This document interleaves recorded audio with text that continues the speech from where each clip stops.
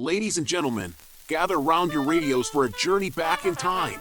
Step into the golden age of radio, where captivating stories and unforgettable characters come to life. Welcome to Golden Age Radio, where the magic of vintage audio dramas awaits. That's right. Prepare to be transported to an era when families huddled around the radio, eagerly awaiting their favorite shows. It's a world where imagination runs wild and storytelling reigns supreme. Get ready to experience the nostalgia and charm of old-time radio like never before. Join us as we bring you a curated lineup of 30-minute episodes that will whisk you away to a bygone era. Discover thrilling mysteries that keep you on the edge of your seat, heartwarming dramas that tug at your heartstrings, and side-splitting comedies that leave you in stitches. Picture this: dimmed lights, crackling static, and the sound of a needle dropping on a vinyl record. As the stories unfold, let your imagination paint vivid scenes in your mind's eye. From distant lands to roaring cities, let your senses come alive as you become part of the story. Lose yourself in the adventures of daring detectives, follow the triumphs and tribulations of fascinating characters, and journey through time and space with the power of sound.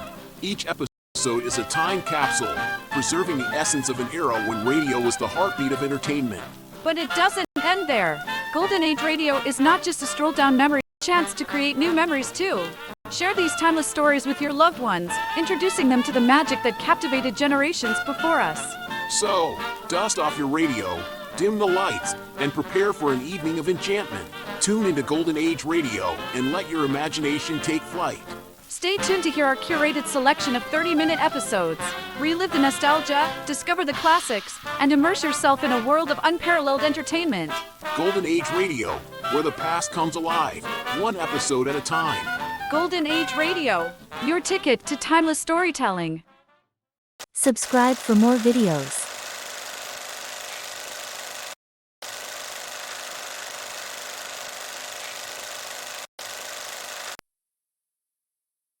In just a moment, X-1. But first, there's a certain water commissioner whose interest in the ladies sometimes overshadows his interest in civic affairs. His name is a familiar one, Throckmorton P. Gildersleeve, and he'll pursue his adventures tomorrow night when NBC Radio presents another comic episode of The Great Gildersleeve. So when you hear the familiar voice and hearty laugh of the water commissioner from Summerfield tomorrow, why, stay tuned and enjoy another romantic scramble with the one and only The Great Gildersleeve on this NBC station. And now stay tuned for X-1 on NBC.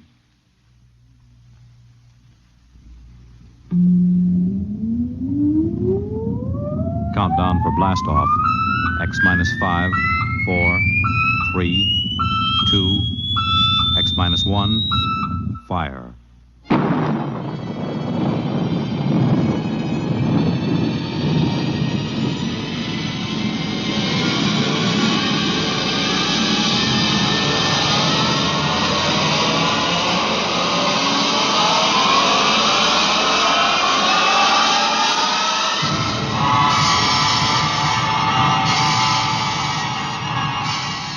From the far horizons of the unknown come transcribed tales of new dimensions in time and space. These are stories of the future, adventures in which you'll live in a million, could be years, on 1,000 maybe worlds. The National Broadcasting Company, in cooperation with Galaxy Science Fiction Magazine, presents X minus one.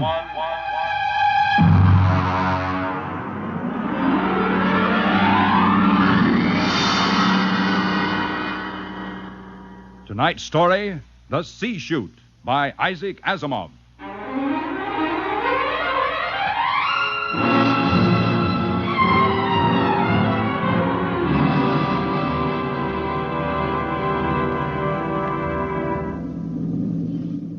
We were on our way home to Earth when it happened. 6 of us, coming home as passengers aboard the merchant spaceship Starfire. At the start of the Second Interstellar War, the one between Earth and the planet Chloro. And then it happened.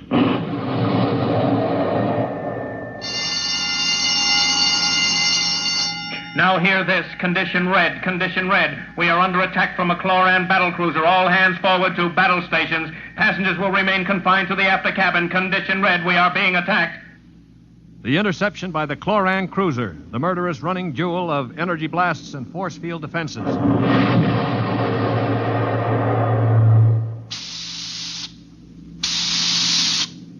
We huddled in the passenger's after cabin, terrified, not knowing how the battle was going. We could hear the desperate bursts of steam through the steering tubes as the Starfire maneuvered to dodge the enemy attacks.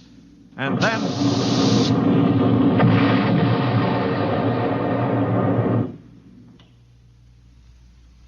Now what? The beginning of the end, you might call it. Well, what does it mean, Stuart? You were a space pilot? It means our generators have been drained of energy. We can't fight back. But, All right, monsieur, don't worry. They won't destroy us. They need our ship too badly. They'll simply board us and take over. But what about the crew? The crew, Colonel? If they have any sense, they'll surrender. If they choose to fight, they'll... Now, they're coming aboard. Now, be very still. Oh, Mother in heaven, help Would you us. be still? If only those fools on deck will surrender without a struggle. They are fighting. Yes, it's the end. We've got to help them. All right, don't open that door. We just can't let them die. You can't help them. I'm going. Stop him! All right. Aristide! Shut the door quickly! Aristide, my brother. That poor fool. I'll get them. My brother, I swear to you, I'll get them. Yeah, you better cover his body. The brutes. The monstrous green-skinned brutes. They're no more brutes than we are, Colonel. This is a war. Are you defending them? I'm merely pointing out the facts. I ought to strangle you. Why not save it for the chloros? I will. I promise you I will. Well, they're probably deciding right now what to do with us. We might as well settle down and wait.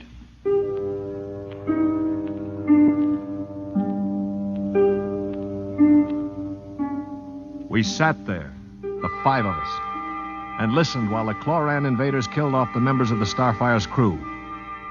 Among us was Colonel Anthony Wyndham, an old Colonel Blimp type with a lame leg. Wyndham had spent his life in the militia back on Earth, but had never seen a battle. There was Demetrius Poliorkitis, who had just watched his brother being killed by a chlorocarbonizer. Poli was a huge man.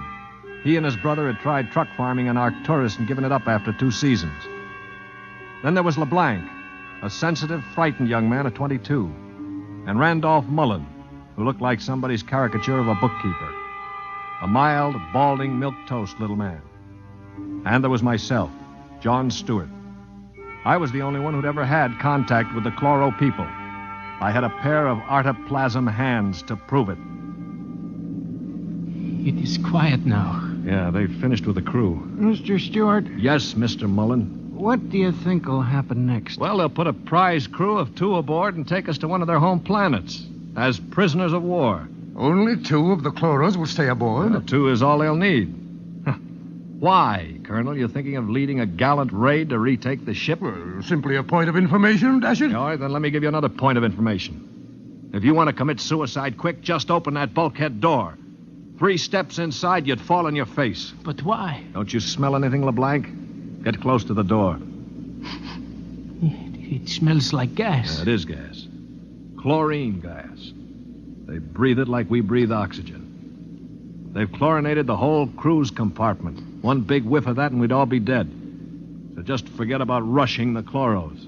How do you know so much about their habits, Stuart? I lived on a chloro planet for 6 months. You see these hands? They were mangled in the oxygenating machinery of my own quarters. They grew these artoplasm things and operated.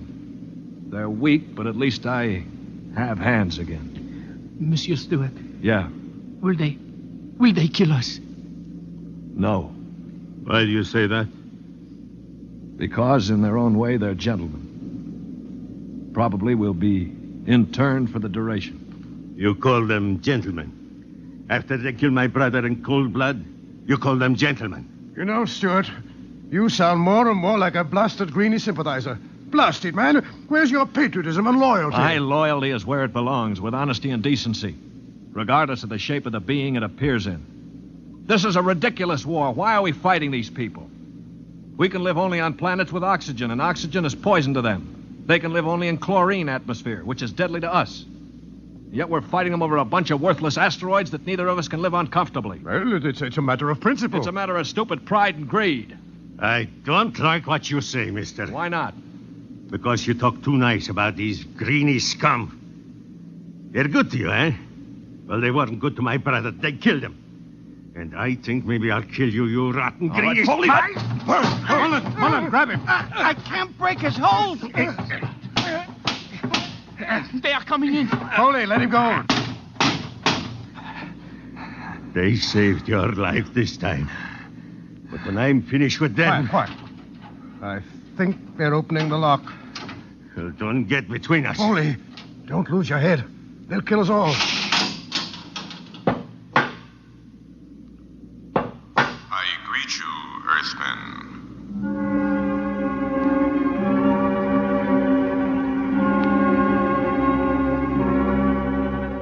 The chloro was not a pleasant sight to anyone unused to him. He was about the height of an Earthman, but the top of him was just a green stalk with eyes. He was still wearing a spacesuit to protect him from the oxygen in our compartment. And in one of his tendrils, he carried a chloran gun. As he stood in the doorway, I could see Polyarchetes' eyes begin to glisten with rage. Then, with a bellow like a huge bull, he threw himself at the chloro.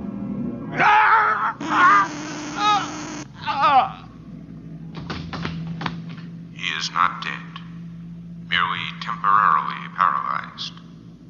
You five will remain together as prisoners of war. We expect to reach our own planet within several weeks, your time. There you will be interned for the duration of the war.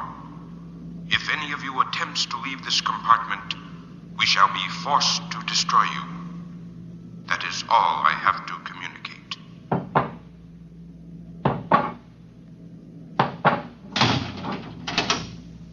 Hadn't we better do something for Mr. Polyarchetes? Oh, he'll be all right. Just hoist him up in the cot. That's the idea. Hi, Polly. Can you hear me, you stupid brute? His voice is coming back. Yeah. Now, I know what's going on in that thick skull of yours, Polly. You think that when the paralysis wears off, you'll ease your feelings by slamming me around some more. Well, if you do, it'll be curtains for all of us. How do you mean, sir? None of you know the chloros the way I do. Unlike us, they assume automatically that any group of Earthmen they find together comprises a biological grouping, like an ant colony. The result is that they consider the group as something holy. Now, they'd never break us up. And if one of us did any harm to another, they'd have us all executed as a bunch of chloro-type perverts, a non-functioning group. So call all the names you want, but keep your hands to yourself or we're finished.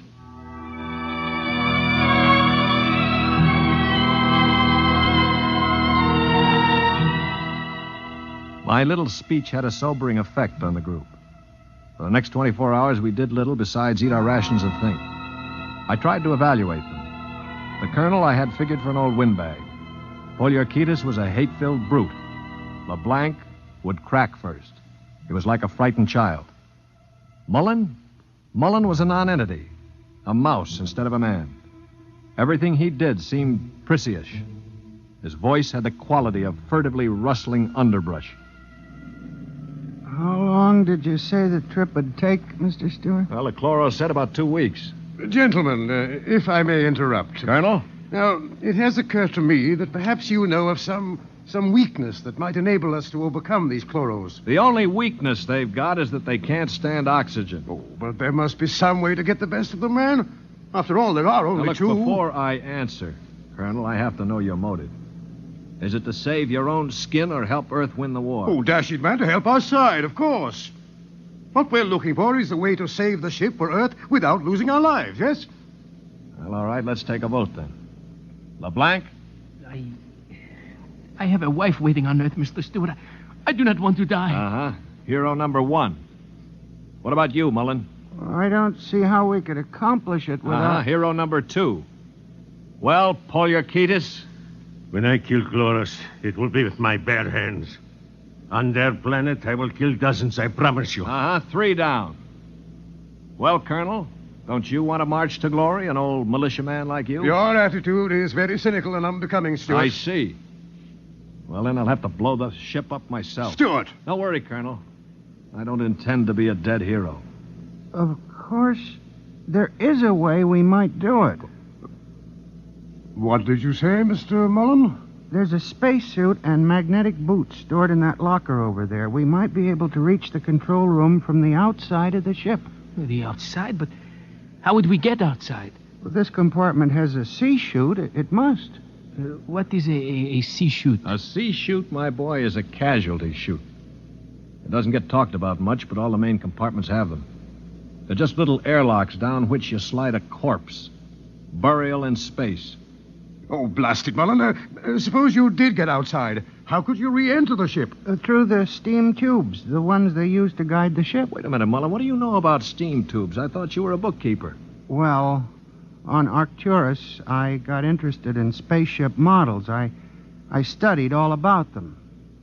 On my own time, of course. Yeah, naturally. At any rate, I learned that the steam tubes have an access vent directly to the control room for repairs and so forth. And the Chloros, they are in the control room. What do you think, Stuart? Well, it's a video sort of idea, but it might just work. We could get permission from the Chloros to open the sea chute and bury Paulie's brother.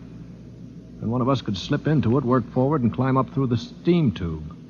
The question being, which one? What about you? You with your loud talk and your sneers. I'm no hero, Paulie. I've already said that. My object is to stay alive. If the steam tube let go while you were in it, you'd be broiled like a lobster.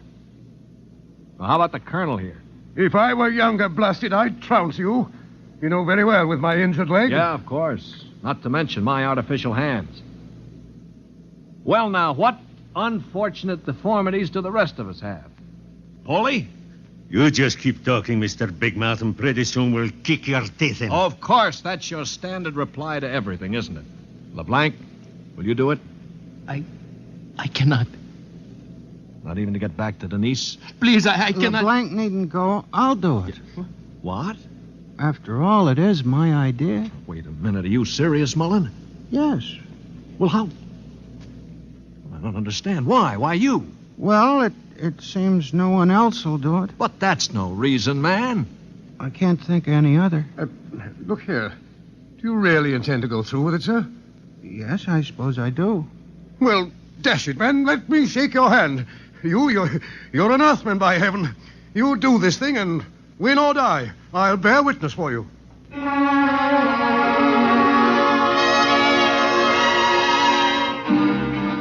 It was quite a moment. Mullen the mouse had suddenly turned into a man. He just stood there awkwardly while the colonel puffed his hand. Poliorkita seemed stunned. LeBlanc was wide-eyed. And I? Well, I was in a peculiar position, one in which I rarely found myself. I had absolutely nothing to say.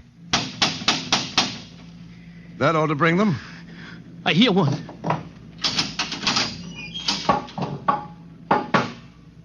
What is it, Earthman? One member of our unit is dead, as you know. We request permission to jettison his body out of the casualty chute. You may do so. You'll have to open the chute lock from the control room. I will do so. Is there anything else? No. Nothing else, thank you.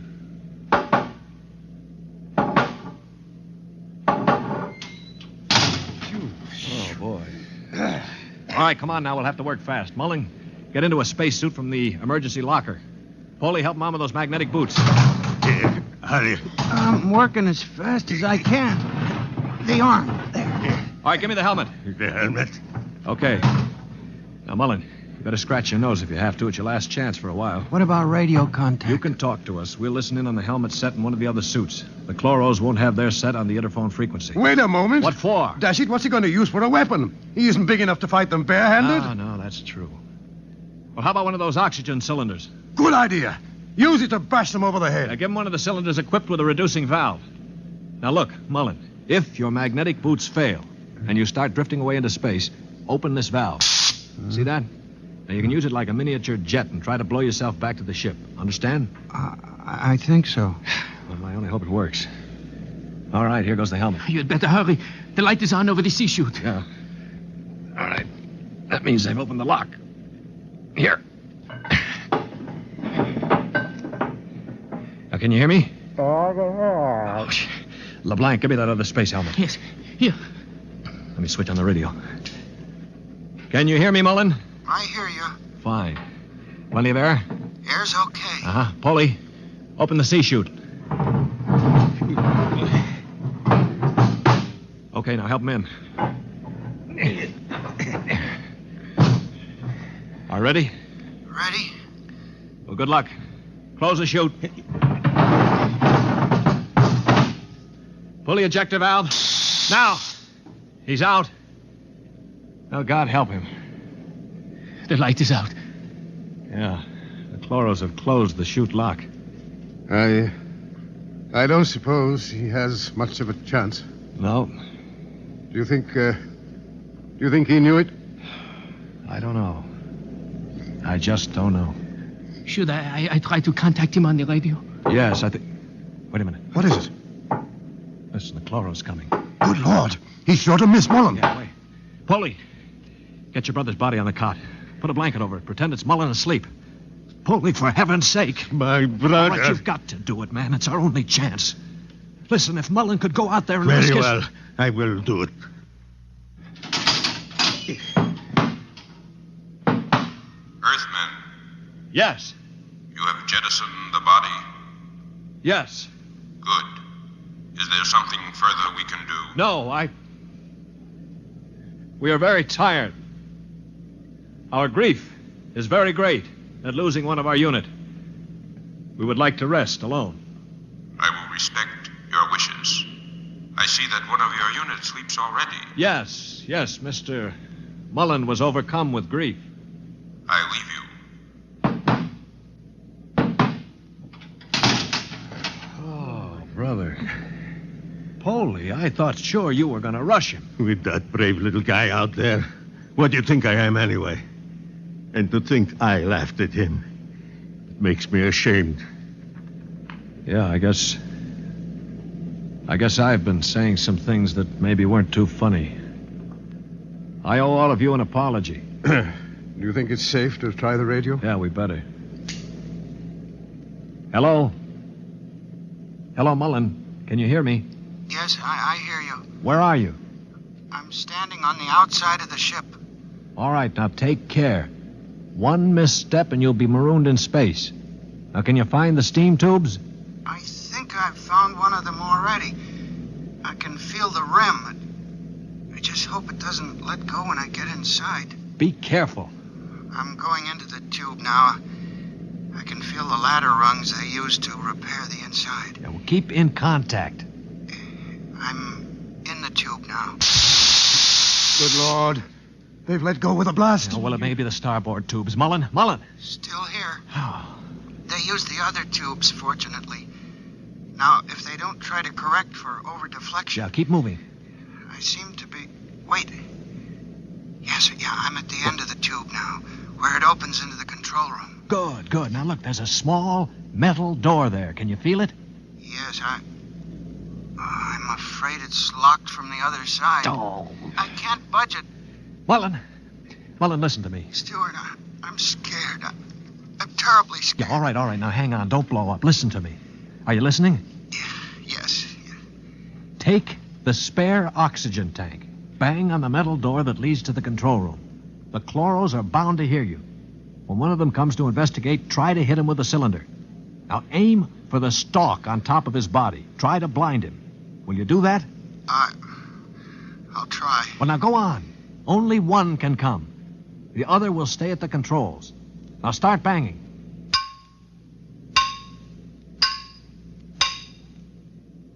Any luck? No, Wait, I hear something. Something's opening the lock. The door now. I hear... Mullen, what happened? Mullen, can you hear me? Mullen!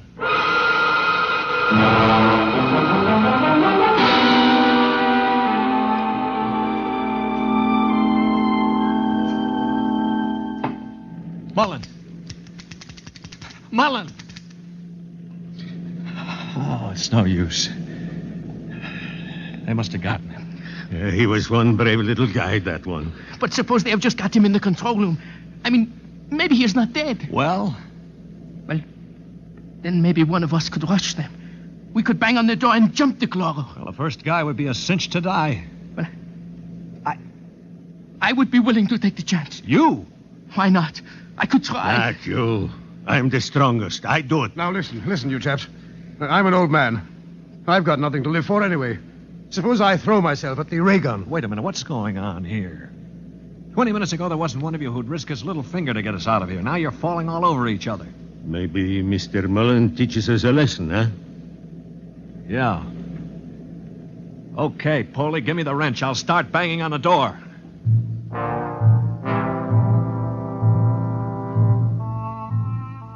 They say that selflessness is contagious. I guess maybe it is. I'd been a cynic all my life, a man who believed in nothing. Well, I'd come face to face with 4 human beings who proved that I'd been living a lie.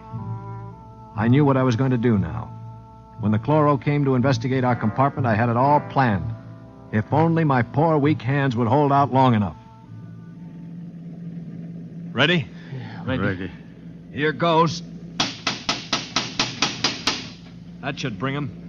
Try again. Wait, listen. Shh. It's at the door. Get ready. It's opening the lock. For poor old Mullen now. Steady. No! Let him have it. Wait. Stop it. It's not the chloro. Wait. Good Lord. It's Mullen. Here, get the helmet off. That's it. All right, now lift. Mullen, are you all right? I seem to be quite all right. Well, the chloros. Both dead. At least I hope so. Well, what happened? Well, I banged on the steam tube hatch and a chloro opened it. Yeah? I hit him with a cylinder. It blinded him, I guess, but didn't kill him. He grabbed me and pulled me into the cabin. In the struggle, he broke my transmitter. That's why I couldn't talk to you. Finally, I managed to club him down. Well, what about the other one? The other one almost got me. It must have heard the scuffle and came into the cabin with a ray gun. What I did, I guess, was pure reflex. The cabin atmosphere was chlorine, of course, and the greenie didn't have a spacesuit on. Uh-huh. So I just turned on the oxygen valve in that spare tube. It was like spraying an insect with poison. Well, you're a brave man, Mullen. I'd have been scared to death. Mullen, what is it? Mullen.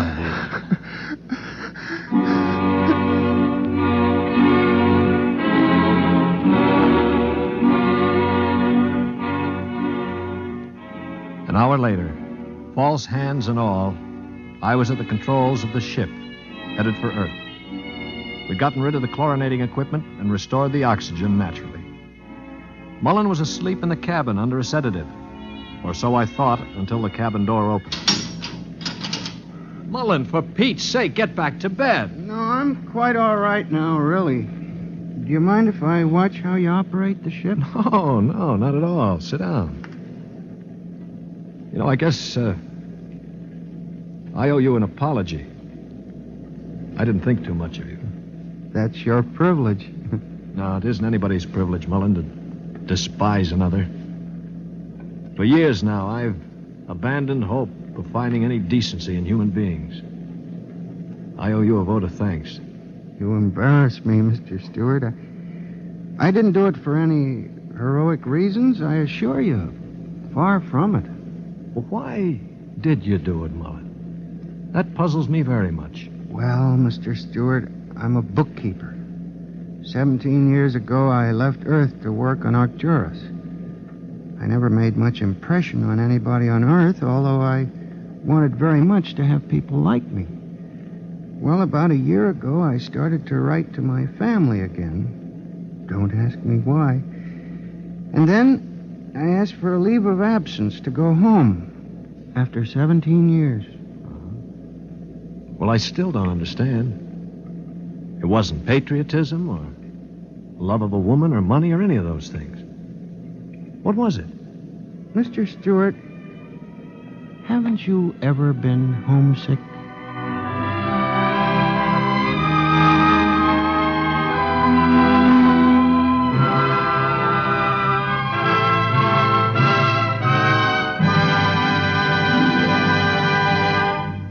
You have just heard X-1, presented by the National Broadcasting Company in cooperation with Galaxy Science Fiction Magazine, which this month features A Gun for Dinosaur by L. Sprague de Camp, a story of hunters in the bloodiest and most ferocious arena of all prehistoric Earth, where hunting reptile heavyweights is no job for human lightweights.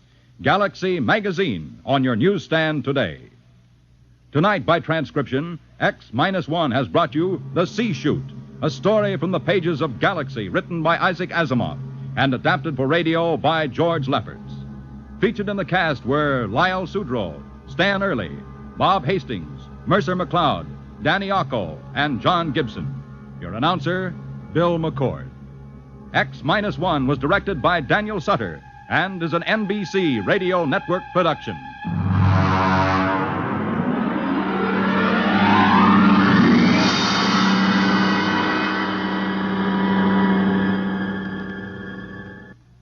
Next week, on a distant planet in a forgotten colony of Earth, a man is ordered to commit a murder.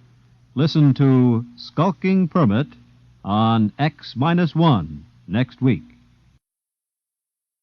Thank you for joining us for another thrilling episode of Atomic Age Adventures. We're excited to have you as part of our audience. We invite you to return tomorrow for an all-new set of episodes that will take you on even more unforgettable adventures. Get ready for a journey to the outer reaches of imagination as we dive into Dimension X, our next featured program. Brace yourselves for mind-bending tales that will transport you to distant galaxies and alternate realities. We're always eager to hear from our fantastic audience. Your feedback fuels our passion for delivering the best in vintage entertainment. Feel free to share your thoughts, opinions, and suggestions. We value your input and strive to make your listening experience even more enjoyable. If you're looking to enhance your Microsoft Access skills, look no further. Reach out to them at 615-420-2040 and ask for Mark. Once again, thank you for being a part of our Golden Age radio community. Get ready for more riveting stories, captivating characters, and timeless entertainment. Until next time, stay tuned and keep the nostalgia alive.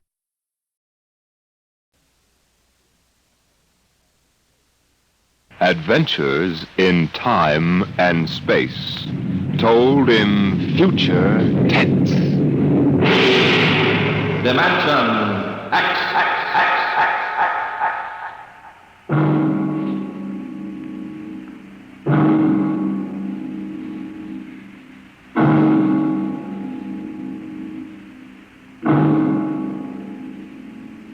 Have you heard of the new science called cybernetics? It concerns man's efforts to develop a perfect thinking machine, a robot electronic brain that will not only do man's work, but even do his thinking for him. A robot that is almost human. No, it's not impossible at all. In fact, one day something like this may happen. A tall, suave gentleman in a black raincoat will walk down the street until he reaches a shuttered, isolated house.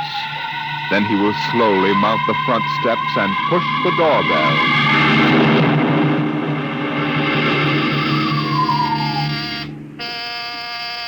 Just a minute. I said just a minute. Hold your horses.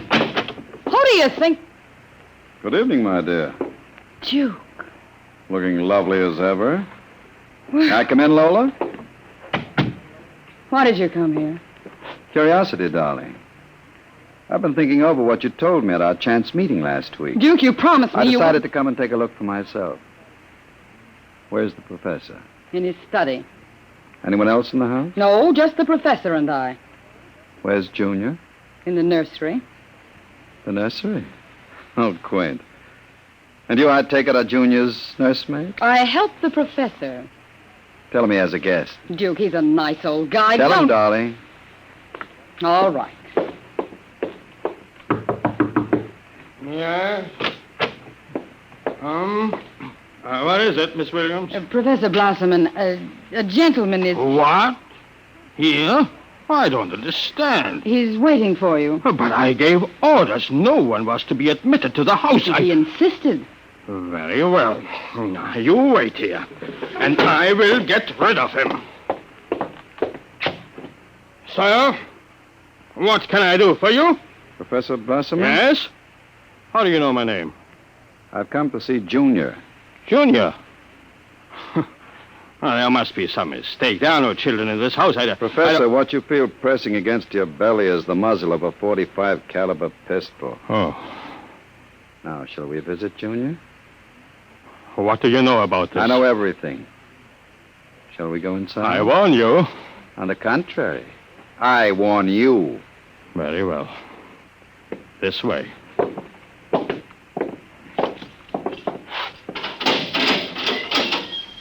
This is the nursery. Where is Junior? In the next room. Behind the door with the panel in it. Very considerately furnished. Mother Goose figures on the walls. Blackboard, toy blocks, panda, bunny rabbit doll. Touching. All right. Let's see him. Now, you can look through the panel.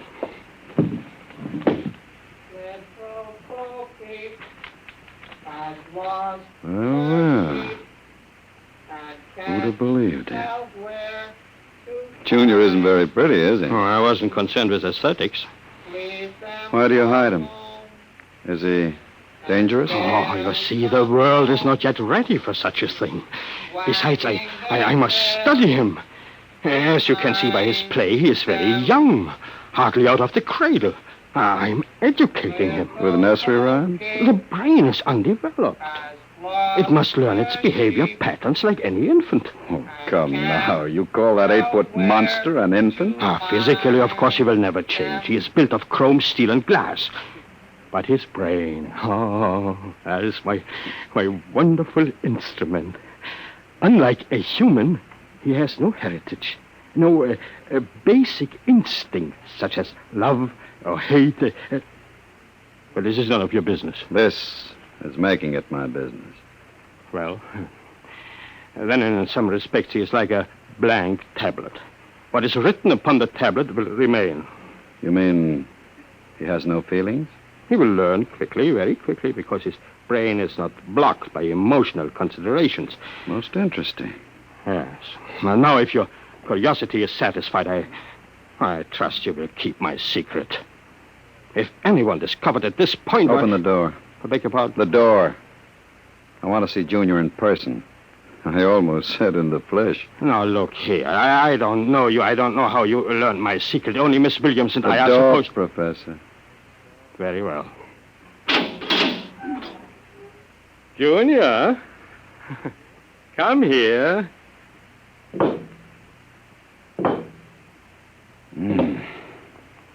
What a monster.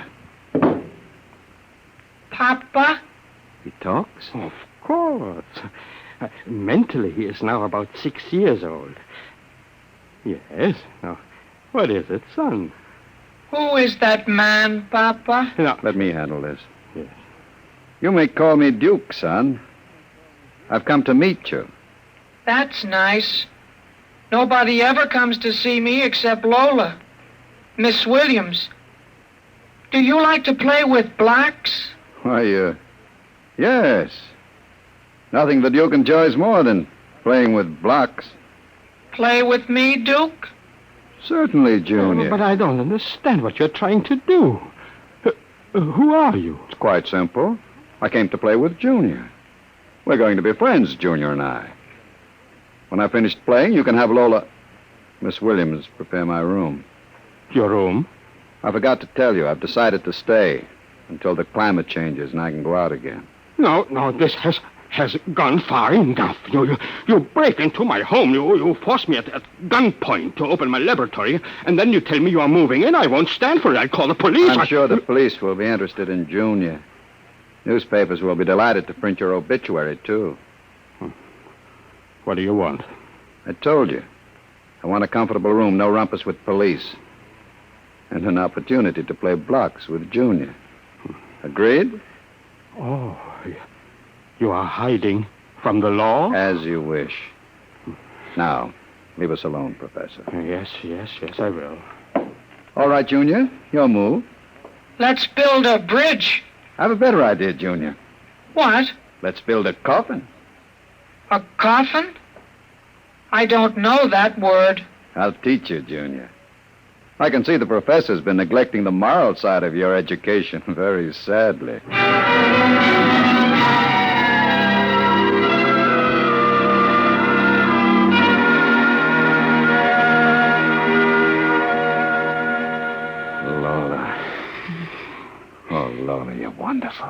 You shouldn't have come here, Duke.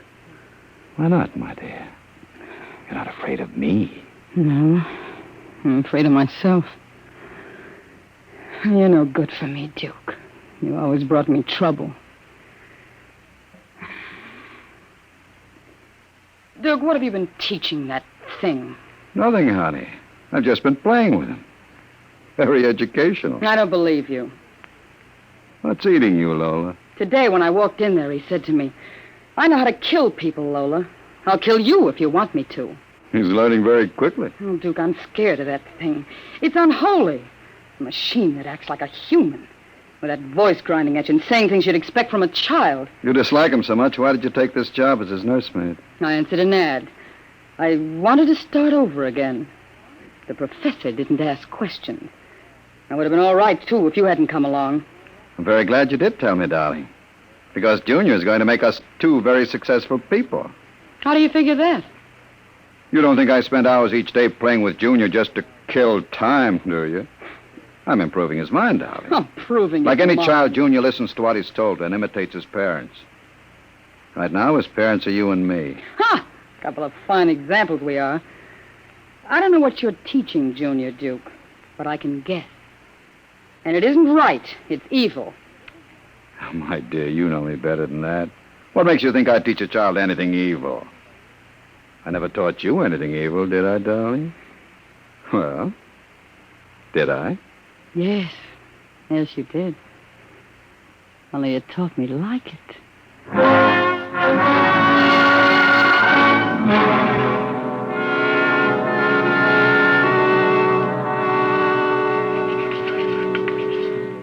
Now, Junior, right on the blackboard, my name is Junior.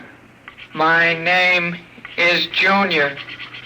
People are evil. People are evil. Evil must be destroyed. Evil must be destroyed. The professor is evil. The professor is evil. The professor must be... What are you doing? I warned you to keep out of the nursery, Professor. What are you teaching him? I said get out of here.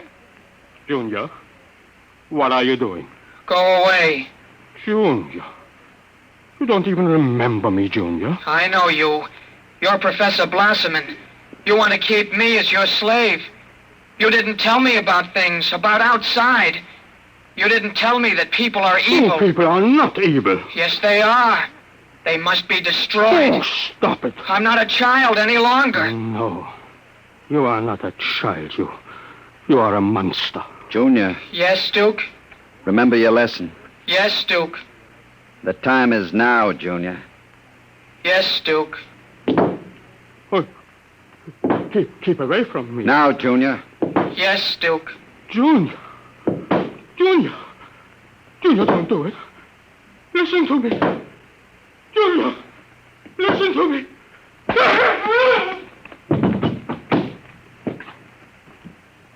I did it, Duke. Duke, I heard... Horrible. Can we go away now, Duke?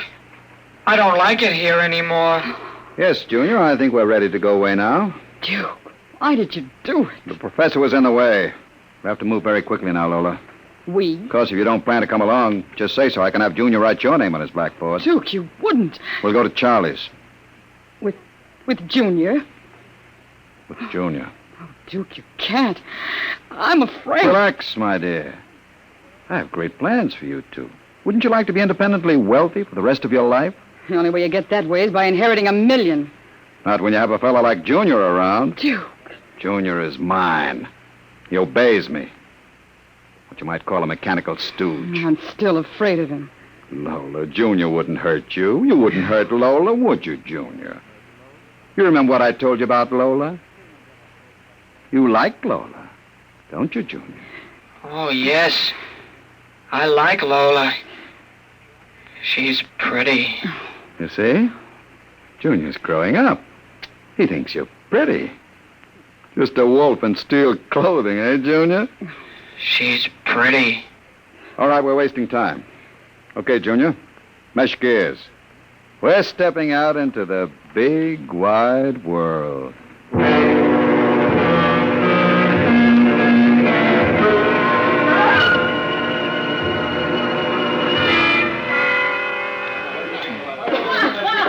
Sit down, Charlie. Yeah, sure, Duke. Lola and I are going to hide out here for a while. We'll need some help.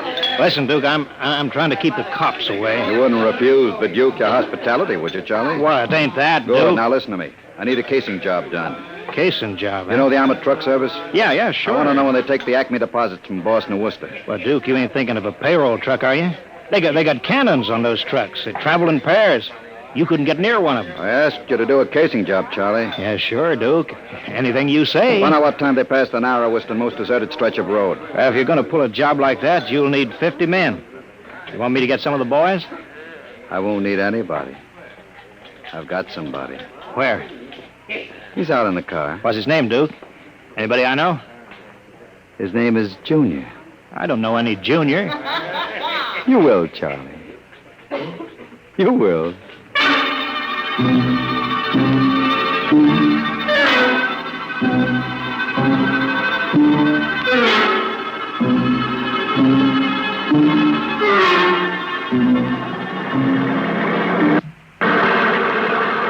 Sam?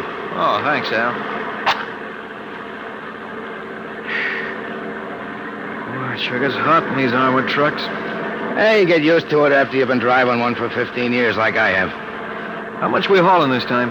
About $250,000. Brother, could I use a hunk of that? Yeah, who couldn't? We ought to be coming into Worcester any minute now. It's almost midnight. Yeah, what's our first stop? Acme National Bank. Then we unload a payroll at the Bronson Watch plant. Gee, I wish we could open a window and get some fresh air. We can get that after we unload. It's a rule of the company that we... What's that up ahead? Well, it looks like something shiny in the road. Throw up your spotlight. Right. Holy smoke. You see what I see? Looks like a mechanical traffic cop. About 8 feet tall. Yeah, standing right in the middle of the highway. It must be a Halloween gag. Can you get past him? I don't know. We'll have to slow down. Get on that gun, Sam. Let's take no chances. All right. I'll give it the horn. It don't budge. Where's our escort truck? It's pulled up right behind us. Thing won't move. Sure looks like something out of Buck Rogers, doesn't it? This is a heck of a note, blocking traffic like that. Well, we'll have to try and get past it. Looks like you might squeeze by in the shoulder. Here goes. Holy smokes, it's moving. It's coming toward us. Yeah. Get on that gun. Give it a blast. The bullets are bouncing right off it. It's still coming. Look at the eyes. Al, back up. I can't. The other truck's right behind me. Al! It's lifting its arm. Al's gonna smash our window!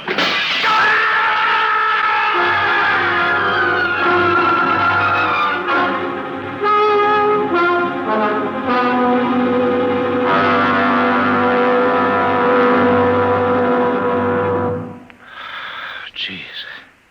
If I hadn't seen it with my own eyes. Duke, we got to quit this. What's the matter, Charlie? Getting shaky? Oh, you know me, Duke. Takes nerve. Charlie's always been right there. But this, the papers say he killed all 4 drivers. Listen, Duke, that robot is hot. We got to get rid of it. Stop your blubbering. I don't mind a little heist, but killing 4 guys... You know, Charlie, for a fat man, you certainly have a slim mind. You want to take a lesson from Junior. He doesn't worry. He doesn't even know what a policeman is. He has no conscience. He never sleeps. He doesn't get tired. He doesn't even want a share of the profits.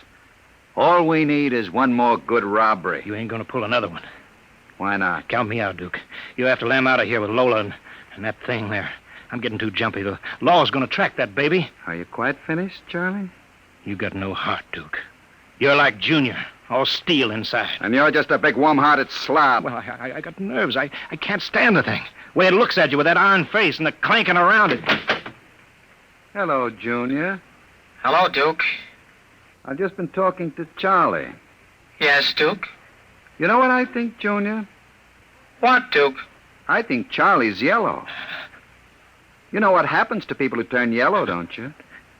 Yes, Duke. Tell Charlie. They're evil. We have to destroy them. You see, Charlie? Junior has a sense of values.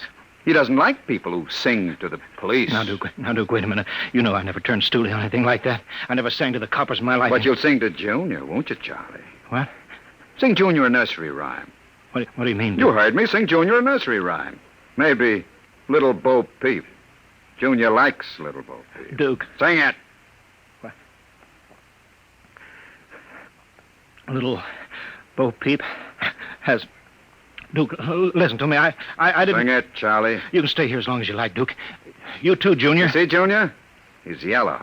Sing it, Charlie. Little Bo Peep has lost her sheep and can't tell where to find them. Junior? Yes, Duke? Leave them alone, and they'll... Now, Duke? Now, Junior. And they'll come home. Duke! I stopped him, Duke. All right, Junior. Clean him up. Take him down the cellar. Duke, I was in the other room and... Charlie! Oh, Junior, put him down. Take him down to the furnace, Junior. Yes, Duke. Oh, Duke. Duke, you can't. Relax, darling. Stop shaking. Duke, we can't stay here now. No? We've got to get out of here. Charlie's going to be missed. He's got friends. Now we'll have the gangs after us, too. Stop worrying, darling. I'll take care of everything. Where are you going? Out to a travel agency. You and I are going to take a trip, Lola. You leaving me alone? Nothing to worry about. The roadhouse downstairs is closed. Nobody will bother you. Oh, that doesn't frighten me. It's being alone with that thing. I've got the jitters, Duke. It'll only be for the afternoon. I've got to get reservations and plan this thing. Look, honey, 48 hours, you and I will be on our way to Switzerland with $500,000 worth of loot. What about Junior? Junior will be taken care of. Pity I have to do it. I'd kind of like to send him out on his own. Why not? He has a fine education. He could go out into... Stop it. How can you get rid of him? Junior will do anything I say. So I'll merely have him get into the furnace and sit there while I fill it with oil and set fire to it. Too bad the professor couldn't have stayed around to see him growing up. He's almost a man now, Junior is. But not quite as clever as a man. He'll find that out after he steps into the furnace. All right. But do it now, Duke, before you leave. There's no time now. Keep your chin up. I'll be back about 8. Duke, you are coming back, aren't you? You wouldn't leave me. Leave you? I have big plans for you, Lola. You see, I find you very attractive. You're not good for me. I don't want you. As long as you can tell yourself you're not really kissing me because you want to, why not enjoy it? I know you, Lola. Yeah. You know, too much for one man. Well, I'm going now. Be nice to Junior while I'm gone. Don't show him you're afraid of him. Goodbye, darling. Goodbye, Duke.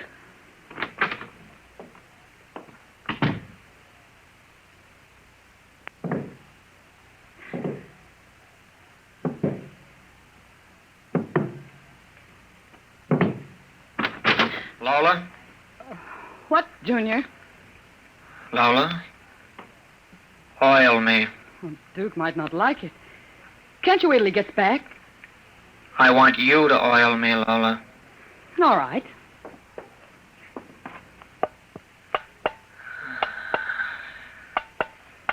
I like you to oil me. Yes, Junior. Are we going away from here, Lola? Yes, we're going away. That'll be nice. I don't like it here.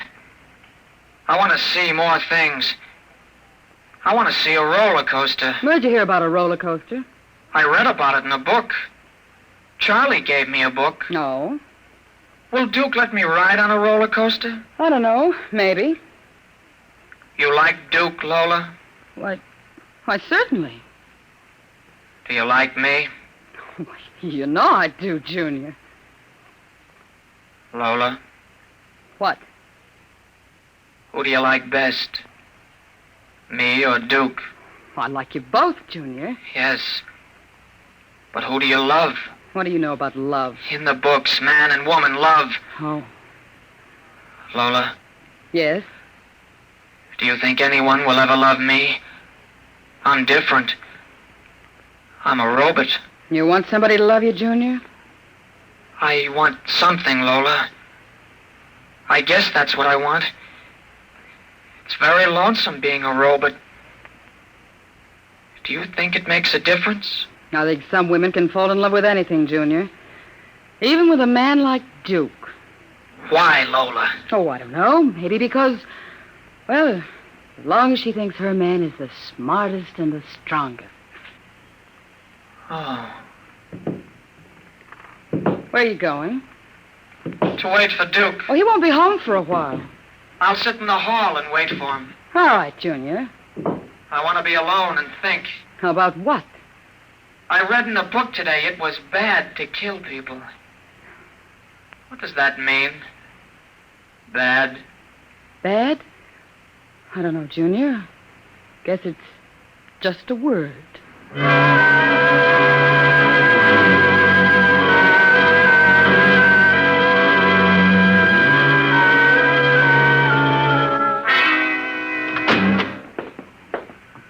Lola? Hello, Duke. Oh, it's you. What are you doing sitting in the dark? I was waiting for you, Duke. Oh, that's a good boy, Junior. Duke. Lola oiled me. Well, that's nice. Tell you what, Junior.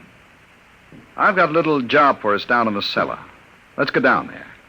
Now, Duke? Right now, Junior. All right, Duke. Are we going away soon? Yes, Junior, we're going away. What's in the cellar, Duke? A little surprise for you, Junior. You'll find out.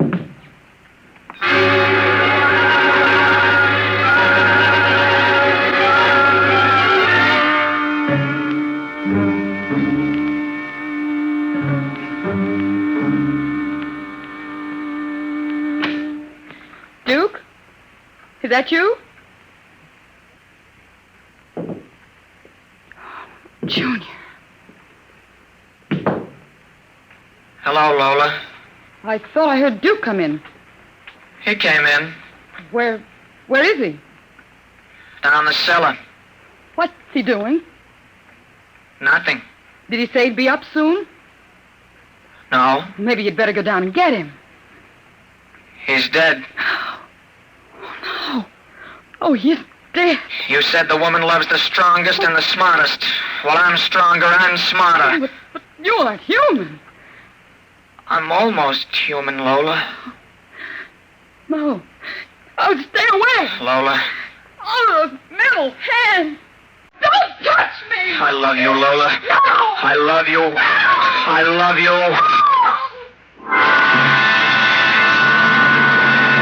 I love you.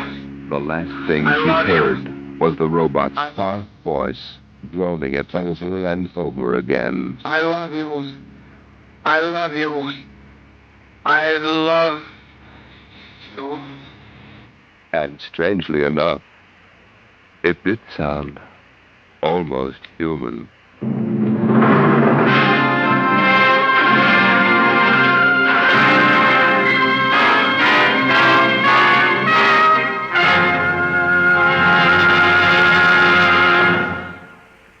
You have just heard the Robert Bloch story titled Almost Human. Another adventure into the unknown world of the future. The world of Dimension X.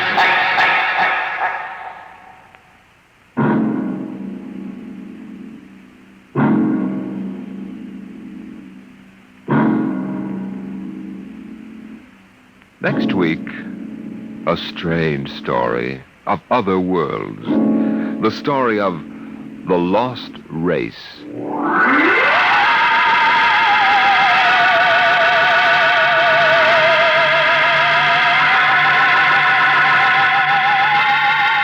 Tonight's adventure in Dimension X was adapted for radio by George Lefferts. Featured in the cast were Santos Ortega as Duke, Rita Lynn as Lola, and Jackie Grimes as Junior. Your host was Norman Rose. Music by Albert Berman, engineer Bill Chambers. Dimension X is produced by Van Woodward and directed by Edward King.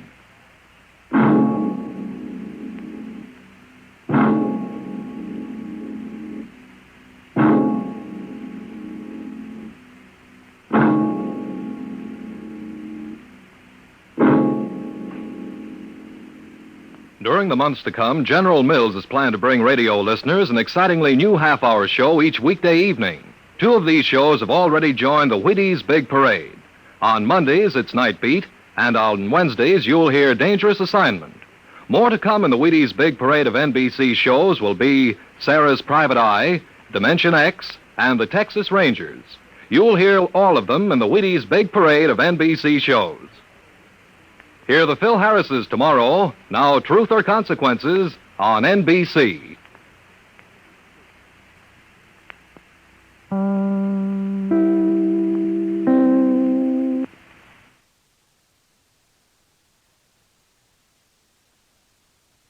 Thank you for joining us for another thrilling episode of Dimension X. We're excited to have you as part of our audience. We invite you to return tomorrow for an all-new set of episodes that will take you on even more unforgettable adventures. Get ready for a journey to the outer reaches of imagination as we dive into X-1, our next featured program. Brace yourselves for mind-bending tales that will transport you to distant galaxies and alternate realities. We're always eager to hear from our fantastic audience. Your feedback fuels our passion for delivering the best in vintage entertainment.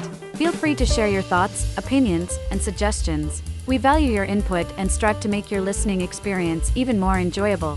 If you're looking to enhance your Microsoft Access skills, look no further. Reach out to them at 615-420-2040 and ask for Mark. Once again, thank you for being a part of our Golden Age radio community. Get ready for more riveting stories, captivating characters, and timeless entertainment. Until next time, stay tuned and keep the nostalgia alive. In just a moment, X-1. But first, some of the funniest situations you've ever witnessed occur every Wednesday night when the devilish imagination of MC Jack Berry gets to work on NBC's Truth or Consequences. You won't believe it until you hear it, so listen in tomorrow. Then another laugh session is in store later on with the wise and witty Groucho Marx, as he and contestants play You Bet Your Life. While the melodic note in your Wednesday evening schedule is music and fun on Airtime with Giselle McKenzie.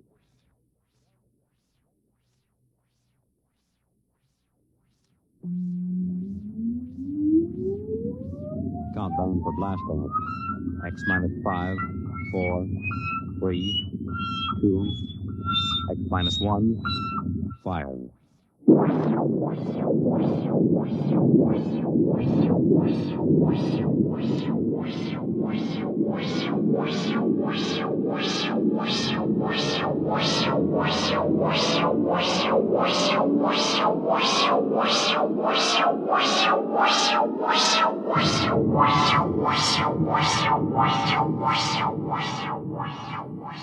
From the far horizons of the unknown come transcribed tales of new dimensions in time and space. These are stories of the future, adventures in which you'll live in a million, could be years, on 1,000 maybe worlds. The National Broadcasting Company, in cooperation with Galaxy Science Fiction Magazine, presents X-1.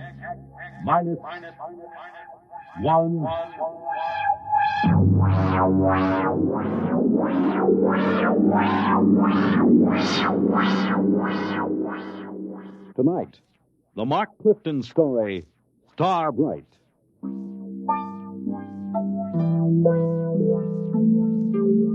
Well, it's finally happened. I've known it would for a long time now. That's why I'm writing this, in the hope that you'll understand and not think me mad. Whatever the outcome, I hope you will not judge me too harshly for what I've done or failed to do. Mr. Holmes. Mr. Holmes. Come in. Oh, hello, Chief. I just wanted to let you know, sir, that we're doing everything we can to find the children. Yes, I'm sure you are. We've got 300 men out combing the woods for them. The Army base has volunteered another 100 men, and we've sent an all-points bulletin to every police unit in the country. Fine. I just wanted to check and make certain our description is accurate. Your little girl, Star, was wearing a blue dress and white sandals. Is that right? That's right. And she is how old? 6 years old. And the little Howell boy, how old is he? 7, I believe, yes. 7. Thank you. Well, I'll be in touch with you. Well, that's very good of you, Chief. Oh, by the way, Yes. Mr. and Mrs. Howell, how are they taking it? Well, they're pretty upset, naturally. Mr. Howell, he's out with the men searching. Yes, I know. Mrs. Howell's in the car outside. Ruth is outside. Why didn't you come in? Well, she said she'd rather not. Oh, I see. Do you, Pete? Well, Mrs. Howell, I thought... I decided to come in. I'm not going to sit on my feelings any longer. Now, Mrs. No, Howell... I have to say this. Pete, Bill and I have been your neighbors for almost a year now. Our children have been almost inseparable. I know that. Then how can you just sit here writing letters when they may be lost somewhere or in trouble? Why aren't you out with Bill and the rest of them searching? I can't. Ruth, I know how you feel. Please try to understand. I intend to help find Bobby and Star, but I must do this first. Why? What's so important about Ruth, it? I'm sorry. Sorry. Then why don't you act like a man? You're inhuman. Please. I don't ever want to see you or speak to you again. Ever. Perhaps you won't.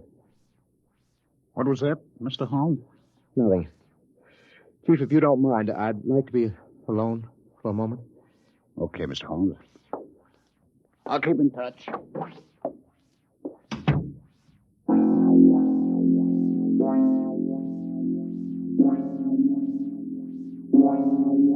How can I tell them? How can I make them understand? I write this to you because they must be made to understand somehow, but I have to begin at the beginning. I think I first noticed it one evening when Star was 3 years old. I was in my reading chair going over some work. Star was sitting on the floor in the circle of light with her blunt-nosed scissors and scraps of paper. Her long silence made me glance down. And then we glue this together, put a line here and here.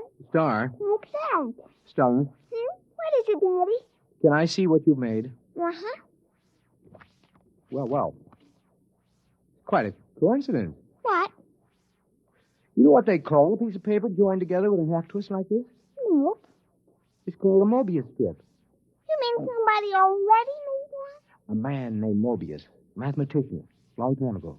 Did he know you can put a line on it like that so it has one side all joined? Yes, he did. Someday I'll tell you what it means. Now do it. What? Tell me about the Mobius strip. Very complicated. Then read me about it. Oh, you wouldn't understand, honey. Read me anyway. Okay, young lady. But I warn you, it'll be like one of those nonsense rhymes. At least, I hope it will.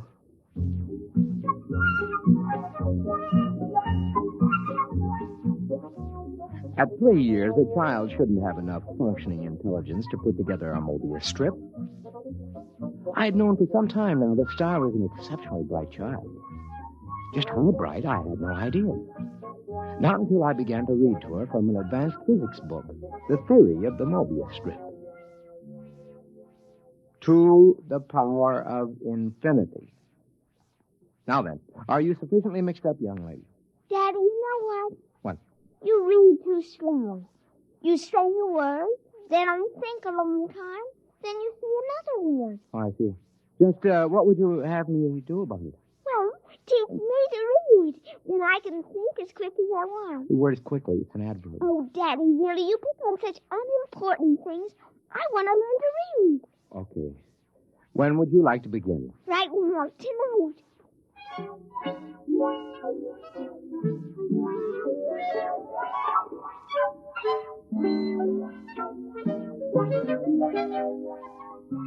Before she went to bed that evening, my daughter was able to read.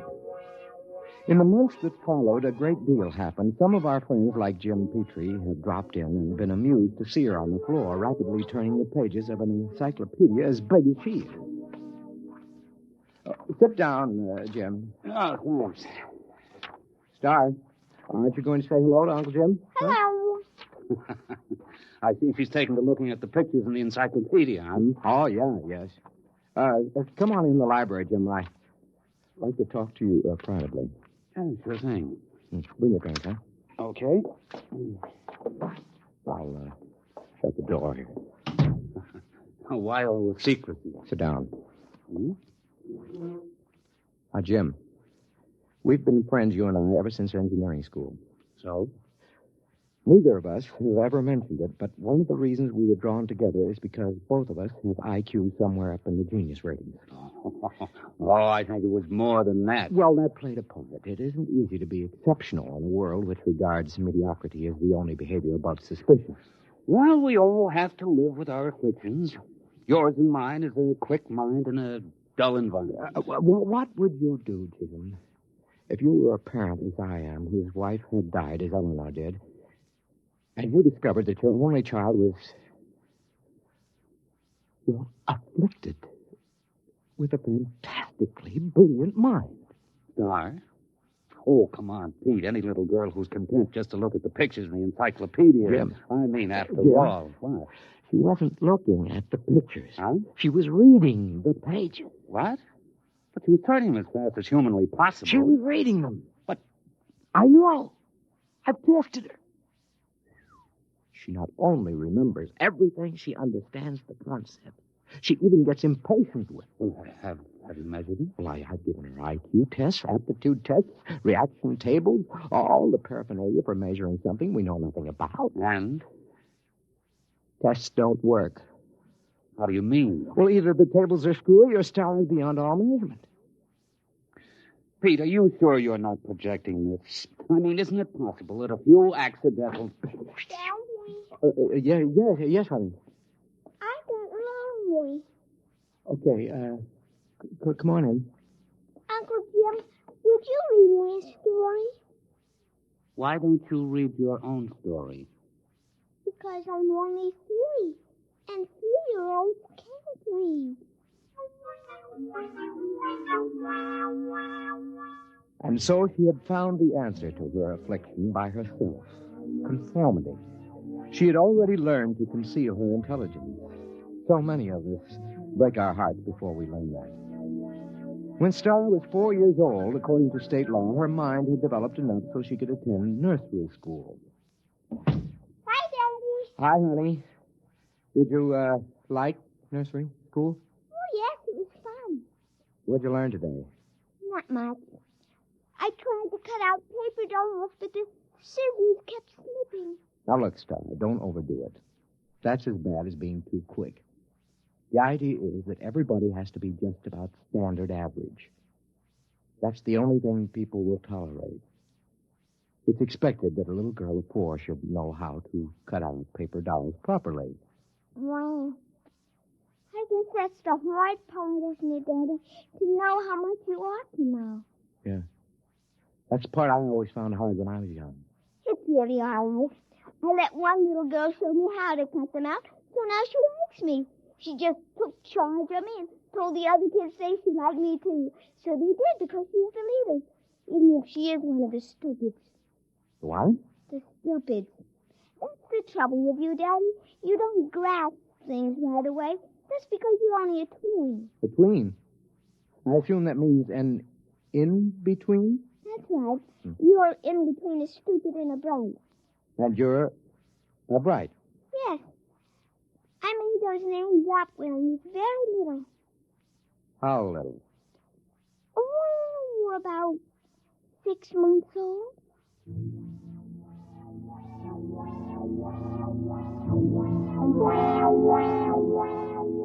The thoughts began to whirl around in my head after that one. A small fear kept growing inside me. How profound was this little imp that was staring up at me? How much did she understand already? Even as the thought formed, I learned the final horrifying fact about my little girl. It's all right, Daddy. Don't be afraid of me. Well, how did you know that I was thinking anything like that? Well, I just figured it out. Star, Yes, Daddy? now I want you to answer me honestly when I ask you this next question, will you? Yes. Star, can you read people's minds? Are you a telepath? What? Yes, Daddy. I thought so. You read my mind just now, didn't you? Yes. Now, I'd like to know something else. All right. Can you teach me to do it? You're already learning it, Daddy. The trouble is you're so slow you didn't even know you were learning. Oh, I see. Daddy, Yeah? know what I wish? What do you wish? Well, nothing.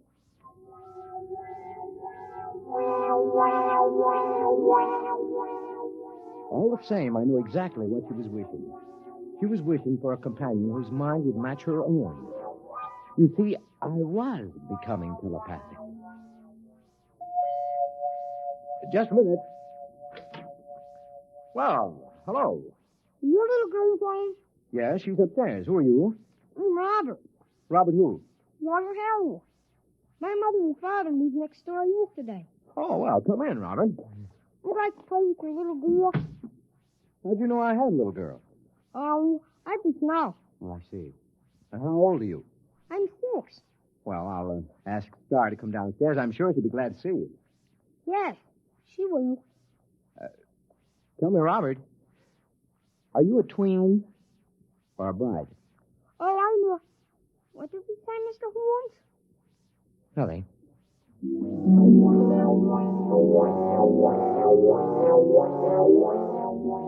I didn't have to say it. I could read his thought. He was a bride, and it was no accident that he and his parents had moved next door. Somehow, Star had managed to make contact with him, and they had arranged the whole thing. A father is prepared to lose his daughter eventually, but not so soon, not so terribly soon. Coming. Oh, hello, Ruth. Something wrong? No, I was just looking for Bobby. I thought he was over here playing with Storm. Well, I thought they were over at your place. I don't understand it. I had noticed that they've been disappearing for a couple of hours almost every afternoon. Well, I suppose they'll turn up again. They know better than to cross the street by themselves. They're too little for that.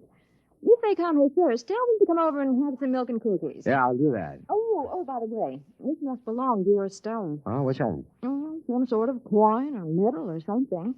I found it out in the backyard after Star and Bobby were playing. It looks brand new. Let's have a look. Oh, is something wrong?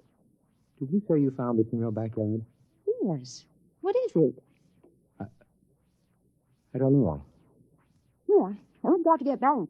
Bill will be getting home for dinner soon, so see you later. Yes.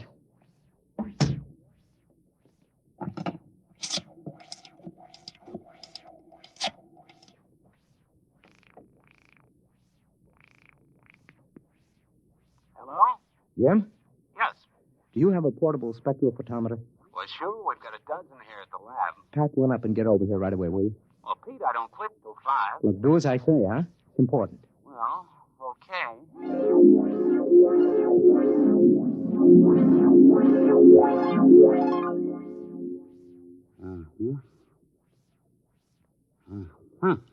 Well, let me check the amount of radioactivity again. You've checked it 4 times. That's about it. Okay. What's your opinion of this coin? Well, first of all, let me say this. It's the real McCoy. And? Also, it doesn't exist. Makes sense. Look, Pete, that coin is pre-Egyptian. It's hand-cast. It's made out of one of the oldest bronze alloys, one that was lost 4,000 years ago. So it's 4,000 years old. It is, and it isn't. What do you mean? Listen, Pete, old coins show wear. The edges get rounded with handling. The surface oxidizes. The molecular structure changes, crystallizes. Pete, this coin is authentic, and yet it's brand new. It might have been struck off yesterday.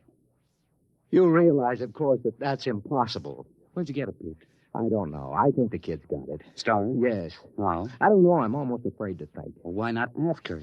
She isn't around. She and Robert are off playing somewhere. Do you know where? No, Oh, Jim, it's just too fantastic. It isn't possible. I haven't said a word. I know what you're thinking.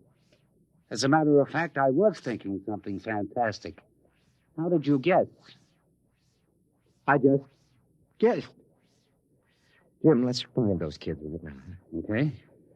Star! Robert! Let's try the playroom. Star? Robert? Not in here. Let's try back here. I hear something. What? Pete, it's coming from the room we were just in. That's impossible. There's no place they could have hidden. I'm going to open that door. Peekaboo, Uncle Jim.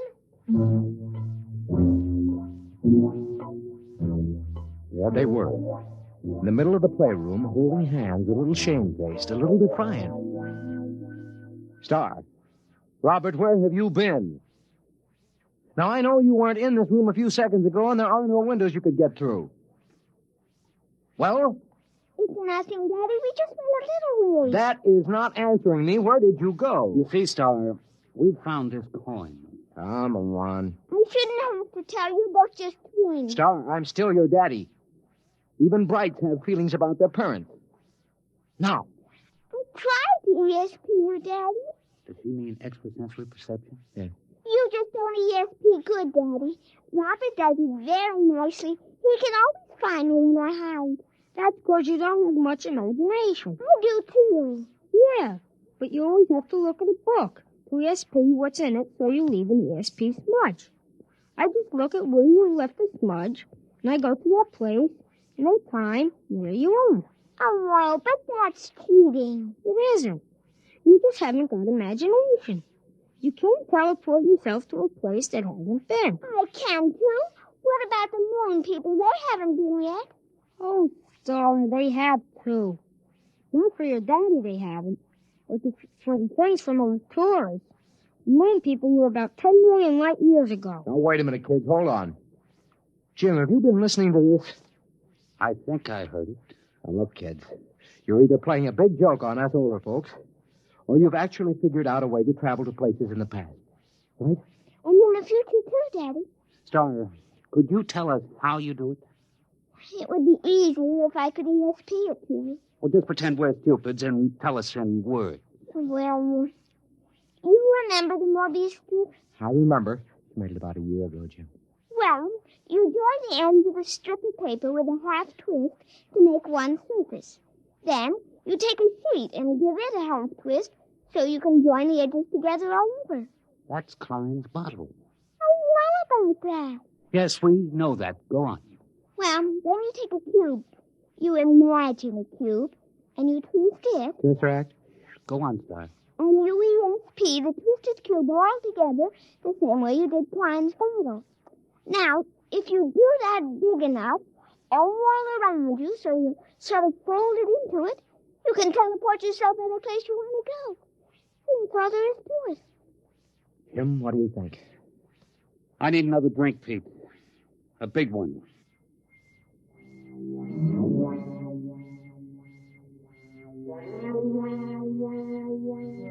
That's all there was to it. The line, the plane, the cube, those were Euclidean physics. The Mobius strip, the Klein bottle, the twisted cube, those were Einsteinian physics. Well, I was pretty advanced in both, but I'd have to do some heavy thinking to really grasp it. Meanwhile, the two little kids stood there staring at us. Star, Robert, can you tell us some of the places you've been? All over, Uncle Jim. The Romans and the Egyptians and places like that. Is that how you got the coin? Oh, I found it. It wasn't stealing, was it, Daddy? I just found it in the dirt. We'll skip that for a minute. What about going to the future? There isn't any future, Mr. Holmes. What's that? It's kind of hard to explain. Even Star doesn't get it. Oh.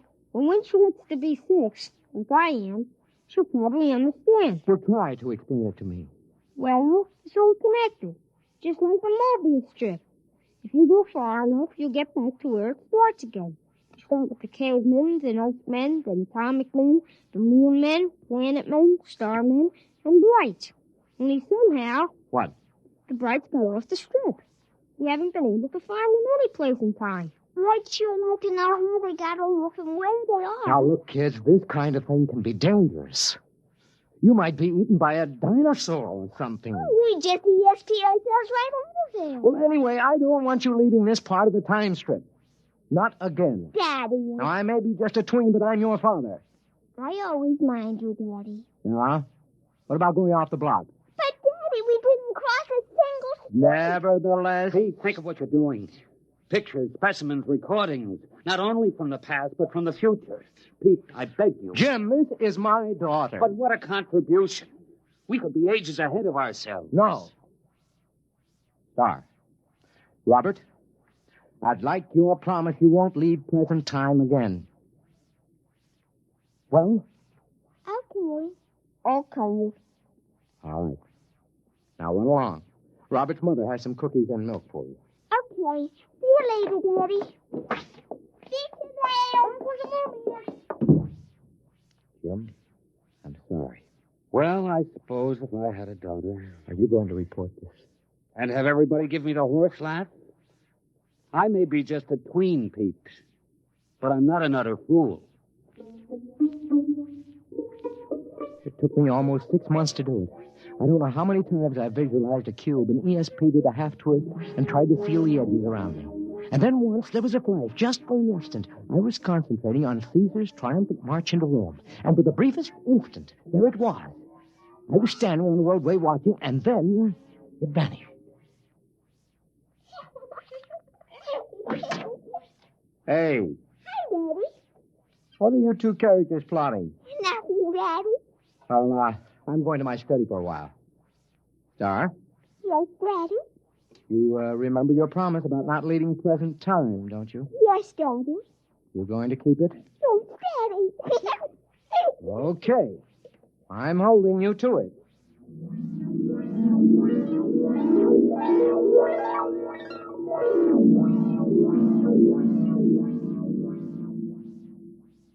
Hello? Hello, Pete. This is Ruth Hall. Yeah? Are the kids there? No? When did you see them last? What time is it? Oh, about 10 this morning, 6 or 7 hours ago. Why? Pete, I'm worried. What's up? Well, they were upstairs in Bobby's room. I was in the living room. Now, I could swear they didn't come downstairs, and yet, when I went up there, they were gone. That was over 5 hours ago. Ruth, are you sure they didn't come down? I was in that living room every moment. Pete, Now, Ruth, don't get panicky. I'm coming right over. Just don't get panicky.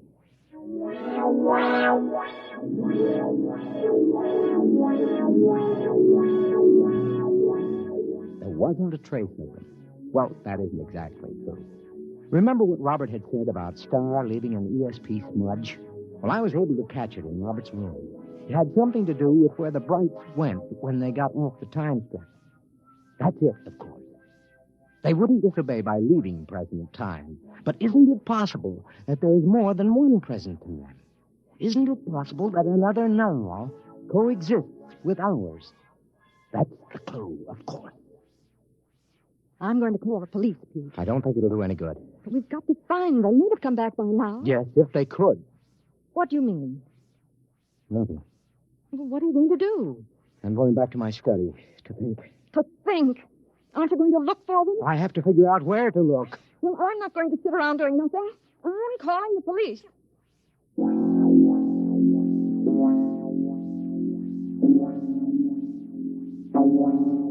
That was this morning.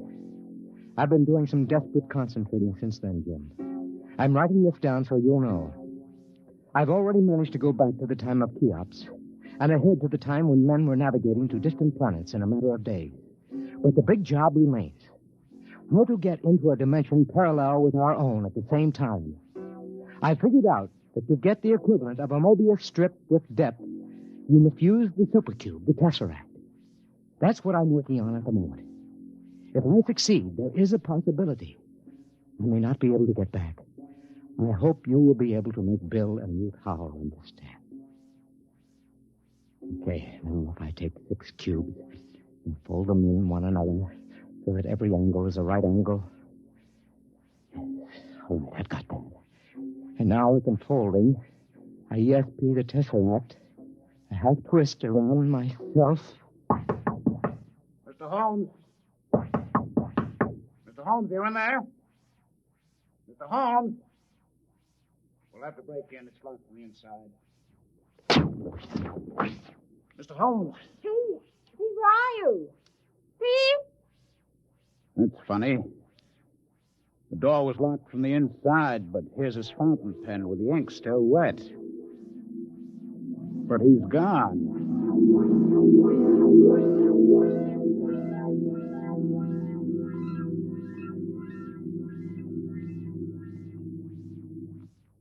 You have just heard X-1, presented by the National Broadcasting Company in cooperation with Galaxy Science Fiction Magazine, which this month features the final installment of Frederick Pohl's novel, Slave Ship, story of a world engaged in the wildest of all possible non-wars, where the order of the day was even wilder still.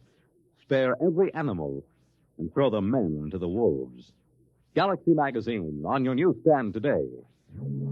Tonight, by transcription, X-1 has brought you Star Bright, a story from the pages of Galaxy written by Mark Clifton and adapted for radio by George Lefferts.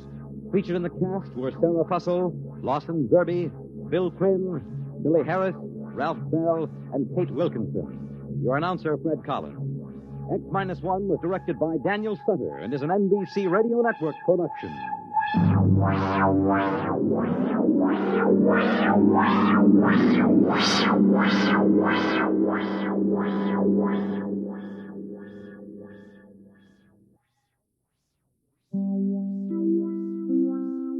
Thank you for joining us for another thrilling episode of X-1. We're excited to have you as part of our audience. We invite you to return tomorrow for an all-new set of episodes that will take you on even more unforgettable adventures. Get ready for a journey to the outer reaches of imagination as we dive into Space Patrol, our next featured program. Brace yourselves for a combination of sci-fi and law enforcement. We're always eager to hear from our fantastic audience. Your feedback fuels our passion for delivering the best in vintage entertainment. Feel free to share your thoughts, opinions, and suggestions. We value your input and strive to make your listening experience even more enjoyable. If you're looking to enhance your Microsoft Access skills, look no further. Reach out to them at 615-420-2040 and ask for Mark.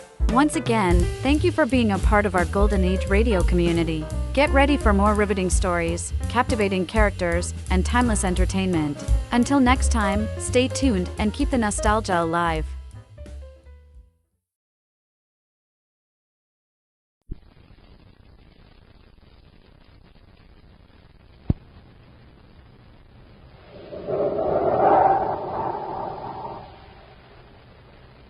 Instant Ralston and regular Ralston, the hot whole wheat cereals in the red and white checkerboard packages, present Space Patrol! High adventure in the wild, vast reaches of space. Missions of daring in the name of interplanetary justice. Travel into the future with Buzz Corey, Commander-in-Chief of the Space Patrol! In today's transcribed adventure, Buzz and Happy are in a scientist's laboratory on the planet Venus, bound hand and foot by Prince Baccarati.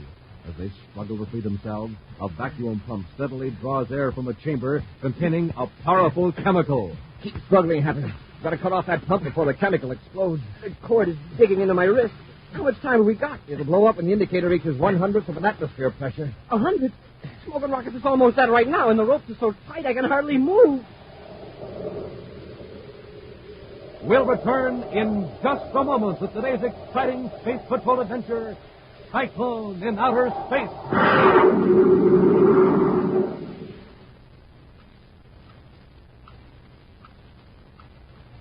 Time is running out, Space Patrollers. Yes, time is running out in the sensational Name the Planet contest. The contest that's giving away a gigantic rocket clubhouse and 1,750 other swell prizes. So hurry. Get Mom or Dad to go with you to your Weatherbird shoe store for your free space coin album. Now, inside the album are 3 silver-colored space coins and your Name the Planet contest entry blank. The blank for entering your name for Planet X. And that name can win you the Great Rocket Clubhouse with a huge motor truck to pull it and $1,500 cash. Think of it. A 10,000-pound, 35-foot-long spaceship on wheels with built-in bunks, lights, lockers, and even cooking equipment. Think of rolling along in your own rocket clubhouse, or think of rolling along on a Schwinn Varsity bicycle. 750 Schwinn Varsity bicycles will be given away as second prizes. Schwinn, the streamlined lightweight bike, America's favorite. It's got 3-speed gear shift, it's got 2-wheel handbrakes, and all the other famous Schwinn features. And you have 750 chances to win a Schwinn. And you know something else? You've got 1,000 chances to win a powerful autosonic rifle, an outer space helmet, a Space Patrol emergency kit, or a swell stainless steel Space Patrol wristwatch. So take off right away for your Weatherbird shoe store and get your free space coin album and contest entry blank and enter the Name the Planet contest right away today. Remember, the place to go is your Weatherbird shoe store.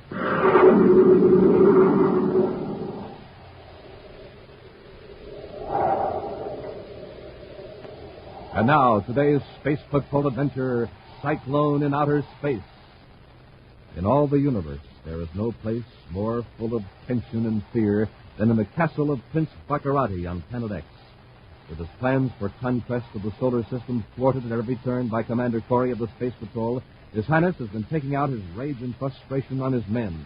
And most uneasy of all is Baccarati's chief henchman, Dr. Malengro, whom the Prince holds responsible for the repeated failure of his schemes for aggression. For a week now, Malengro has feigned illness rather than endure the constant abuse heaped upon him by the evil Prince. But today, he has asked for an audience with His Highness in the tower room of a huge castle. Well, Dr. Malengro. So you still live here at the castle, do you? I was beginning to think you had gone to Mercury to teach folk dancing or some other art worthy of your great ability. Humble apologies, Your Highness. I've been ill. So I have been told. In spite of my illness, I have not been idle. In fact, I have some very interesting information. I'll be the judge of that. Just give me the facts. Your Highness, I have discovered the perfect weapon. A weapon that will not only make it impossible for the Space Patrol to reach Planet X, but also will enable you to strike any planet of the solar system at any time, any place. Just what is this weapon? It is called a torque ray. Torque ray? What's that? It is a ray that literally twists matter apart, molecule by molecule, atom by atom. The gun that fires it hurls a ring of turbulent force through space at the speed of light. Spaceships can be destroyed the instant they're sighted. One blast of the torque ray could tear a hole in an atmosphere shell. A barrage could level the largest city in the universe in a few seconds. And this force is like a tornado or a cyclone moving with the velocity of light. Splendid. How soon can you get these torque ray machines into production?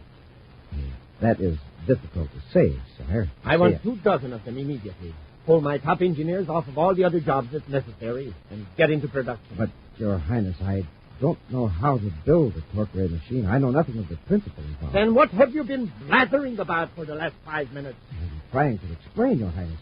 You see, this device was invented years ago by a scientist named Cyrus Kennebec. I read about it in a 45-year-old issue of the United Planets Science Bulletin. What? Then the Space Patrol must have the torque ray. No, Excellency. The weapon was outlawed shortly after it was secretly demonstrated on Saturn's moon number 2. Because government officials decided that such a powerful weapon was not needed to preserve the peace and might tempt lawless persons to try to get the secret. Do you mean to tell me that there is no torque ray in existence? The authorities asked Kennebec to destroy his working model. Where is this Kennebec now? Is he still alive? I have already checked on that matter, Excellency. He is in retirement on Venus. Get him. We'll force him to build some torque ray guns. May I suggest caution, Your Highness? Sometimes it is difficult to force men of integrity to betray their governments. Then we'll trick Kennebec. I'll do it myself.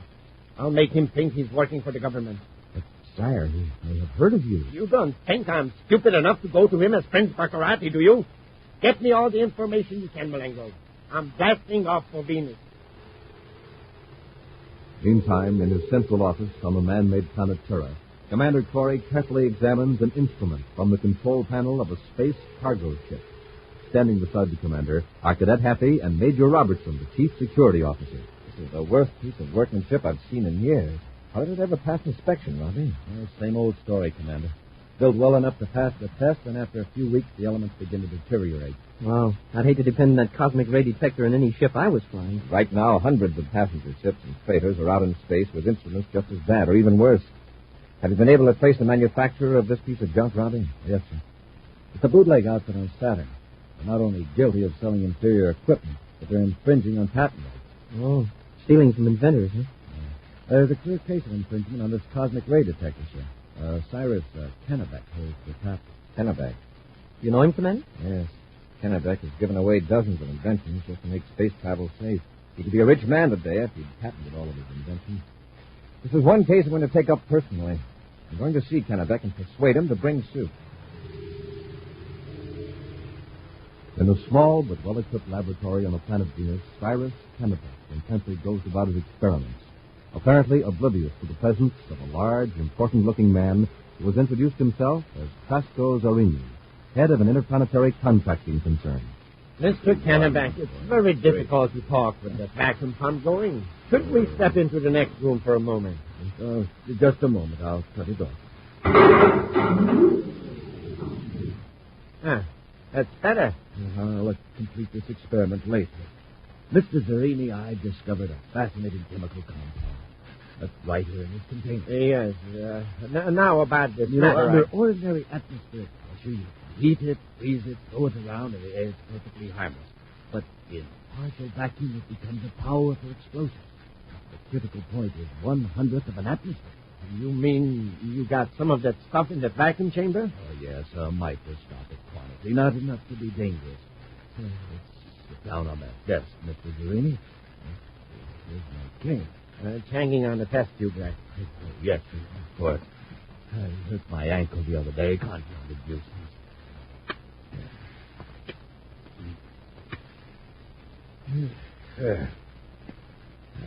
Now, Mr. Zerini? Now, about your torque ray gun. That whole thing, it was outlawed years ago. Yes, I know. But as I told you, the United Planets government has given me a contract to build a new spaceport on Neptune. We've got to level several square miles of land. With atomic earth-moving equipment, it would be very expensive. Your torque ray could do it quickly and cheaply. It would save the government hundreds of thousands of space credits. Torque ray is outlawed. Yes. But I can straighten that out. I've already talked to several officials high up in the United Planets government. In fact, I have here an authorization from the Assistant Secretary General. If you'll just look at that, Mr. Kennebec. Well, in that case, that's different. How long will it take you to draw up the plans and specifications for the pilot model? Since you're working for the government and the machine isn't outlawed anymore, I guess I can tell you. I never did destroy the plans or the demonstration model. Oh, you mean there's a torque ray gun already in existence? Yes. Of course, it's been disassembled. Nobody but me could put it together. How long will it take you to assemble it? About 6 hours if I work. Could I pick it up tomorrow? Don't see why not. Splendid. Naturally, I wouldn't think of turning such a powerful machine over to an experienced man. I'd like to pay you for your services as operator of the torque ray, if you can get away from that. It's been years since I've been on Neptune, Mr. Zerini. I'll be glad to go. The next day, a very tired old inventor sits in his laboratory listening to Commander Corey and Cadet Happy. Take a look at that, Mr. Kennedy. Yeah. Recognize that, sir? It's my circuit, all right, but the workmanship, the materials. It's a crime, a downright crime. Exactly. Will you cooperate with us in closing down these crooked manufacturers? I don't mind their using my design, if only they did a good job. This thing could result in serious injury, even loss of life. Certainly I'll help you, Commander. I knew I could count on you. Wait a week or so, however. I'm helping construct that new spaceport on Neptune. The spaceport? Yes, the new government project. What government project? Excuse me, Commander. That's probably the contractor now. Where's that confounded cane? Oh.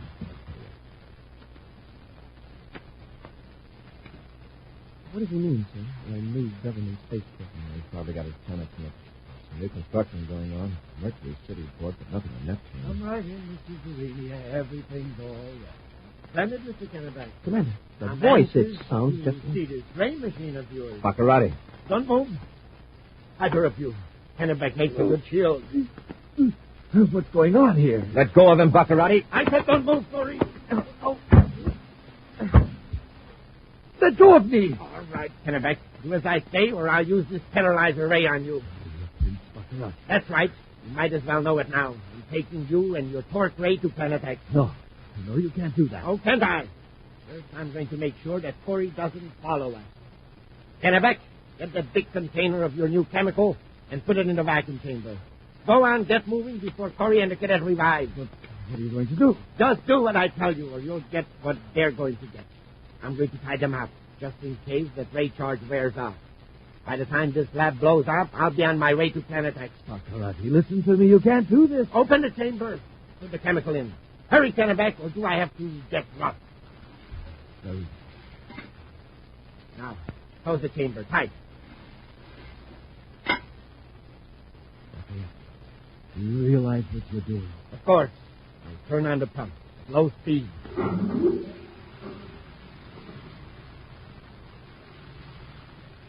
When that indicator shows 100 of an atmosphere, the lab will blow up. We'll return to Space Patrol in just a moment. They're coming to Earth. Coins from outer space. Terrific space coins, big as a $50, with pictures of planets on them in glowing space colors. Gang, space coins are so good looking, you'll want to collect them and trade them with all your pals. And space coins are free. Yes, sir, you get one in every new package of good hot Ralston. And you can get 3 more special silver-colored space coins and a swell album when you see your Weatherbird shoe dealer to enter the Name the Planet contest. So start building up your collection of those super space coins now and be the first in your gang to have a whole album full. Just get Mom or Dad to go with you to your Weatherbird shoe dealer. Tell the Weatherbird man you want your free coin album and 3 special space coins. If he's run out of albums, ask him to get you one. And remember, inside that album, you'll also find your Name the Planet contest entry blank. And inside of every new package of good hot Ralston, you'll find another free space coin. That's the new hot Ralston package with a picture of Commander Corey or Cadet Happy on the front. But hurry, no time to waste. Get hot Ralston and see your Weatherbird shoe dealer today.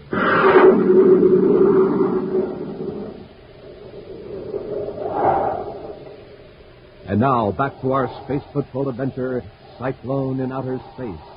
Prince Baccarati has rendered Commander Corey and Cadet Happy helpless with a paralyzer ray, and as a further precaution, has securely bound their hands and feet. Forcing the inventor, Cyrus Kennebec, to help him, Baccarati has loaded the powerful torque ray gun in a spaceship and has blasted off for Planet X. Right now, Buzz and Happy are lying on the floor of Kennebec's laboratory on the planet Venus as a vacuum pump gradually lowers the pressure in the chamber containing an explosive chemical. The paralyzer ray is wearing off, sir, but I'm getting tied up tight. Keep struggling, Happy. We've got to get loose before that chemical explodes. I wonder how much time we've got. Baccarati's been gone half an hour. The rate that indicator's moving, we've got just about 2 minutes before the lab blows up. 2 minutes? Oh, I can slide back up against that metal table leg. You'd have to cut the cords against the edge. Happy, the cord around your feet. It's working loose. Yeah, but it's my hands I'm worried about. Never mind them. Stand up. Get on your feet quickly. Yes, sir. If I can. Roll over on your stomach and draw your knees up. It'll be easier that way. That's it. Hop over to the lab table where Kennebec's cane is. See it? Yes, sir. Now don't try to walk. Hop.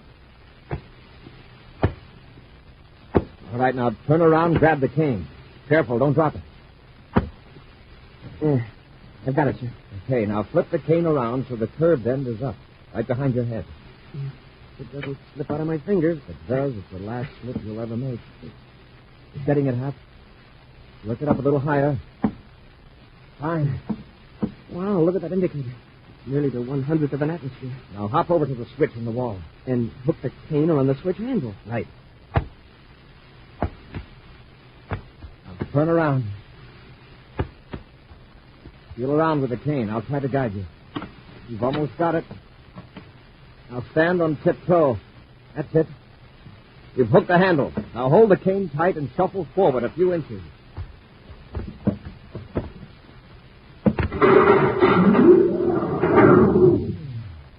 Good boy. A few more strokes of that pump. Well, Baccarati sure did us a favor by not letting Kennebec take his cane. We're not in the clear yet. So we open that valve and let air into the vacuum chamber. Too close to the critical point. I wonder what kind of chemical is in there. We'll worry about that later. See anything to cut these cords with? Yes, sir. There's a knife in the lab bin. Get it, huh? Yes, sir. I've got the knife, sir. All right, sir. We'll stand back to back and you cut the cords in my wrist. And we'll blast off after Baccarati. With all rockets blasting, Baccarati heads for Planet X, carefully avoiding the regular space lanes between the planetary orbits. Cyrus Kennebec slumps miserably in his seat, staring vacantly ahead. We're up, Kennebec. In a few hours, we'll be on Planet X, the future capital of the universe. I'll never forgive myself, never. What are you talking about? I helped to destroy one of my best friends, and that young man. I would have taken care of them sooner or later anyway, with your torch ray. Why didn't I wreck that machine when I was ordered 2 years ago? It wouldn't have made any difference, Kennebec. I'd have made you build another one. You couldn't have forced me to do that. Other men have said that to me. Men younger and stronger and braver than you. And I've seen them on their knees before me, begging for mercy. Far behind Prince Baccarati's ship, Commander Corey and Cadet Hatley head the terrified toward Planet X. One by one, the orbits of the inner planets are crossed. Then even the vaster stretches between the outer planets. Jupiter, Saturn, Neptune. Finally, even Pluto lies behind them. Nothing in the viewscope yet, except Planet X. I don't expect to overtake Baccarati until we get very close to Planet X. No way of telling what vector he took, but we'll see him when he comes into land. Suppose he's already landed, sir. I don't think he has. He wouldn't dare take the short vector we did. Didn't have that much of a head start. Commander, I think you're right. Look at the viewscope. The spaceship, 10 degrees high. Private cruiser. Headed right for Planet X. Probably Baccarati, all right. Overtaken right now. Kennebec comes aboard. We'll keep on his tail till we see where he's going to land.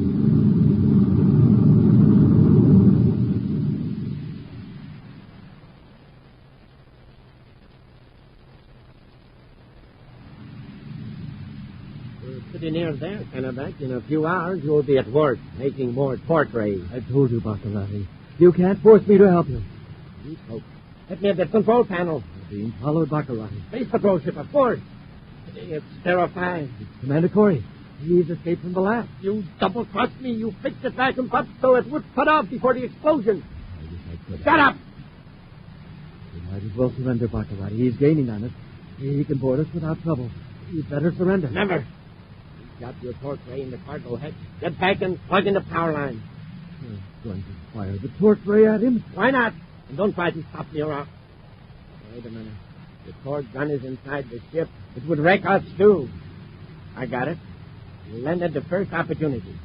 I'll lug the torch gun outside the ship, plug in the power line, and then blast Corey before he can land it. No, you can't do that. Get your hand off of me.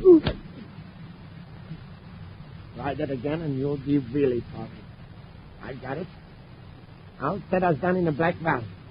The mist will give us some protection and a chance to set out the torch gun before Corey finds us.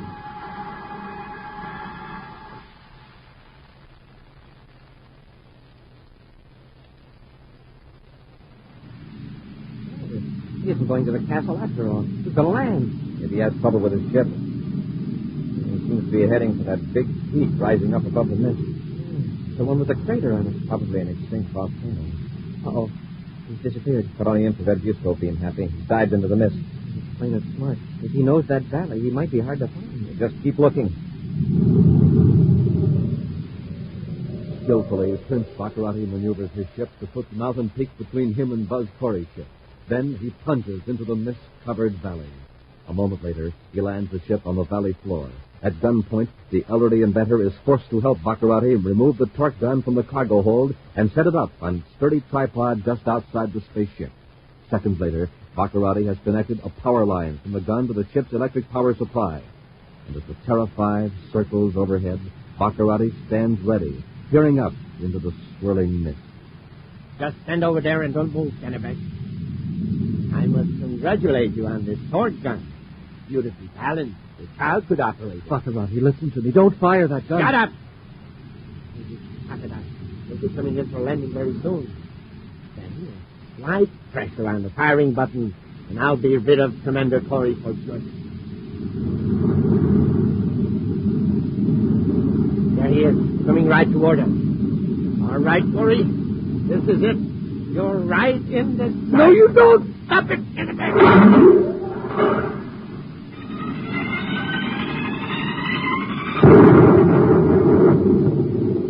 You idiot! You knocked the gun over! Miss Corey, you missed him. He's coming in for the landing.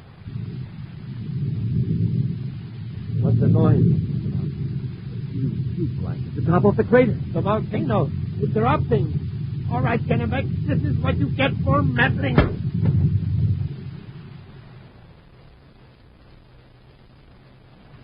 Commander, the volcano's erupting. The whole top of the peak blew off. Wow, look at that lava pour down. We'll have have to settle our business with Baccarati in a hurry. Stand by to land. Standing by. Commander, Baccarati's blasting off. We're landing anyway. Look down there. He's left Kennebec behind. Why, that dirty space rat. We're going to have to move fast. Have cut rocket. Full repeller ray.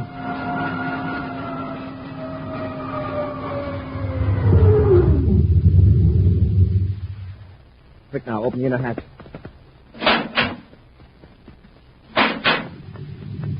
Wow, feel that heat. Down the ladder, quick. Hey, where's Kennebec? Smoke is so thick. Over there. He's collapsed. Yeah, I see him now. Commander, the hot lava, it's tearing up the trees and pushing rocks along. You'll admire the scenery later. Give me a hand with Kennebec. Yes, sir. Quick now, head back to the ship and watch your step. If we go down, we won't get up again.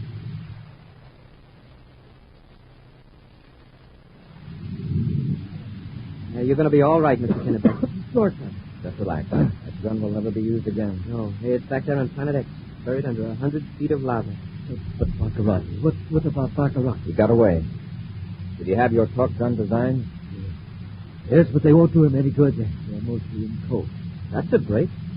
Gentlemen, I hope you'll forgive an old man for being a coward back at the lab.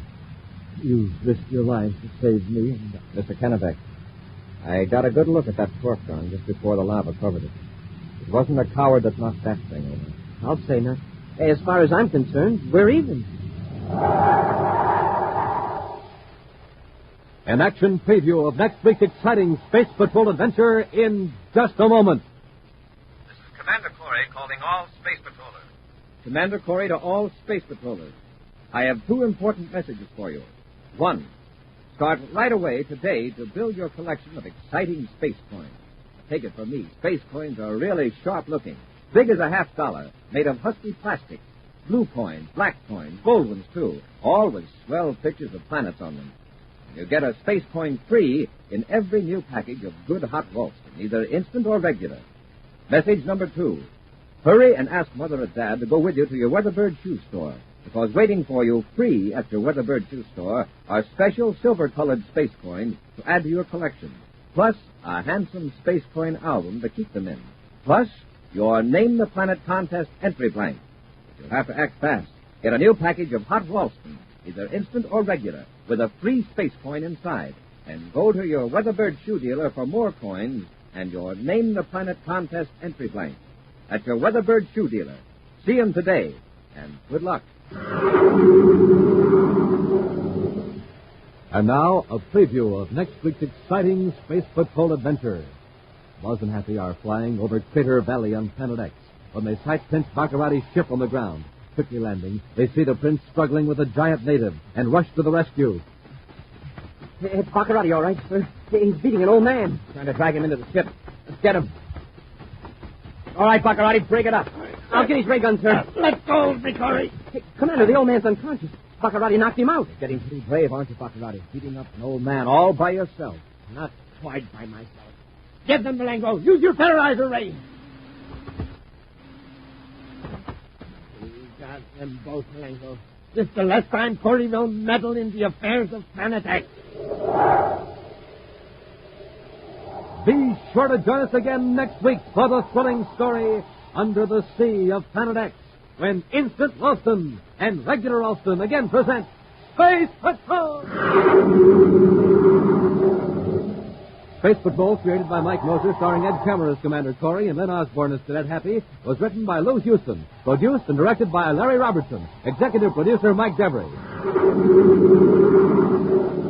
Other players were Bela Kovach, Norman Jolly, and Ken Mayer. Dick Tufeld speaking. Now, don't forget to tune in next Saturday and every Saturday when Instant Ralston and Regular Ralston again present Space Patrol!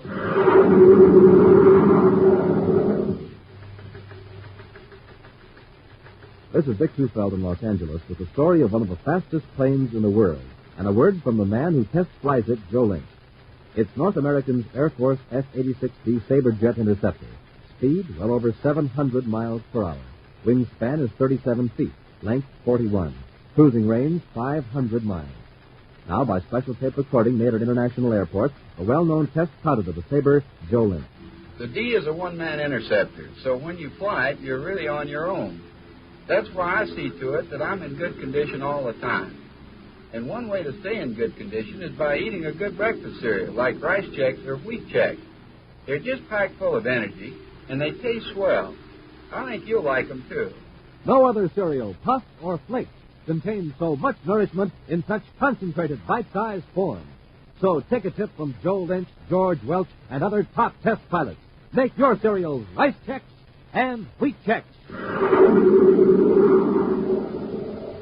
Be sure to see another exciting Space Patrol story on your local ABC television station. Consult your local paper for time and channel. This program is broadcast to our armed forces overseas through the worldwide facilities of the Armed Forces Radio Service. Space Patrol came to you transcribed from Hollywood. This is ABC Radio Network.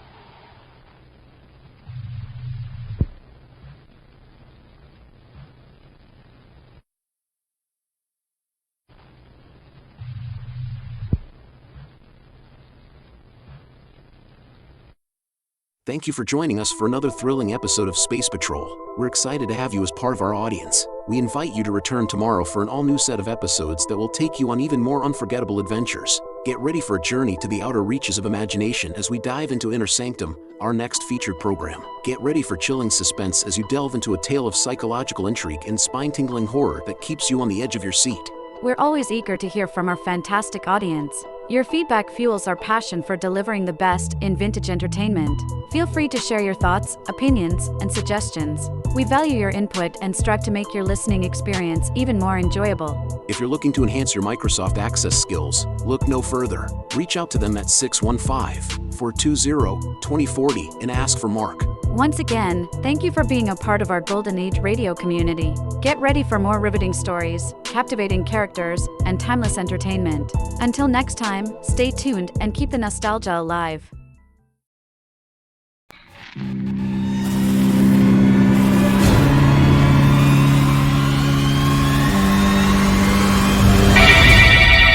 Lipton Tea and Lipton Soup present Inner Sanctum Mysteries, starring Boris Karloff.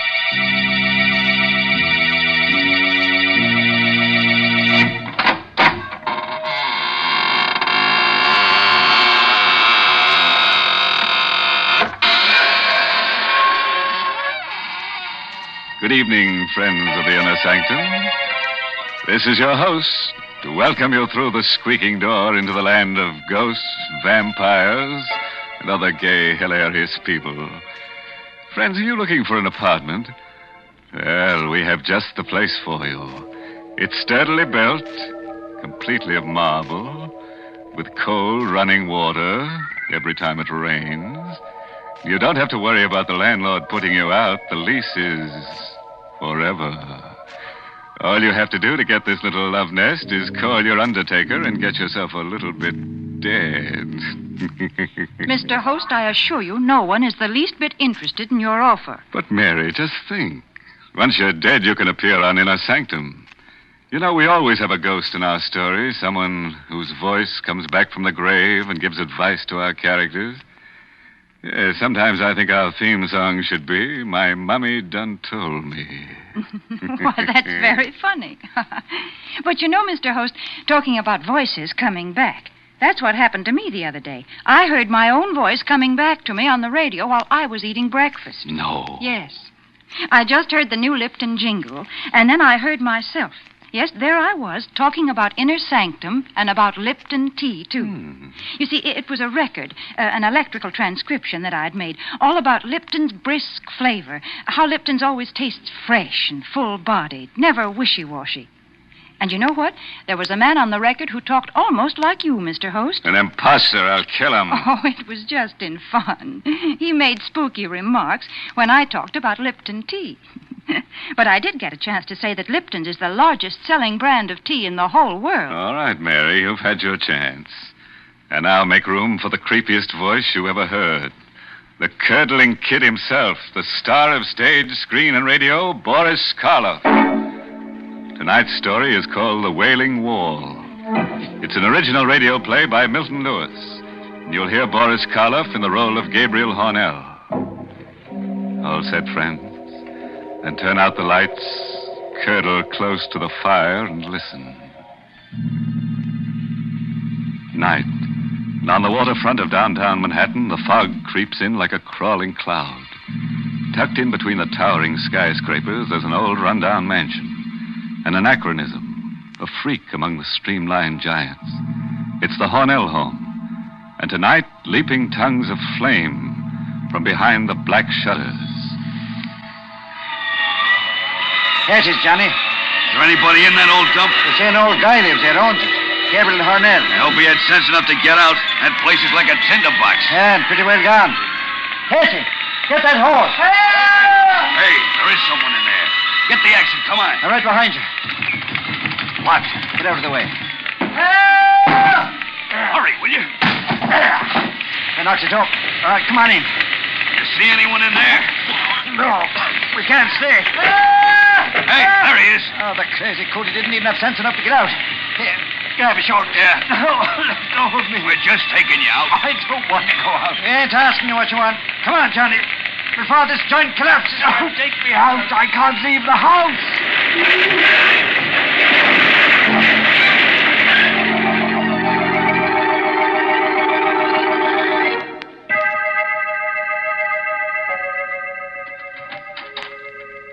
Mr. Hornell, I hope you're feeling... Mr. Hornell? Mr. Hornell?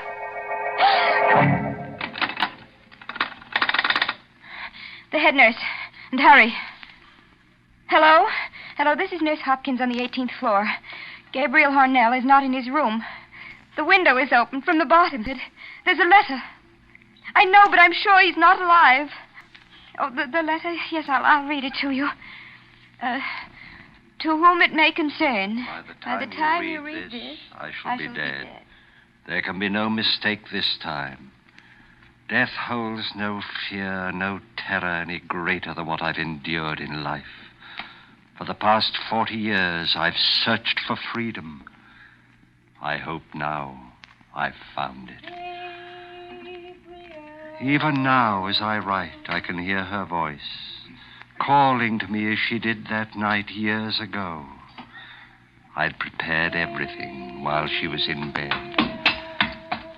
Just the last few minute little details had to be completed. Gabriel? Gabriel, do you hear me? What do you want? What are you doing down there? I'm fixing something. Well, why don't you come up? I don't want to be alone here. I can't bear to be alone. Come up, Gabriel. What's the matter with you? Why don't you answer me? Oh, you're just doing it for spite. I know you are. Stop that hammering, Gabriel. You know I can't bear that noise. Now stop it, please. Gabriel, will you stop that noise? Oh. You came down. Well, of course I came down. Did you expect me to lie there while all this racket was going on? Now, you know I'm a sick woman, Gabriel. What are you doing there anyhow? You can see. Well, yes, I can see, but it doesn't make any sense to me. Oh, you've made a huge gaping hole in the wall. Now, what on earth did you want to do a thing like that for? You'll find out soon enough. And what are all those things? Stonemason's tools, cement, plaster. Well, I never dreamed you knew how to use them. Oh, I'm going back to bed. No, Agnes. No? No. Gabriel, that rope in your hands. Yes. I've thought carefully about this rope, Agnes. It's the most merciful way. It leaves a little trace, since there's no blood. Gabriel. You won't make it difficult, will you, Agnes? Murder? It's the only way. No, Gabriel. We couldn't go on like this. Your imaginary illnesses, your constant nagging. I have to be free of them, Agnes. But murder? This is best for both of us. No, Gabriel. Send me away. Do anything you want. You can get a divorce. A divorce there, see? That would solve everything. You could have your freedom. Stand there, Agnes. Just as you are. I know. That other woman, Dorothy Carter, that actress. That's why you're doing this. Oh, you thought I didn't know about that, Gabriel. Well, I do. Yes, I do. No. No, let go of me. That rope. Help, somebody. It will be done in a minute. Done? Oh, you'll never be free of me. As long as you live. Never.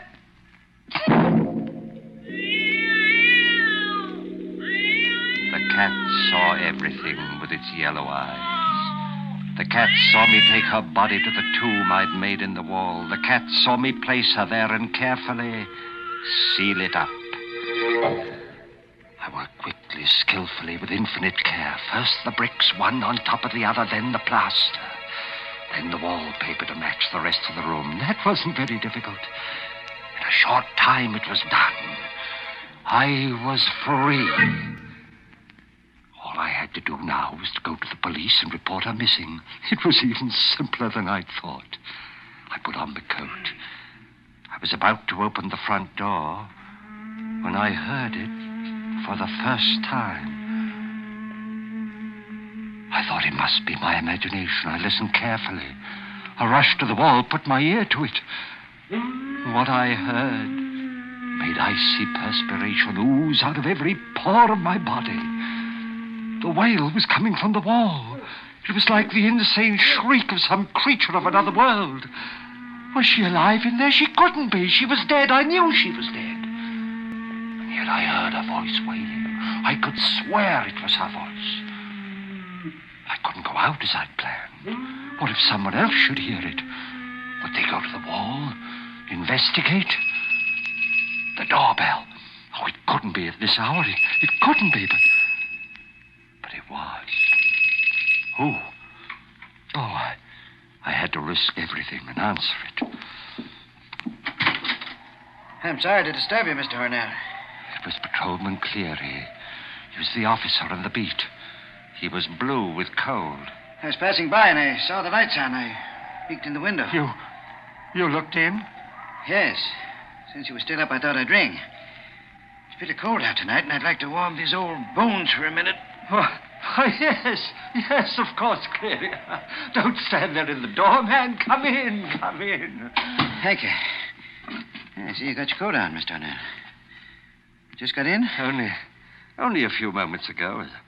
As a matter of fact, I was going to see you. See me? Why, yes. It's about my wife. Hi, something wrong? I hope not.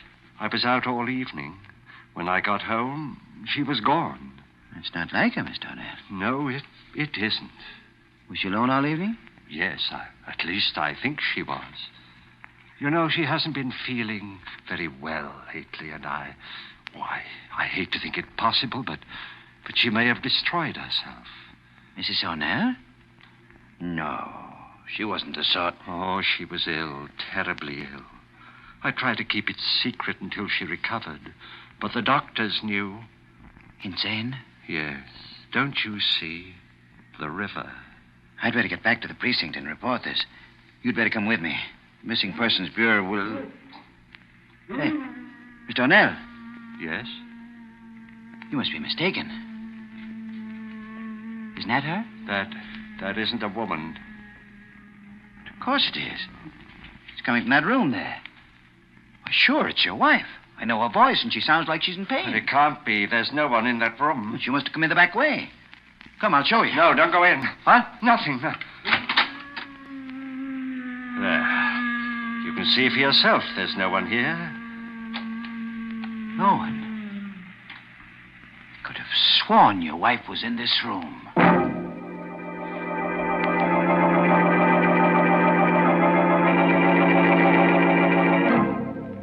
Well, how'd you like to live in a house with wailing walls? Well, one thing you have to admit, things aren't so very dead in the Hornell mansion. Or are they? Well, all I can say is I'm glad I don't have to live in that house with that awful wailing. Why, Mary, there's a wailing, whistling kind of noise in your house, too. The first time I heard it, I was so scared I shivered in my shroud. What? Oh, you're talking about my whistling tea kettle. Oh, goodness, there's nothing scary about that.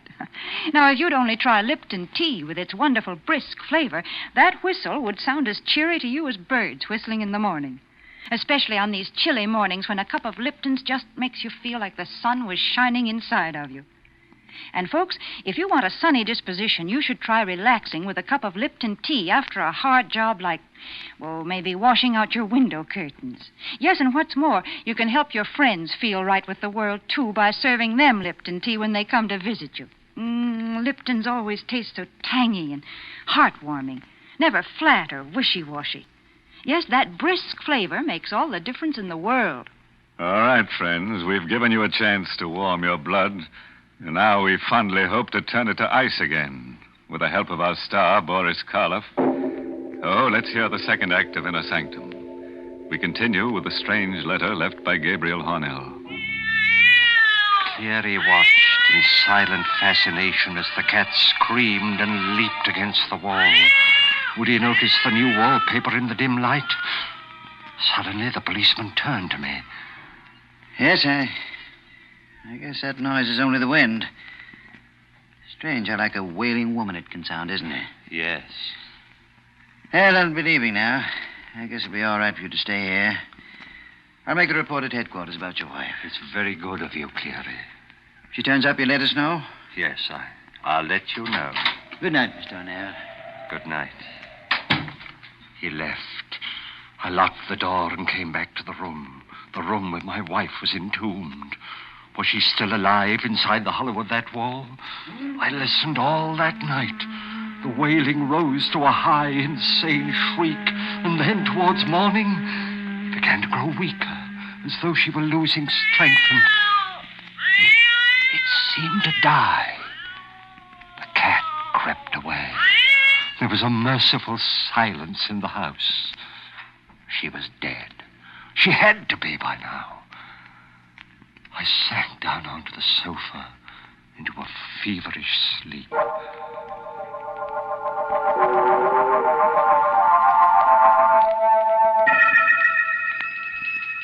Somewhere a bell was tolling, calling the mourners to the grave.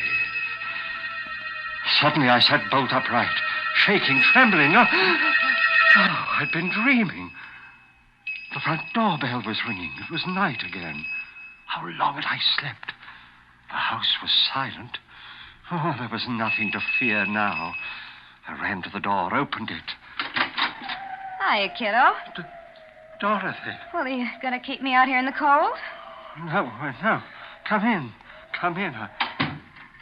I haven't been feeling well, Dorothy. Is that why you forgot our date tonight? I must have overslept. What time is it? 10 o'clock. 10? I must have slept clear through the day. Well, aren't you glad to see me? Glad? Why, yes. It's a delightful surprise. Well, that's more like you. Come here, kiddo. You've got the blues, but Dorothy will wipe them away. Give us a kiss. What's that? Just the wind. Oh, no, it can't be the wind. This is a very old house, Dorothy. You sometimes hear strange noises. Oh, I've never heard anything like that before. Sounds human. Was she still alive, even after 24 hours? Suddenly I realized that the doorbell was ringing again. There was a large pair of wooden sliding panel doors between the room that we were in and the vestibule that led to the street. I wasn't going to take any more chances. There's someone at the door, Gabe. Yes. You wait here, Dorothy. What are you doing? Closing these doors. Why? I'd advise you not to ask too many questions. Evening, Mr. O'Neill. Officer Cleary, who are those men with you? Hey, I've got something to show you, Mr. O'Neill. You'd better brace yourself. It's not going to be pleasant. All right, bring it in, boys. You can put it over there. What? What is it? It's a body. A woman. Just fished out of the river right near here. She can't be dead more than 24 hours. My wife? Hard to say. You see, the body got caught in the propeller of a boat. It's not easy to recognize it. Unless it was examined by someone who knew her very well. Like yourself, of course. Let me see it. Take away the burlap. Look, Mr. O'Neill. I know. It's pretty bad. Is it your wife? Agnes? Yes. Yes, of course. It's her. You're sure now? Yes, I'm sure. Positive. All right, boys. Take it away. You can stay here, Mr. Hornell. I'll take care of everything down at headquarters. Good night. Good night, Cleary. Luck, fate, whatever it is that seemed to control men's lives was playing directly into my hands. They'd never investigate now. The nightmare was over. This time I was really free. Suddenly, the panel door opened.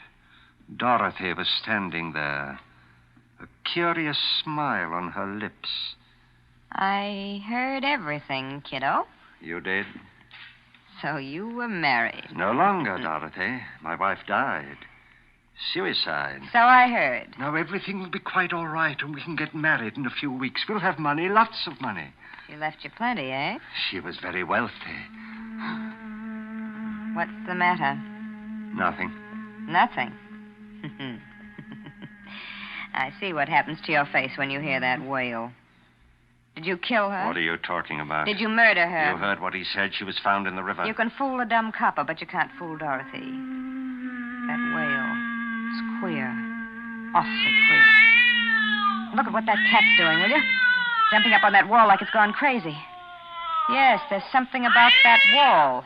That's what the cat's trying to tell me. Something about the wall. You better stay away from there, Dorothy. I'm going to find out something. Yeah, put that bookend down. Not till I'm done with it, kiddo. What are you doing there? I'm going to break through that wall. You crazy fool, stop it.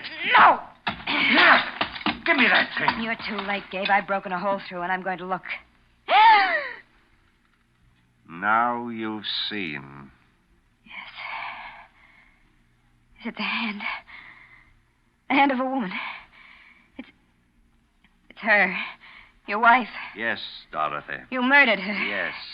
Well, ain't you the kid? What are you going to do about it? What do you think? I want money. Lots of... That rope. Yes. This rope. It leaves no telltale traces. Oh, no, kid. Didn't you get it? It was all a joke. No, don't come any closer. Don't scream, Dorothy. It won't do you any good. Gabe, listen to me. I don't want a cent, not one penny. I love you. I love you, I tell you. I'll keep your secret. I'll do anything you want. Anything. That rope. Take it away from my neck. Don't, Gabe, in the name of heaven. Don't please. Oh.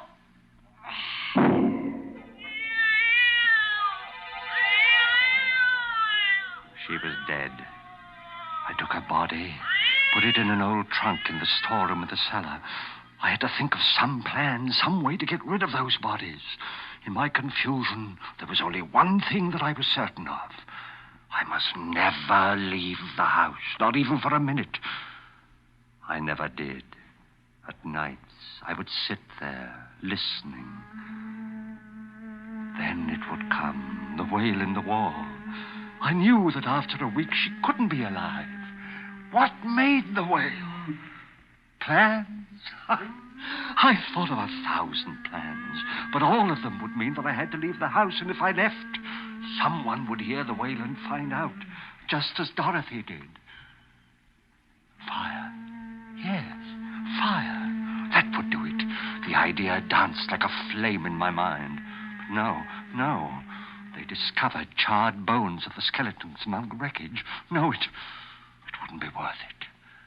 The only way I could be safe was to stay there in the house. I stayed. I, who had risked everything for freedom.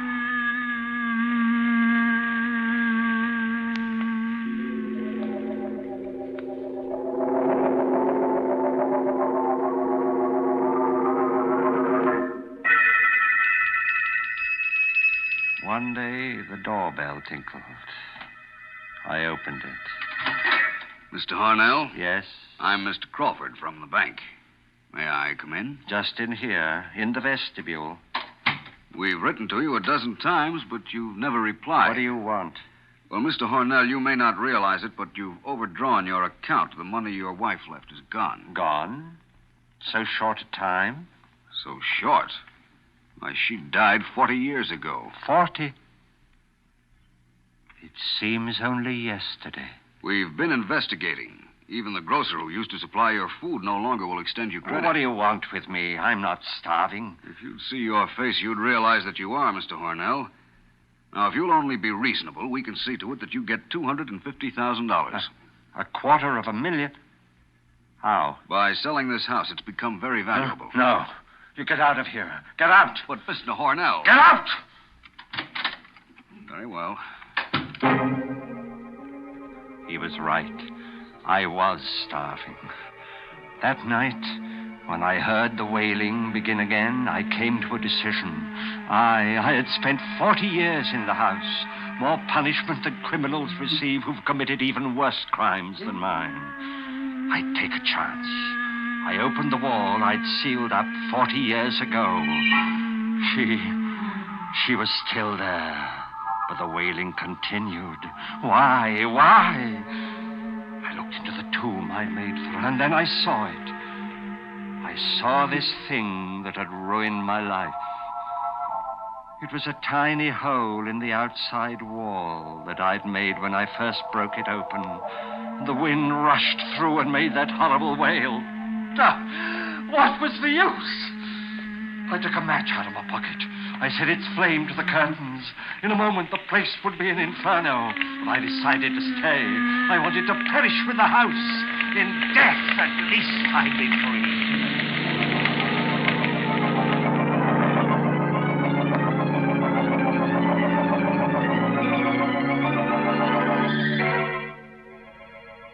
But even then, freedom was denied me. They rescued me, brought me to this hospital. I had the nurse make inquiries from the police. She told me. No, there was nothing unusual found among the ashes. Everything was burned to a fine powder. If I had only set fire to the house 40 years ago. But no matter. The window is open. And it's 18 stories to the ground. I will soon be free.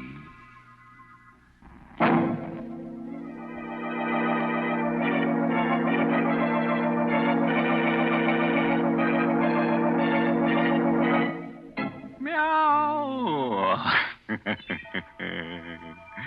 Everybody's dead but the cat. And we overlooked him because we couldn't find him.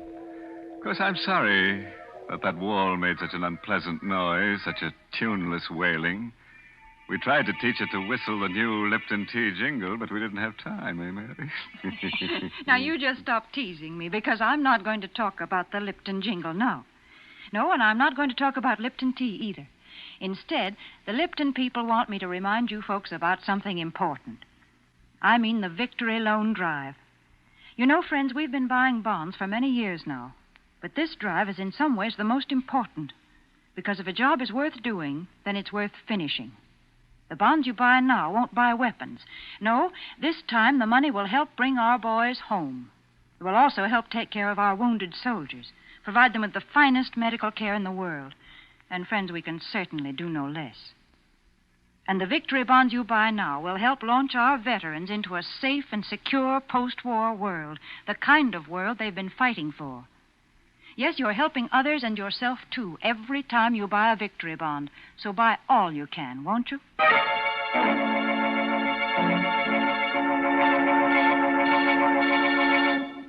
All right, friends.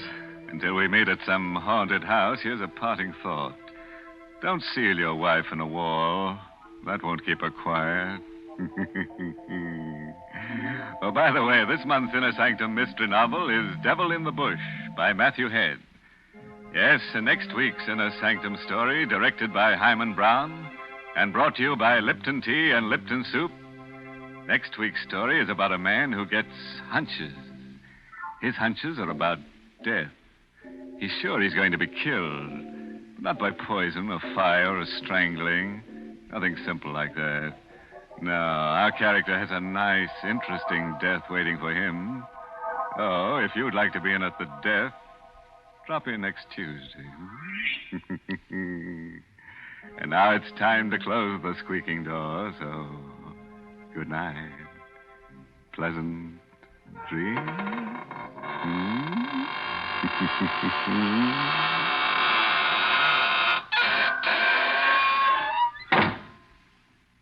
Folks, the colder it gets, the more we all enjoy a good hot plate of soup. And for soup with a fresh, home-cooked taste, you can't beat Lipton's noodle soup. Yes, Lipton's is blessed with a real chickeny flavor, and it's just swimming with tender golden egg noodles. But listen, Lipton noodle soup takes almost no time at all to prepare. And Lipton's is economical, too. Costs less and makes lots more than canned soups. So don't forget to try Lipton's noodle soup. And don't forget to tune in next Tuesday night for another Inner Sanctum Mystery.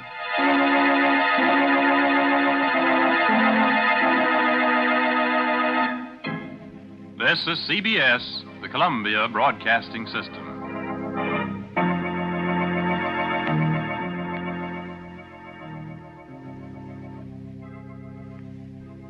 Thank you for joining us for another thrilling episode of Inner Sanctum. We're excited to have you as part of our audience. We invite you to return tomorrow for an all-new set of episodes that will take you on even more unforgettable adventures. Get ready for a journey to the outer reaches of imagination as you escape our next featured program. This exciting thriller will keep you on the edge of your seat as you experience captivating moments of action, suspense, mystery, and science fiction. We're always eager to hear from our fantastic audience. Your feedback fuels our passion for delivering the best in vintage entertainment. Feel free to share your thoughts, opinions, and suggestions. We value your input and strive to make your listening experience even more enjoyable. If you're looking to enhance your Microsoft Access skills, look no further. Reach out to them at 615-420-2040 and ask for Mark. Once again, thank you for being a part of our Golden Age radio community. Get ready for more riveting stories, captivating characters, and timeless entertainment. Until next time, stay tuned and keep the nostalgia alive.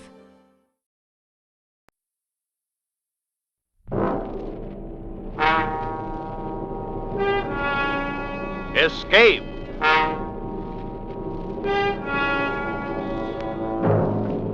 You are groping in the dark of the African jungle night, trapped on a wharf above a crocodile-infested river, fighting for your life against a ruthless giant from whom you must escape.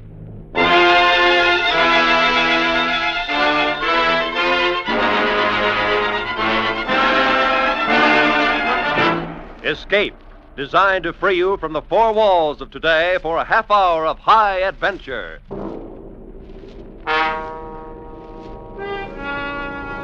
Tonight we escape to the dank jungles of the Segwanga Valley in Africa, and to the heart of a courageous man, as Robert Simpson told it in his story, John Jock Todd.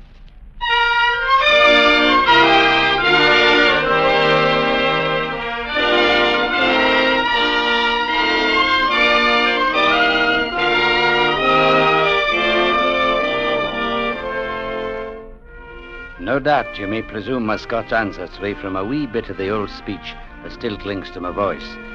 Though it's been some years now since I last walked in the heather of the Highlands of Abergowrie.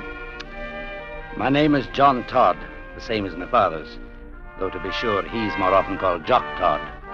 Jock being the fighter's equivalent to John, and a name which in no wise applies to me. I am a peace-loving man, not a fighter, and no man can deny it, even today. However, in other respects, I was a raw lad for certain when I sailed out from Glasgow and came here to this heathen land of Africa, and that's a thing which cannot be said of me at present. If a man lives at all in this steaming hot jungle of the Niger River, then he must learn very quickly, and most especially so if he lands at that dirty little trading post on Segwanga Creek.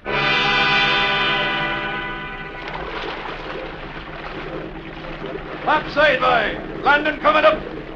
Here you are, Mr. Todd. Segwanga Landing, and you can have it as far as I'm concerned.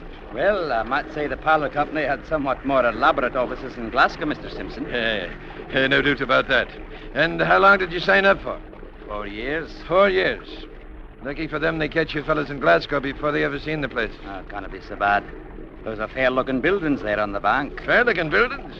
Hey, what's that help? Ease into it. You want to tear out the wharf? I don't suppose you've heard anything about Brock. Well, they told me I should report to the agent in charge here, a man named Captain Brock. Captain Brock. Every agent in this stinking jungle calls himself a captain. That's him there in the wharf.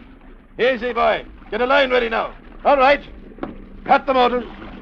He's a fair-sized man for certain. He's big enough, all right, in some ways. So is a gorilla. Watch out for him.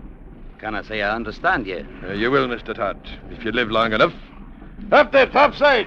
Throw us a line, boy. Yes, sir. Me cuts quick. That little fellow with him is named Ganson. You get nothing to fear from him till after Brock's made a move. He's a sneaking little jackal, but he never makes his own kill. I still can't understand what you're talking about, Mr. Simpson. You'll find out soon enough. Wouldn't help you now to go ahead of time. I dock here once a week on the river run, but you're still on your own. You'd better know it right now. Mr. Simpson, you will have to explain. Okay, up now, Mr. Simpson. All same, plenty fast. All right, boy. Come on, Mr. Todd. You may as well meet your new boss. Oh, blimey, look what the Home Office sent out to us this time. Shut up, Ganson. Well, Simpson, you are half a day late. When I start running my boat on a schedule, I'll send you a copy of it, Brock. If there was another boat on this river I could ship my stuff on, you know what I would do then, don't you? No, you wouldn't, Brock. Not as long as you know I carry a gun. You there. You the new junior assistant. That's right, sir. My name is John Todd, and I assume you're captain. I'll take the time to find out your name later. And I do not give 2 cents for what you assume. That's telling the boss. Ganson, did not I tell you to shut up? Yes, sir. And get out. Clear those natives off the wharf. Right, you all, Captain.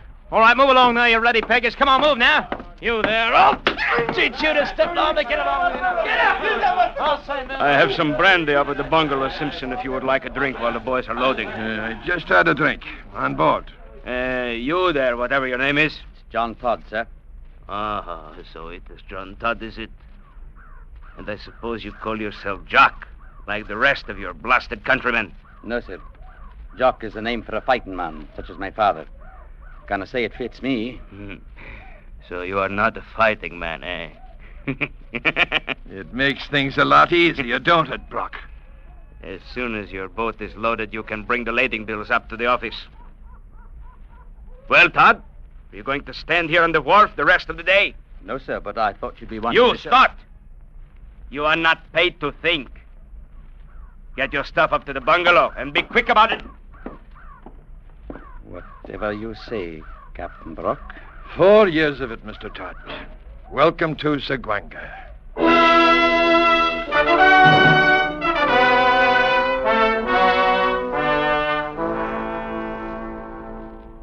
I didn't understand it at all.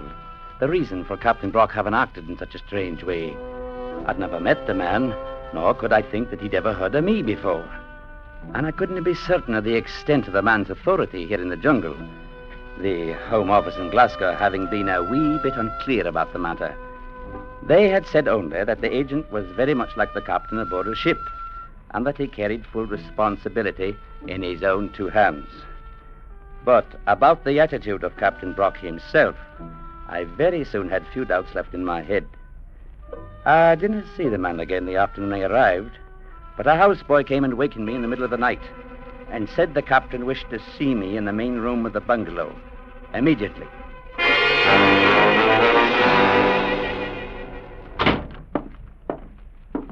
Captain Brock, the boy said you'd sent for me, sir. You do not have to tell me that.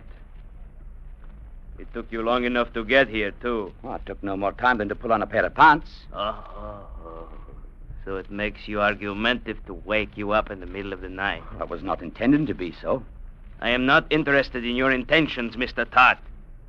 You will learn to keep a civil tongue in your head. Well, I was not meaning... Shut up! That's better. And I suppose you're wondering why I had you waked up like this in the middle of the night. I presume you had a reason. Oh, you presume, do you? Oh, yes. And what do you presume the reason is? I'm afraid I couldn't say. Then I will tell you. I sent for you, Mr. Todd, simply to show you I can have you waked up any time I please to. You had no other reason than that?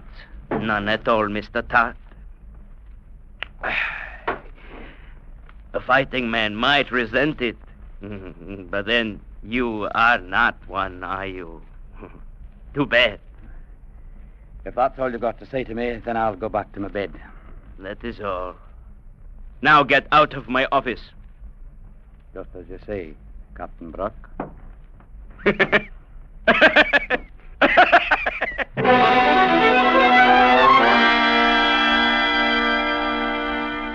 The attitude of the man didn't change none of the next few weeks, and I couldn't find in my head any reason for his hatred. And it was hatred. It was in his eyes every time he spoke to me. I took care of my duties and stayed clear of him otherwise, and for the most part we came to no head-on clash. That with the two exceptions, however. The first one happened about a week after I'd arrived. I was supervising a group of natives at the time, working on the breakwater at the end of the wharf. Mr. Todd, what the devil are those boys supposed to be doing? They're repairing the breakwater. I can see that without being told. Now, where did you get the authority to buy the timber? Why, you ordered it last week yourself from Chief Ilori. Maybe I told you to accept delivery without having me look at it first. Well, you told me to receive it when it came in, and that's what I did. It's good timber. I checked it myself. How would you know if it is good timber? Well, my father happens to be a forester back in Scotland. The devil take you and your father both.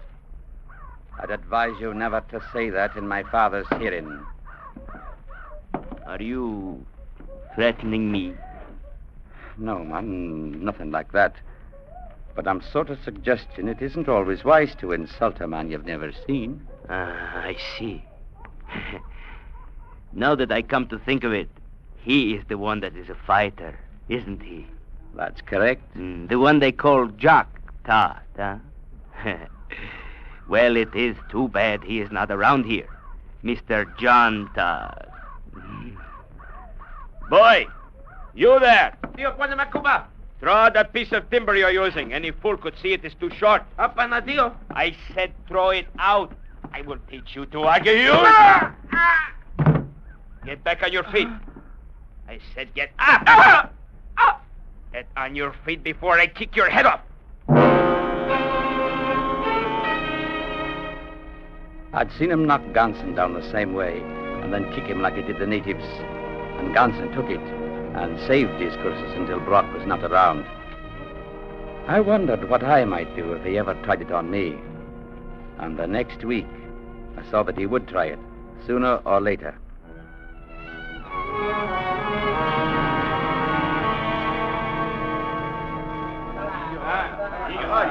Chief Dewana and his boys had come in from back country with a dozen canoes full of palm nuts, and I was out in the warehouse checking in the load.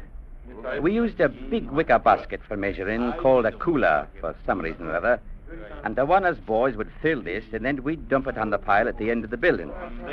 Ganson was bossing the loading, and I'd check off each cooler in the tally book as it was dumped. It was late in the afternoon when we finally finished. All right. Step lively now, ye, then polite as you.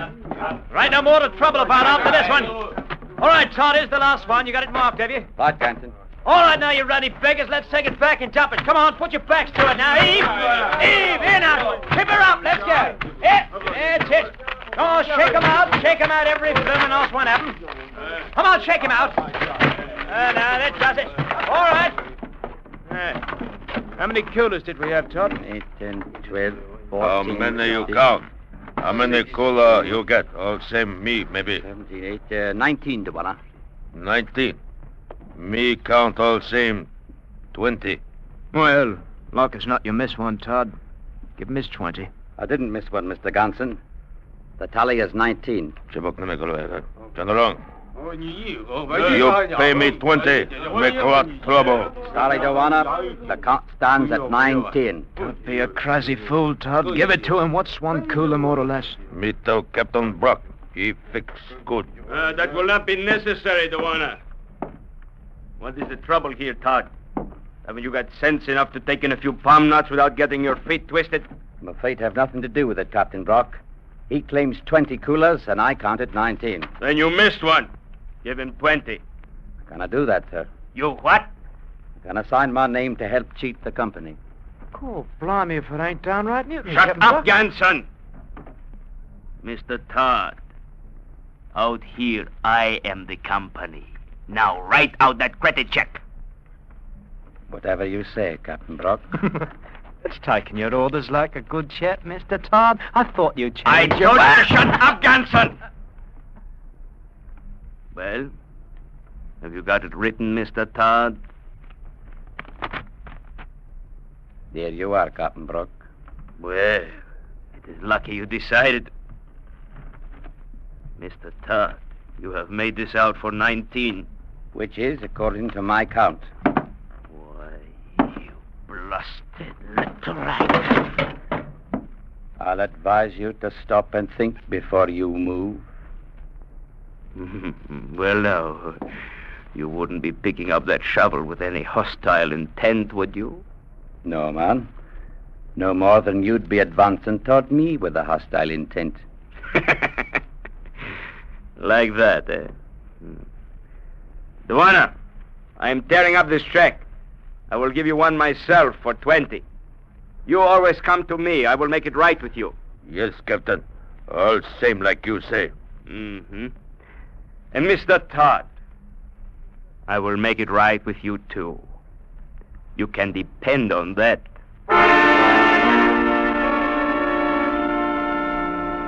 Brock stayed clear of me for a few weeks, and outside of the job of work I was hired to do, I had no words with him.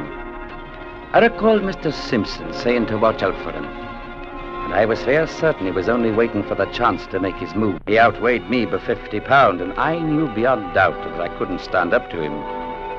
But what really worried me was not knowing of any reason for the man's attitude. It made no sense that a man should go looking for a fight without no reason at all. At any rate, the weeks passed. The jungle steamed, and the muddy river rolled past the wharf. And then one day, it happened.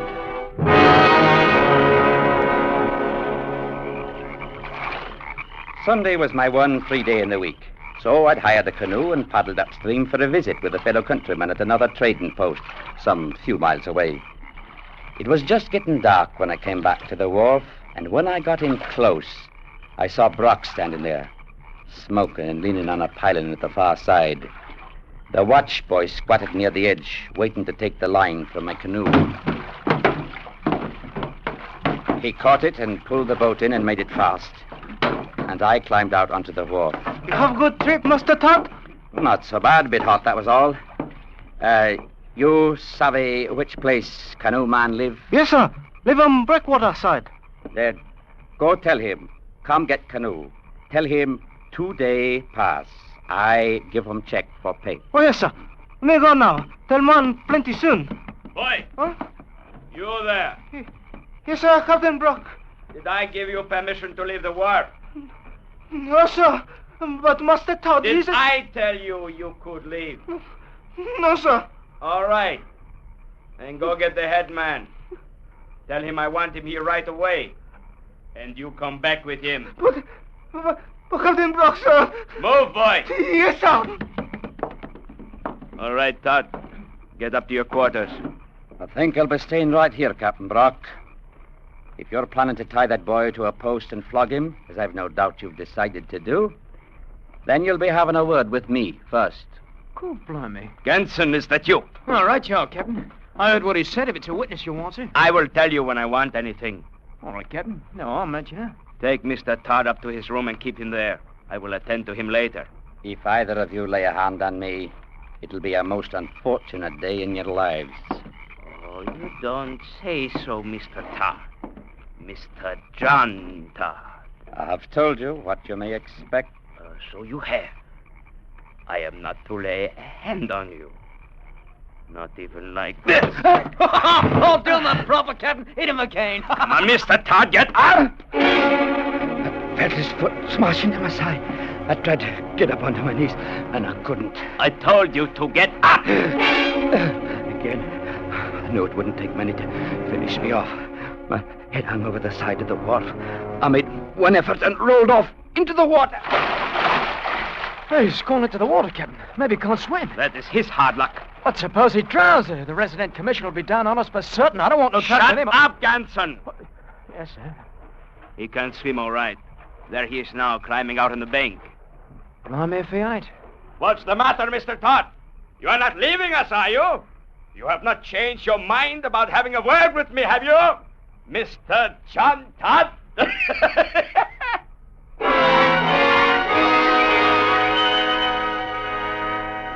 Back in my own quarters, I changed into dry clothes, hurrying as fast as I could. I couldn't have found it in my heart to be angry with the man. He had struck me without warning and kicked me while I was down, and he was planning now to flog a native boy without the lad having committed a fault. It was not a thing to become angry about. Captain Brock had to be punished, that was all.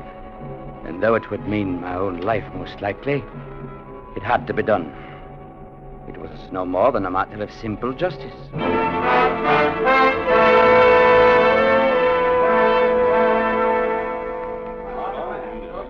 Within 5 minutes, I was back at the wharf.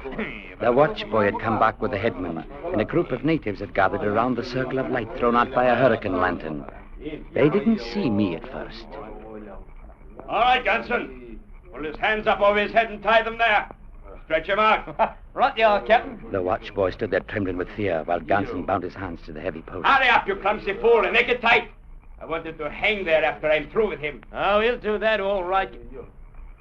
Captain, here's Todd. One more. Well, Mr. Todd, you are just in time to see the boy get what is coming to him. Brock, I told you before, you'll not be doing this without having a word with me. I was under the impression that you had already had your word, Mr. Todd. You've been laying into me ever since I came here, for reasons of your own, whatever they might be. And what do you plan to do about it, Mr. Todd? You may be somewhat within your rights in that respect, but you're not so when you hit a man without warning and kick him while he's lying on the ground. Go on, Captain. Give him what for. Go I on. take it then, Mr. Todd, you have objections to hitting a man without warning. Perhaps it is a thing your father would not think of doing. No objections, Mr. Brock, now that I know you do it. For it's a thing that one can do as well as the other. God, blimey, you, Captain. I don't mind now that I know it. I cuffed him along one side of the head and then again to the other. And while he rocked back from the blows, I clenched my hands around his thick neck and sank my fingers into his throat. Stop him, Captain. Boy, tears out your bloody throat. Stop. Cursed and struggled and twisted, but I held on and kept choking him, clenching my hands tighter and tighter. He struck at me, and I let go with one hand and cuffed him again on the side of the head. Blasted look! Oh, that was somewhat of a mistake on my part, for the blow enraged him so he tore himself loose and smashed his fist into my face. You got him now, Captain. Give it to him. Give it to him. I will show you if you can. Kill him, Captain. Go on, kill him. Get up, Todd. Get up. Go on, Captain. Kick his bloody head in for him. Give him a good... Look out, Captain. Look out, he's got your ankles. Let go, you dirty... Have you got to kick a man when he's down, Brack? Hey, now, hey, you ruddy fool. You're breaking his leg. That's right, Ganson. Get up, Brock. On your feet, man. Are you through or only pretended? Come on. Get up on your feet. I can't get up. You kill us. God, blimey, if you ain't broke his blooming leg. I doubt it. I'm thinking it's only twisted. Ganson. Yes, sir. Have the boys give him a hand to his room if he needs it. I'm going to my quarters and clean up a bit. Right you are, Mr. Todd. And Captain Brock, you have no reason to be calling me a killer. I'm a peace-loving man, and I've no good opinion of such things as killing and fighting. You tried to do me in, Todd. You are going to pay for it. I'm going to kill you for it, maybe today or maybe next month, but I'm going to kill you. You can count on it.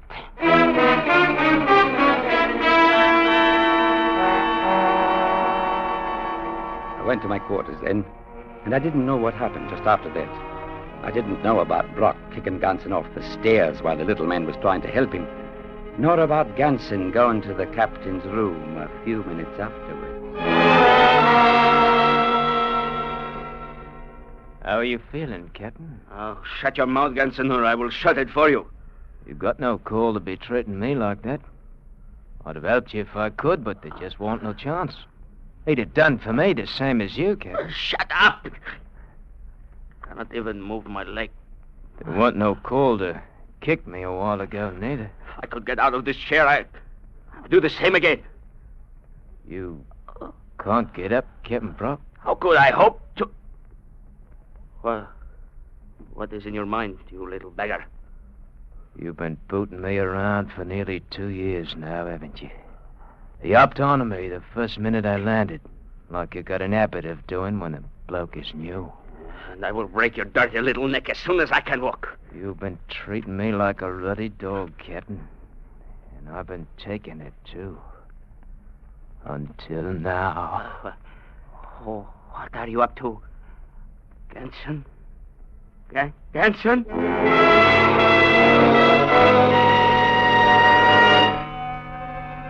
I sat there in my room for a long time, holding the pistol I'd taken from a drawer of the desk. I couldn't see any way out of it. Sooner or later, at the first chance he could find, Brock was going to kill me. And aside from murdering the man in cold blood, I didn't see any way of preventing him. I couldn't leave the trading post, and for certain I couldn't stay on my guard for 24 hours a day. I couldn't say how long it was I sat there, holding the pistol in my hand, and trying to think how I might keep from dying, and not even knowing why the man hated me enough to wish to kill me. Then I heard somebody coming down the hall outside my door. I thought for a moment they might be going past, but then I raised the gun and pointed it at the door. Ganson. Ganson. Man, what have you done to your hands?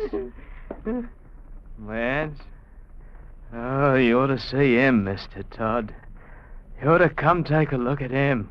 Oh, blimey, if I ain't marked him up all right. I marked him good. What are you saying, man? What have you done? Him has always thought he was so much, just because he was bigger than me. Oh, I showed him all right. What have you done? Why don't you come take a look for yourself, Mr. Todd? Come and see what used to be so high and mighty, calling itself Captain Brock.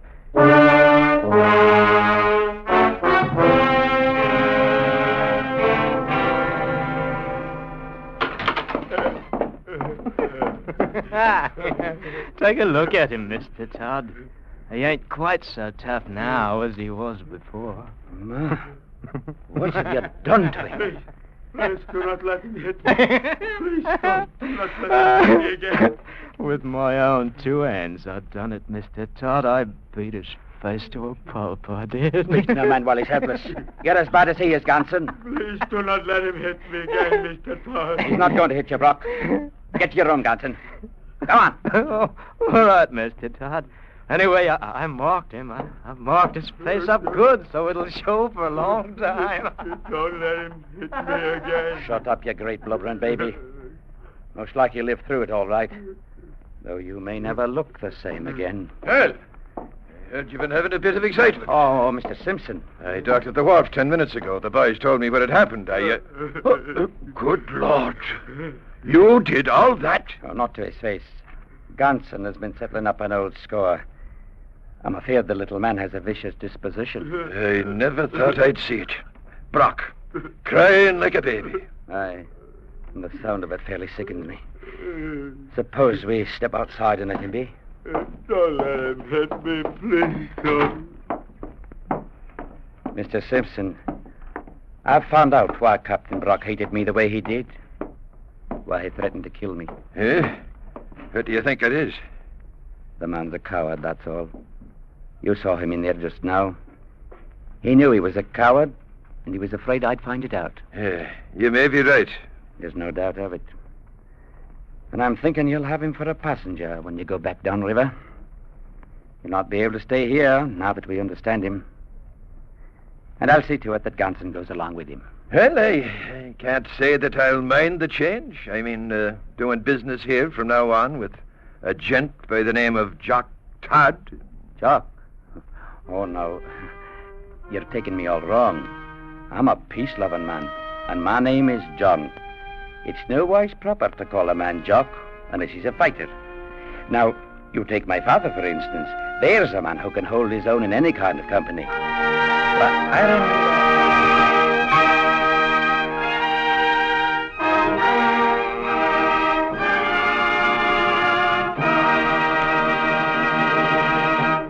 As Escape, produced and directed by Norman MacDonald, tonight brought you John Jock Todd by Robert Simpson. Adapted for radio by Les Crutchfield, featuring Wilms Herbert as John Todd, Jack Crucian as Captain Brock, and Tony Barrett as Ganson, with Don Diamond and Paul McVeigh. The musical score was conducted by Wilbur Hatch. Next week. You are rushing forward through time, far into the future, trying desperately to flee the clutching fingers of a band of night creatures, a dreamlike horror from whom there seems no escape.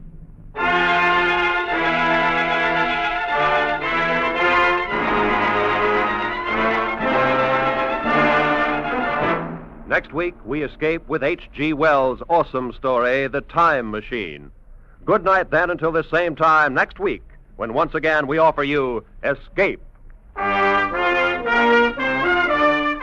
This is CBS, the Columbia Broadcasting System.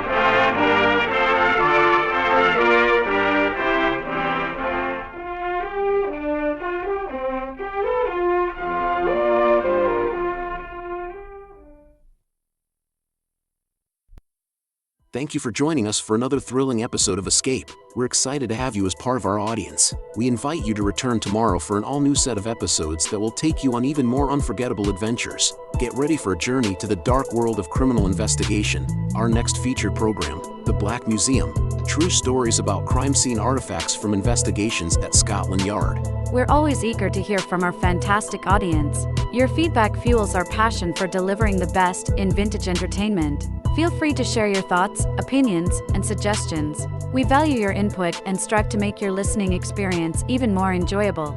If you're looking to enhance your Microsoft Access skills, look no further. Reach out to them at 615-420-2040 and ask for Mark. Once again, thank you for being a part of our Golden Age radio community. Get ready for more riveting stories, captivating characters, and timeless entertainment. Until next time, stay tuned and keep the nostalgia alive.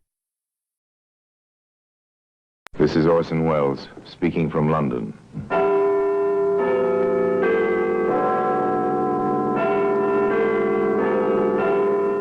Here in the grim stone structure on the Thames, which houses Scotland Yard, is a warehouse of homicide, where everyday objects, a woman's purse, a man's glove, a child's shoe, all are touched by murder.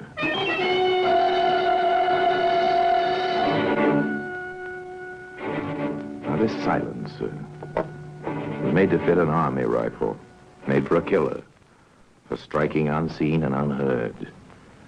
In the dark, perhaps.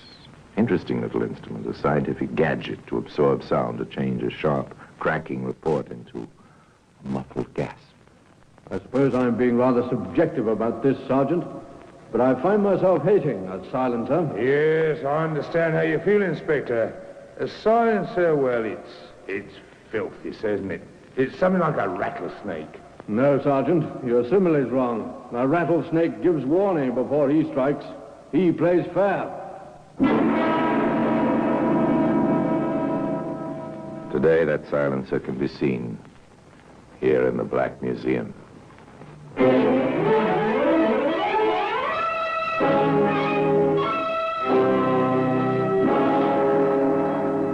From the annals of the Criminal Investigation Department of the London Police, we bring you the dramatic stories of the crimes recorded by the objects in Scotland Yard's Gallery of Death, the Black Museum.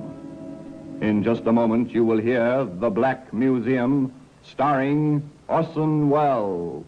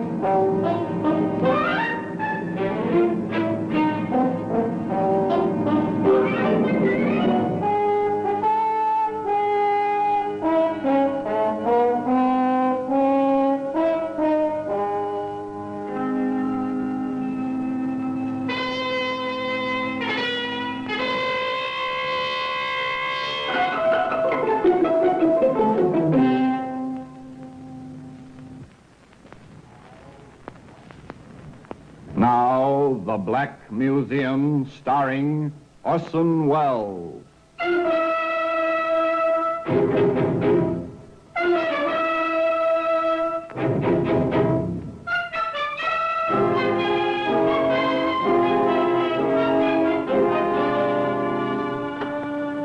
here we are, in the Black Museum. Scotland Yard's Museum of Murder. Here lies death, violent death, in many guises, the long history of a great number of very murderous deeds. On the shelves, on the tables, in the very air itself. Now, this elephant gun here, this was once used for hunting by a sportsman bred in the very best traditions. Later used to shoot a friend in the back. Ah, here we are, a silencer. Metal tubes within tubes, small and stubby, designed to swallow sound. There was a weapon, too, of course, but no one thought of a weapon or of a silencer the night Herbert and Josie Martin returned from a party to their new home in the equally new residential development in the suburbs of London. Oh, it was a fine party, Josie, but I don't mind telling you I'm dead for sleep. Oh, yes. Oh, I like the new neighbors, but business days are no time for housewarming. At the rate these new houses are renting, we'll be going to house parties for weeks on end. Might as well make up our minds to it. A man and his wife, tired in a pleasant sort of way, pleased at meeting their new neighbors and preparing for sleep. Normal, quiet, nice people in a new home, nothing spectacular. No hint of headlines. No thought of death. Sure the doors are locked, Herbert? Mm-hmm, yes. Oh, dear, please pull down the blind, because if it blows up during the night, it'll flap out the window and wake us, like last night. Oh, all right. If you didn't insist on opening the windows from the top, Josie, the blinds wouldn't blow. Oh. Herbert! Herbert, what is it? Herbert! What is it? What's taken you? Oh! Oh! A man reaches up to pull down a window blind. The lighted lamp is behind him. A bullet stars the window pane. The man is dead. A short while later, a telephone rings in an office in Scotland Yard. Inspector Foster here. Sergeant Williams speaking, sir. There's a call come through from Hempstead Oval. Herbert Martin, shot as he was pulling down the blind in his bedroom. Anyone with him? Yeah, his wife, sir. Any other witnesses? No, sir, not at the moment. Very well, Williams. Bring a car round and we'll have a look at the situation. I realize this has been a terrible shock, Mrs. Martin, but we need your help at once. Oh, anything, Inspector. Anything at all. Did your husband have any enemies that you know of? Oh, no, no one. No one. Any trouble in his business? No, nothing, no. What was his business? Insurance. Accident, mostly. He was going on so well, that's how we could afford to move out here. Then you've only come here recently. 3 months ago. We were one of the first tenants. It seemed such a nice place. Everything so new. Questions and more questions. But there was obviously nothing Mrs. Martin could tell the inspector. All she knew was what she'd seen. One point puzzled him. The inspector came back to it several times. And you're certain, Mrs. Martin, that you heard no shot? No, nothing. Just the sort of noise of the glass, and then Herbert falls. Well, it's possible, sir. At extreme range, the sound of the shot might have followed the arrival of the bullet. Mrs. Martin? No, I'm sure. I'd have noticed. That's what made it seem so strange. There wasn't any sound. Just the hole in the window and my husband sort of crumpling up and falling. Well, that's not much to go on. Perhaps the bullet will tell us something. Meanwhile, we'll do our best, Mrs. Martin. We'll try to do our best. There was very little for the police to start on. A close scrutiny of Herbert Martin's life brought nothing to light. Martin's manner of living, the conduct of his business were exemplary. His friends, his business associates, his new neighbors, all had nothing but praise for Herbert Martin. Death had come out of the dark. This alone was ground for speculation. particularly among the neighbors. Sidney and Elizabeth Davis, brother and sister, were no exceptions. I can't help but think, Sidney, it's so peaceful here. And that poor man barely in his grave. Well, it is pleasant. And it would be if it... Only... Oh, do you suppose his poor wife will keep the house now? I doubt it. But perhaps if you offered to help her, Elizabeth. Well, I have. It'll take her quite a while to make up her mind. I see. But she's all alone, poor soul. Sidney, I can't help but wonder... You know, what? What is it, Elizabeth? I have the strangest twinges. What? It's sharp as... Oh, Sidney! Elizabeth! Oh, help me! Help me! Elizabeth!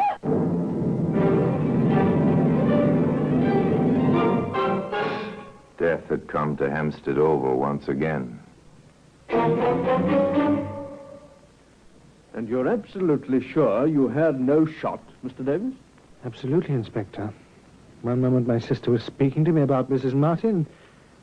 The next moment she was dying in my arms. There was no sound and only the blood. I see. Mr. Davis, do you know the people who live in this development? Nearly all of them. We felt rather like pioneers, I suppose, with the development being so new. We all became friendly. Then perhaps you can tell me, are there any ex-servicemen living here? Yes, there are two. Nice chaps. Wives and children, you know. May I ask why you inquire? Because the bullet which killed Mr. Martin came from an Arnie-issue rifle, and I suspect the same thing will be found true in your sister's case.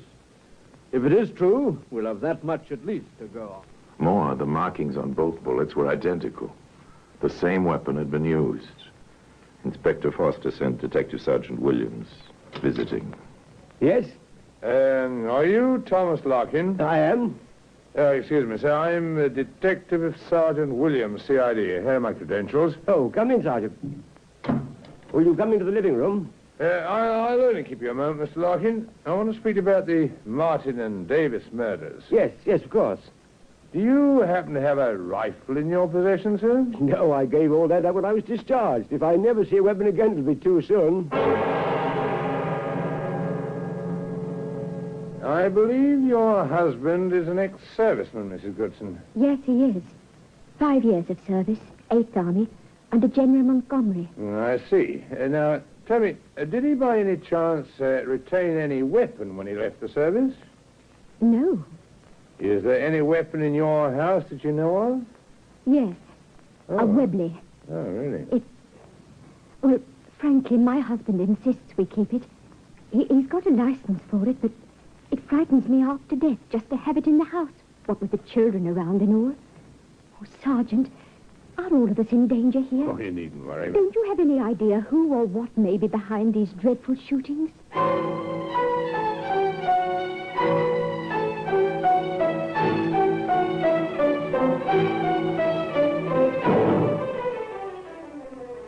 Nothing, sir. I drew a complete blank. I rather thought you would. Incidentally, pathology found the Davis bullet, and ballistics reports it's identical with the one they recovered from Martin's body. Well, whoever he is, he's a fabulous shot, sir. And he uses a silencer. That's the only explanation I have for the absence of sound. Not very much to go on. Inspector Foster here. This is Mrs. Thomas Larkin, Inspector. My husband and I live on Hempstead Oval. Yes, Mrs. Larkin, I know. What can I do for you? Well, Mr. Larkin and I have called a meeting at our house for this evening. We hoped you and Sergeant Williams could be with us. What's the purpose of your meeting, Ma'am? Oh, the entire development is living in fear, Inspector. We want to try to find some way to protect ourselves. We thought you might have some advice to offer. I'm somewhat doubtful about the advice, Mrs. Larkin, but Sergeant Williams and I will be at your meeting. Have you set a time for it as yet? They came that evening to the Larkin living room. Inspector Foster waited in the hallway with the Larkins. Is everyone here, Mr. Larkin? I think so, sir. Mr. Munden said he'd be over. His wife wanted to stay with their little boy. Well, he's the only one missing, then. Yes, that's right. How did you reach these people? By telephone? It's not much trouble to do that. We're all on party lines. I see. Someone's at the back door, Tom. Must be Munden. I'll get it. If you'll excuse me, Mrs. Larkin. Yes, of course. Go ahead, Inspector. funny coming to the back door. I told his wife particularly about the front door and the precautions. No matter. At least I don't believe it will matter. Here we are. Hello, Munden. Glad you could make it. Sorry I'm late, Larkin. I rather thought the back way would present less opportunity for this unknown marksman to... Munden, good grief! Shut that door, Larkin. You're a perfect target yourself standing there. Today, that silencer can be seen here in the Black Museum. In just a moment, we will continue with The Black Museum, starring Orson Welles.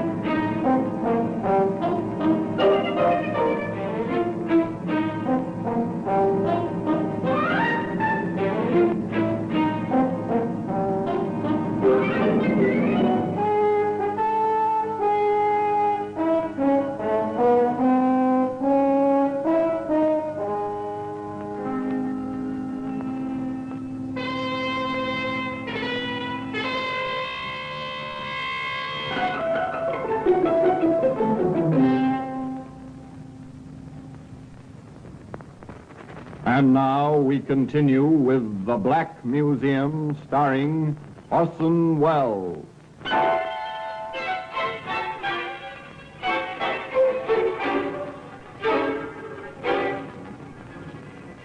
Neighbor Munden was dead. The rifle bullet neatly placed in the back of his head. The silent marksman was another story entirely. Who he was, where he was, why he struck, were the unanswered questions which Inspector Foster had to face as he stood before the terror-stricken residents of Hempstead Oval.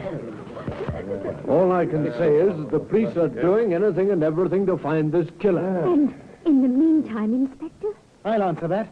In the meantime, we can all be picked off as my sister was, or Martin, or Munden. Yes, he's right, Inspector. I, for one, won't leave my children open to the risk of being orphaned, or worse. No. Oh, no. Moving away, giving up your homes, won't find a murderer. I'm asking you, all of you, to do something quite difficult under present circumstances. I want you to stay here for another few days. Be patient. Remain indoors at night. Stay away from doors and windows. If it's possible to find him, and that is always possible, we'll do it. I promise you this, that the entire machinery of the London... They watched him, the good neighbors of Hempstead Oval, with doubt and fear in their eyes. What they did as Inspector Foster asked. They stayed in their homes and waited. The welcome light of morning found the inspector and his sergeant with Tom Larkin in the kitchen of his home. You're about the same height as Munden, aren't you, Larkin? Just about. Good. Sergeant? Yes, sir? Set up the transit here where Munden was standing when he was hit and adjust its height to Mr. Larkin. Very good, sir. A surveyor's transit in my kitchen? I don't understand, Inspector. You will shortly. Almost ready, Sergeant? Yes. The men worked quickly, methodically. The transit was set up, the lens of its telescope facing the open back door. Inspector Foster adjusted the eyepiece and then slowly scanned from lintel to lintel through the open doorway. Back he moved the instrument, adjusting it vertically as well as horizontally, turning the brass thumb screw carefully, precisely. Stepped away from the transit. That seems to be the best possibility, Sergeant. See for yourself. Thank you, sir. Yes, it lines up well. The angle seems to be about right. Shall we have a look at it? Yes. Yes. Care to come with us, Larkin? Yes, I would. There's a tree out there with a clear line of fire right through your back door. The distance seems to be about 500 yards. So that's what the transit was for. Exactly. Let's go, shall we?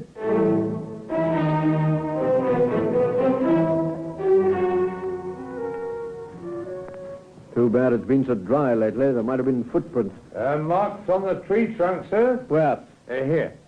Look, notice a scraping on this bark, sir. As if someone in heavy boots had climbed the tree, and it's recent, too. Here for a boost up, Sergeant? Yes, sir. All right.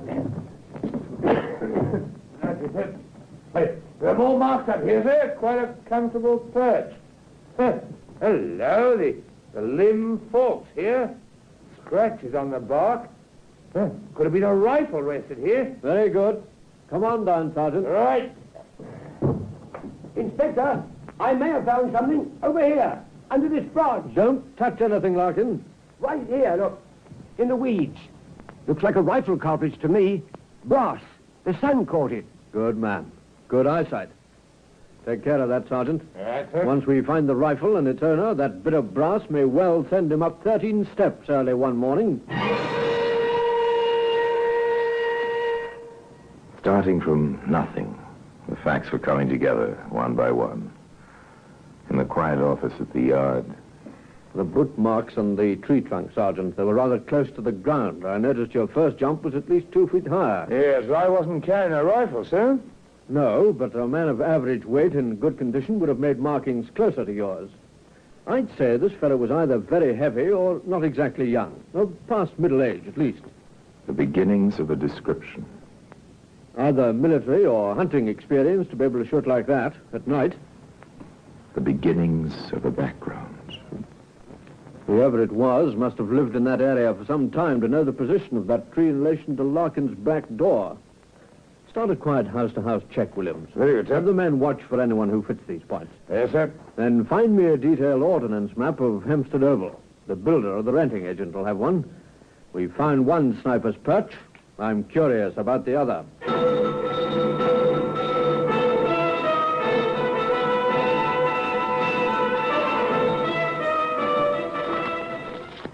Interesting layout architecturally. According to the contour of the land. The main line of the houses seems to curve round this rise just off center. It must have been quite a place in the old days. Oh? The builder told me. An estate sold for taxes. Family named, Wardman. Old line. The grant went back nearly to the first Queen Elizabeth. History. Fascinating. Any more? Yes, quite a talkative fellow.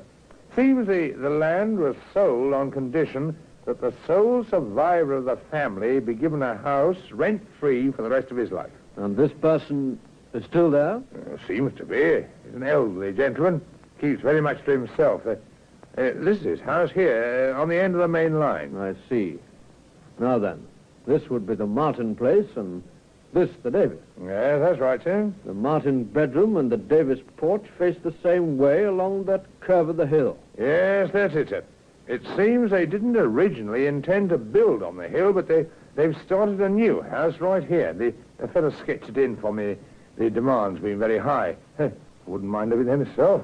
After we get this killer, eh, Sergeant? Oh, yes, sir, after. Pass me that ruler, William. Right. Thank you. See here, Williams. The Martin window and the Davis porch are in direct, clear line with the new building. I wonder now. I assume the contractor isn't working his men at night. I wonder now.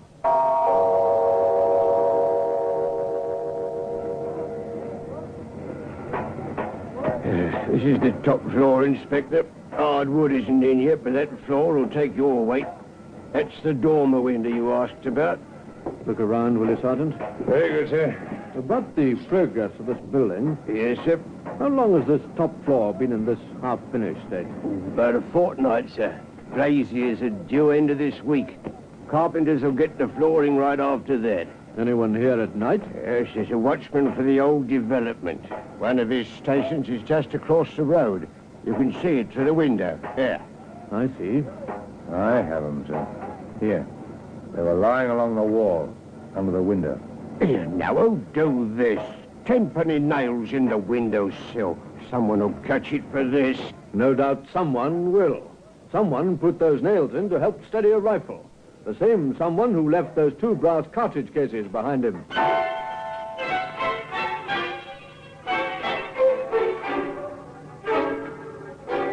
How do you catch a killer who strikes silently in the darkness? How do you match his craftiness? Perhaps you say to Tom Larkin, "It may be dangerous, Larkin. Will you cooperate?" Oh, I've been under fire before now, Inspector. Very well. Now then, I believe someone told me the telephones hereabouts are on party line. a telephone call is made on the party line. I want to talk to you, Goodson, about this killer. I think I know who it is.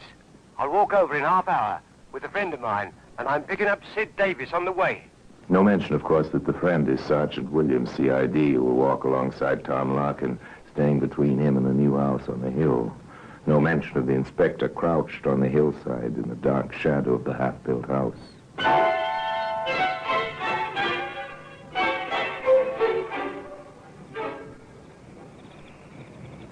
So you're certain the men know the orders, Mason? Yes, sir. Let anyone into the cordon, but no one gets out, except the watchman. Very good. Now, let's see. Yes. Time Williams and Larkin were starting on the walk. Let me have the glasses, Mason. Through the night glasses, the inspector watched. Almost half a mile away, two men left the Larkin house, started slowly along the road. On the hillside, a shadow slipped quietly toward the half-finished house. The inspector whispered. Hear that? Not a sound now. Unsuspecting, a shadow moved through the line of police, past the hidden inspector, into the building. Come along, Mason. He's gone into the house. Into the empty building. Empty, except for a killer, climbing steadily. No lights. Only the vague outline of the unpainted banister and the clean smell of new wood. Suddenly, the footsteps ahead stop. The inspector and his companion pause at the head of the stairway.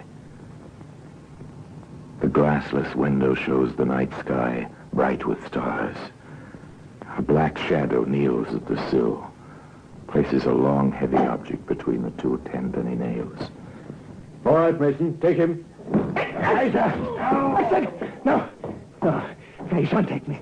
No, I have a right here. Better than anyone. I have a right. You're being taken in charge for murder. I must warn you that anything you say may be taken down in writing. Never mind, Mason. He doesn't understand. Yes, sir. You're Philip Wardman, aren't you? Who are you?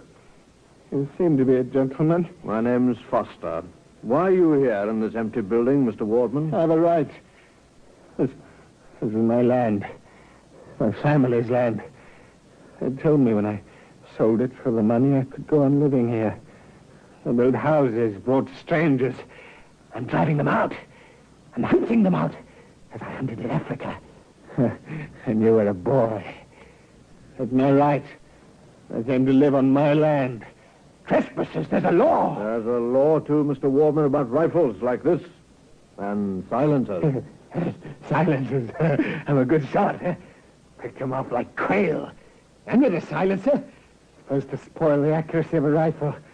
But not mine. I'm good. Won trophies when I was younger. I never knew. I never knew. All right, mister, take him downstairs. You were an excellent shot, Mr. Wardman, even with a silencer.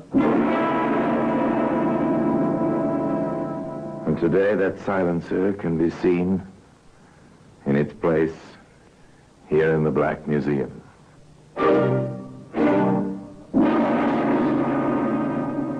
Orson Welles will be back with you in just a moment.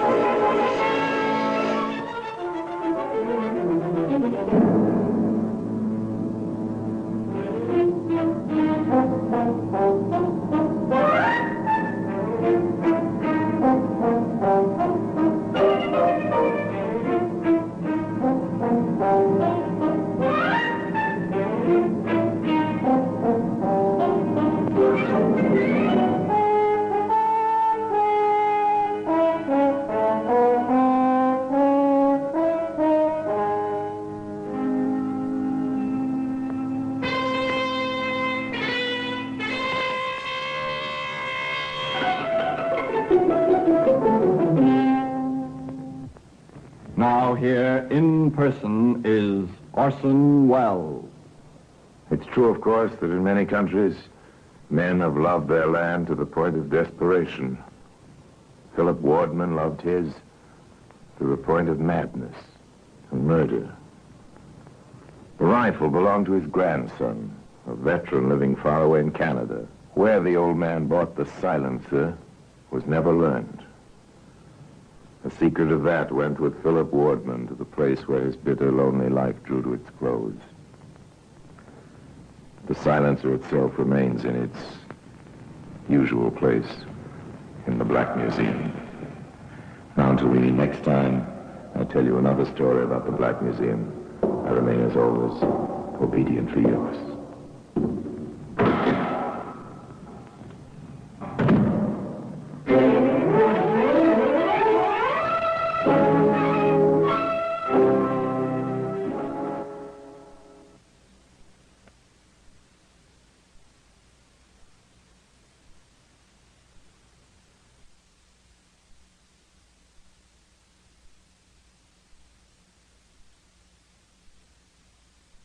Thank you for joining us for another thrilling episode of Black Museum. We're excited to have you as part of our audience. We invite you to return tomorrow for an all-new set of episodes that will take you on even more unforgettable adventures. Get ready for another journey of detective stories. Our next featured program, The Secrets of Scotland Yard, will take you into a world of crime, mystery, and suspense. We're always eager to hear from our fantastic audience. Your feedback fuels our passion for delivering the best in vintage entertainment. Feel free to share your thoughts, opinions, and suggestions. We value your input and strive to make your listening experience even more enjoyable. If you're looking to enhance your Microsoft Access skills, look no further. Reach out to them at 615-420-2040 and ask for Mark. Once again, thank you for being a part of our Golden Age radio community. Get ready for more riveting stories, captivating characters, and timeless entertainment. Until next time, stay tuned and keep the nostalgia alive.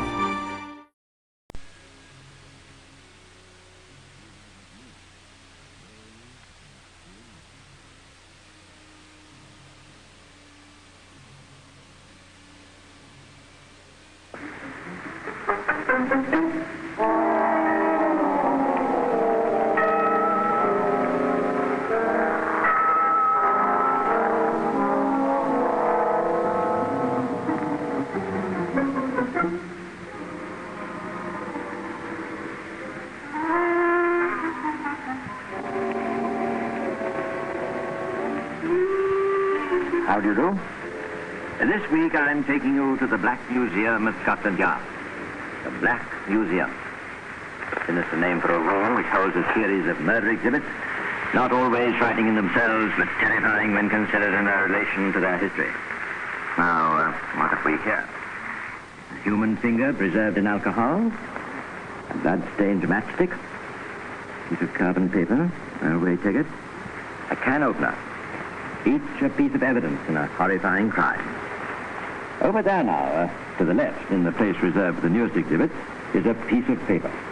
Reposing on it is a small bit of bone. I'm not an anatomist, but I know that that small bone was once part of a human voice box. Just a little piece of bone.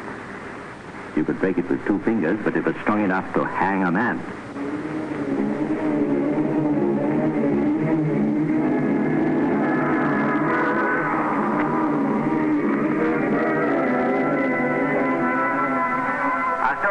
During the London Blitz 1941.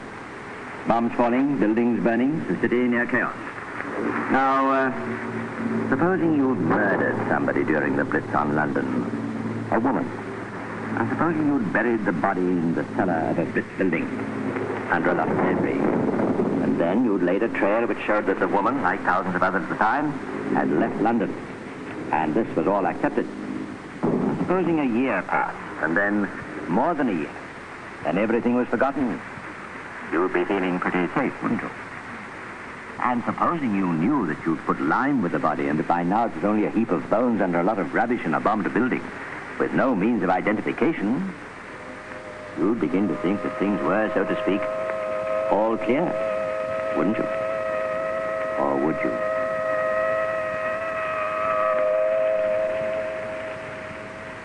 It is July 1942. The Blitz is over. A gang of demolition workers are clearing rubble away in the cellar of a damaged Baptist chapel. Sure, who's that, Bill? What? Yes, looks like a skeleton. No, I tell you, it is. Look, there's a skull. There ain't much of it. Must have happened when the bomb fell. Here, you better tell the folks. Boy, come down here for a minute. And that's how it began. Now, for research purposes, every bomb victim was subjected to a careful medical examination. The cause of each death had to be determined. That's just to make sure they were all accountable to Adolf Hitler. And, of course, medical facts are frequently a means of establishing identity where there's little else to go on. The pathologists examine the remains and report it to the coroner. There isn't much to go on. It's the remains of a woman, of course, and there's been some burning. And considering the place of burial, the cellar, was fairly dry earth, I'd say she must have died about a year or 18 months ago. That would be during the air raid. Yes. With your permission, I'll have the remains moved to a hospital laboratory. Maybe my equipment there will bring the facts to light. Very well, Doctor. The incomplete remains were removed to the Department of Forensic Medicine at Guy's Hospital, where a detailed examination showed that a tiny bone in what was left of the larynx had been fractured. Just a tiny bone. The pathologist made his first report to Superintendent Rawlings of the Big Five of Scotland Yard. Let's listen as Rawlings did to that report, for we are Rawlings, you and I, inside the brains of Scotland Yard. It's an apparently trivial little fracture, but it's one of the most significant in forensic medicine. All I can say at the moment is this woman may have met her death in a raid, or she may have met her death by strangulation, manual strangulation. I favor the latter view. Is there any evidence of identity, Doc? Anything we can start work on? Well, there are a few details I can give you now. It's the body of a woman aged between 40 and 50. Height, 5 feet or 5 feet 1 inch. The lower jaw's missing, but in the upper jaw she's worn a dental plate. There's no trace of it, but it probably contains 7 false teeth. 4 remaining teeth have fillings. Oh, and one last point. On the back of the skull, I also found adhering to it a few strands of hair. I'd say her hair was dark brown, going grey. I'm sorry I can't be more helpful at the moment. Good, tell me to go on, Doc. A woman, aged between 40 and 50, about 5 feet tall, going grey. Somewhere in London, with its thousands of evacuees, its shifting population, its blitz victims, one woman had to be identified. A woman whose description fitted thousands of others. A woman who had gone missing. Check the missing persons register. There's several in the registry like that, sir. Yeah, let me see. Yes. Yes. This looks like it might fit. Age 47, height 5 feet 1 inch, hair dark brown, going gray-brown. Reported missing Good Friday, 1941. At 15 months ago. Reported missing by her sister. That description fits, sir? Yes. It would fit 1,000 other people. You see, age, height, and color of hair aren't enough. For instance, did this woman have a dental plate? And the upper plate with 7 teeth in it. Is she still missing? Is she still alive? I think this is the sister, sir. The woman is still missing. She went missing on Good Friday, as reported, and hasn't been seen or heard of since. Her sister says she had a dental plate, an upper plate. With 7 teeth? She didn't know how many, sir. Who was the dentist? Oh, she moved around a bit, sir. The addresses of 3 dentists. So see the dentist and ask if they could identify the fillings in her teeth. Yes, sir. It looks as though the case is warming up, sir. No, not yet. Height, age, a very rough guess at the age, and the color of the hair. That's all we've got, really. We don't even know what a woman looks like. We've got a long way to go. A very long way. Yes, there was a long way to go. But all over London, detectives were drumming for information. All over Britain, other missing women were being traced. A photograph was obtained. Then came another clue. It wasn't important, but it was interesting. The sort of storybook clue that detectives keep them on their toes. This woman on the missing persons register, sir. Mrs. Dobkin, you mean? Yes, sir. A few days after she went missing, a handbag was found in the post office at Guildford. Guildford? Was it ever claimed? No, sir. What was in it? I have a report on it, sir. It contained a ration book, identity card, 2 return house for local London travel, nothing for a journey to Guildford. A ration book and identity card. She couldn't have gone a day without them in wartime England. Yet they'd been unclaimed for 15 months. That could mean that she had no need of them anymore, which could also mean that she was dead. Of course, she could have taken a single ticket to Stafford. If so, you could reason that she was going to stay there for a while. But if she was going to stay there for a while, why didn't she search for a lost handbag? She still had needed them, the ration book and the identity card. Perhaps it was just a quick visit on a return ticket. If so, why wasn't the return half also in the lost handbag? She kept other return hounds there. Or did someone else take that handbag to Guildford to plant it there? To give the impression that she'd moved to that district. Let's suppose that this Mrs. Dobkin is the same woman that we're trying to identify, and that at this time she was dead in a bombed chapel in London. How did her handbag get to Guildford? Who took it there, and why? If someone took that handbag to Guildford after she was dead, then the doctor's supposition is right. She was not an air raid victim. She was murdered. But is it the same woman? It's this kind of teasing, unanswered clue that keeps detectives hot on the trail. Inquiring, questioning, interviewing. The people who lived around the bombed chapel were asked to perform that difficult feat of thinking back 15 months. Yes, I think I remember. We had a fire under the chapel about that time. Yes, it's after a bomb. They called the NSA. Yes, we attended that fire. There's a report in the incident book. A fire watcher said he saw some smoke coming from a floorboard to a little school next to the chapel. He said he threw some water on it, but it got out of hand. Did the fire watcher call you? No, it was a police call. The fire had been burning about 2 hours before we were called. Did the fire watcher say why he failed to report it? He made no explanation to me. I see. I inspected the cellar after the fire, and I felt that the fire had been caused by someone on the premises. There was no raid that night, and there was never anything inflammable kept in the cellar. Yet that night, a straw mattress was there, torn open, and part of it had been set alight. I questioned the fire watcher, but he was serious, basically annoyed me. I made a note of it in my diary. Why don't you ask the bloke what used to fire watch over there, next door to the chapel? He can tell you about it. He was a bloke named Dobkin. He was a bloke named Dobkin. The same name as the woman whose handbag was found at Guildford. He was her husband. A woman goes missing. Her husband is a fire watcher. A woman's body is found buried in a bomb-damaged cellar next to a fire washing post. The body is partly burnt. He's implicated in the fire at that same spot. Well, to the lay mind, that seems fairly conclusive evidence. At least it's very suspicious. But the dead woman has not been identified as his wife. In fact, the remains are almost unidentifiable.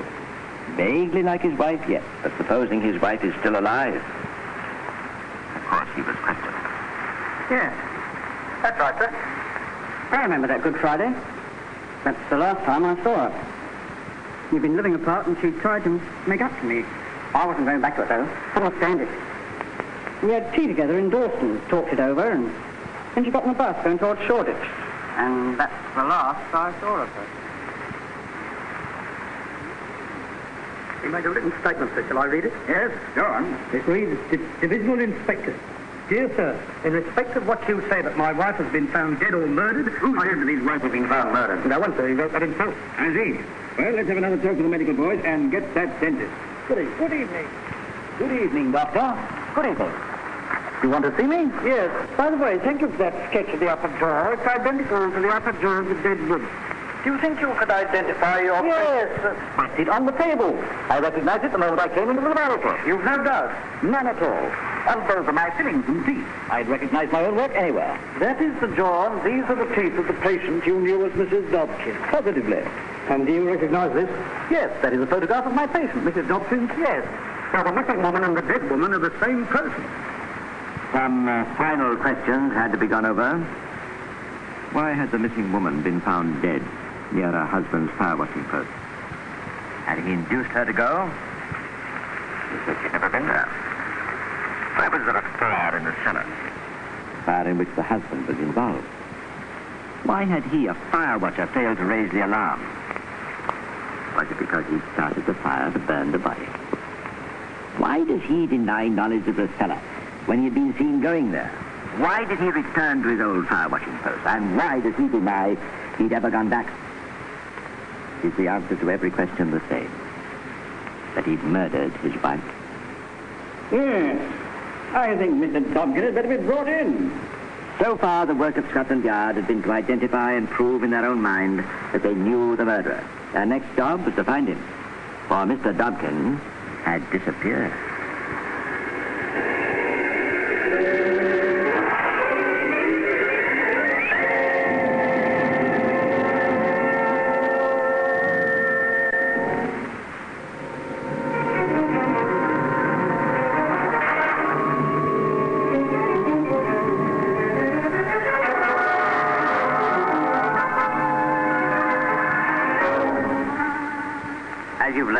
Scotland Yard first identified the murderer in their own minds, there remained no shadow of doubt that Dobkin was the guilty man. But, as is so often the case with the Yard, in making sure that the man was guilty before taking him into custody, they'd given him an opportunity of realizing that the police were after him. Within half an hour, Rawlings giving orders for Dobkin's arrest, the first reports came in. Dobkin left the lodging house where he was staying 2 days ago without giving an address. They've no information on him at the food office, and he just didn't turn up at the factory where he was working. Any relatives? There's a man, sister at Clapham. She told us a funny thing. Dobkin was always in court for failing to pay his wife her maintenance money. In fact, he went to jail for it once. But directly she disappeared, he became very regular in his payments. Something else for Mr. Dobkin to explain. The police looked at his dossier. Age 49, born in Clapham, spent all his life in London. If Mr. Dobkin ran true to form, he'd be found somewhere in London. The dragnet went out.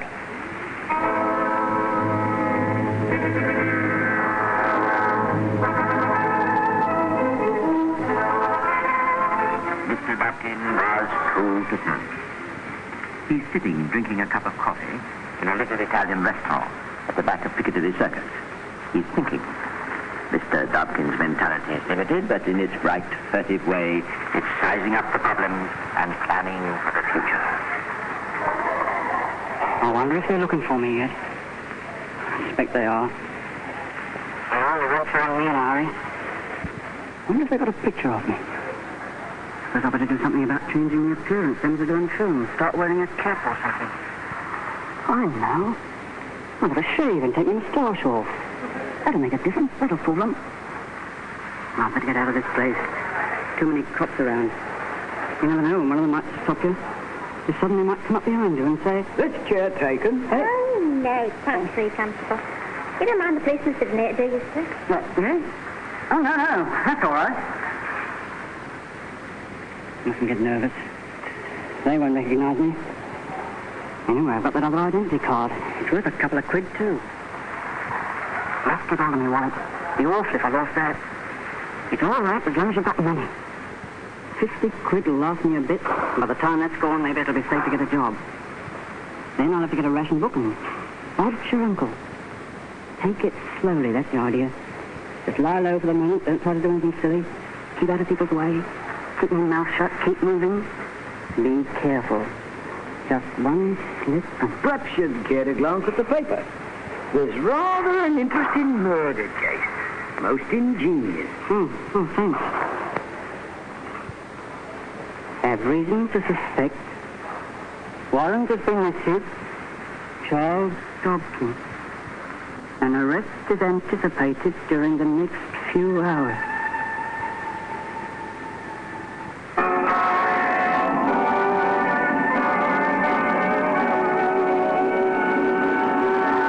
Strategy, when it's engaged in tracking down a particularly important lawbreaker, is known as Operation Net, the code word title for a system of suddenly throwing a police net around the area in which they believe their man to be hiding and asking every person within a narrowing circle to produce proof of identification.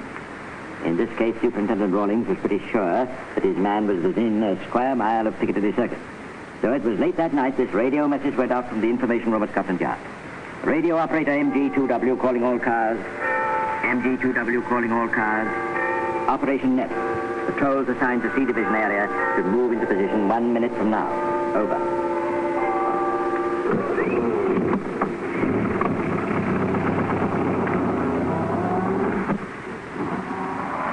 In the operations room, Superintendent Rawlings was giving final instructions to the foot police. That evening we propose to cordon up the Piccadilly Circus area in accordance with this plan. Motor car patrols are already in position at Piccadilly and Albemarle Street, and so on right the way round. Your 0 hour is 10:30. At that time, cordons will be thrown across here, and so on. I don't mind telling you, I've more than a suspicion that we'll pick up our man Dobkin this evening, but the capture of Dobkin isn't the only purpose of this operation. We've had a few identity card checkups, but this, I think, is one of the biggest roundups we've attempted. So, incidentally, the military police have all received parallel instructions and will be working with you in the normal manner. Right then, good luck until 10:30.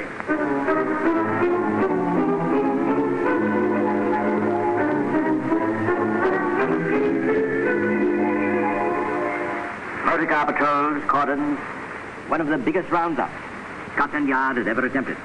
It's a good thing for Mr. Dobkin's already overstrained peace of mind that he doesn't realize what the odds are against him. He'd be wishing he was the invisible man. 0 hour, 10:30 p.m.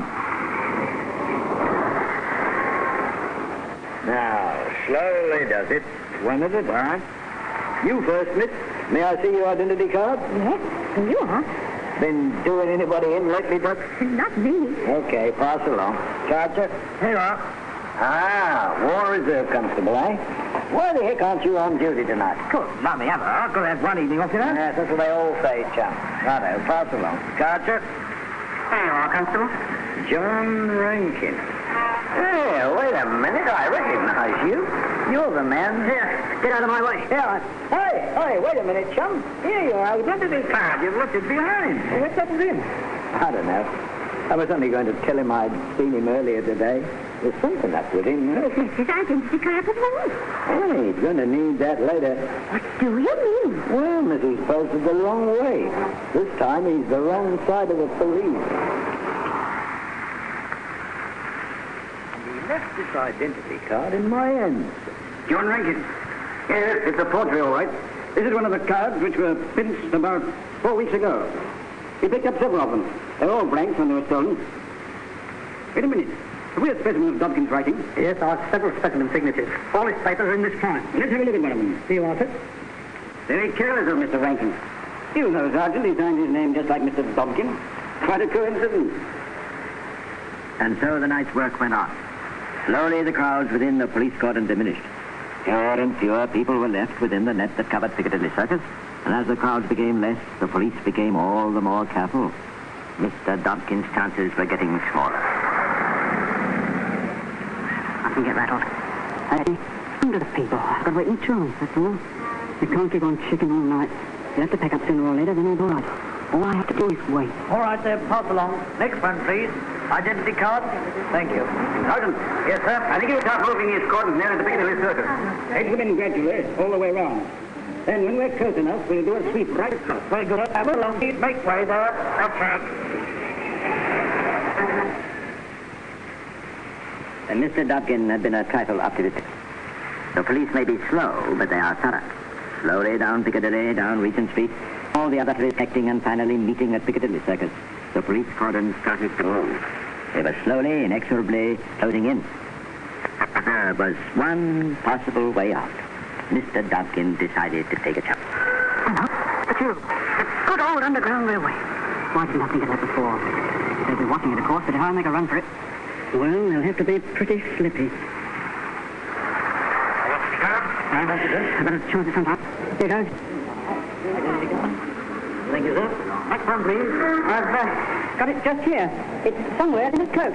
All right, stand on one side. Let's have the next one. You are, Constable. Thank you.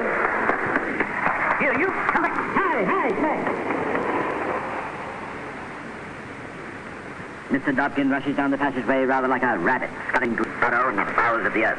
It's not a bad simile for Piccadilly Circus Underground Station. The largest subway station in the world is rather like a rabbit was. All 4 converging lines meeting deep below here. Dobkin pushes his way through the crowded hall, buys his ticket, takes his place on the escalator, going down towards the Waterloo line. He doesn't know it, but 20 yards behind him, fighting his way through the crowd, trying to keep up with him, is the one person in the world Mr. Dobkin doesn't want to meet, a gentleman from Scotland Yard. That fooled him. This is not, you know. Last time I'm coming up to the West End, though. It's a quiet suburban life for me from now on. Follow blue light for Waterloo, eh? Some second sense seems to have warned Dobkin that something was wrong. As the crowd thinned out in the passageway leading to the platform, he began to a run. He reached the platform as the train arrived. It was almost the last southbound train of the night, and there was a crowd round the doorways. Mr. Dobkin pushed and shoved, and with a final heave, he was in.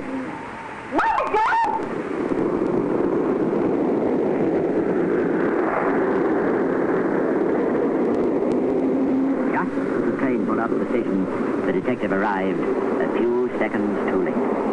But as you will see, Scotland Yard is not without its resources in an emergency.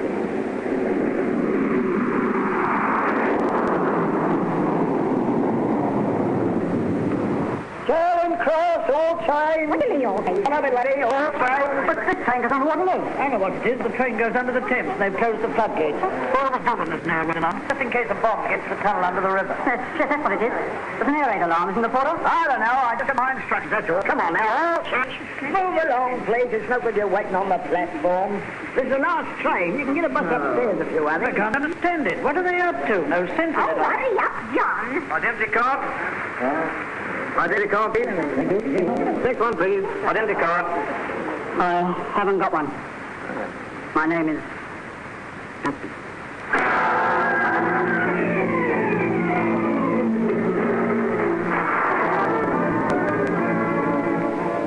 Mr. Dobkin has come home. I reckon for King Cross is only a very short, rather charming walk along the embankment to Scotland Yard. Mr. Dobkin subsequently admitted that his most embarrassing moments were not at the height of the investigation or in the heat of the final kiss. They were before the discovery of his wife's remains. You remember that he became strangely regular in paying his wife's maintenance money in court after her disappearance. You see, one of the officials of Old Street Police Station had developed a trying habit of remarking to him when he brought in the money, "Now, Harry, you know you killed your old woman. What have you done with the body?" Well, that's all for today. I'll be back again to tell you some more of the secrets of Scotland Yard.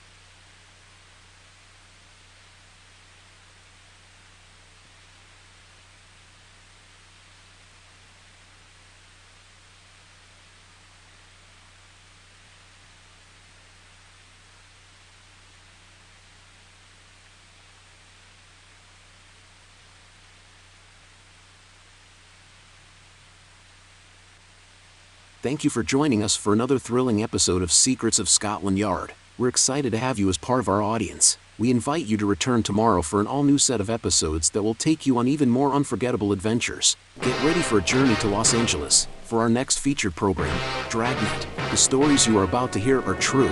Only the names have been changed to protect the innocent. We're always eager to hear from our fantastic audience. Your feedback fuels our passion for delivering the best in vintage entertainment. Feel free to share your thoughts, opinions, and suggestions. We value your input and strive to make your listening experience even more enjoyable. If you're looking to enhance your Microsoft Access skills, look no further. Reach out to them at 615-420-2040 and ask for Mark. Once again, thank you for being a part of our Golden Age radio community. Get ready for more riveting stories, captivating characters, and timeless entertainment. Until next time, stay tuned and keep the nostalgia alive. Subscribe for more videos.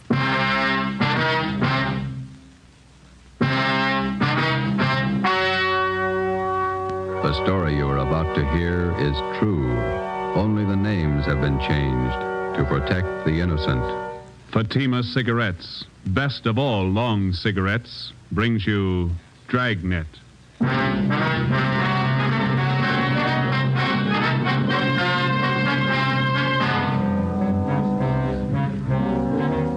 You're a detective sergeant. You're assigned to homicide detail. For 2 months, a depraved criminal has been at work in your city. Men and women have been robbed, brutally attacked. Your job, get him. If you want a long cigarette, smoke the best of all long cigarettes. Smoke extra mild Fatima. Yes, Fatima is the king-size cigarette which contains the finest Turkish and domestic tobaccos superbly blended to make it extra mild, to give Fatima a much different, much better flavor and aroma than any other long cigarette. That's why Fatima has more than doubled its smokers coast to coast. Enjoy extra mild Fatima yourself. Best of all long cigarettes. It's wise to smoke extra mild Fatima. It's wise to smoke extra mild Fatima.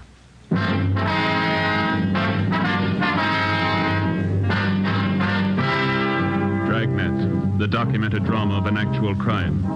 For the next 30 minutes, in cooperation with the Los Angeles Police Department, you will travel step by step on the side of the law through an actual case from official police files. From beginning to end, from crime to punishment, Dragnet is the story of your police force in action. It was Wednesday, March 7th. It was cloudy in Los Angeles. We were working the night watch out of homicide. My partner's Ben Romero, the boss is Thad Brown, chief of detectives. My name's Friday. I was on the way home from the office, and it was 2:25 a.m. when I got to Collis Avenue, number 4656. Joseph, is that you? Yeah, Ma. Did I wake you? Well, what time is it? A little after 2. Oh, you can't keep this up. You've got to have your rest. Don't worry, I'm okay. You got any cold meat in the icebox? There's some pressed ham, a few slices of bologna. Didn't you have any dinner? A couple of hamburgers and a piece of pie. I got hungry again. Well, I had some nice beef stew for dinner. There's some left in the icebox. I'll come down and warm it for you. No, all I want's a sandwich, Ma. You go on back to sleep.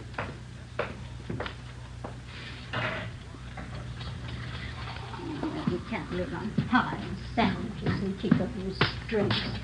Working all hours, first thing you know, you'll be getting sick. You need your food and you need your rest. Nobody cares when you're sick. You didn't have to get up, Ma. All I want's a sandwich. I can fix it. You better have a bowl full of stew. Here, it'll take a minute to warm it up. Nice new potatoes in it. Some of those onions you like, too. White Bermudas. Okay, not too much now. I'll get the milk. It's 2:30 in the morning. What kept you so late again? Another stakeout. It's the same job. Is that the murder in Highland Park? No, Ma, the badge bandit. The one that poses as a policeman. Oh, that one. You certainly ought to do something about him. Yeah, well, we're trying to. We can't find him. Now, there was a piece in the paper about it tonight. They say it's just terrible the way he beats up people and robs them. Yeah. Badge bandit. The way he treats women ought to be ashamed. They ought to put him away. You got some more rye bread? Mm-hmm. Are you going to have tomorrow off, Joseph? Thanks. The captain says we work straight through till we get the guy. Oh. I thought you were going to have tomorrow off. Mm-hmm. Oh, you ought to tell the captain. You need your rest. You can't go on like this working all hours. You'll be coming down sick one of these days. 15 robberies, 15 assaults, all in 2 months. Somebody's got to stop them. You ready? Oh, yeah, I think so. Okay. Well, can't they warn the people? They wouldn't be getting robbed and beaten up if they weren't parked in those lonely places. Spooning, so silly. Yeah. I'm afraid we can't do anything about that, Ma. It's a public place. They got a right to park if they want. Yeah, I suppose. Let me have your plate. Okay, here. No, hold it. That's fine. Another spoonful. You can't work if you don't eat. Okay. It is good stew. Yeah, sure it is. Butcher down at ShopRite's nice. His stewing beef's just wonderful. Yeah. Ben work late with you? Yeah, his wife's sore, too. He hasn't been home much since we started on this. It's a tough one. Oh, my. Well, times certainly have changed since I was a girl. All this robbing, beating up. Crazy people. Yeah. Any mail today? No, just a couple of bills. Well, you set the alarm. I got to check back in at 8 in the morning. 8 o'clock? Why so early? Badge bandit got 2 more victims tonight. They were college kids. Oh. Doctor says he didn't think we should talk to him tonight, so we'll have to see him tomorrow morning at the hospital. Were they badly injured? Well, pretty bad. The boy took a terrible beating. The girl was attacked, same as the others. My. Well, it's very good, Ma. I better get to bed. Yes, well, your face looks so thin. You need all the rest you can get. I'll get it. Now, who can that be? It's almost 3 in the morning. Hello? This is Lorman down homicide, Joe. Sorry to bother you. Yeah, Lorman. What is it? Captain wants you and Romero to meet him at Hollywood and Laurel right away. What's the matter now? Attack and hold up in Laurel Canyon 20 minutes ago. Yeah? Got the area blocked off. Figure they got the man trapped. The victims get a look at the guy? Same description, the badge bandit. I left the house, went over and picked up Ben. We drove out to the edge of the Santa Monica Mountains where Hollywood Boulevard ends and Laurel Canyon begins. We headed back into the canyon to the blockaded area. Captain Steed from Homicide was there waiting for us.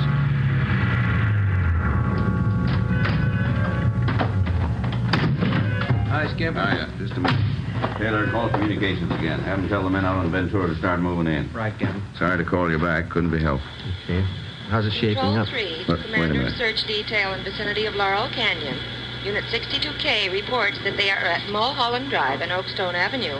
Nothing further to report. Okay, no what'd you sign of say, Joe? suspect. So how's it shaping up? Well, here's a sketch of the area. Covers just about all the Laurel Canyon district. Yeah? Badge bandit got his victims near the top of this hill here. Mm-hmm. Old man in the neighborhood heard a woman scream and phoned in. How sure are we the guy didn't get away? Well, the man who called in said the bandit had trouble starting his car. Finally, he left it and took off into the brush. He was headed west down this road here. Captain, I just had a call from communications. The crew from Leighton Prince are on the way. All right, any report from the detail up on Canyon Road? Nothing yet. I'll stand by the radio. Okay.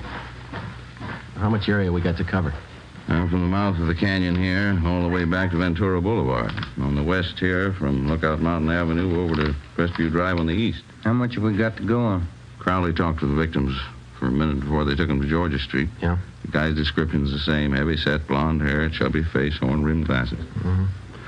Well, if he's on foot, there's plenty of underbrush around here to hide him. Just a minute. I want to get this call in first. Taylor, have communications contact 72K. Tell them to hold their line stationary. Yeah. We'll have the others close in from the west and the north. Right. You two better get up on Groveland Drive. Line's pretty thin up there. Olson can use the help. Is that the area where you've been in the car? Yeah.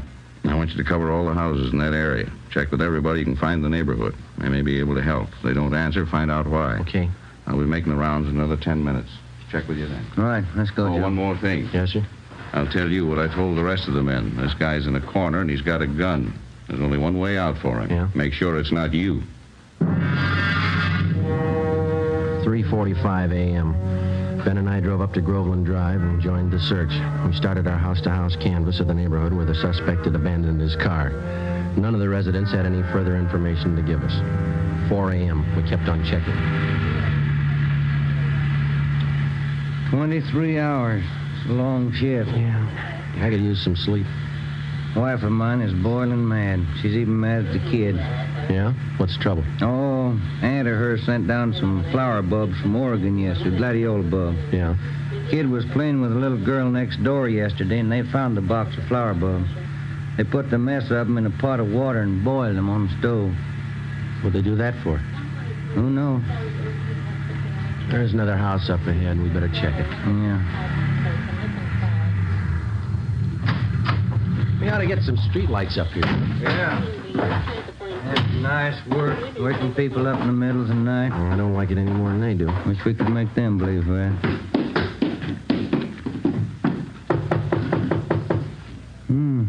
Nice neighborhood up here. Wonder what the price is on these lots. Well, it shouldn't be too high. They say real estate's coming down. Yeah, what is it? Police officers. Sorry to disturb you. We'd like to talk to you a minute. Oh, all right. Let me get the door open. What's been going on in the neighborhood tonight? Some kind of trouble? Cars racing up and down the hill? What's the trouble? Have you noticed any strangers in the neighborhood last hour? No, I just got to bed 20 minutes ago. I work out at Paramount. We're shooting nights. What's all the commotion anyway? We're looking for a suspect. He's supposed to be around this area. Well, I haven't seen anybody. I thought I heard somebody out by the garage a few minutes ago. Went out and looked around, but I didn't see anything. Did you check to see if your car is still in the garage? No, I left it in the driveway.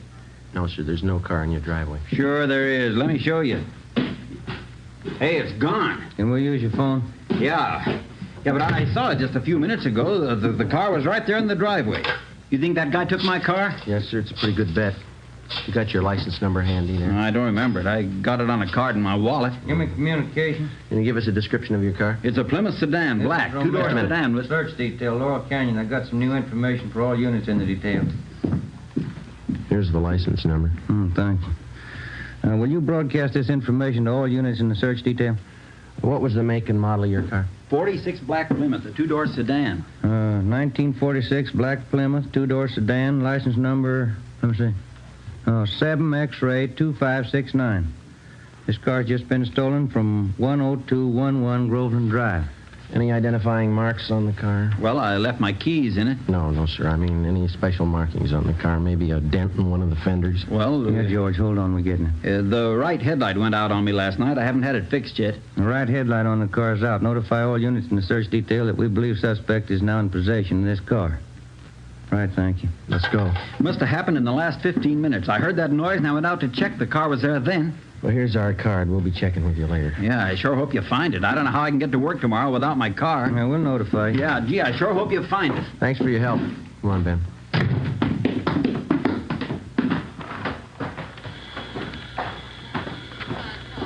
X-ray 2569. Repeat, 7 X-ray 2569.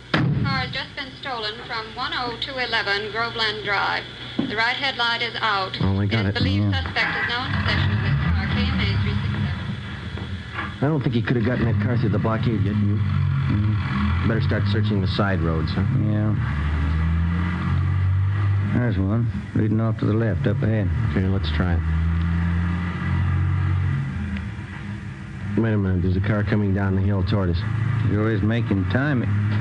Joe, only one headlight on the car. It's coming right at us. Turn around, quick. There's no room. Get over to the inside. I can't. It's too late. Ben, turn. Hang on. We're going over.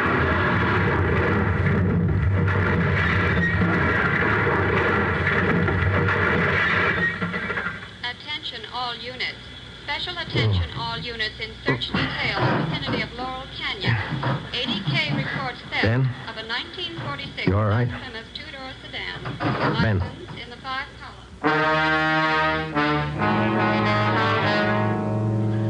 An ambulance was called, and Ben and I were taken to Georgia Street Receiving Hospital. There I received emergency treatment for multiple cuts and bruises and a sprained left shoulder. Ben didn't do so well. He had a possible concussion, 2 broken ribs, and a half a dozen severe cuts about the face and arms. We were then taken to the P&F ward. The next afternoon, we had a visit from Captain Steed and Chief of Detectives Thad Brown. Friday, how you feeling? Oh, pretty good, Chief. You saw Romero across the hall. You came out better than he did. Yeah, that's what I hear. You resting any? Oh, much better. No danger involved. Needs rest, that's about all. How long? Oh, he'll be here 2 weeks, according to the doctor. What about you? A couple of days. Too bad, Joe. Badge bandit? Yeah. Looks like you two got banged up for nothing. Oh? After he rammed your car, he ditched the black Plymouth, and then we figure he hit with the underbrush. Yeah? Somehow, while we were hauling you and Ben out of that wreck, he slipped through the line. Any fingerprints on the car? No, none we could use. It's rotten luck. I guess it was his night, huh? We're getting more men from Metro Division to help out. And we're doubling the number of decoys around the city. Policewomen, huh? And we'll have each of them planted in a parked car along with an officer in every area the badge bandit's been working. All he has to do is grab at the bait once. Yeah, if he goes for it. You'll have plenty of time to choose. We work the same setup every night till we reach him. It's a big operation. Might have to run it for weeks unless he quits. Well, there's only one way a guy like that ever quits. Yeah. When we stop him. Saturday, March 10th, 2 p.m. I was released from the P&F ward and went home. Ben stayed on at the hospital. He had at least another 10 days to go before release. Sunday, I spent at home. Monday afternoon, I checked back in at the office, and Captain Steed put me on decoy duty for that week, along with policewoman Dorothy River. We were assigned to cover an isolated parking area near Mulholland Drive and Beverly Glen. It was a nice view, but the duty was slow. No sign of the badge bandit. Policewoman River and I waited it out from late evening to early morning, from Monday through Thursday. Friday night came. Same thing. We waited. How's Ben? You see him today? Yeah, he's doing fine. Be out next week. Grouchy, I guess. Oh, sure. You want a cigarette? Thank you. You can sure tell it's Friday night. Yeah. Thanks. College kids are out in force. Mm-hmm. What time you got? 1:45. Long nights. Yeah. Slow. You cold? No, are you? Just a little. It's chilly up here in the early morning. What's that? Car full of kids just pulling out. Are the cars gone too? Yeah. We're the only ones left. These stakeouts getting your nerves. So look, if you're cold, you can have my coat. It doesn't bother me. No, it's all right, Joe. Thanks. It's a beautiful view from up here, isn't it? All the lights. Yeah. You like to dance, Joe? What? I said you like to dance. Oh, once in a while, I guess. I'm not too good. Why? Well, our club's having its big annual dance 2 weeks from Saturday. Yeah? Might get a kick out of it. It's formal. Well, it leaves me out. I don't own a tux. You could rent one. It'd be fun. Nah, I'm afraid I don't look good in a tux. I never met a man who thought he did. Why don't you try it? I might be working. Well, I mean, if you're not working, why don't you come? You going? Well, I was planning on Got a date? it. No, not yet. I have hopes. There's a car pulling in. Let's see. Yeah, parked over in back of us. I can only make out one person in the car. Yeah, looks like a man. I can't be sure. All right, come on over closer. We might as well look the part, huh? All right.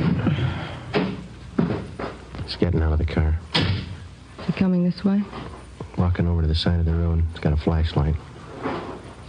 Looking around. He's built like the badge bandit. Short, heavy set. Yeah, he's turning around. He's got his flashlight on us. He's coming up on your side of the car. All right, take it easy. You know what to do. Come on, out of that car. Police officer.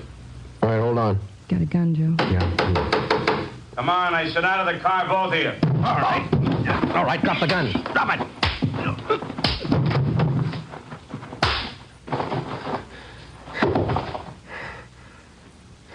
That's him. Yeah, Now I'll get the cuffs on him. thanks.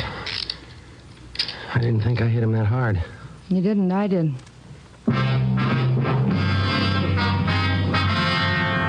Policewoman Dorothy River and I took the suspect to Hollywood Division, where he was booked on suspicion of robbery.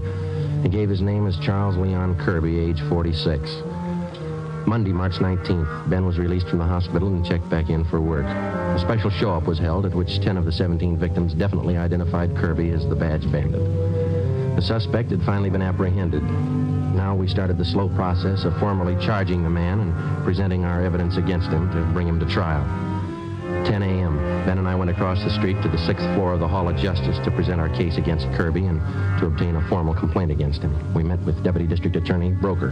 When'd you get out of the hospital, Ben? This morning, sure got sick of that place. Heard about your accident. That guy sure gave you enough trouble, didn't Yeah, he's still giving us trouble. he? How's that? He got in a tangle with another prisoner out in the Hollywood division. Yeah? The other prisoner gave Kirby a pretty bad going over. Cut him up and broke his left forearm. They're moving him in an ambulance from Hollywood to the prison ward at the General Hospital. When did this happen? Just this morning. I think they're moving him downtown now. Tough one. Now, how about your reports on Kirby? Are they all in order? Well, here's a summary report. Alleges 10 positive identifications containing 10 counts of robbery and 10 counts of forcible rape. All right. And here's 7 other crime reports. Only partial identification on these. Okay. What do you got for corroborating evidence against him? Oh, we went through Kirby's apartment. Found at least a dozen pieces of property that he took from his victims. Mostly watches and jewelry. The victims identified every piece we found. Okay, let me get the details down here. No. Excuse me a minute. Sure. Broker speaking. Yeah, just a minute. You, Friday. Thank you. Friday. When? Yeah, right away. Well, that does it. What's the matter? Kirby. He just broke out of that ambulance.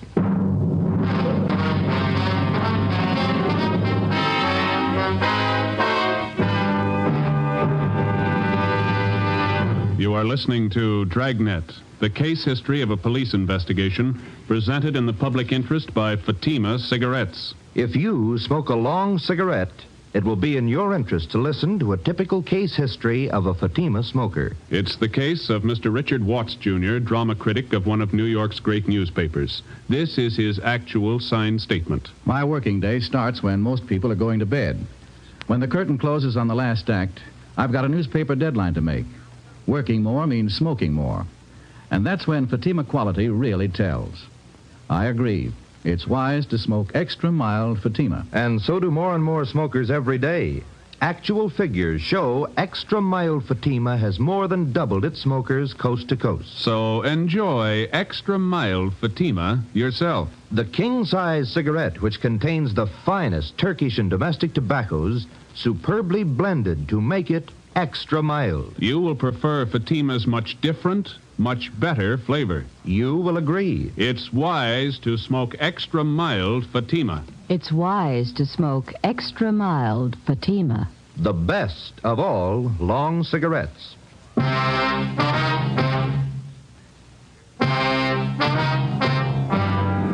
As soon as word of Kirby's escape came through, the information was broadcast to all points. All available cruiser cars and men were rushed to the escape area, and a door-to-door canvass got underway. All of the men were given mug shots of Kirby together with his description. 11 a.m., Ben and I got back to the office. We found a message from Captain Steed to meet him in the chief of detective's office. No man in that area until further notice. Check the bus depots and the Union Station. Right.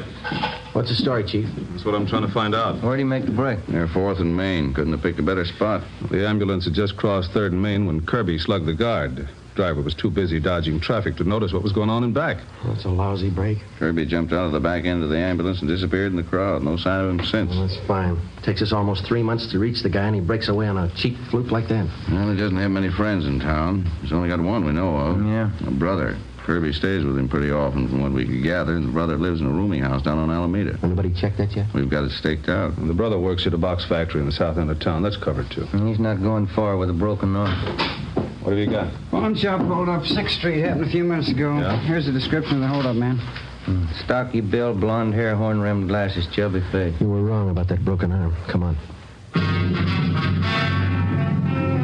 11:20 a.m. Ben and I pulled up at the East Asia pawn shop on 6th Street. Inside, we found the proprietor, Morris Brubaker, lying propped up against one of the showcases. He was an elderly man. His face and head showed the marks of a savage beating.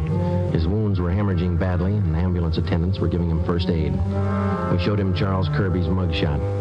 That's the man. I wouldn't make a mistake. That's him. Was he alone, Mr. Brubaker? Yes, by himself. He has to look at a watch, and when I turned to get it, he kicked me. I fell against the showcase and cut myself. He pulled me in the back room. I didn't even know him. He kept beating me. Easy, Mr. Brubaker. Let me get this compress on. How much did he get away with, do you know? I'm not sure. A blue suit, blue overcoat, wraparound, and navy blue both. He kept hitting me. All right, sir, just take it easy. They'll have you out of here in a minute. He kept hitting me like a crazy man. This is antiseptic. Might sting a little. Okay. What else did he take, Mr. Brubaker? Can you remember? Yes, from the cash register, he took money. How much? $13, $14, I can't be sure. When he left your store, did you see which way he was going?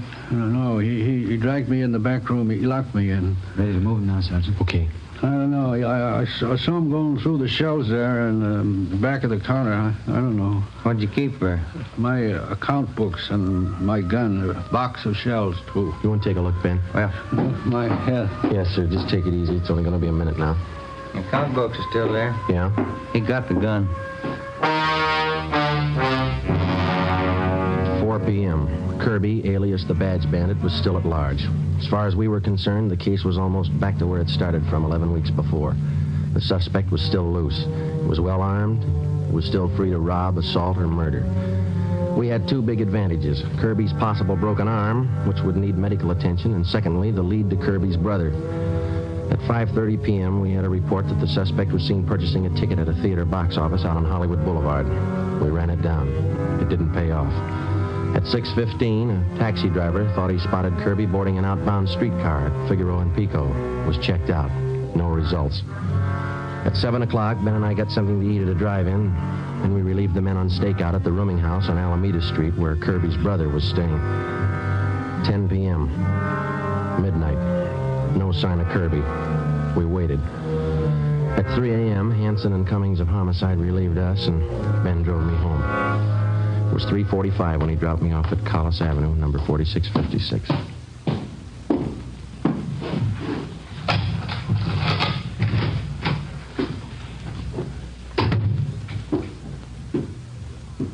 Joseph, that you?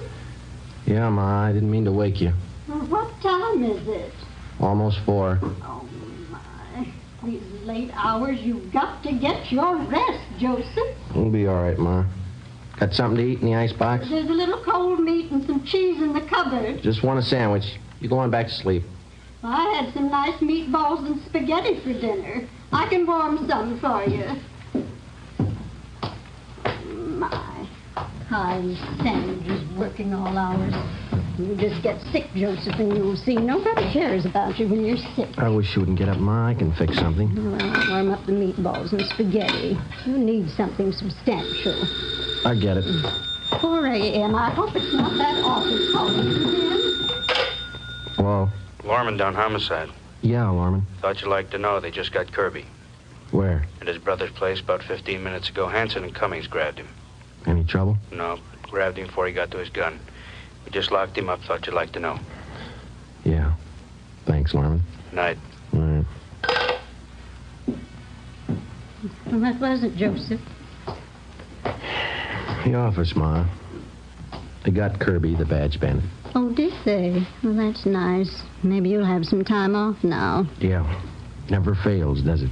You work on a case for 3 months. Leave it for 30 minutes and it's all over. Well, the food's warm. Is there anything else you want? No, that's fine, Ma. You go on to bed. Yeah. Well, all right, Joseph. Now, don't stay up too long. All right. Good night. Good night. Hey, Ma. Yes, Joseph? Have I still got that old tuxedo around?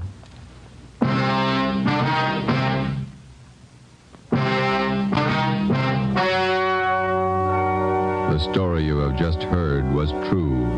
Only the names were changed to protect the innocent. On June 27th, trial was held in Superior Court, Department 87, City and County of Los Angeles, State of California. In a moment, the results of that trial. It's amazing how many long cigarette smokers are changing to extra mild Fatima. Here is the actual report. From coast to coast, Extra Mild Fatima has more than doubled its smokers. Yes, more and more smokers every day are discovering that Fatima is the king-size cigarette that is extra mild. Extra mild because it contains the finest Turkish and domestic tobaccos superbly blended to make it extra mild, to give it a much different, much better flavor and aroma. Enjoy extra mild Fatima yourself. The best of all long cigarettes. It's wise to smoke extra mild Fatima. It's wise to smoke extra mild Fatima.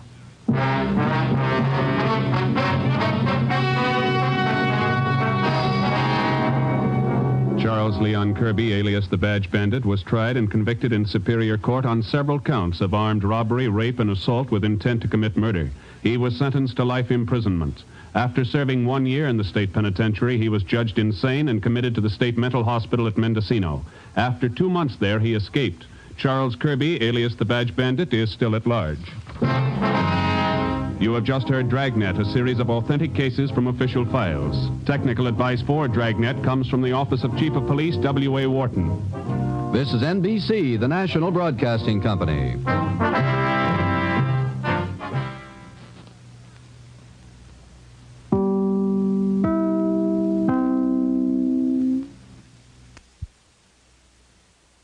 I would like to extend my sincere gratitude to Old Time Radio Research Group for their remarkable efforts in preserving and archiving the captivating world of old-time radio programs. Their dedication to safeguarding these precious audio gems ensures that future generations can relish the enchanting stories, music, and entertainment of the past. Their invaluable contribution allows us to step back in time and experience the magic of radio history firsthand.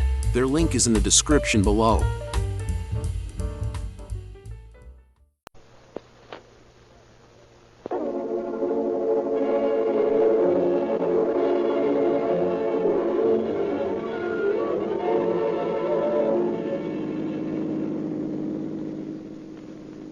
Please call your all cars, attention all cars.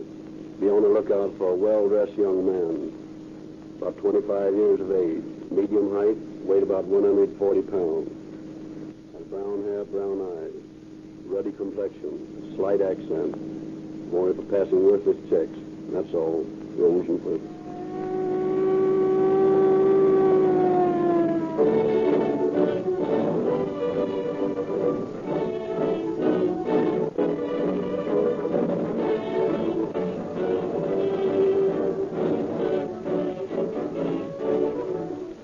Good evening, ladies and gentlemen. The exciting and hazardous duties of your police and fire departments demand that the automotive equipment they use deliver sparkling, dependable performance. When life or death may be a matter of seconds, their gasoline must be good. Instant starting, unlimited power, quick getaway night and day. That's why so many police cars, fire engines, ambulances, and other emergency equipment are powered by Rio Grande cracked gasoline. Remember, this gasoline is exactly the same as that which you can buy at any Rio Grande service station. Also, cracked gasoline has 10 points average higher anti-knock rating than gasolines which are not cracked. If you are now a user of Rio Grande cracked with tetraethyl, then you know what police performance in a gasoline really means. If you are not, then try a tankful tomorrow and enjoy the performance required by police and fire departments. Rio Grande cracked is sold at all Rio Grande stations.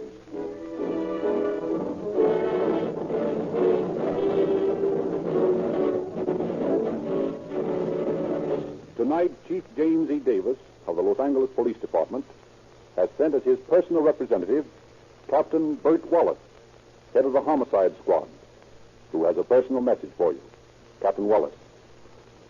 Good evening, friends. It is the desire of Chief of Police James E. Davis to give the citizens enjoying these true police dramas diversified programs. Therefore, tonight, you will hear no machine guns or revolvers. You will, instead, hear of a different type of criminal from the more spectacular enemies of society who break the law with guns, knives, and nitroglycerin.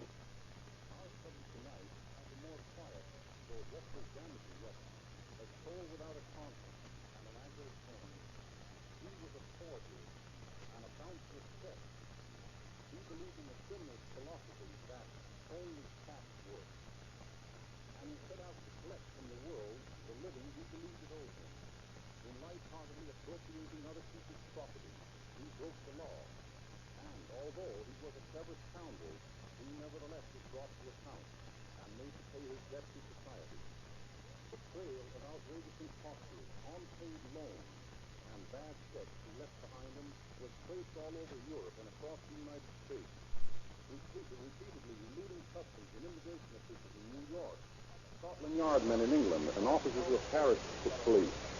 who finally came to justice when he bucked up against two officers in our bunco details. But I am getting ahead of the story. It is best for Frederick Lindsley to tell you the details.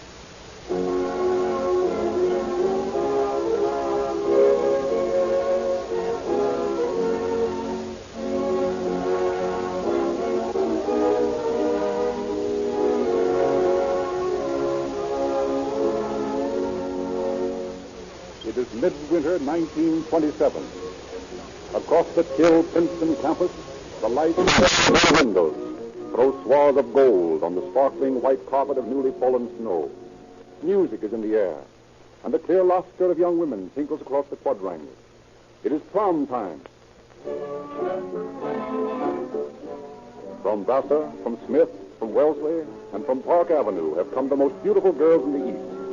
And from Harvard and Yale and Williams have come the coon-coated boys who are fortunate enough to have friends among the Princeton juniors. Among the visitors from other colleges is George Gaber, a Harvard law student, who with his Princeton host, Charlie Wallace, is standing in a secluded part of the ballroom watching the canine tactics of the stag line. The two young men seem to be hugely enjoying their own private little joke. It's a perfect disguise, George. There isn't a person I've introduced you to that doesn't believe you're really a German baron. Never having seen a German baron, how would they know? Of course, that rimless monocle helps. No doubt. You'd go a long way through Germany before you'd find a real baron that wore one. Yes, I suppose so. But for Princeton purposes, your monocle, your accent, and your big title of Baron Alfred von Krupp passes perfectly. You know, as a matter of fact, Charlie, there aren't any von Krupp. Really? Sure. The Krupps, as you know, were famous munitions makers for years and years. Finally, the head of the family died, and there were no male descendants. So Wilhelm II arranged a marriage for a favor of his to the woman who was the head of the house of Krupp. And instead of her taking his name, he took hers. Well, I'll be darned. I never knew that. Neither does anyone else, I guess. You Americans are woefully ignorant of the Almanac de Gotha. The Almanac de Gotha? Well, what's that? Oh, that's well, you might say the who's who of European nobility. Yeah? Well, if there is such a thing, we better not go too far with that little joke. Somebody may check up on you. Who? You never even heard of the Almanac. And if you didn't, you suppose anyone else here has? Well, maybe not. Charlie, I'll wager you I can pass as the Baron Alfred von Krupp any place in this country and get away with it. Oh, no, you couldn't. Sure I could. I can pull this guy to New York and Newport and Miami, any place, and get away with it. I'll bet you couldn't. I know I can. Somebody would be sure to check upon you. Charlie, as I said before, if you'll pardon me, you Americans are dumb. Yeah, but just the same... If I can successfully pass as the Baron von Krupp for 6 months, I tell you what I'll do. I'll be your valet for the next 6 months. Oh, that's too easy, George. I know you can. But if I get by with it, you'll be my valet for 6 months. Okay, George. It's a bet.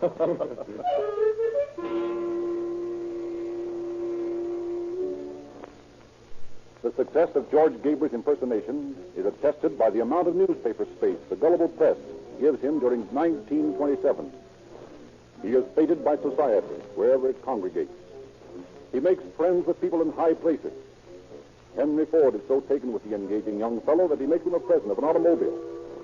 George Gaber, alias the Baron von Krupp, is living off the fat of the land and anticipating the services of Charlie as his valet for 6 months when at a house party on an estate in Delaware, his hostess introduces him to a countryman. Baron, I'd like to present the Count von Schwarzendorf.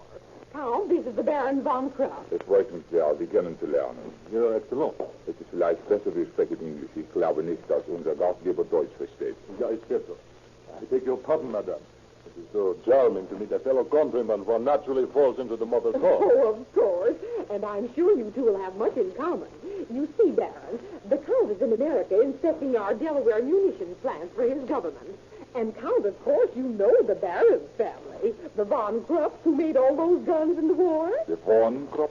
Oh, yes, of course, you know. They made the large Emmers or some gun like that. You know, the one that bombed Paris. Oh, yes. You come from the Von Krupps of Essen, then, Baron? Yes, certainly. Very interesting, Baron. It has been a pleasure to meet you. Madame, you said something about the garden. Oh, yes. Come this way, Count. I want you to see my dahlias. Auf Wiedersehen, Baron. Auf Wiedersehen. Madame, what do you know about this fellow, this Why, Baron? he has the best of recommendations. What do you mean? He is an impostor. Count, how dare you? He's my guest. I am sorry, madame, to be so brusque, but this fellow is no baron. He cannot be. Why not? Because in all the nobility of Europe, there is no foreign crop. Great heavens, are you sure? Positive, madame. Then maybe he's come here to rob me. Maybe he's stolen my jewels. We must do something, Count. We must catch him. Please, quiet. Allow me to handle this matter. There must be no excitement nor disturbance to alarm the guests. I shall call the police and then take the baron for a walk in the garden. When the police arrive, we will transfer him to their automobile, and then you may announce to your guests that the baron has suddenly been called away. And so, you are relieved of a possibly dangerous man, and your face is safe, and no one the wiser. Oh, Count, you think of everything.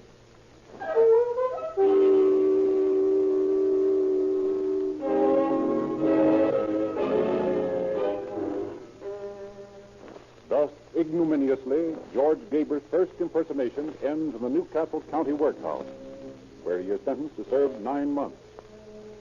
However, after he has been incarcerated 3 months, immigration authorities deport him as an undesirable alien. Ejected from one country after another, he finally is refused permission to enter his native Hungary on the grounds of having taken out first citizen papers in America. He is no longer entitled to Hungarian citizenship. But this resourceful man without a country manages to procure a birth certificate of a former Harvard classmate, and presenting it to the American consul with the story that he lost his passport, manages to get another issued to him in the name of his friend. His wager with Charlie Wallace has taught Gaber how easy it is to live without effort. So, equipped with his falsified passport, he journeys to London, where he prepares to get by on a really royal scale. The telephone, it is only a lie. Embassy of the United States. I wish to speak to the ambassador, please. Who's calling? This is W.C. Whitener of Philadelphia. Just a moment, please. Mr. Widener of Philadelphia calling, sir. Widener of Philadelphia? Oh, yes. I'll talk to him. Hello, Mr. Widener. Hello, Mr. Huffman. I've never had the pleasure of making your acquaintance. I presume you know who I am. I certainly have heard of the man who gave that beautiful library to Harvard. Well, that was nothing. I didn't know you were in town, sir. I hope I shall have the pleasure of entertaining you at the embassy. Well, unfortunately, Mr. Huffman, I'm only in London for a few hours. I leave for Paris tonight. But there is something. What is that, sir? Well, my nephew, Taft Hugh of Richmond, Virginia, is arriving in England sometime tonight. If you could... I'll certainly do everything I can to make his stay a pleasant one. I've taken the liberty of telling him to call you when he gets in. Excellent, Mr. Widener. I'll look after him. Thank you very much. And thank you, sir. Have a good trip.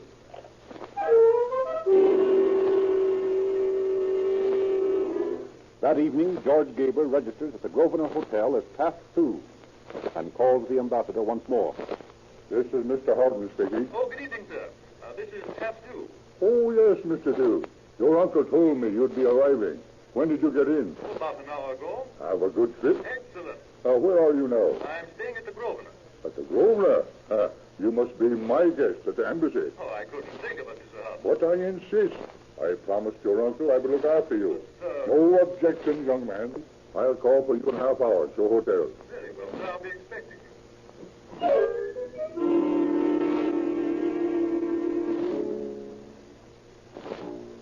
And so George Gaber, alias Taft Sue, becomes the guest of the ambassador to the court of St. James.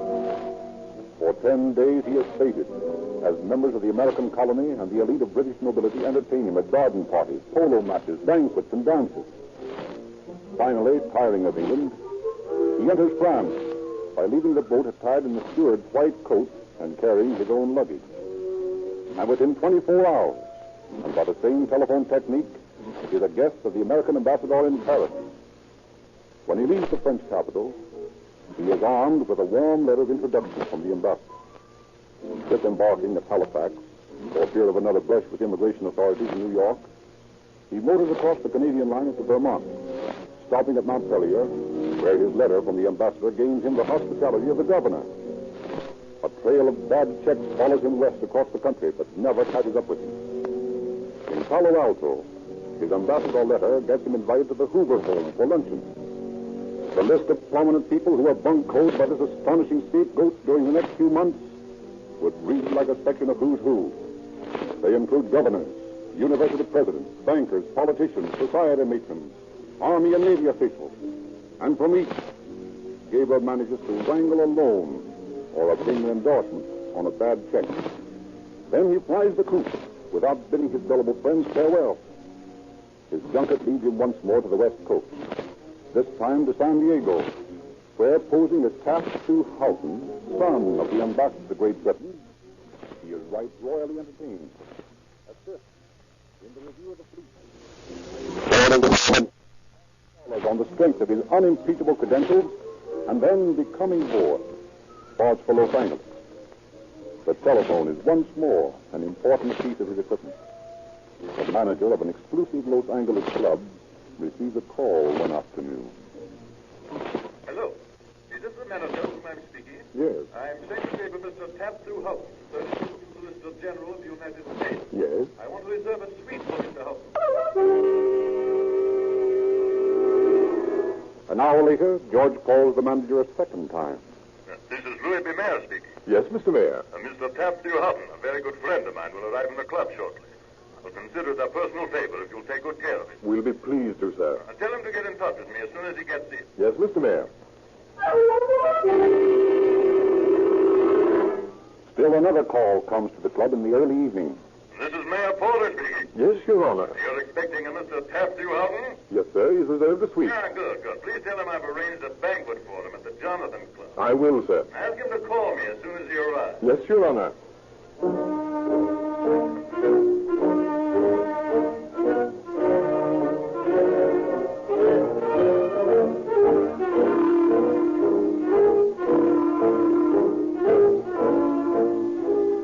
And a half hour later, George Gaber, alias Taft-Sue Houghton, arrives, receives the messages which he has telephoned himself, and is escorted to a luxurious suite by the bowing and scraping manager.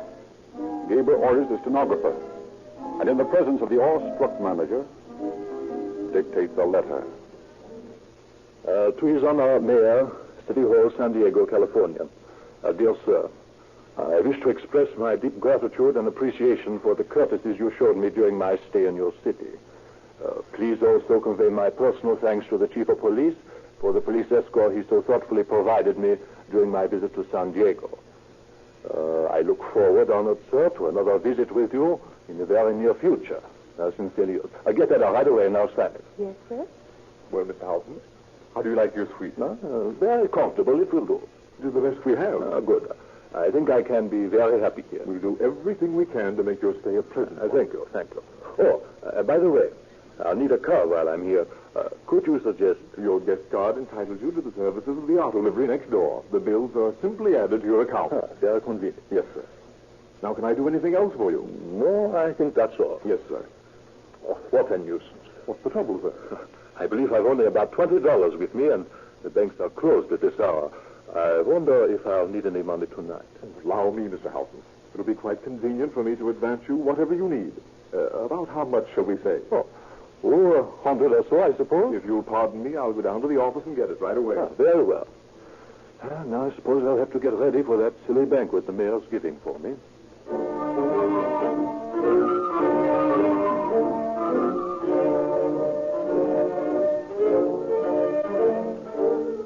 Gaber takes the club for several $1,000s before polite demands for a payment on account forces him to settle with a bad check and move out. Now compelled to promote the hospitality of newfound friends in Los Angeles, he wrangles himself an invitation as a house guest of Mr. and Mrs. Ronald Baldwin. When he leaves their home, he also leaves a rubber check for $50, which Mrs. Baldwin has endorsed for him. Mr. Baldwin, furious, reports the matter to the police, and Officers Mouth and Williams of the Bunko detail interview Mr. Baldwin at his home. You know, Mr. Baldwin, you're not the first one that's been caught with this Houghton, or whatever his name is. He's a pretty slippery customer. No doubt. But I'm here to tell you I'll stop at nothing to see that fellow behind prison bars. It just burns me up to think how we fell for that story of his, that he was trying to escape being served with divorce papers. Then after he eats our food and sleeps in our bed, he takes us for $50. I want him put in jail. And so do a lot of other people. Well, have you any idea who else he knew in town? No, I haven't, but he spent a lot of his time at the phones. Always spoke of his deals with his broker and the president of one bank or the vice president of another, or... Spent a lot of time at the phone, eh? Yep. Where is the phone? Over there in that alcove. Mind if I take a look at it? No, go ahead. Whose number is Gladstone 1551, Mr. Baldwin? I don't know. Why? It's written down here on the wall. Written on the wall? Well, if it's written on the wall, that pig did it. Mrs. Baldwin or I wouldn't think of writing on the wall. Well, let's play a little game and find out whose number this is. What are you going to do? Get some information from someone, I hope. Listen. Hello? Gladstone, 1551? Yes. Let me speak to Mr. Harlan, please. Mr. Harlan? You must have the wrong number. Is this Gladstone 1551? Yes, but there's no... Well, Mr. Harmon must be there. He gave me that number. There must be some mistake. This is Warren's residence. What is your address, please? Possibly I am mistaken. This is 5755 Tuxedo Drive, but there's no Mr. Harmon here. Oh, I'm sorry. I must have the wrong number. Get anything? Yeah, it was a cinch. The kid that answered the phone told me all I wanted to know. Warren's residence. At 5755 Tuxedo Drive. All right, let's get out there right away.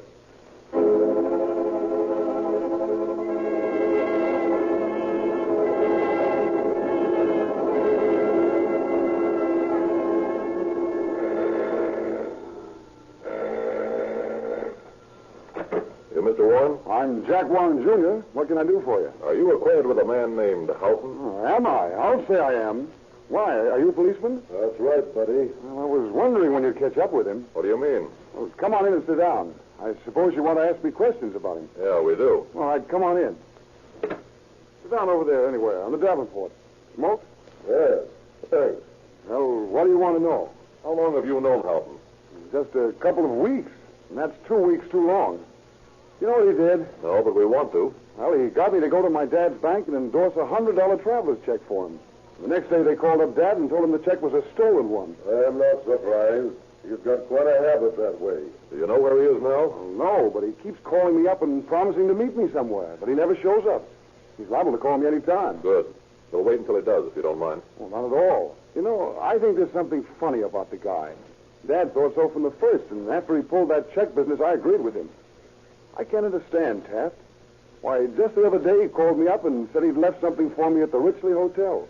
And I dropped by for it. It was a swell-fitted bag from Bullock's. A fitted bag from Bullock's, eh? Add Bullock's to the list of victims. Well, what do you mean? You don't think he stole it, do you? No, not this bird. He wouldn't do anything so crude.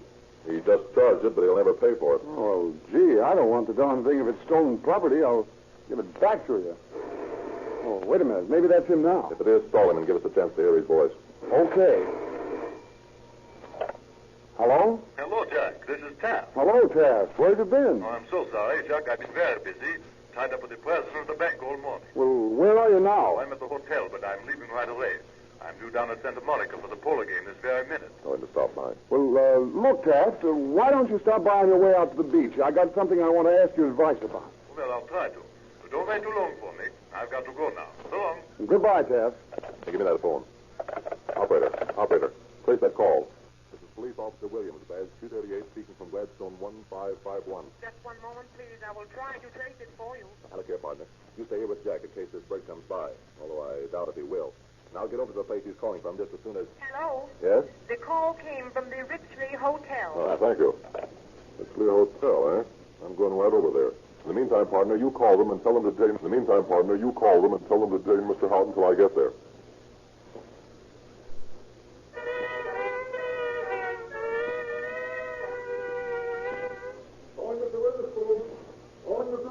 Can I help you, sir? Oh, yes. I'm looking for a man by the name of Houghton who's registered here. I'm sorry, sir. Mr. Houghton is just checked out. Here's my card. I'm a police officer. You know where he went? Say, what's the meaning of all this?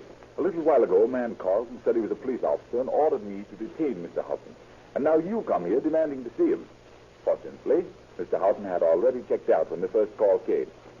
I'll have you know, my good man, that we do not like to have our guests annoyed in this manner. Mr. Houghton is a very fine gentleman, and furthermore... Wait a minute, brother. How did Houghton pay his bill? By check? Of course. Here's his check right here. On the Crocker National Bank of San Francisco. I thought so. Well, maybe you think Mr. Houghton's a fine gentleman now, but when that check comes back, you may think different. What do you mean? I mean that Mr. Houghton hasn't any account at that bank and that you're out just $64.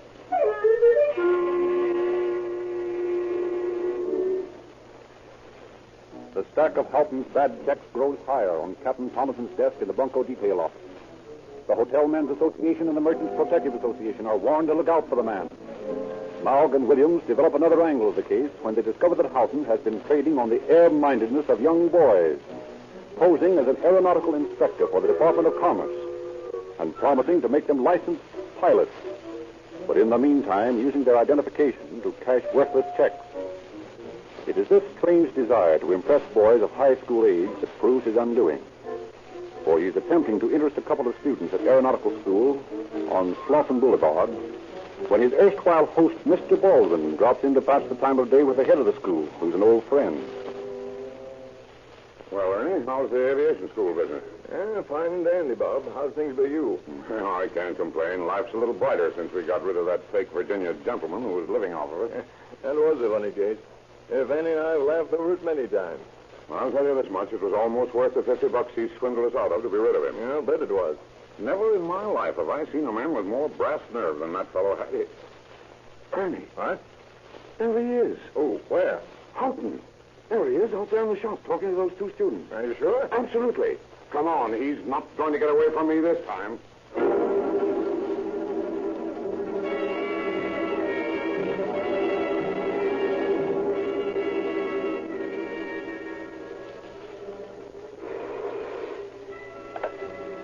Bunko detail. Morgue speaking. Lieutenant, this is Baldwin speaking. You remember me, the man who entertained Houghton? Yes, of course I do. We've got our man. You have? Where? Out at the Pacific College of Aviation on Slauson. Hurry up out here. You bet I will.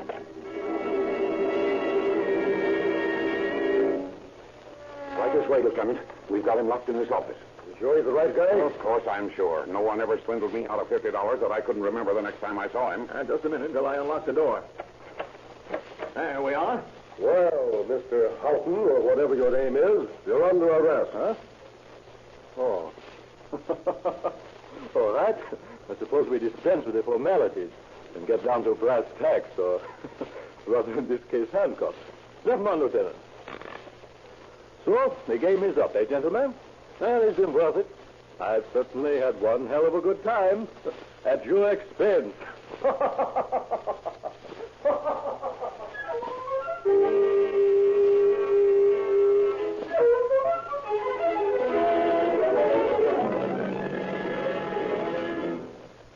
We voluntarily released our prisoner to federal authorities for prosecution on the charge of impersonating a federal officer. And for this violation of the law, he was sentenced to the federal prison at McNeil Island for 2 years. At the completion of that term, he was taken to New York, prosecuted for violation of the Passport Act, and sentenced to 2 more years in the federal penitentiary at Atlanta. While this term was served, he was deported to Hungary, and if he ever enters the United States again, he will face prosecution by the government for violation of the immigration laws. Thank you, Captain Wallace.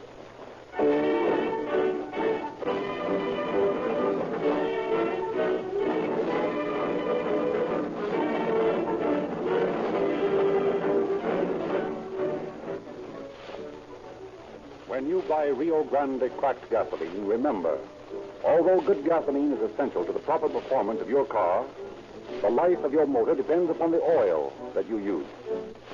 You all know what petroleum jelly is. You know how thick it is when cold, but how thin and watery when hot. Most all oils contain this petroleum jelly because it is a costly process to remove it. It necessitates chilling the oil down to 60 degrees below zero. Sinclair oils are also de-waxed, removing the gummy properties in crude oil that clog the spaces between the pistons and cylinder walls. Now, you may buy either Sinclair, Pennsylvania, made from Pennsylvania's highest priced crude oil at 30 cents a quart, or Sinclair Opaline, made from Mid-Continent's oldest crude oil at only 25 cents per quart. Remember, Sinclair Opaline is made from Mid-Continent crude oil, which is much superior to our Western oil. Sold only in tamper-proof, extra major cans at only 25 cents per quart at all Rio Grande stations.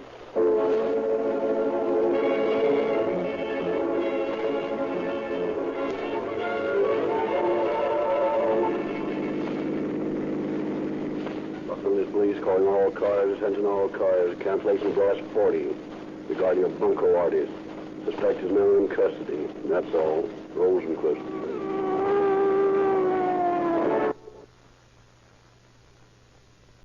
Thank you for joining us for a thrilling episode of Golden Age Radio of your data management. We're excited to have you as part of our introducing G3PL.com. We invite you to return tomorrow for an destination for mastering Microsoft Access. More unforgettable Microsoft Access is a powerful tool that lets you organize, installment of Timeless Tales, and report on your data with ease just around the corner. G3PL.com. Stay tuned for another dose of vintage radio capabilities that's never been more accessible of entertainment like never before. We're always eager to hear from our fantastic audience. Your feedback fuels our passion for delivering the best in vintage entertainment. Feel free to share your thoughts, opinions, and suggestions. We value your input and strive to make your listening experience even more enjoyable. If you're looking to enhance your Microsoft Access skills, look no further. 420. Reach out to them at 640 to enroll in our Microsoft Access courses and ask them miss out on this opportunity to become a Microsoft Access guru. Golden Age Radio Visit community. G3PL.com. Get ready for more riveting stories, today. captivating characters, and timeless Empowering entertainment. you with the knowledge you need to Until succeed next time, in the digital stay age. tuned and keep Email the nostalgia db at alive. g3pl.net now.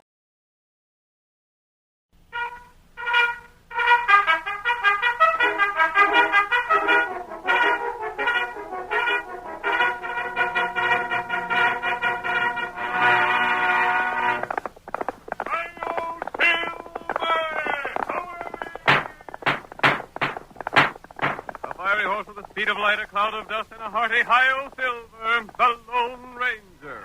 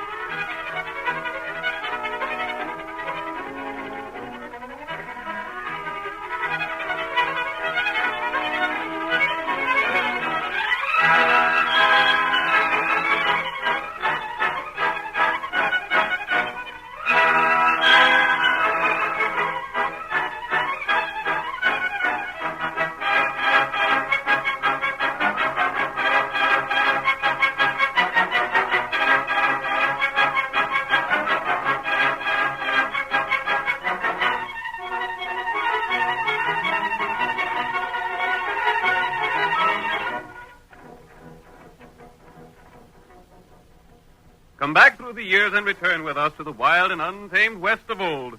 Thrill once again to another exciting story of the phantom figure of the plains who rode in the cause of justice. Listen to those silver-shod hoofs as they charge down the hard-packed roadbeds of yesteryear. The Lone Ranger rides again. Come on, Silver, old boy! That's it, old fellow! We're needed on the trail ahead! Hi-yo, Silver!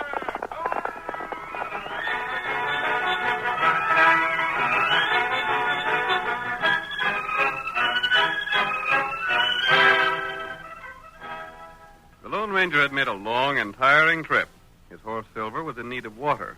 And so when the masked man neared the town of Needle Point and came within the sight of Amy Holcomb's home, he paused to remove his mask and disguise his face. Thus prepared, he approached the house. As our dramatic story begins, we hear him in conversation with Amy Holcomb.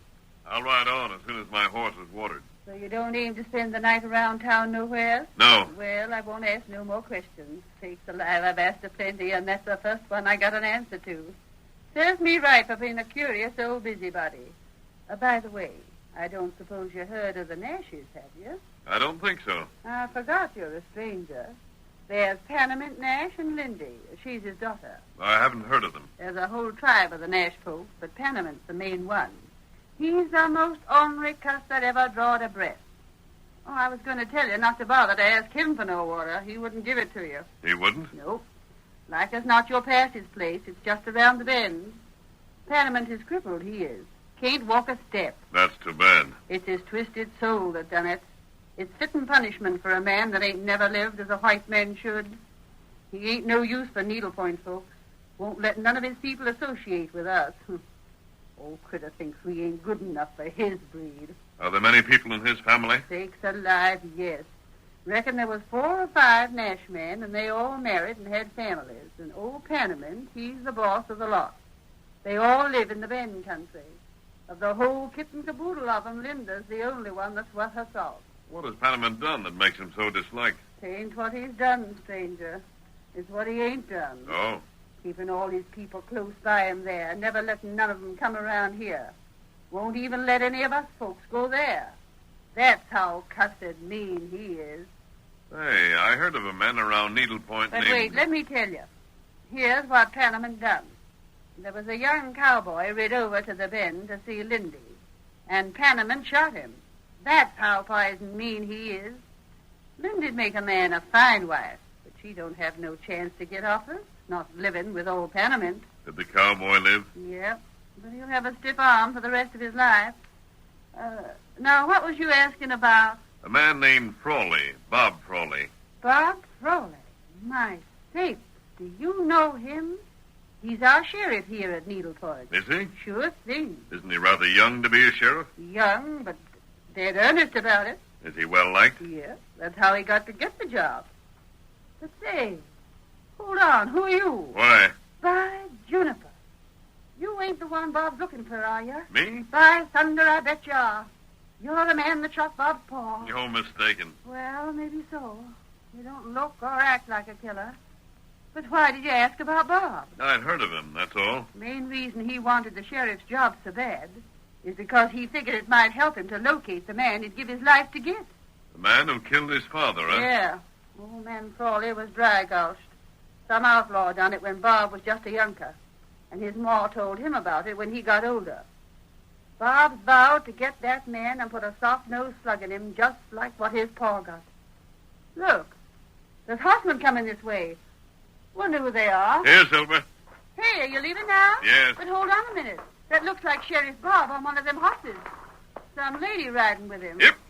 Thanks for what you told me. Sakes alive. Hold on, stranger. If that ain't Lindy Nash that's riding with Sheriff Frawley, I'm plumb loco. I may see you again. Say, mister, tell them two to come around here and call on an old woman, will you?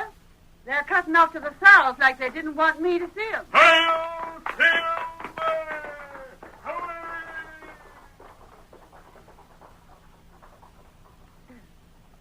My sakes alive. He called that horse Silver. I wonder. Doggone, it can't be. Silver. I wonder.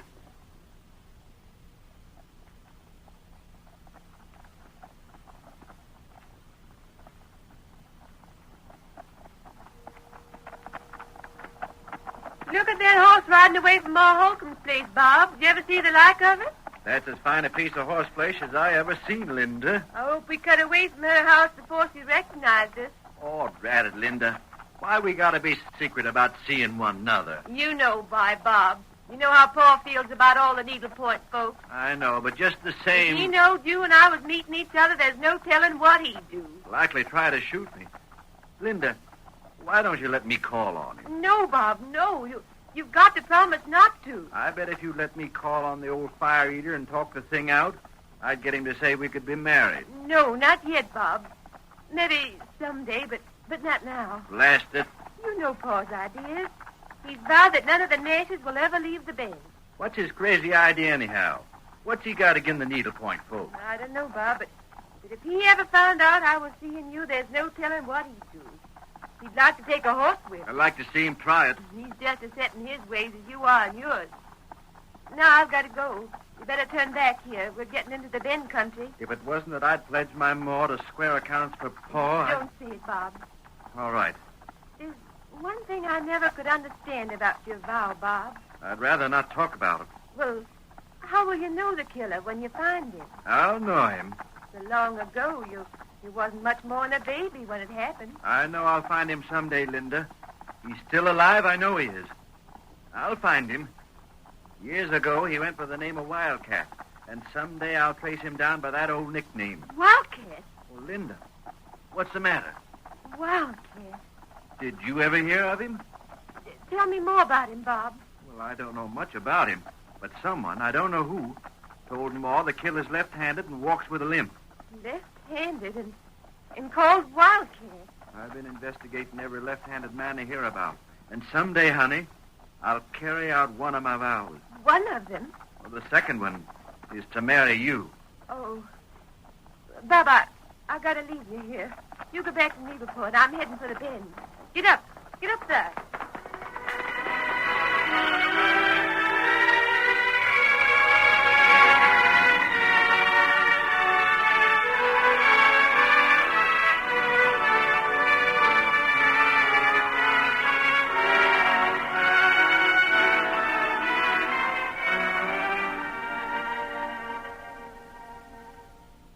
When the Lone Ranger mounted his great horse, Silver, he headed toward the Bend.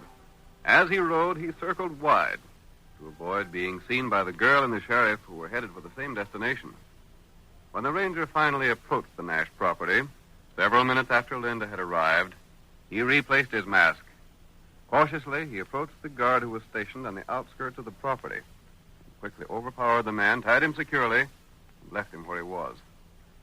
Then the masked man went to Nash's home.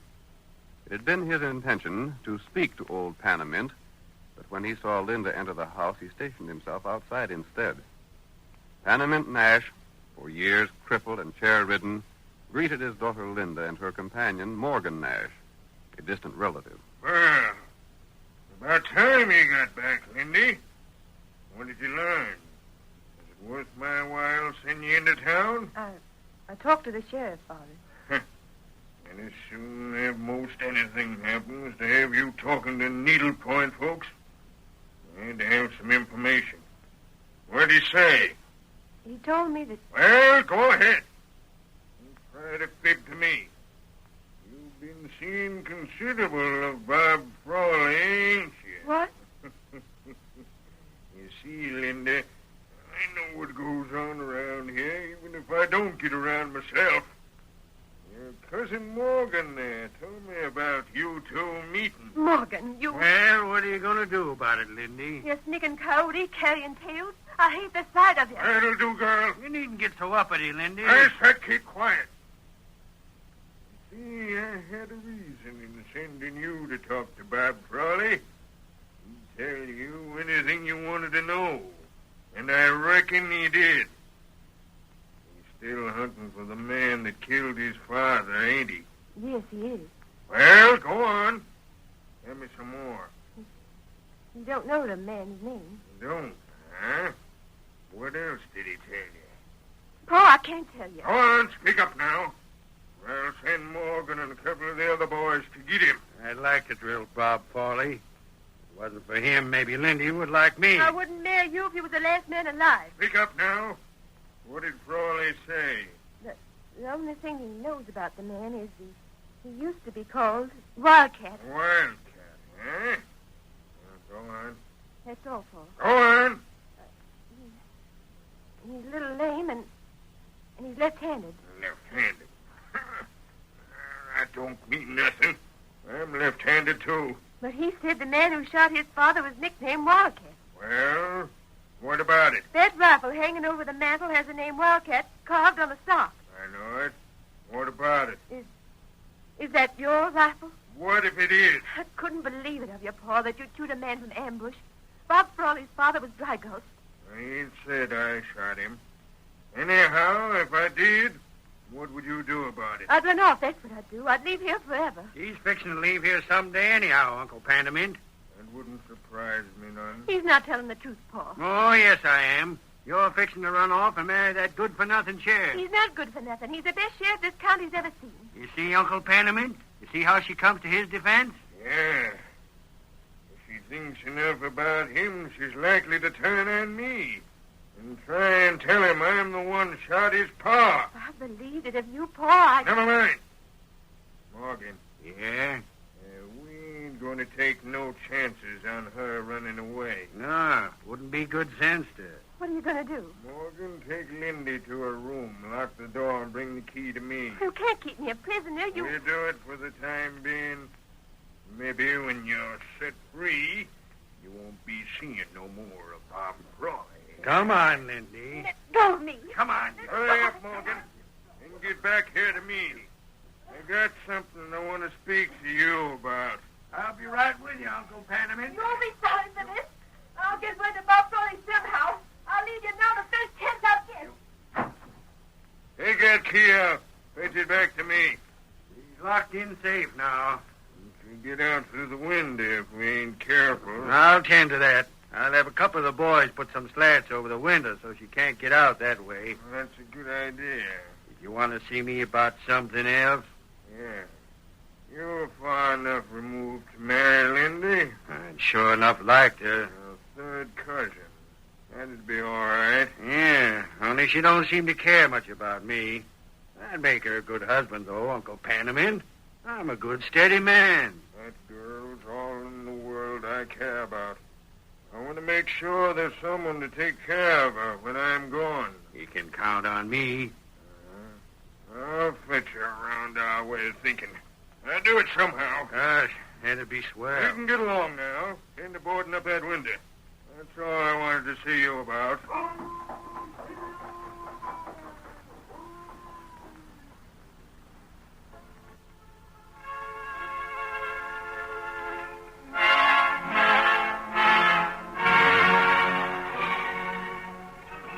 The curtain falls on the first act of tonight's thrilling Lone Ranger drama. Before the next exciting scene, please permit us to pause for just a few moments.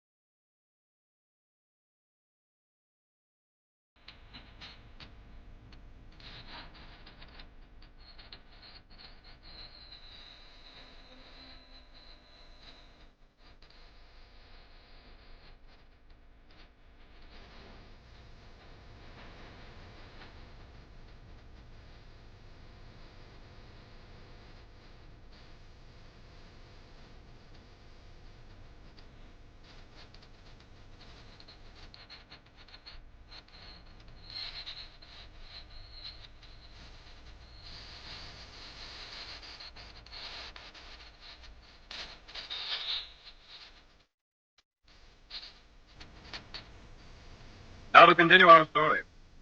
You will recall that in the first act of tonight's Lone Ranger drama, we learned that the crippled old Panamint Nash ruled his relatives from his invalid's chair with an iron hand. He did not permit strangers to enter Nash territory, nor did he allow any members of the Nash family to become friendly with outsiders. The Lone Ranger learned that Linda Nash, Panamint's daughter, was interested in Bob Frawley, in spite of her father's objections. Bob, sheriff of the county, had dedicated himself to one purpose in life, to get the man who had killed his father years before. As our story continues, we see the masked man pulling the great horse Silver to a stop in a small, well-concealed camp. Tonto, his faithful Indian companion, comes out to meet him. Oh, Silver. Oh. Tonto, I learned quite a bit about this Nash affair. I'm good. I think Bob Frawley is going to find the man who killed his father. Who killed him? Frawley's never seen the inside of the Nash home. If he did, he'd find a rifle on the wall. A rifle with the name Wildcat carved in the stock. That name feller who killed Frawley? Yes. And the rifle belongs to Panamint Nash. Oh. Which makes the complication, Tonto. If Bob carries out his vow, it'll mean he'll have to kill the father of the girl he loves. Then him lose girl, huh? And if Bob Frawley doesn't marry Linda, the girl will live a life of misery. What happened, man? Nash is planning to marry her to a third cousin, a man named Morgan. Him good feller? No, he isn't. He's a sneaky-looking man. But old Panamint usually has his way. They'll be making plans for a wedding there, Tonto. Panamint will push the thing ahead as fast as he can. What we do? I want you to get into his land and stay around the house. You might be able to get a job as cook there. Me get work there. You'll have to be there to do certain things, Tonto. What? Them? You'll have to tell Linda to wait and be patient. Tell her to let the plans for a wedding proceed. Marry that feller? No. Somehow, I don't think the wedding will be performed. I have a few things to say to Panamint Nash myself. Things he may not know. What? That? You see, Kemosabe, Panamint doesn't realize that I know who used to be called Wildcat. Oh. I'll see you later when I come to the ranch to talk to Panamint. Yep. Hi-yo, Silver!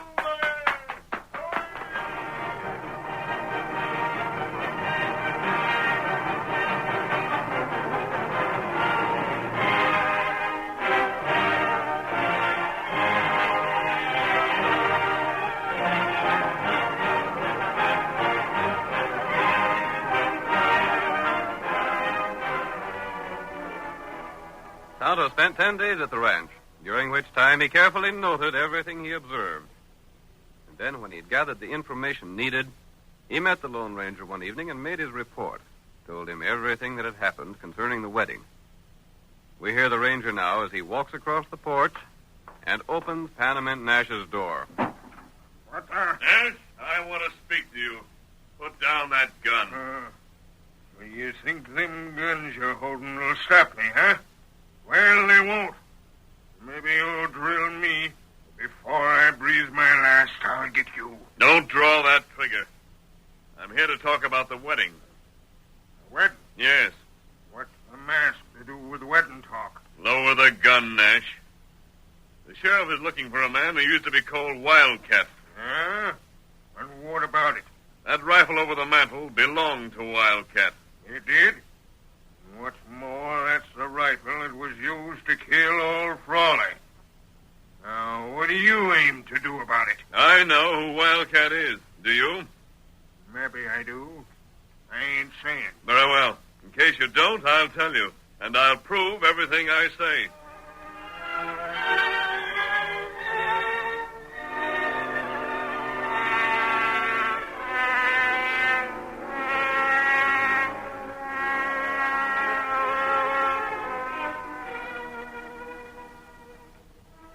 The Lone Ranger compelled the attention of Panamint Nash.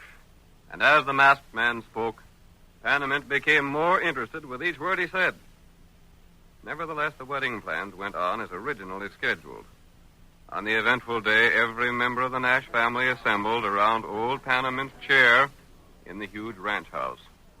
Linda, dressed in her bridal gown, stood in the doorway to the immense central room with Tonto at her side. You not worry. But another hour and I'll be married. That long time. Plenty happened. There's Paul waiting to speak to me. Linda! Stand away from that door. Come into the room. I got things to say. Paul, you've got that rifle off from the mountain. Yeah? What are you going to do with it? Maybe that sheriff critter will have nerve enough to come here and try and stop the wedding. You ain't going to shoot him if he does. Paul, no. Oh. No, Well, you got your spunk back again, huh? But this wasn't in the plans. What plans? You've been meek as can be for the past week. I thought you'd lost all your spunk. Paul, I ain't lost no spunk. I've been meek because I felt that no matter what you planned, the wedding wouldn't come off. That's why I agreed to everything you said. But if you plan to shoot Bob Frawley... Oh, you're looking for him to come here, yes, huh? I am. He loves me. He'll defy the whole pack of Nashes to keep me from marrying a man I hate. Oh? If you try to shoot Bob Frawley, I'll stand before that gun. It's enough that you killed his father. You ain't going to kill him, too. No. You grin about it. Oh, Paul, I don't know why I don't hate and despise a man like you. Don't you? I haven't so far. There's something seems to tell me that I just won't believe you killed Bob's father till you confess it. Mm-hmm. But if you shoot Bob, I'll... Hey. Oh, Bob. Well, Frawley? I heard about this wedding. Bob, look out. He's going to use that rifle on you. You better not. You got a sight of nerve to come Yeah, Frawley. All right, maybe I have. You better let me have that rifle. Stand away from in front of me. I want to keep an eye on the door at the other end of the room. For what? Never mind. Frawley, I didn't think you'd have the spunk to come here like this. You're the first needlepoint man to set foot inside this house. And when I leave, Linda's leaving with... What's that on that rifle? Huh? Let me see that gun stock. Ain't no affair of yours. Let me see it. Who owns the rifle? Is that yours? I ain't said so. Bob, listen, Bob, don't be hasty. That's an old rifle. It's been over the mantel ever since I can remember. Quiet. You, Sam. Keep clear of that door down there. I want to see who comes in. I was saying, Bob, that rifle... Look. It ain't even loaded. I'll show you that it ain't. Squeeze the trigger. It was loaded. Hi, Morgan. It's in here. What the... You shot your nephew. Morgan. Hit him right through the heart, Nash. It's a good thing there wasn't anybody else coming through that door, ain't it? You've killed the bridegroom, your own nephew. You don't seem a bit concerned.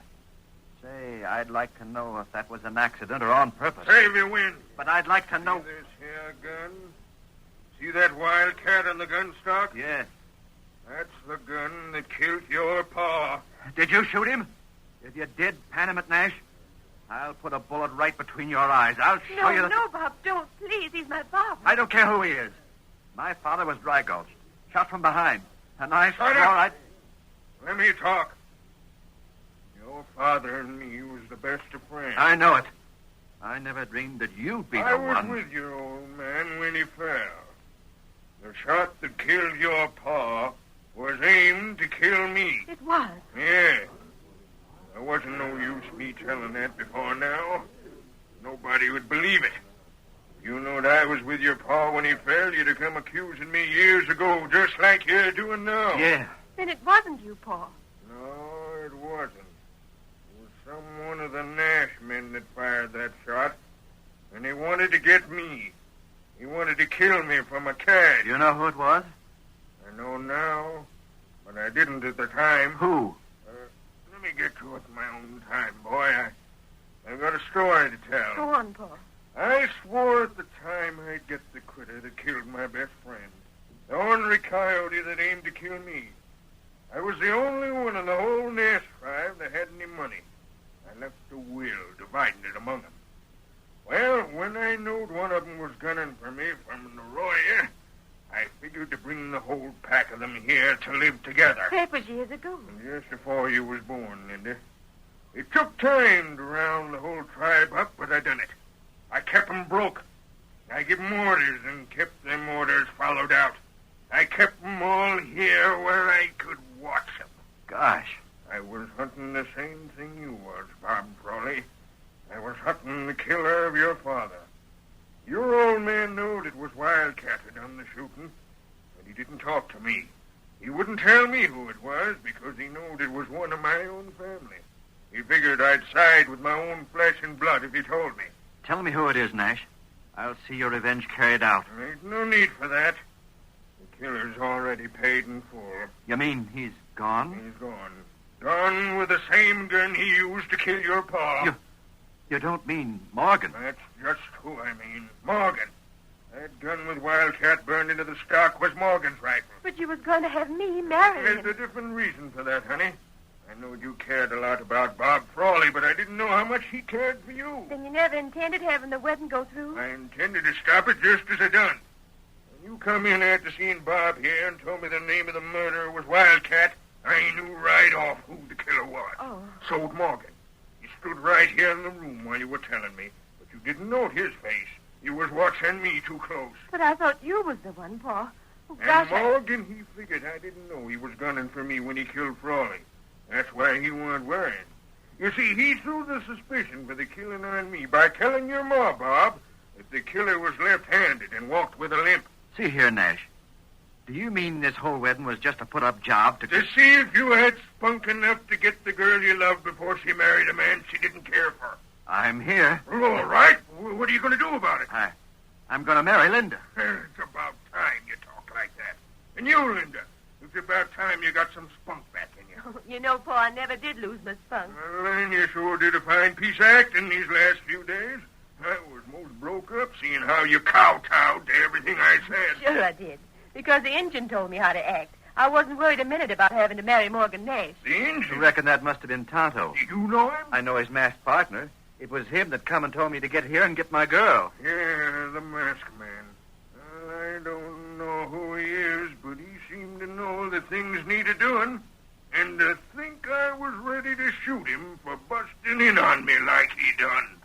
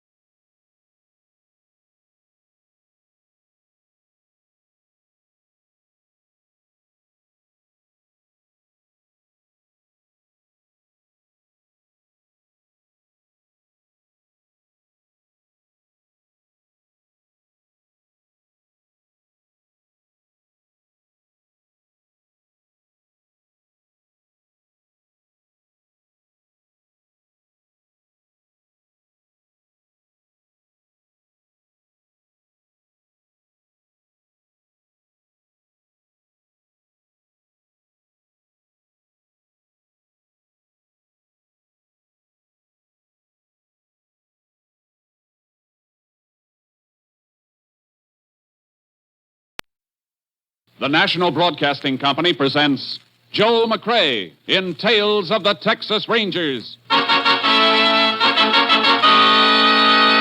Tonight, transcribed from Hollywood, another authentic reenactment of a case from the files of the Texas Rangers.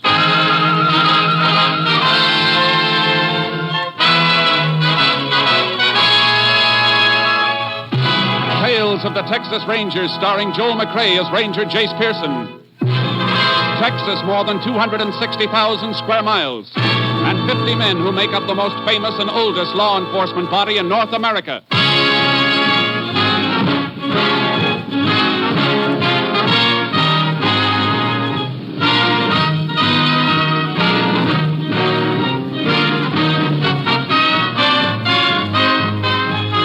Now, from the files of the Texas Rangers come these stories based on fact.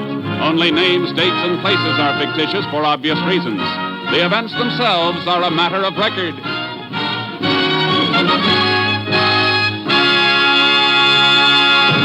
Case for tonight, the Lucky Dollar.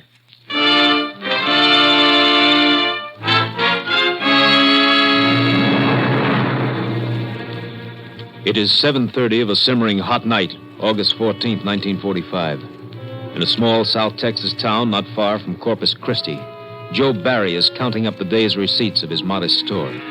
His wife, Clara, is locking up in back. 85, 15's dollar. 10, 20, 30, 40, 50. What the? Joseph! Well, what's happened to the lights? I'm not through back here. Well, I didn't turn them off, Ma. One of the fuses must have blown. Hey, you think it could be the refrigerator again? No, I just put in a whole new unit, didn't I? Hey, you just stay where you are, Claire. I'll get my flashlight here and see what the trouble is. Be careful, Joseph. And don't worry, honey. I'll be careful. Let's see what we got here now. All these fuses look good. Joseph? Now, everything seems all right in here, Ma. Must be in the main switch box. I'll take a look outside.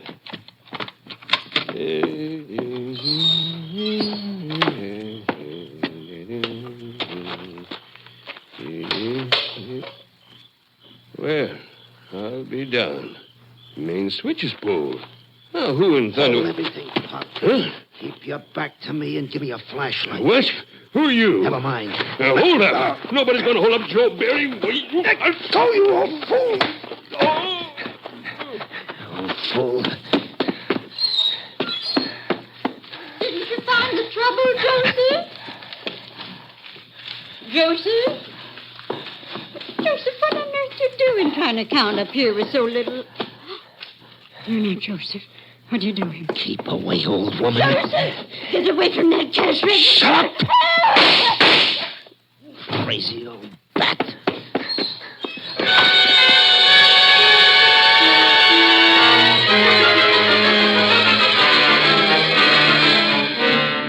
When Joseph Barry regained consciousness, he staggered to the phone and called Sheriff Jennings, who, in turn, requested help from the Texas Rangers. Ranger Jace Pearson was at the scene of the crime a short time later. It's just like Barry said, Sheriff. The thief pulled his master switch outside the store to draw out the storekeeper. And he must have thought Joe was alone in the store. Sure he did. Too bad he wasn't. Mrs. Barry'd be alive now. Well, let's go inside again, Sheriff.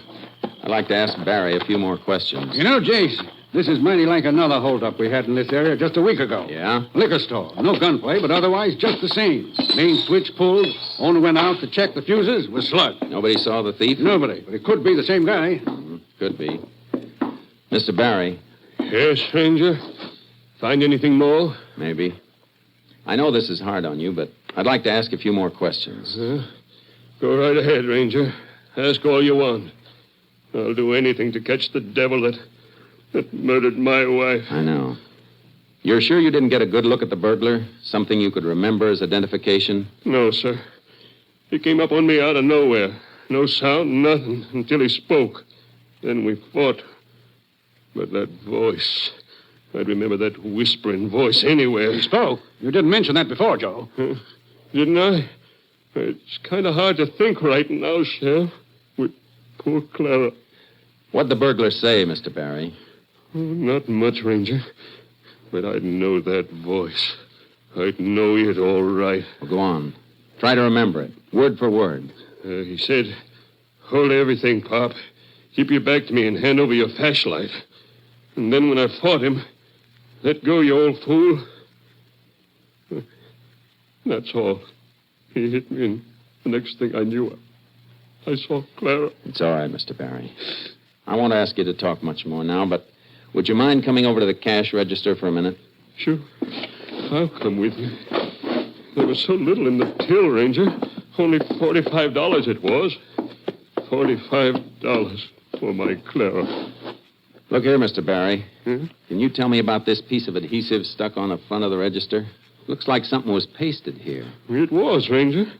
That murdering skunk even took the first dollar this store ever made. My lucky dollar. Lucky dollar? Yeah. Had it stuck up there on the register with a couple of pieces of adhesive tape. He took it. Not all of it, Mr. Barry. Look here. A corner of the bill is still stuck under this piece of adhesive. Must have torn off when he grabbed it. That's not much to go on, Jace. It's a start, Sheriff. A dollar bill that matches this torn corner and the bullets from Mrs. Barry's body. Clara. How can we help him, Jace? And best thing for him is some rest, Sheriff. I'll leave it to you. All right. What about you? I'm hoping we can pick up some fingerprints on the register here and from the outside switch box. I'll radio the lab crew to fly down here, and we'll see what they can find. Meantime, we'll notify all banks to be on the lookout for a sticky dollar bill with one corner missing.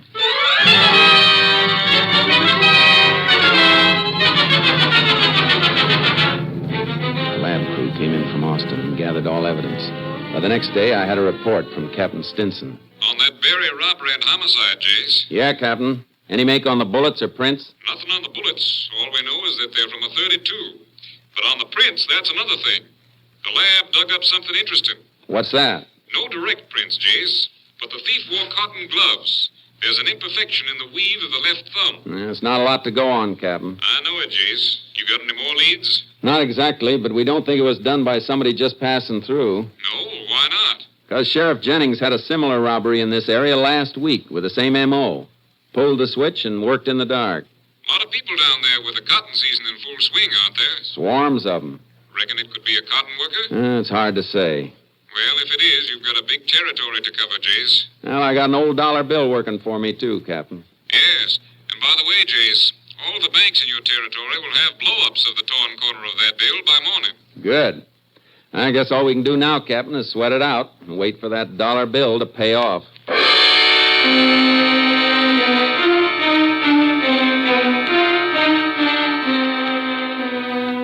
Captain Stinson made good his promise.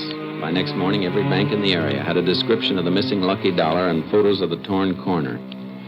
3 days went by. Then, on the 19th of August, a man walked into State Bank. Yes, what can I do for you? Money. Here is money to pay for the loan on my house. Oh, we have a loan on your house? See, Your name, please. Ramos. Juan Ramos. Oh, I'll get your records, Mr. Ramos. What is wrong, senor? This dollar bill you gave me, the corner's torn away. But it's good. The dollar is good, no? Oh, sure, but just a minute, please. Oh, okay. Hello, operator. Get me the sheriff's office. Sheriff's office, Jenny speaking. Hello, Sheriff. This is Jim Loftus over at the bank. Oh, yes, Jim. What can I do for you? Fella just came in the bank and handed me that dollar you're looking for. He did? Yeah. Fella by the name of Juan Ramos. He's here now. I say, hold on a minute. What's up, Sheriff? Man by the name of Ramos just passed $1 at the bank that answers the description of the lucky dollar we've been looking for. He's still there. Tell him to stall him. We'll be right over.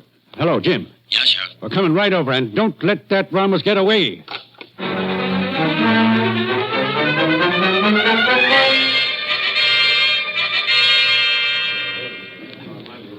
This is the missing lucky dollar, all right, Sheriff.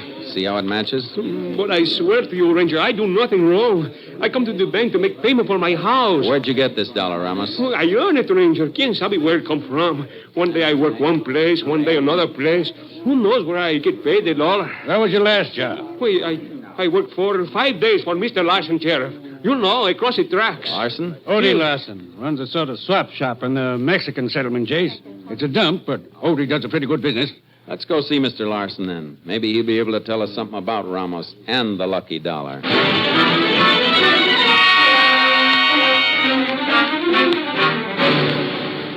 Tell him, Mr. Larson.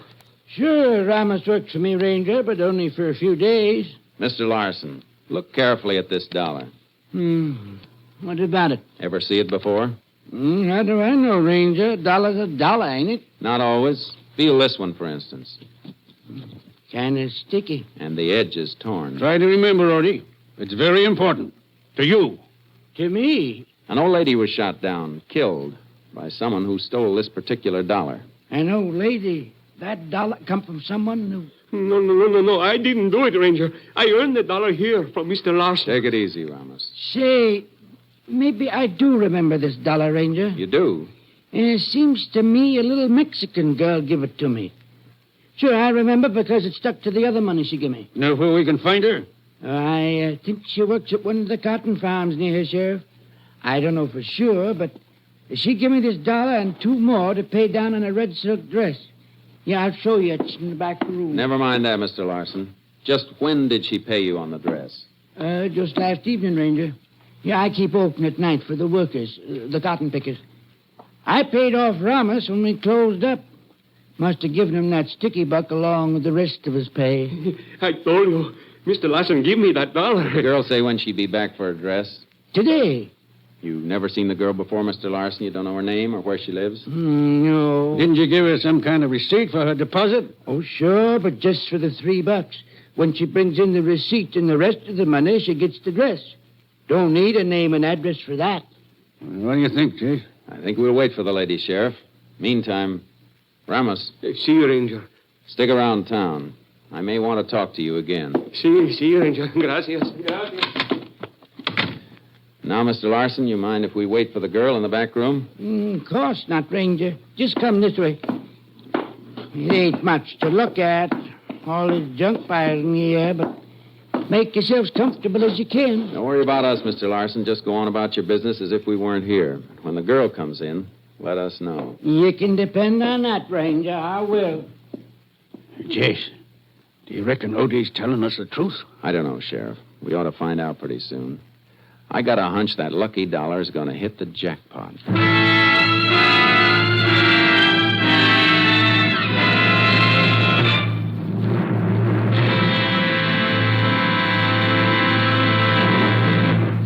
You are listening to Tales of the Texas Rangers, starring Joel McCrae as Ranger Jace Pearson. We continue now with tonight's case, The Lucky Dollar, an authentic story from the files of the Texas Rangers. We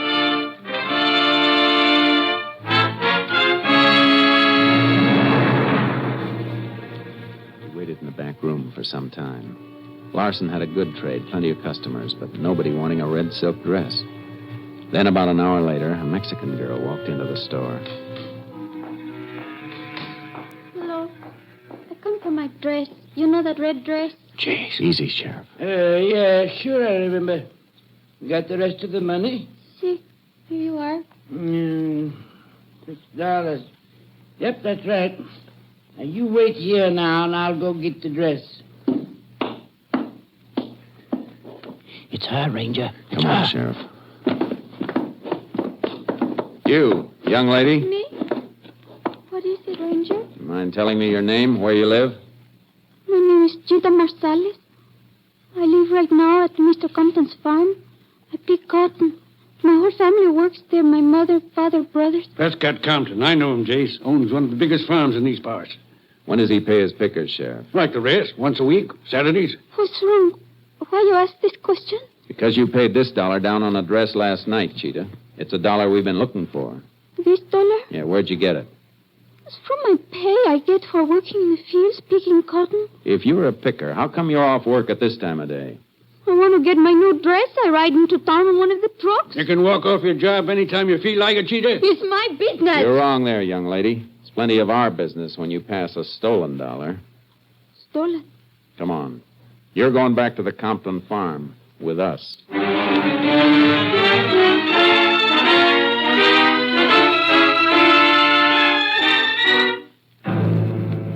Sheriff Jennings and I drove Cheetah Marsalis back to the Compton farm. The girl had her new red dress, but it didn't seem to make her happy. We found Prescott Compton at one of the trucks near the main house, weighing the cotton his pickers were bringing in.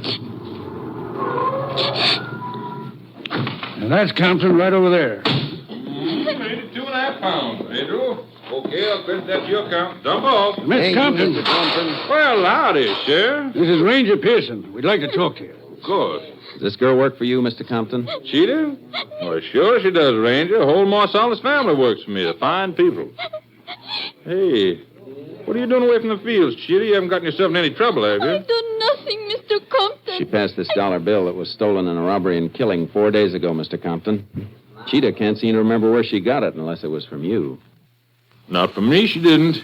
That robbery was 4 days ago.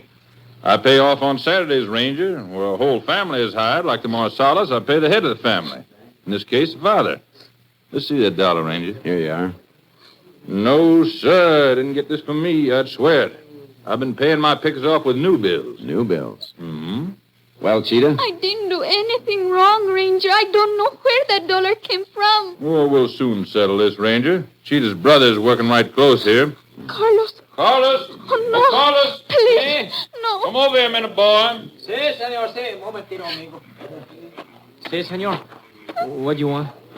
Cheetah, where you been? Papa look everywhere for you. Ranger here wants to ask some questions, Carlos, about some money your sister had. There's been a little trouble. Trouble? Trouble with Cheetah? What you done? Did your father give her any spending money, Carlos? Hey, Papa give us all a little. See, Ranger, see. 50, maybe 75 cents. And he never give Cheetah as much as $8 or $9 at a time, huh? Oh, no, senor, never. Cheetah never had that much. Any idea where she might have gotten it? I can guess. From Dandy Shut Bird. up, Carlos. From who? Dandy Bird. Donald, Dandy Bird, has worked for me for over a year, Ranger. Trustworthy, so far as I know. Except he fancies himself sort of a ladies' man, I reckon. No, it's not so. Cheetah, What do you want? did Donald Bird give you this $1? No, I tell you, I don't know where I get that $1. Then you lie, Cheetah. Hey, take it easy, Marsalis. You should go get the money from no other place, senor. From this Dandy. And no sister of mine go to take money from a man like that. Where does Bird work, Mr. Compton? Well, Carlos can take you right to his truck, Ranger. See, you bet I show you the way, Ranger. And you, little sister, you pick your cotton here close to the house where I can keep an eye on you when we come back with your fine Dandy. I hate you. I hate everybody. Come on, Sheriff. Carlos, let's get started for Bird's truck.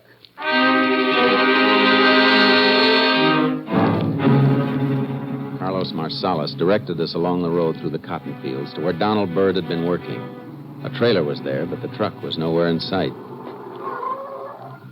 Hey, that's strange, senor. I know he was working here. Hey, Sam, come over here a minute, huh? Come right over, boy. Maybe moved to another part of the field. No, I don't think so, Sheriff. What do you want, Carlos? Where's Dandy Bird? This ranger here want him. What, Dandy drove out of the field 3 or 4 hours ago, Mr. Ranger. He had full load. He's in town? He sure is, boss, at the cotton gin. Mr. Dandy get himself some kind of trouble? I'm going to make him plenty trouble if he don't leave Cheetah alone. Your sister? Well, she drove into town with Dandy. She did. And she lied to us twice, Sheriff.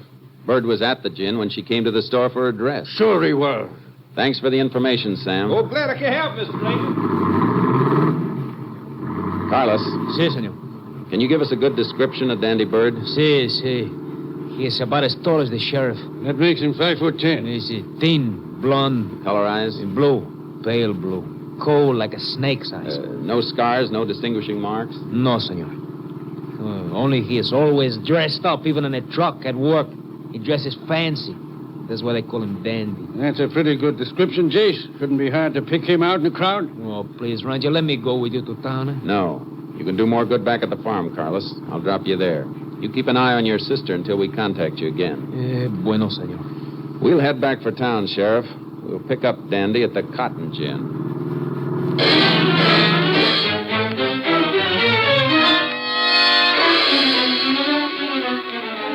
There was a big lineup of trucks at the Cotton Gin, but we didn't see any driver that answered Dandy's description. Sheriff Jennings and I went up to the loading platform and headed for the superintendent's office. Here we are, Jane. Yes, sir. What can I do for you? Ranger Pearson would like some information, Mr. Collins. Why, sure. Come on in my office so we can hear ourselves talk. There. Have a chair, gentlemen. Now, how can I help you? You know most of the drivers by sight, don't you, Mr. Collins? I'd say so, Ranger. The regulars, anyway. But there's a heavy crop this year. You saw the line of trucks outside. Well, there's lots of new drivers. The man we want is regular, Mr. Collins. Works for Press Compton. Man's name is Donald or Dandy Bird. Dandy? Why, sure, I know him. Funny, you should ask for him, too. Oh, somebody else wanted him? Yeah, phone call came in here about half hour ago. Phone call? Mm-hmm. I went out on the platform and gave a yell. Dandy moved up close to the head of the line, and he climbed out and came back in the office with me. Then you heard the conversation? What there was of it, Ranger. I wasn't paying much attention. But seems to me he did say something about meeting somebody at the same place tonight. Then he hightailed out of here, and I haven't seen him since. You any idea where he went? No, and I wish I did. Left the truck standing, blocking the whole line. You're looking for Dandy Bird, Ranger. I'd like to get my hands on him myself. Well, thanks, Mr. Collins. Oh, one thing more. Do you know who called Bird on the phone? No. Sounded like some little Mexican gal.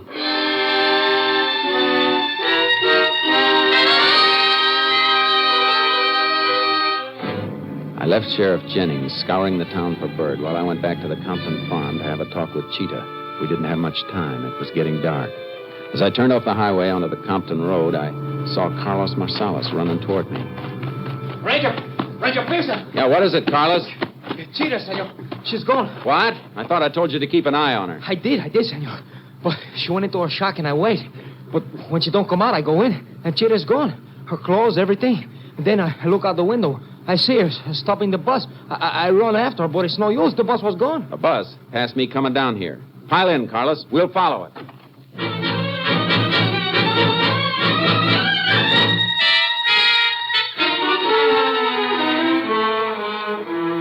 Carlos Marsalis and I followed that bus for 18 miles. Then we saw Cheetah get off in a town that wasn't more than a whistle stop. She went into a dingy beer joint. It was small, but plenty noisy. Parked the car where it wouldn't be noticed, and we sat there for almost an hour. Why should my sister go into a place like that? I hope it's because of Dandy. I hope he shows up. I'm going to kill him. Leave that to the state, Carlos. He'll get what's coming to him. See, but just to sit here, Ranger, doing nothing. Here, wait a minute. Look, going into the cantina now. Huh? Is that Bird? See, that's him, Ranger. Let me go, huh? No. You stay here, Carlos. And I mean it. See, Ranger, whatever you say.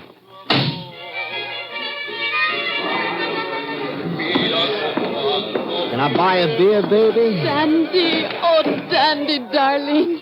I was so afraid you wouldn't come. I told you I wouldn't on the phone, didn't I? You see, you did. But I was so frightened. First that ranger. Then I had a big fight with my family. Carlos even hit me. Poor kid. I leave them, Dandy. I leave my family because I love you. Yeah, sure nobody followed you here, kid. No one even saw me leave the farm. Good. I can do without them rangers snooping on my tail. Waiter, 2 beers. Si, senor. Dandy, what you do to make those rangers come for you? Do? What does anybody do to get the rangers after them? Those guys are always looking for trouble. Hey, what about them beers? See, mister, right away. Dandy, you tell me the truth. Hmm? For you, I leave my family, Dandy.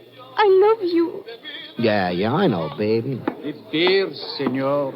Ah, just in time. Boy, am I dry. Like I said, kid, Dandy Bird never makes trouble for nobody. I got plans for you. Dandy, what's wrong? That ranger coming in the door. He's heading this way. Put away that gun, Dandy. Come on, Cheetah, we're getting out of here. The bus. Stay where you are, Bird. So you did leave the rangers here. No, Dandy. You stay where you are, Ranger. Don't go for your guns. I got the girl in front of me. Dandy, let me go. No, babe, you're staying close to me. Dandy! Get the girl out of the way, Bird. And keep away from that door. Out of my life, Ranger. You try to gun me and you hit her first. You treat me like this. You don't love me. Hold still, you devil. Let me get this door open.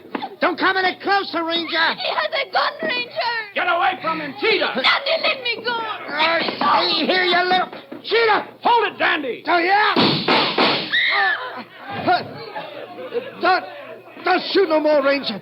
Don't shoot no more. I'm done. You sure are. Too bad you didn't stick to the cotton business. Come on, Dandy.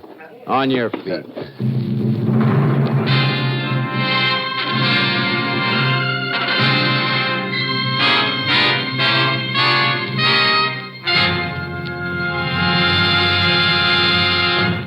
The cotton glove with the imperfect weave was found on Donald Bird at the time of his capture.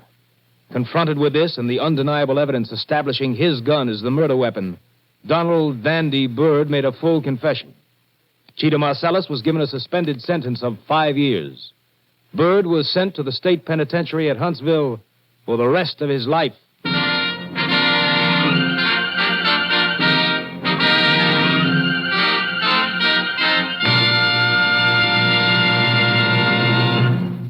And now, here again is the star of our show, Joel McCrea, with another interesting anecdote about the Texas Rangers. In the early oil boom days of Texas, the Rangers were faced with a problem of rounding up lawbreakers and holding them in custody until they could get them to the nearest jail, which might be 50 miles away. Captain M.T. Lone Wolf Gonzalez, now commander of Company B, Texas Rangers, used a novel fresh air jail that became known as the Ranger Trot Line. It was simply a long chain strung up between two posts with 50 or 60 trace chains attached.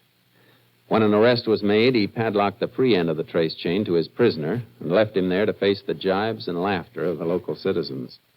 Though it's no longer used today, the Ranger Trot Line started quite a few would-be bad men on the straight and narrow path. And to this day, there are some characters who still can't stand the sight of a trace chain. Good night, folks. See you same time next week. Good night, Joel. Folks, there have been so many requests for the Texas Ranger prayer read by Joel McCrea a few weeks ago that there has been some delay in answering all of the mail. If your copy of the Texas Ranger prayer has not been received as yet, please be patient. You should receive your copy soon. Next week, Joel McCrea in another authentic reenactment of a case from the files of the Texas Rangers.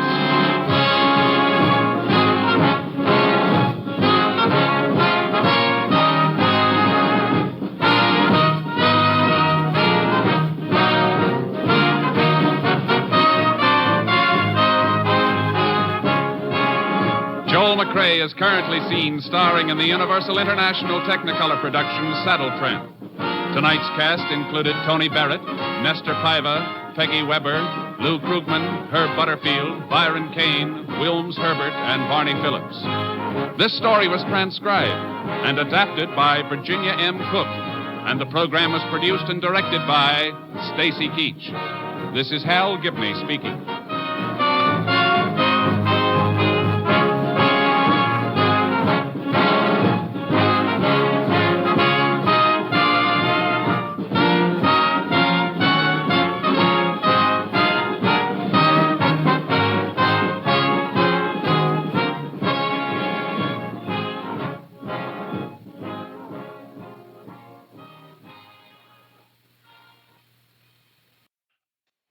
Three chimes mean good times on NBC.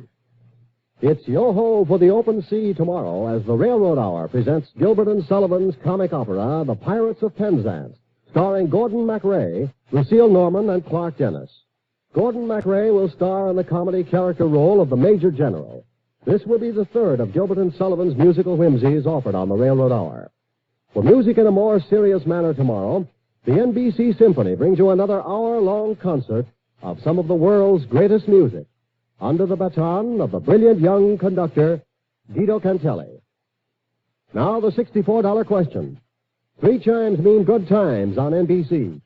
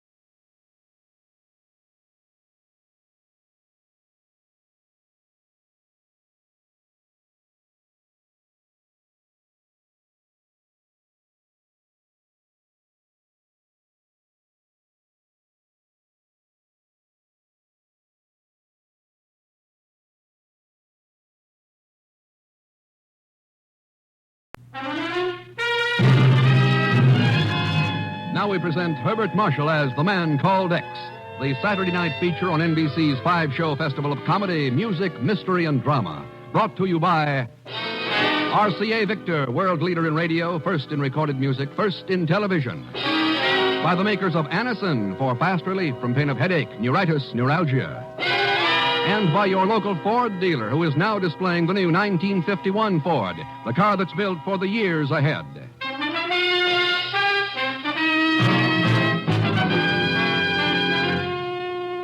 Herbert Marshall as The Man Called X. Wherever there is mystery, intrigue, romance, in all the strange and dangerous places of the world, there you will find The Man Called X.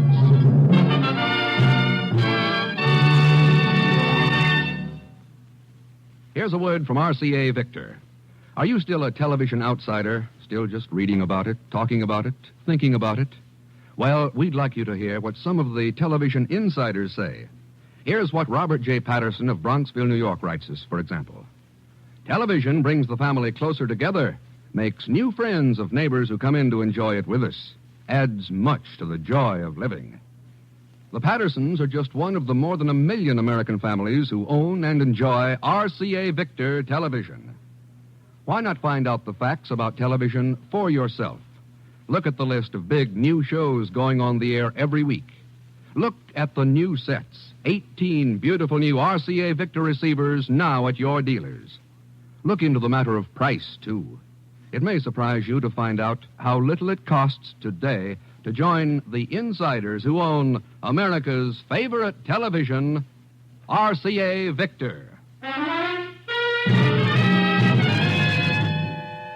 It happened on a quiet fall evening just across the river from Washington, D.C., in a small frame house in the outskirts of Alexandria, Virginia.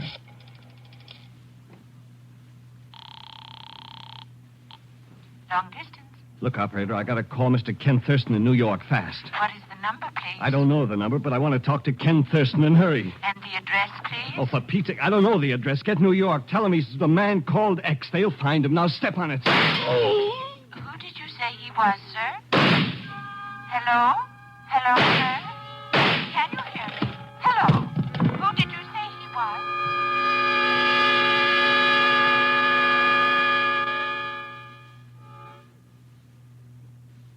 Ken, you remember Colonel Blake of Army General Staff? Sure, Chief. How are you, Colonel? Glad to see you again, Thurston. The Colonel says he's got some business for us here at the Bureau, Ken. Oh? Yes. Thurston, do you know a man named Bill Pringle? Bill Pringle. He's an old friend of mine. You know him, Chief. Sure, cryptography expert. The one who helped us crack the Japanese code during the war. Well, he's in trouble. Oh? What kind? Maybe treason. Treason? Well, that doesn't sound like Bill Pringle. That's what we thought when we put him to work as a civilian expert, helping us develop the greatest defensive weapon in the history of warfare. Maybe one that could prevent future wars. An electronic deciphering machine. Electronic deciphering? If it works as we think it will, any enemy cipher or code will be as clear as ABC to us. We'd never be caught flat-footed again by a march into Poland, Korea, or Pearl Harbor. You said something about treason, Colonel. We'd suspected for some time that foreign agents were contacting Pringle. We'd had him under surveillance. Last night there was a shooting scrape at his home in Alexandria, Virginia. The man who'd been covering him for us was killed, and Pringle has disappeared. I see. Then you think Pringle sold us out to foreign agents? It doesn't matter what we think. We've got to know. Well, Ken? Chief, I think I'd better visit Alexandria, Virginia.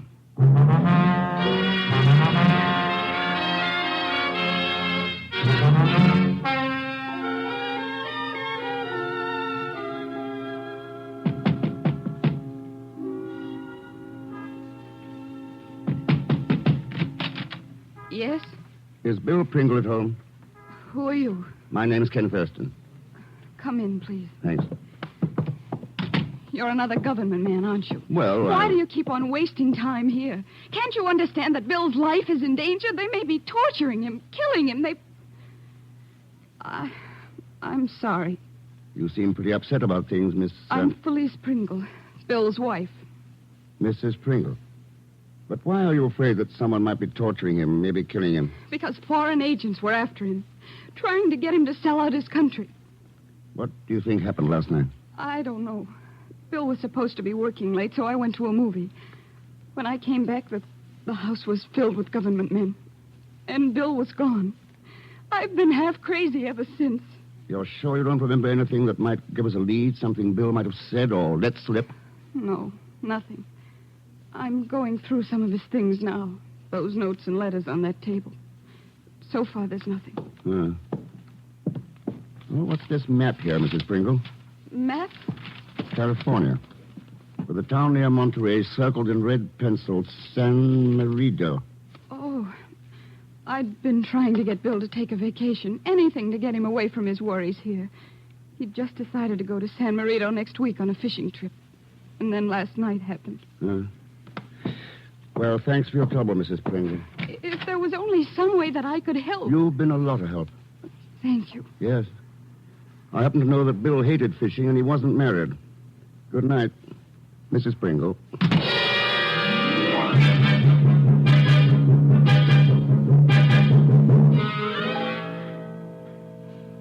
But if she isn't Bill Pringle's wife, who is she? I'll leave that up to you to find out, Chief. To me? But you're right there, Ken. Look, Chief, if Colonel Blake's right, Bill Pringle or some other country's agents may have the plans for the deciphering machine. Sure, Ken, and those plans are probably on their way out of the country right now. That's why I'm going fishing. Fishing? Yep, at San Marino, California. So long, Chief.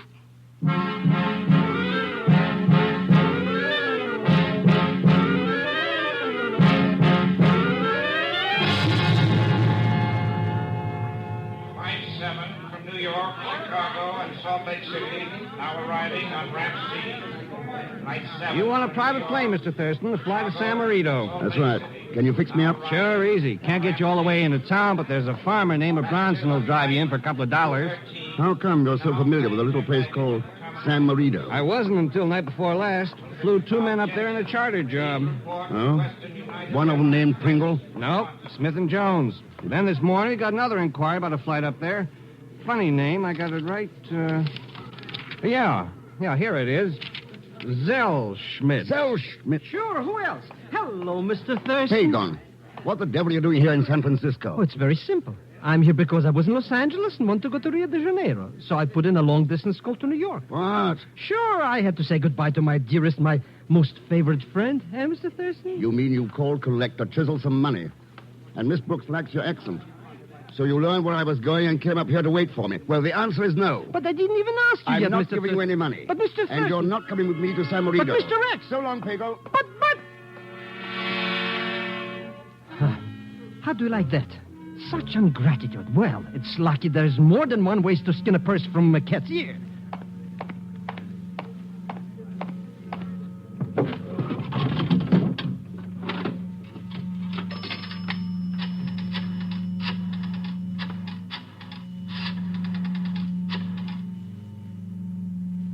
Hello?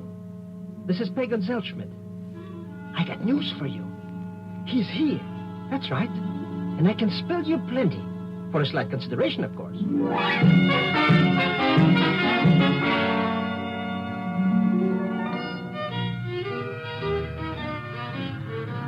Yeah, here she be, mister, San Marino. Nobody lives here but them tunny fishermen, Portuguese, most of them. That's why I can't figure none why all you fellas wanted to come here all of a sudden. You're talking about the two men you drove last night? Yeah, Smith and Jones it was. Where did they go, Mr. Bronson? It ain't but one place to go in San Marino, mister. Madam called us. Madam called us. Yeah, this here spot right here. Eating place, drinking place, gambling place. And there's some that says a fellow with money can buy almost anything he wants in there. Wouldn't know myself. Never been in the market for them kind of things. Well, thanks for the ride, Mr. Bronson, and for the tip. Oh, forget it, mister. Glad to do it. Nice night for a ride. Anyway, so long now.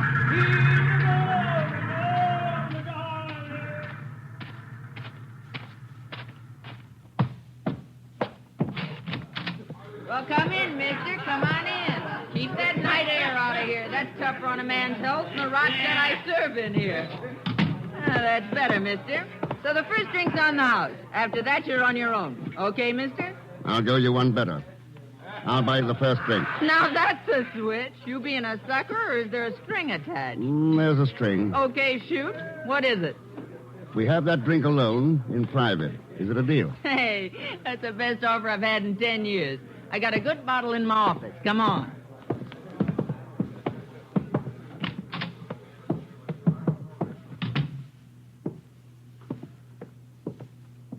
All right, mister. What's on your mind? I've had a tip that a man with enough dough can buy almost anything here, Madam called us. Like what? Like safe transportation out of the country. You don't have to pay for that. Drive down to Tijuana or over to Nogales. You can get across easy. For free. Sometimes it's not that easy. It is if you're not hot. The feds ain't after you. And if they are? That makes it tougher on you than on me. I don't mess around with stuff like that. So let's have that drink, mister, and forget it. Okay, have it your way. I guess Bill Pringle gave me a bum steer. Who'd you say, mister? Bill Pringle, a friend of mine. You wouldn't know him. No, I wouldn't know him. Did you say you were buying this drink, mister? That's right. Some drinks come kind of high around here. Oh? How high? Maybe $500. Phew. Okay, who do I pay? Name's Captain Braga, skipper of the tuna boat Santa Isabella. Captain Braga. Where do I find him? He's aboard ship now, out in the harbor. I'll have Joe row you out there. Well, here's mud in your eye, mister, and a bon voyage.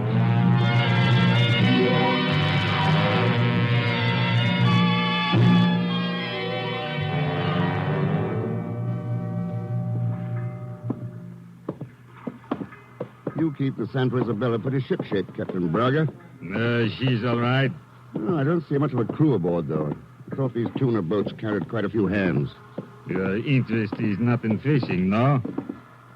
You stay in your cabin. I handle this ship. Fair enough. As long as you get me where I want to go. See. Here is your cabin. You will go in, please. Sure. Well, I didn't know I was going to have company on this trip. I hope you don't have any objections, Ken. After all, I've come all the way from Alexandria, Virginia, to be with you. Yeah. Does your husband know, Phyllis? Bill Pringle? I don't think he's in any position to care at the moment. Why not? Did you use that gun on him, too? How can you be so suspicious, darling? I'm only pointing it at you to welcome you aboard properly. Isn't that so, Captain Braga? See. Welcome aboard, Mr. X. Oh.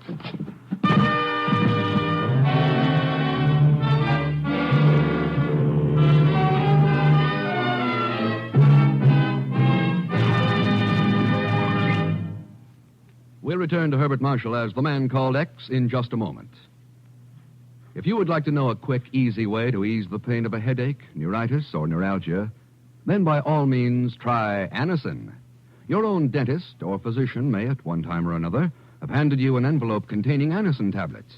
Then you already know how incredibly fast and effectively Anacin brings relief. Anacin is like a doctor's prescription. That is, Anacin contains not just one, but a combination of medically proven active ingredients.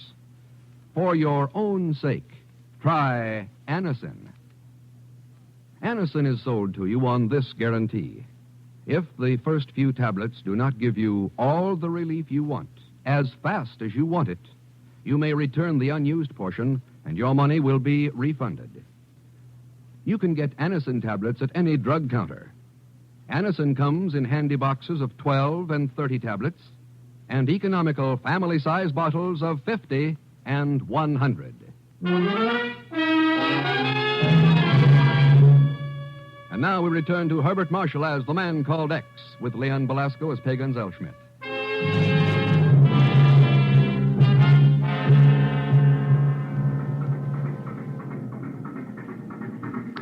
Wake up, Mr. Thurston. Please wake up. Oh, why do you have to keep on acting dead this way? Wake up, Mr. X. Take it easy, you idiot. Huh? Oh, you're not subconscious after all. Not that subconscious, Pagan. Yeah. Ah. I see Captain Braga and the beautiful Felice are gone. We locked in this cabin. Tighter than a bum. Looks like we're on our way, Pagan. Hey, how come you don't even act surprised to see me here, Mr. X? Because I saw you make that phone call back to the San Francisco airport. Call? What call was that, Mr. Thurston? The one you made to Felice. Swear by the father of my father, Mr. X. I only told her that... Oops. Sure. Where'd you meet, at the airport? That's right. Naturally, she went for me. So when she invited me to go on a fishing trip... Well, you understand how these things are. Oh, yes. But there's just one little thing, one tiny thing I don't understand. What's this all about anyways? Pagan, we're on our way out of the country. And we're all after the plans for an electronic deciphering machine. You mean we're not going fishing then? I think Felice is going fishing after those plans. And she figures on using us for bait. Huh? And Pagan, you better pray that she likes to fish with live bait. Sure, but what difference does it make? She doesn't like to use live bait. She'll use... Oh, Mr. X.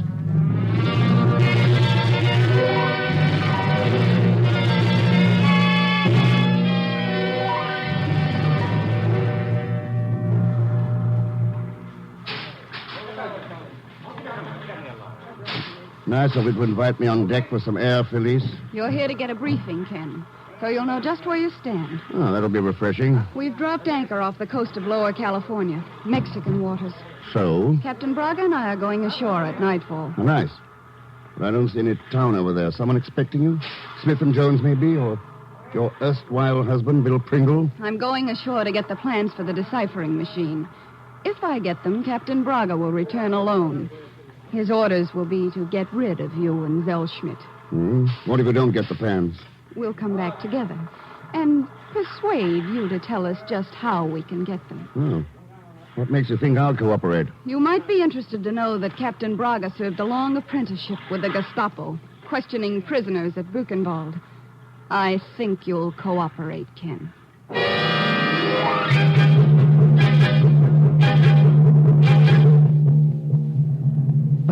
But how can you tell them something you don't know, Mr. X? I can't, Pagan. But as long as they think I can, we're in pretty good shape. Pretty good shape? He says pretty good. If they get the plans, they bump us off. And if they don't get them, they got us right between the frying pan. Not if we get the plans first.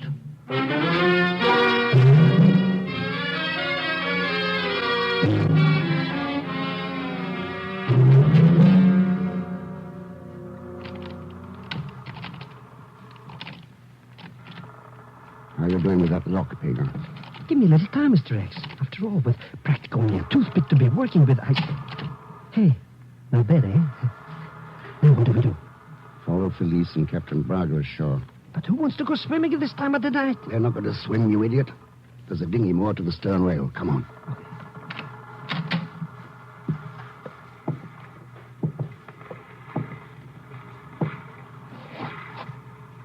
All right, Pagan. Over the side into that boat.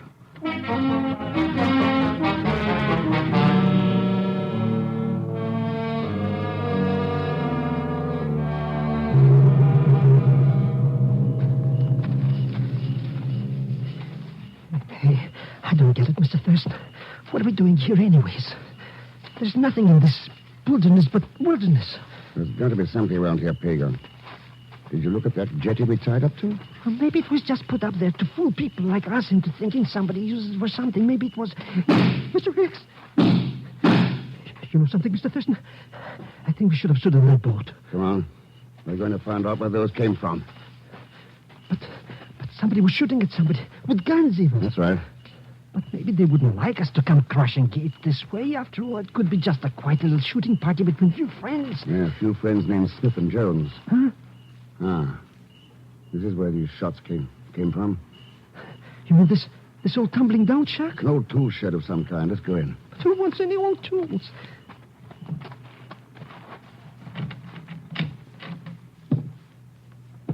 Well, what do you know? No lights. A flashlight will fix that up. Do you always have to think of everything? Okay. Are you satisfied now? There's nothing in... Mr. X. Yeah. Looks like that quiet little shooting party ended in murder. But who is he anyways, Mr. Thurston? Man named Jones. Or Smith. Those guys again. And look there. Against that wall. Huh? This ain't no tool house. It's a radio station. Shortwave outfit. And a good one. Very interesting, yeah. So let's give this joint a quick sign-off, eh? No hurry, Pagan. I want to learn what this set's doing so far from home. Huh? Take a look at that manufacturer's plate. Made in Moscow.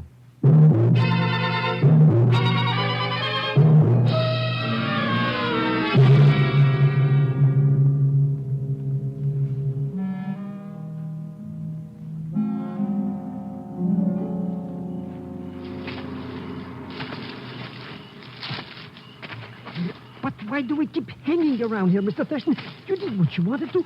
You did it with the radio already. We still haven't found Bill Pringle, all those plans. Bill Pringle's plans for crazy machines? Sometimes I think all this is a figment of your imagination. You are wrong, senor. Mr. Thurston, it's him. And with that cannon again. Yeah, I see. You were telling Pagan he was wrong about Bill Pringle and those plans, Braga. Si, senor, that is so.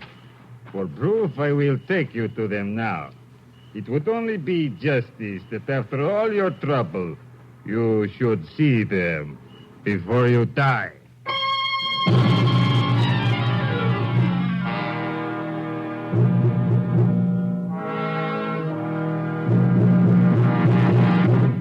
So we meet once more, Ken. And as usual, you're at the wrong end of Captain Braga's gun. Looks like it, Felice. Well, don't feel too bad about it. I don't need you anymore. And it really doesn't matter if you get it here in this old ranch house or on the tuna boat. That sounds like you've got the plans. You really didn't provide too much competition, Ken. No. Nor did your pal back there on the radio shack. You found Andreev, then? Oh, that was his name. Andreev.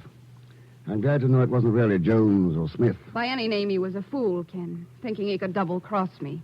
Then the two of you were working on Bill Pringle together. The old gag, I suppose. You made him lose his head over you, then Andreev blackmailed him. What was the pressure, Felice? A threat to turn you over to the government as a spy, and this Bill came across with those plans? Roughly, yes. It wasn't too difficult, either. Bill proved quite amenable. So, what went wrong? Bill and Andreev disappeared 2 days before the time we'd planned. I figured it was a double-cross, so Andreev could get the cash and glory for himself. Then how come it took you so long to start after them? We'd arranged several exit routes from the country. I didn't know which they'd taken. Until you found that map for me. Mighty nice of me. Now what? You'll join Pagan and Bill down in the wine cellar, where we've got them locked up. Then you'll be disposed of together. Before or after you get aboard that submarine? There are times, Ken, when you show positive flashes of genius. How did you know about the submarine? You didn't figure out that tuna boat escape routine just to hibernate here with the plans. There'll be some way to get into the country you're working for. Add that to the jetty, the mooring lines, and the radio. Well, it's not too tough to come up with an answer. Well, you've come up with the right one, Ken. It's due in about 15 minutes. Captain Braga will see me safely aboard. Too bad you haven't any answers for what he's going to do with you after he comes back here, isn't it?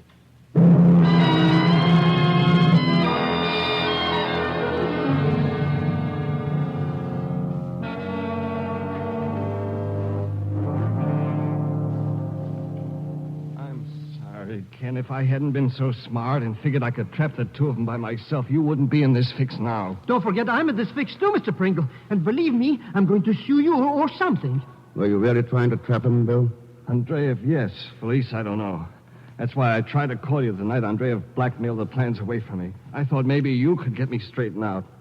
Only Andreev and that government man got in a gun battle, and I caught a slug on the shoulder. And that finished that. Yeah. I don't care about myself now. But when I think of the mess I got you into and my country... Now he thinks of that, eh? But we're all locked up here in this wine cellar place waiting for the firing squad. We gotta do something, Mr. X. A little late, Pagan.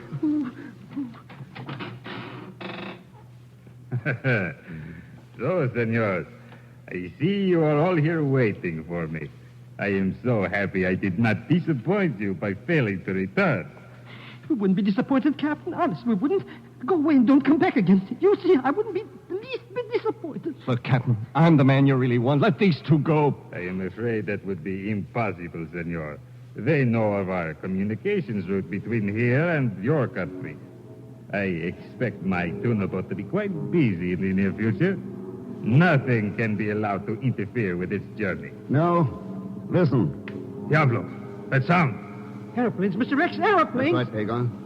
United States Coast Guard planes. And probably a squadron of Mexican flyers, too. That is not possible. How could they know about this place? That shortwave radio in the shack, Braga. In case you didn't know, it can be used for other purposes than contacting submarines. So, you call for help and believe they will rescue you?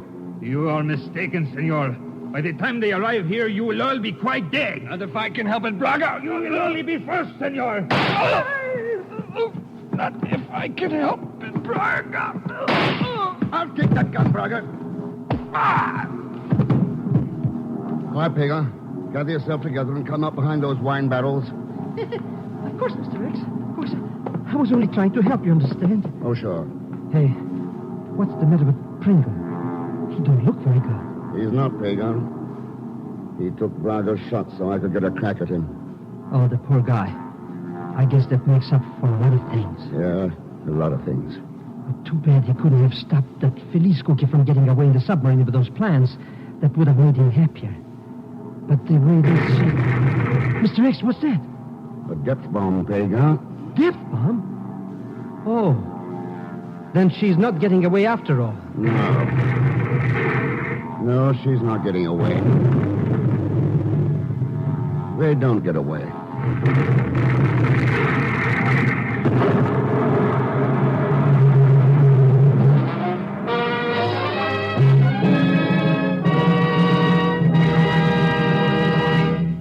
Our star, Herbert Marshall, will return in just a moment to tell you about next week's story. Ladies and gentlemen, America's newest car, the fine new Ford for 1951, is now on display at your neighborhood Ford dealers. And when you see it, you'll find that inside and out, in every detail of design and construction, the 1951 Ford reflects true fine car quality. And in addition, it offers 43 look-ahead features designed to keep the 51 Ford young in appearance and young in performance. For example, there's Ford's smart luxury lounge interiors with their exclusive color-harmonized Ford Craft fabrics. There's the new automatic ride control that automatically adjusts spring reaction to the type of road to give you a level ride and easy ride. And there's the automatic mileage maker that lets you get the last mile out of every gallon of gasoline for utmost economy. Visit your Ford dealers soon and see the 1951 Ford yourself. You'll agree, you can pay more, but you can't buy better.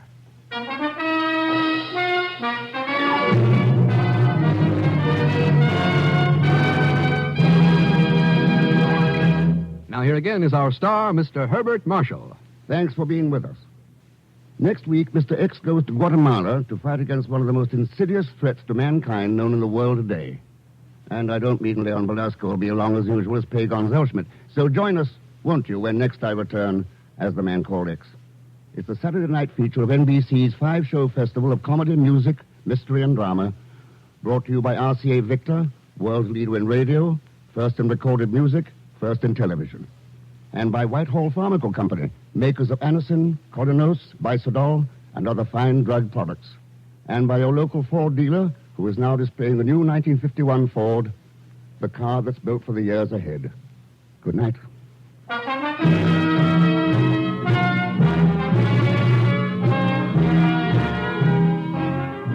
The Man Called X, starring Herbert Marshall, is a J. Richard Kennedy production, with music composed and conducted by Felix Mills. Tonight's story was written by Sidney Marshall. All characters and incidents on the program are fictitious, and any resemblance to actual characters or incidents is purely coincidental.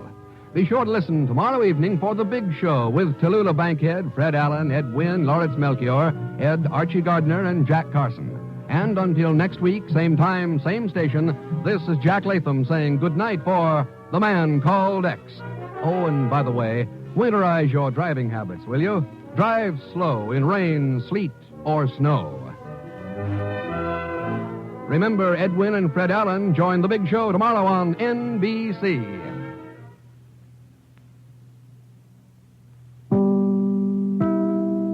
Thank you for joining us for a thrilling episode of A Man Called X. We're excited to have you as part of our audience. We invite you to return tomorrow for an all-new set of episodes that will take you on even more unforgettable adventures. Now we will visit Agent K7, a riveting program centered around the daring exploits of a top-secret spy as he battles against espionage, crime, and international intrigue, showcasing his resourcefulness and cunning as he strives to maintain global security. We're always eager to hear from our fantastic audience. Your feedback fuels our passion for delivering the best in vintage entertainment. Feel free to share your thoughts, opinions, and suggestions. We value your input and strive to make your listening experience even more enjoyable. If you're looking to enhance your Microsoft Access skills, look no further. Reach out to them at 615-420-2040 and ask for Mark. Once again, thank you for being a part of our Golden Age radio community. Get ready for more riveting stories, captivating characters, and timeless entertainment. Until next time, stay tuned and keep the nostalgia alive. Subscribe for more videos.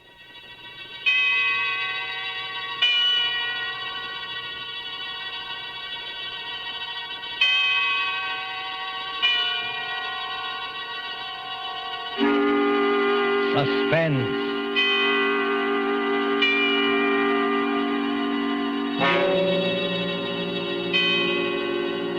This is the Man in Black, here again to introduce Columbia's program, Suspense. Our stars tonight are Miss Agnes Moorehead and Mr. Ray Collins. You have seen these two expert and resourceful players in Citizen Kane, The Magnificent Amberson, in which Miss Moorehead's performance won her the 1942 Film Critics Award. Mr. Collins will soon be seen in the Metro-Goldwyn-Mayer Technicolor film, Salute to the Marines. Miss Moorehead and Mr. Collins return this evening to their first love, the CBS microphone, to appear in a study in terror by Lucille Fletcher called The Diary of Sophronia Winters.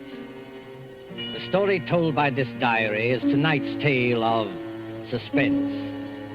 If you've been with us on these Tuesday nights, you will know that suspense is compounded of mystery and suspicion and dangerous adventure. In this series are tales calculated to intrigue you, to stir your nerves, to offer you a precarious situation, and then withhold the solution until the last possible moment.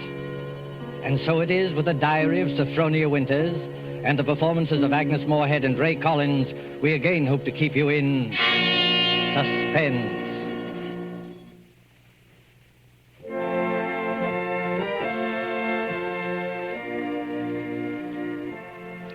February 1st, St. Petersburg, Florida. I, Sophronia Winters, have hereby begun this diary because on this date I feel for the first time that I've begun to live. Diaries are no good unless one has thrilling experiences. For 40 years, I've never had what could really be called a thrilling experience. But Papa's death has changed everything. Here I am in beautiful St. Petersburg with everything to start life anew, money in my purse, 2 suitcases full of new clothes, and a gorgeous new permanent wave. And Florida is really the land of romance. It doesn't matter whether you're 17 or 70. There are parties and dances and bingo games and flirtations for all. My landlady, in fact, tells me that people often become engaged and even married to perfect strangers overnight. I'm still shy, of course, but just the same, it's such fun and so thrilling to think one's fate may be just around the corner.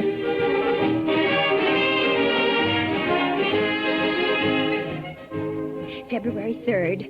Oh, diary, it is beginning. This morning when I came out of my lodging house to go down to the beach, I noticed a man, a thrilling-looking man, sitting across the street on a bench. It was just as though he were waiting for me, because when I came out, he sort of started up as though he knew me. Of course, I didn't speak first, but I knew the minute I started down the street that he was following me. Well, I got to the beach and sat down with my magazines, and suddenly there he was, strolling toward me with a broad smile. Well, sitting out here all by your lonesome? Yes, I am. Didn't I see you last night over at the Starfish Tea Room? The Starfish Tea Room? Mm-hmm. Oh, yes, I was there yesterday. But it was so crowded, I'm afraid I don't recall. Mighty nice cuisine they've got over there. Mind if I sit down beside you? Oh, not at all. Oh, just a minute. Sit on this magazine. The beach is so sandy. Oh, sand doesn't bother me. I'm from Maine, you know. We get plenty of sand up there. Do you? You've been down here at St. Pete long? Oh, just 3 days. 3 days? That's a long time. It's a wonder I didn't spot you before. Oh, Mr. Johnson's the name, Hiram Johnson. Oh. I come from Green Harbor, Maine. Run a big hotel up there summers. Well, that's my whole history in a nutshell. My name's Sophronia. Sophronia Winters. Sophronia? Uh-huh. Well, you know, that's quite a coincidence. My sister-in-law's name was Sophronia. Oh? Sophronia Johnson. You ever heard of her? She looked quite a bit like you, too. Sophronia Johnson? No, I'm afraid I haven't. Who was she? Someone very famous? I'm so ignorant about these things. Oh, that's all right. Say, look at that sun, will you? I'd say it was pretty nearly time for lunch. And Diary, darling, he is wonderful. Strong and kind, warm-hearted, so generous. I don't want to be like the other silly women in this town, but Hiram is different. There's something almost poetic about him, something sad and deep. You know, Sophronia, it's kind of mysterious, us finding that 9-point starfish on the beach together. My sister-in-law, Sophronia, used to collect 9-point starfishes. And to think your name, Sophronia, and you find a 9-point starfish with me. Well, it kind of draws us together, eh? Huh? What do you think? Completely. As though I'd known him all my life. My landlady says it's foolish. But look at Romeo and Juliet. Weren't they foolish? What's the good of waiting, Sophronia? I've got to be back at the hotel in a week. We may never see each other again. Oh, Hiram, don't say that. I couldn't bear it. Then let's do it right away. Tomorrow? There's a parson out on Coral Avenue who'll do the job for us. We can take a nice moonlight drive out to the alligator farm afterward, have a nice shore dinner, then climb on board the Orange Blossom tomorrow night from Maine. Just think of Maine. The big dark pine woods, the sand, the bay. The two of us alone together. The two of us alone together.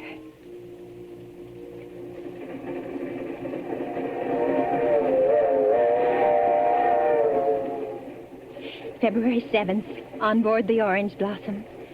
I was married in a wedding dress of Alice blue moire, with a frill of white organdy at the collar and wrists, and a rhinestone belt buckle. Hiram sent me talisman roses.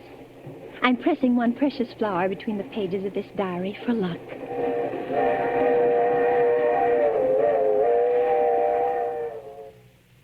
See it beyond this bend in a couple of minutes. Bags heavy? No, not particularly, dearest. Oh, I can't get over that taxi man at the station. Imagine his insolence, saying he couldn't drive us over. Maybe he didn't have any gas. It happens sometimes around here. Well, anyway, I'm glad the weather's so mild. Can you imagine what it would be like in a blizzard? There's the place. Oh, wait a minute. I don't want to look till I put down these bags. Now, where? There. Through those big pine trees. Oh, it is big, isn't it? 125 rooms. So many fire escapes and balconies and porches and towers. I stayed in a hotel like that once years ago with Papa.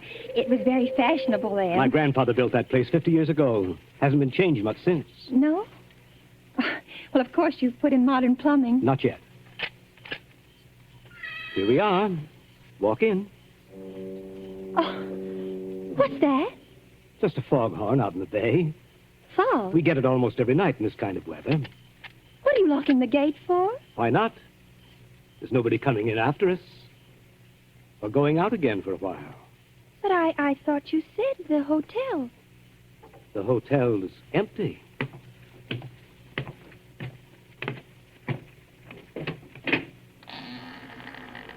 Hiram, What is it now? Hiram, darling, I know it sounds silly, but let's not go in there tonight. Let's wait until morning. Why? Oh, just because it's so dark and empty. There's not a light in the whole place, and no one's expecting us. What do we eat? Where'll we sleep? Let's stay in the village just for tonight. I've got things to eat and a place to sleep. Come on. Oh, my arm. Hiram! Hiram! If you remember my telling you down in Florida about my sister-in-law, Sophronia, well, that's her over there on the wall. Take a look at her. Hiram, you hurt me. Oh, well, this glass is very dusty. She must have died many years ago. But her face is sweet. It's very sweet. And her eyes, there's something very sad and wistful about her eyes. She was a murderess. She was hanged in Portland 25 years ago for the murder of my brother Ephraim here in the lobby of this hotel. She murdered him in cold blood with an axe. That fire axe hanging over there on the wall. Hiram. It was a summer day. There were guests sitting out on the front porch in the rockers. It was just after lunch. My brother Ephraim was sitting at the desk counting his loose change. My mother was crocheting in that old wicker rocking chair. Sophronia came downstairs humming a hymn. Oh, don't, Hiram. Please don't tell me any more. Why not? Well, it makes me nervous to hear it like this in this big shadowy lobby. And your eyes, Hiram. Your eyes. Hiram, you're acting so strange. Hiram, what's the matter with you, dear? I know it was a terrible tragedy, but it happened 25 years ago. Don't touch me, Sophronia. Don't touch you. Do you remember what I said to you in Florida? What did you say? Well, you said a million sweet and wonderful things to me, Hiram. I said you resembled my dead sister-in-law. Look at her again. Look at her closely. Sophronia. But why? Oh, no, I can't. It's too horrible. I can't look at her face with any pleasure now, knowing she was a murderess. You're afraid to look, is that it? No, I'm not afraid. Hiram, please, my arm. Well, very well. I'll look. Now, stand there quietly, like that. Take off your glasses. That's all I wanted to see. That's all I wanted to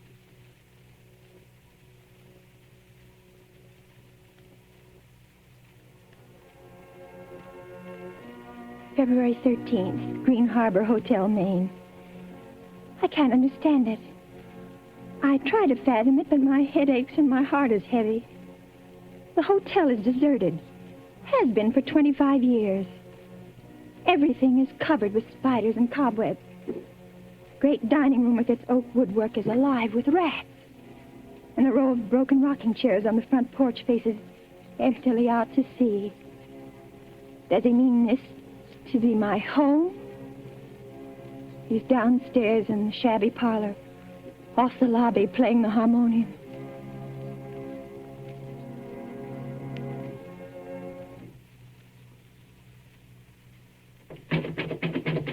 Sophronia. Yes? Yes, Hiram? Sleeping? No, dear. Why is your door locked? Come out. I want to show you around the place.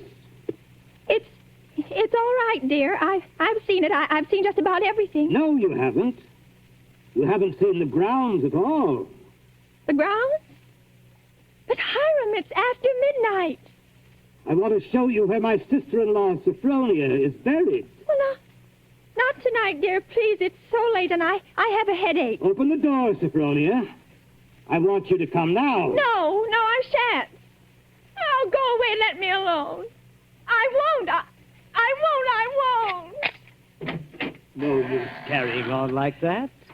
You see, I have pass keys to all the doors.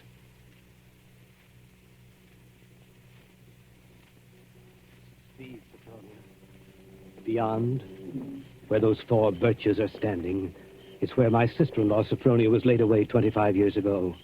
It was the biggest funeral in the neighborhood. Folks crowded outside the gate with the dozens trying to get a look, but we wouldn't let them. Buried her ourselves without a service out here by herself on the grounds. Ephraim is buried in town, but not Sophronia. I had a feeling I'd have to keep an eye on her even then. Keep an eye? on her? I knew she was one of those restless sleepers who wouldn't stay quiet in her own grave. I knew before the year was out she'd find some way to start roaming around hunting for mischief again. She was a young she-devil to the core, Sophronia. They could hang her till doomsday. Wouldn't do any good. You mean you think she haunts this hotel? No, not this hotel. She never had any use for it, alive or dead. No. She makes for the warmer climates. She was always a cold-blooded little fish, freezing and shivering all the time.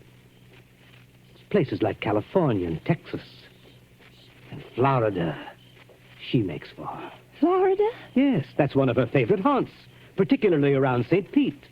She likes the flowers and the sun and the romance. Hiram, I feel cold. Do you mind if I go inside Just now? a minute. I haven't explained everything. You think I'm crazy, I guess. Crazy. But I'm a lot smarter than some people give me credit for. Because, you see, I have found her now. 3 times. You see that grove of birches over there? Under every one of them's a grave. I've found her wandering the earth in disguise 3 times. And I've killed her 3 times. It still doesn't do any good. She's still restless. You mean you've killed 3 different women? So now I keep another open grave to remind her. It's waiting now. Would you like to see it, Sophronia? No, Hiram. No, please, Are you afraid to see it, Sophronia? No, Hiram, you don't mean to say that you think, just because my name happens to be Sophronia, and that I look a little like... Think what, Sophronia? Nothing.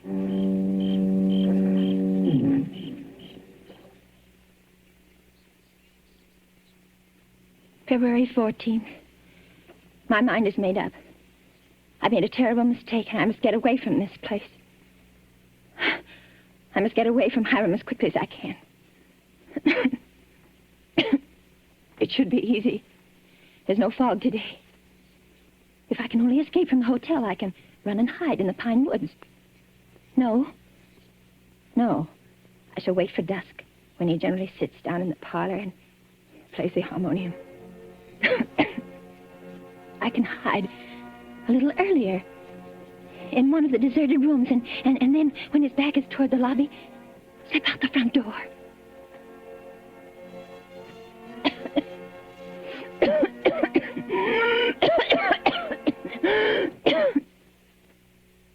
Sophronia? Sophronia? Sophronia! Oh, there you are. What's the matter? Anything wrong? No, Hiram. You didn't want anything outside, did you? Because if you do, you'll have to ask me to get it for you. You see, I always keep the front door locked. Yes, Hiram? Yes, the back door, too. And all the doors leading out into the porches and fire escapes.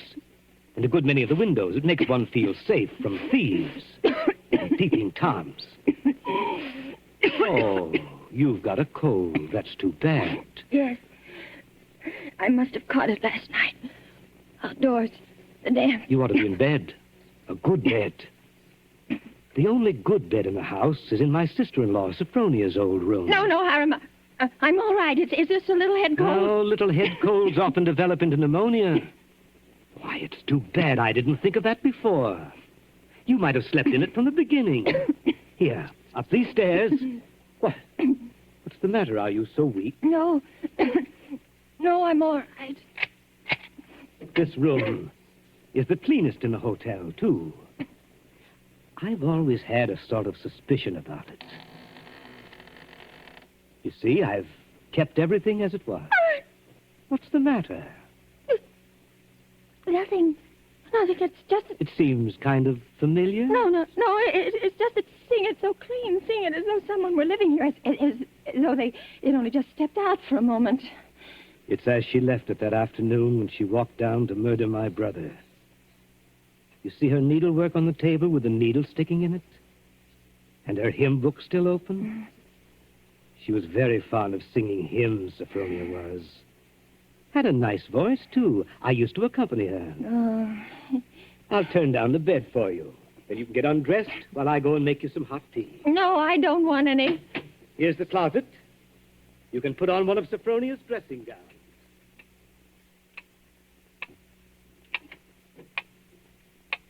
Diary, I'm beside myself. I shall go mad. I shall go mad. 2 hours have passed since he locked the door upon me.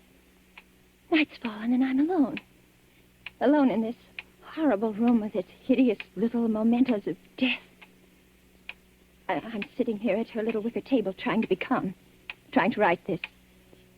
Somehow, when one writes about a thing, it doesn't appear so real. My hand is just brushed against her needlework. Her hymn book, where they still lie, waiting. I can bear having them near me no longer. I must get them out of sight, anywhere. In that closet, a bureau drawer. Ready for your tea? No. Yes, Hiram. Why aren't you in bed? You'll take worse cold, you know. I'll get in bed in a minute. First, Oh. Brushing up on your needlework again? My needlework? You've got it in your hand. Have I? Oh, yes. Yes, so I have. But I wasn't working on it, Hiram. I swear I wasn't. I've never done a stitch of needlework in my whole life. I don't know one embroidery stitch from another. Let me show you. Look, I don't even know how to hold a needle. Get into bed, Sophronia. You're feverish. Before we go on, Hiram, before you go on thinking, we've got to have an understanding. You've got to let me explain. I was born in 1892 in Kalamazoo, Michigan.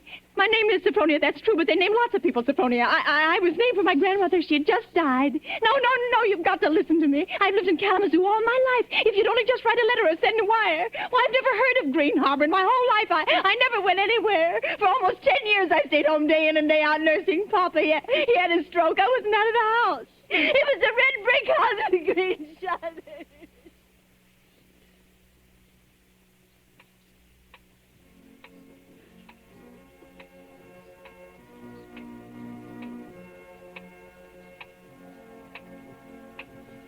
February 15th. Now I live only from moment to moment, listening to each creak upon the stairs. I've been in bed all day. It's night now. The foghorn has begun to blow again.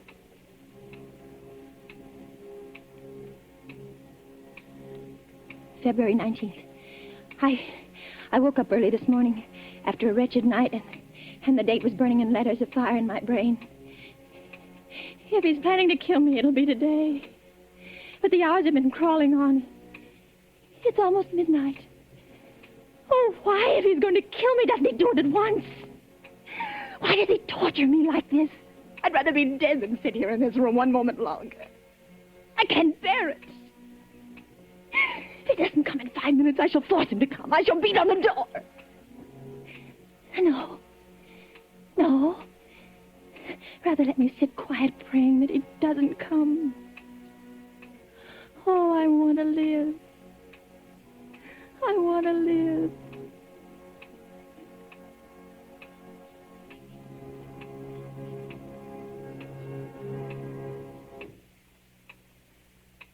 Sophronia. It's come. Sophronia, come downstairs. I want you to sing me a hymn. Sing? He never asked me to sing for him before. But she sang. I can't sing, dear. I told you that long ago. Did you? Well, I'd forgotten. And besides, how can I come downstairs when my door's locked? It's unlocked. Try it. Unlocked? Oh, no. How could it be? Oh, it is, and I never knew it. I never knew it. Coming? He unlocked it. Sometime while I was just sitting. Oh, why didn't I try a few more times? Why did I just sit there assuming? No, he'd have caught me anyway. He'd have known. But I might... Oh, now it's too late. Sophronia! Yes, Hiram. I'm coming.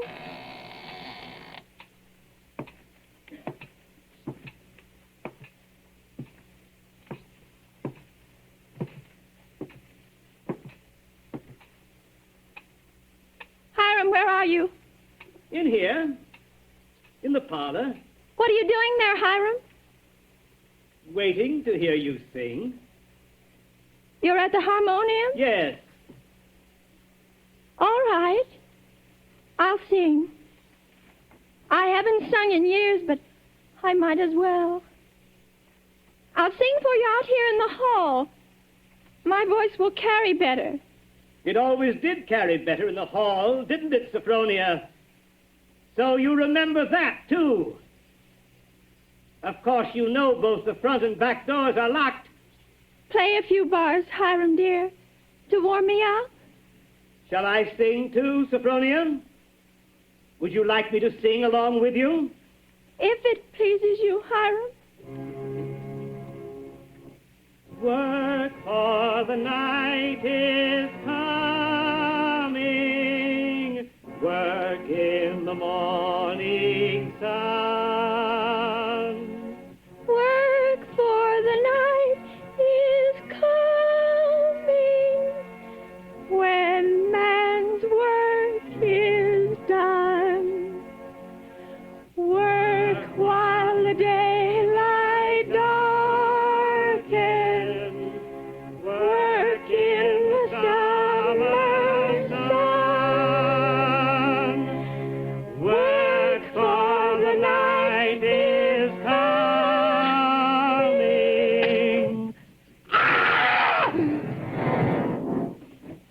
When man's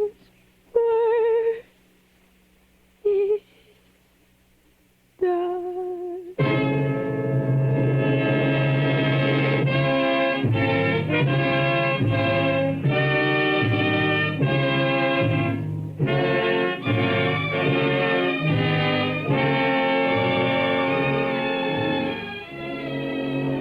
There's only one more page. Shall I read it to you? Yes. Yes, go ahead.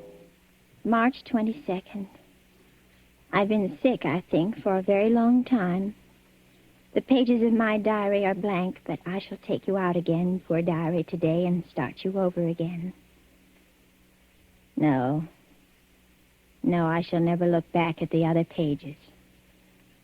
I shall only write on and on about this beautiful place so that no one reading this diary will ever know that I did it.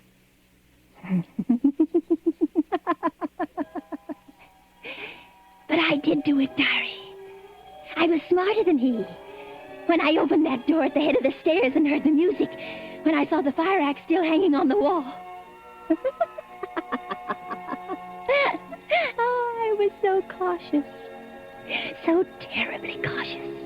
I tiptoed like a little mouse, even as I sang the hymn into that room where he was playing. But I was clever, so much cleverer than he. I kept on singing. And now I'm free.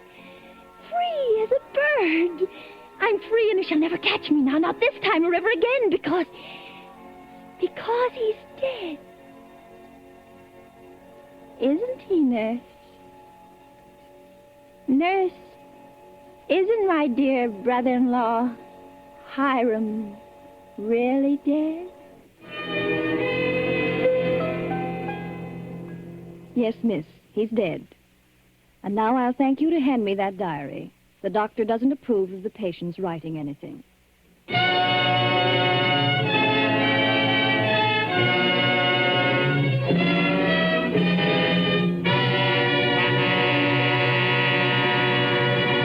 And so closes The Diary of Sophronia Winter, starring Agnes Moorehead and Ray Collins. Tonight's tale of suspense.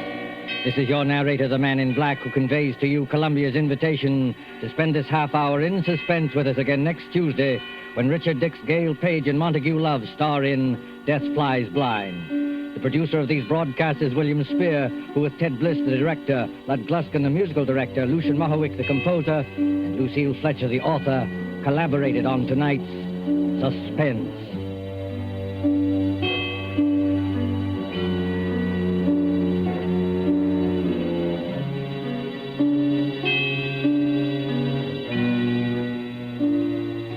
This is the Columbia Broadcasting System.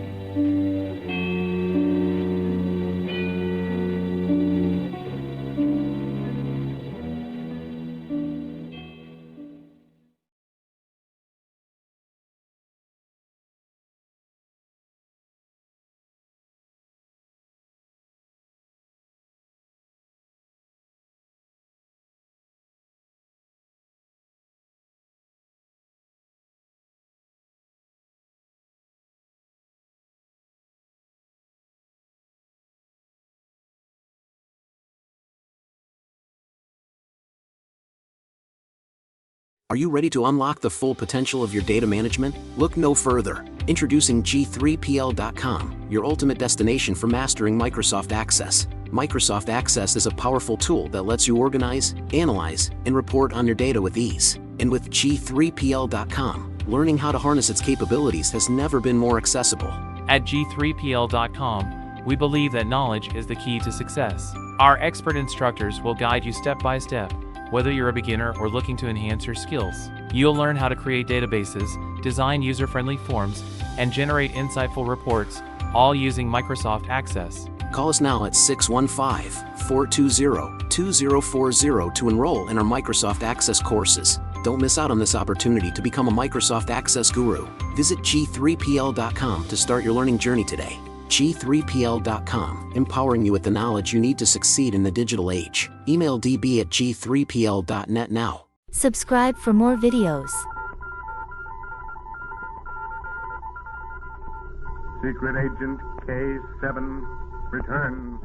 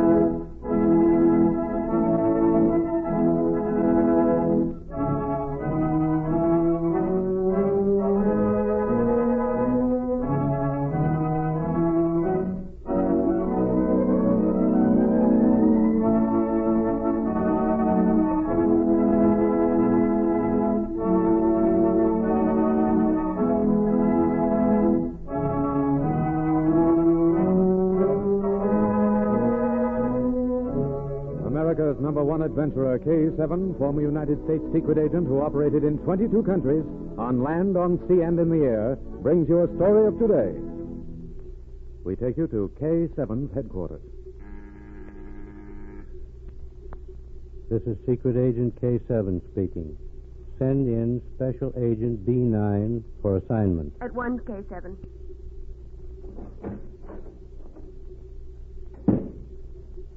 Special Agent B9 reporting for duty.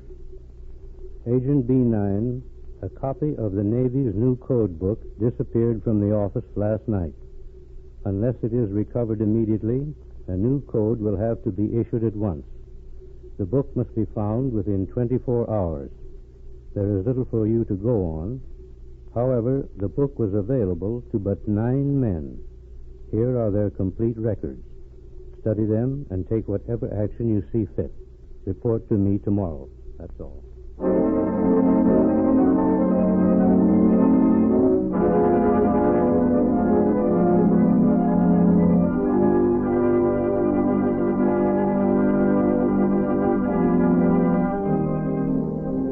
Agent B9 and his assistant Rita Drake went to B9's laboratory and studied the records. Then they discussed their first move. K7 was right, Rita. There isn't much to go on. Of the 9 suspects who could have stolen the codes, I believe 3 might have had a motive. Which 3, B9? Well, let's go over them. 2 of the 9 are high-ranking officers. I think we can eliminate them at once. That leaves 7. Yes. Of those 7, 1 has a father who was a naturalized citizen. The father was watched closely during the World War. But he wasn't really suspected. No. Nevertheless, the nation in which he was born is not friendly toward this country. My second suspect is a young lieutenant who married a foreign girl. She has parents in another country. They've been married less than a year, B9. Yes, but pressure could be applied on her. The threat of putting her mother and father in a concentration camp might be used to make her betray her husband. Now let's look at our third suspect. He is the officer whose brother is a leading cabinet minister of this government. B9, you can't suspect him. Just look at his brother's record. As a minister, he has fought against rearmament. He is known to sympathize with 2 powers whose aims are directly opposite to those of this country.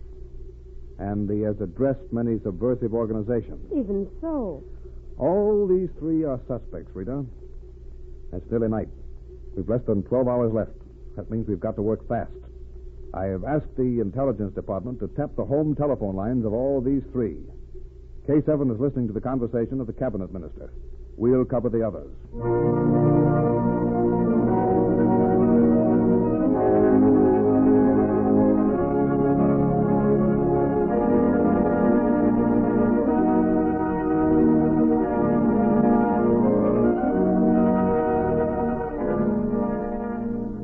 The first call Rita and B9 heard was from the foreign girl who was the wife of the lieutenant. It was put through at about 9 o'clock. Is this you, Anton? Who is this? Dolores. Peter has left the house. Anton, why did you do it? I don't know what you're talking about. You're lying. You knew that Peter would be blamed because of me. They'll break him. You did it.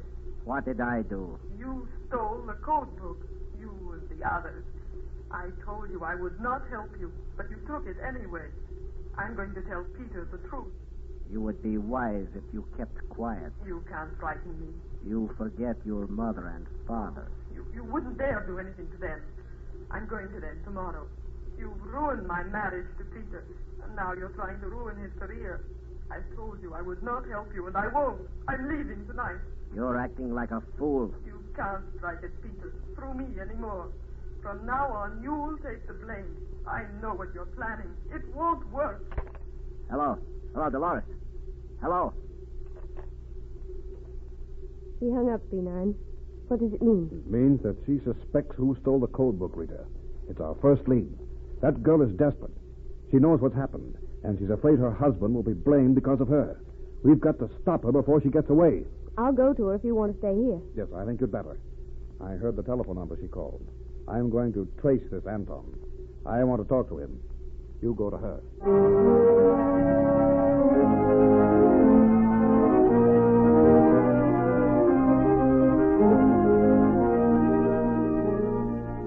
Within a minute after Rita and B9 heard the first telephone conversation, K7, listening on the line of the cabinet minister, heard a second call. Hello? This is Anton. You have made the copy of the code book? Yes, it is ready. But something else has happened. She knows. She just telephoned me. If the Secret Service men find her, she will talk. Secret Service men? They will find her at once. You call a messenger. Send the code book to her. Then bring the copy here. I'll expect you within an hour.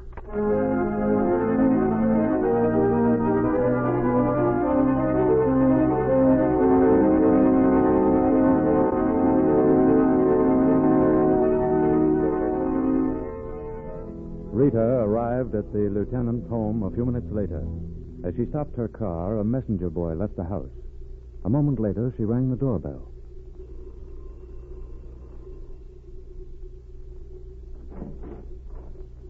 Yes? What do you want? May I come in and talk to you? Who are you?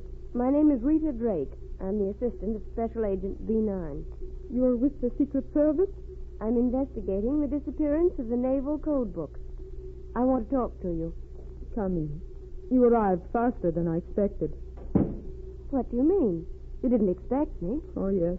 I knew when they sent it to me that someone would be here to search the house.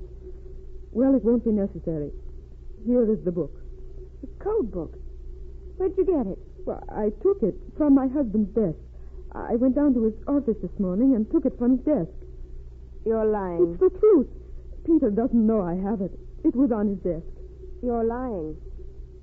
You say you took it this morning? Yes. I went to his office to ask him to go to lunch with me, and it was on his desk. Dolores. Yes, I know your name. You're lying. The code book was stolen last night, not this morning. Who are you protecting? Anton? You know about him. I know that you telephoned him at 9 o'clock. You accused him of stealing this book.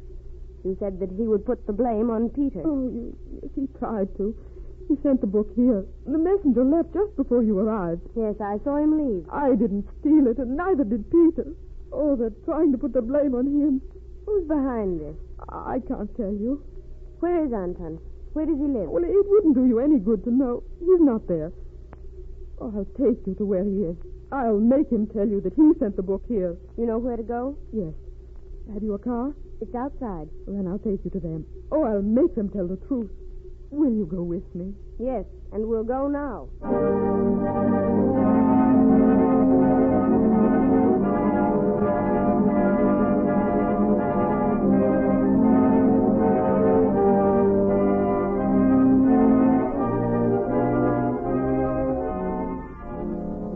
Following Dolores' directions, Rita drove to another section of the city. It was nearly 10:30 when they stopped the car.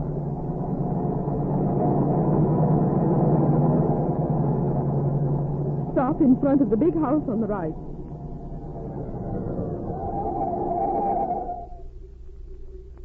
Anton lives there? No, but we will find him there. Oh, I'm sure of it. We will go in and face them. Whom do you expect to find with him? You'll find out in a minute. Are you coming in with me? Yes.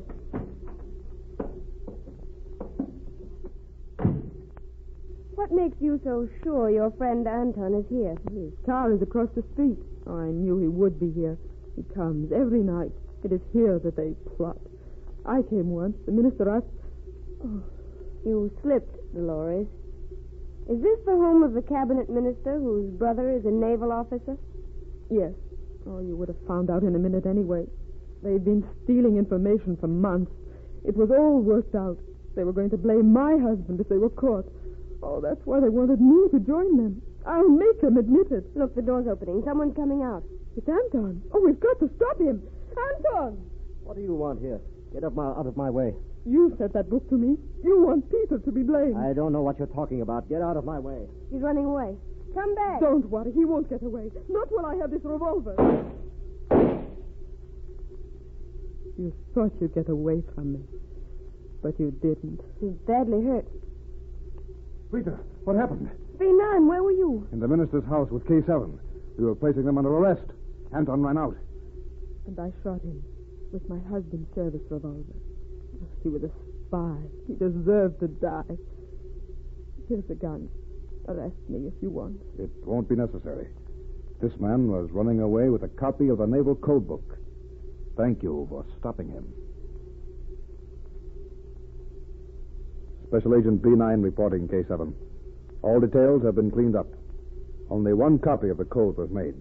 It was recovered on the body of the spy, Anton Flores. The cabinet has accepted the resignation of the minister involved. No reason for his retirement has been given to the public.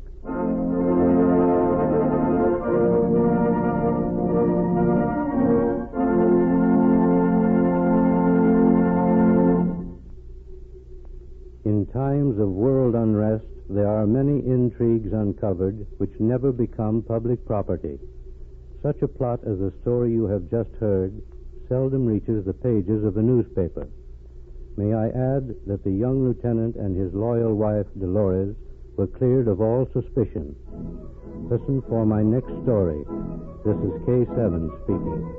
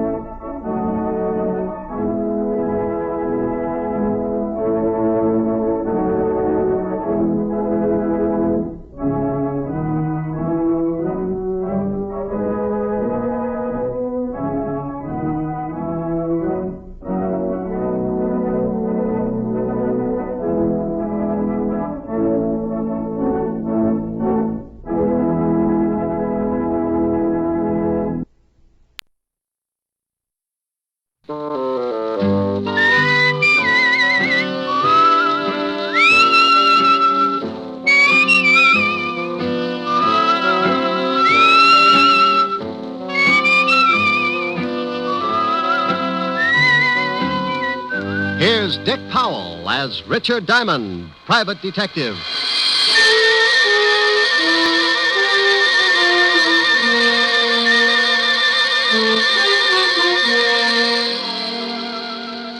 Hello there.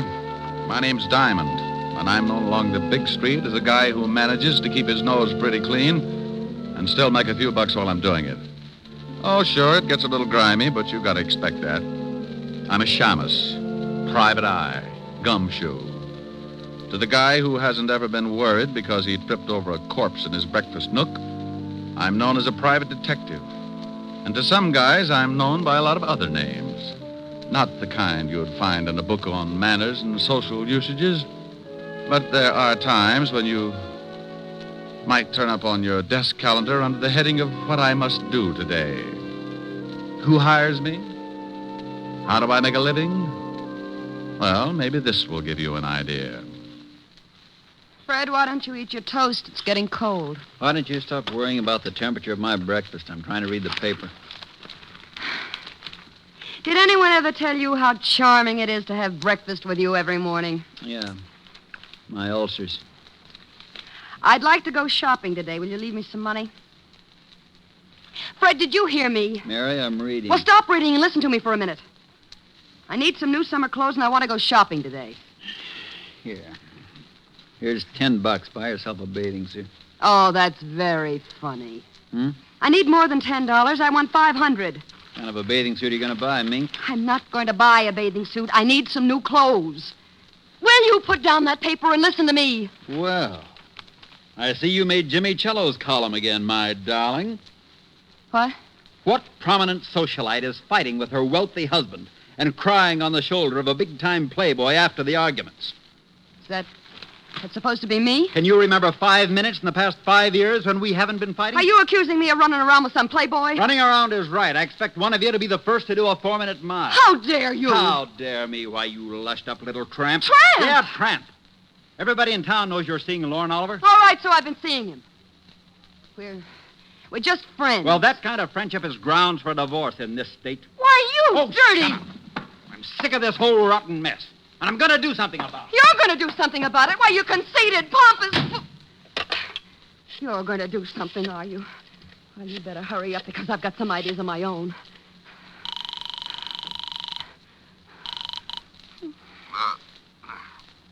Yeah? Lauren. Yeah, Mary? I got to talk to you. What time is 10 it? o'clock. Well, it's still the middle of the night. Call me back This later. can't wait. Fred found an item about us in Jimmy Cello's column this morning. He stormed out of here like he was going to kill somebody. Well, you're just the gal who can recognize the symptoms. Well, that's a nasty line. What do you want at 10 in the morning, Longfellow? Look, honey, I'll take care of Cello, and if that husband of yours gets out of line, I'll take care of him, too.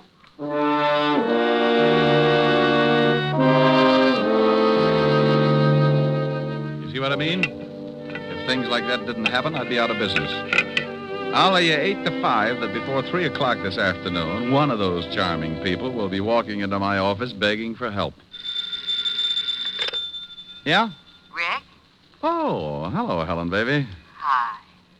You gonna take me out tonight? Sure. I'll be over later. We'll have a quiet evening. No, I want to go dancing tonight.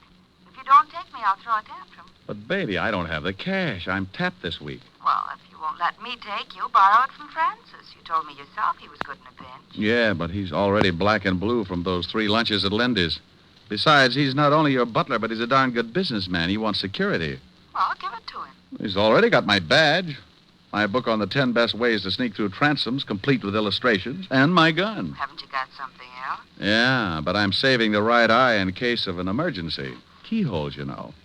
Look, honey, let's go take in a quiet movie and... I want to get dressed up and go to a nightclub. It's summer. The flowers are blooming, and the fox has left his lair. Is what? I've been hibernating all winter, and I want to get out into some nice, smoke-filled dance floor. Why, Helen. Why, Helen, nothing. Please, Rick. Hold it. Someone's knocking at my chamber door. Come in. Mr. Diamond? Yeah, pull up a chair. I'll be right with you. Who is it? I'm afraid to look. I haven't paid the light bill. This is a detective agency, isn't it? You, sir, have just won yourself a new economy home-size murder sampler, complete with a matching set of bodies. Me? No. I haven't got time to listen to your bright remarks, Diamond. I want to hire you. What did he say? He doesn't like my bright remarks.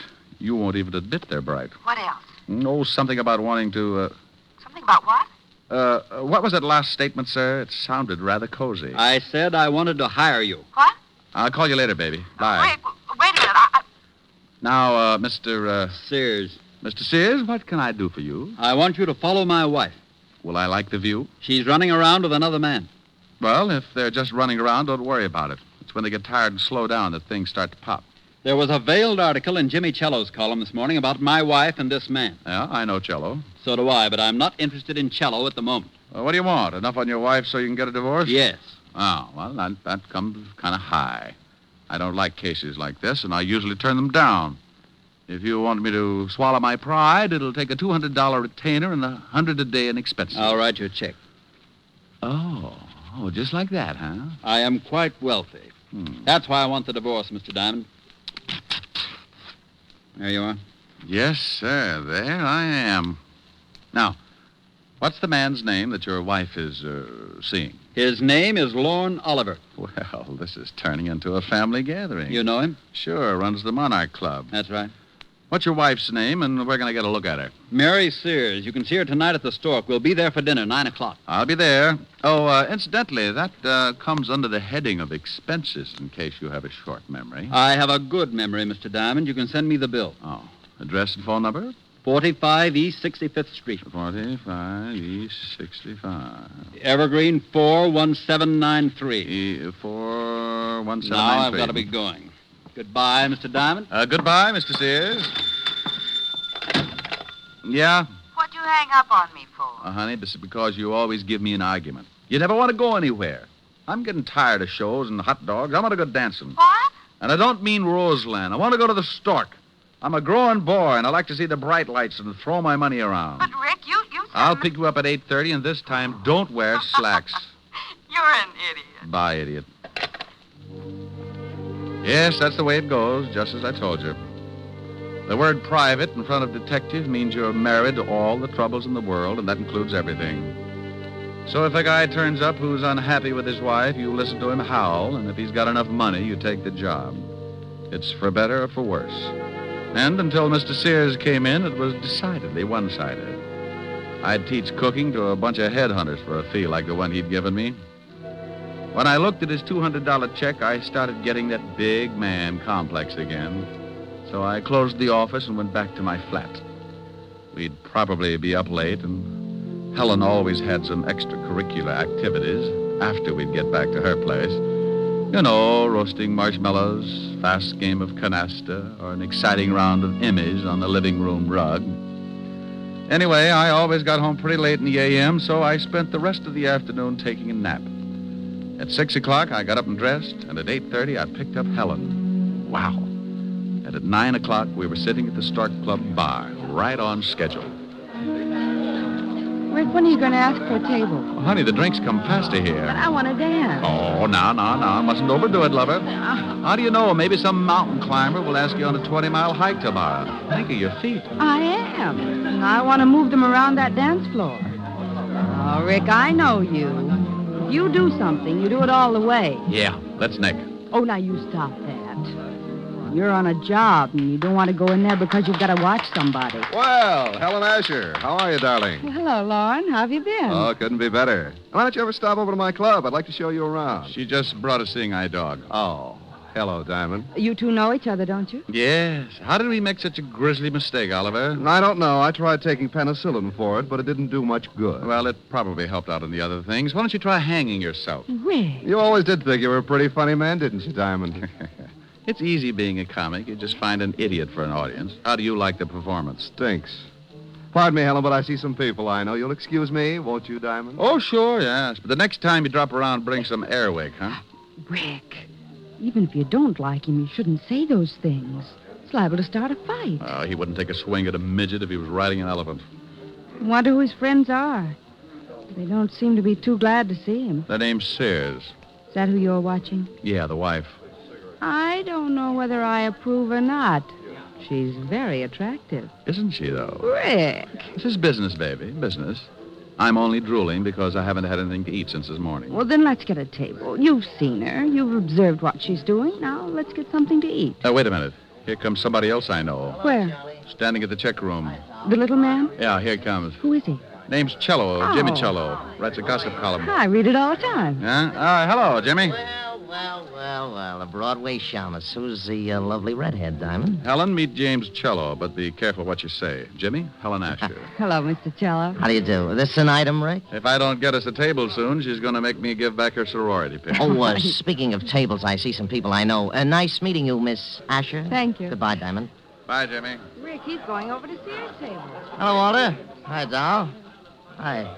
Well, good evening. What do you want, Cello? Oh, I just dropped by to see how the happy little family was getting along. Well, just drop away. Nobody asked you to stop by. Yeah, why don't you do that? And take Oliver here with you. Nobody asked him to stop by Fred, either. keep your voice down. This is my table, and I don't like a lot of crumbs lying all over it. Who's a crumb? Come on, Lorne. I guess Mr. Sears has forgotten a few things. I haven't forgotten a thing, Cello. When you print one thing in that lying sheet of yours, and I'll have you sued for libel. Listen, Sears, if I did print anything, they'd put you away so far they'd have to pipe air into you. Oh, do go on, Mr. Cello. This is getting interesting. You'd better get out of here, Cello. No. Go on, Cello. What have you got on old Moneybag? He's a lying, dirty gossip monger. He doesn't have a thing. Wait a minute. I don't like that.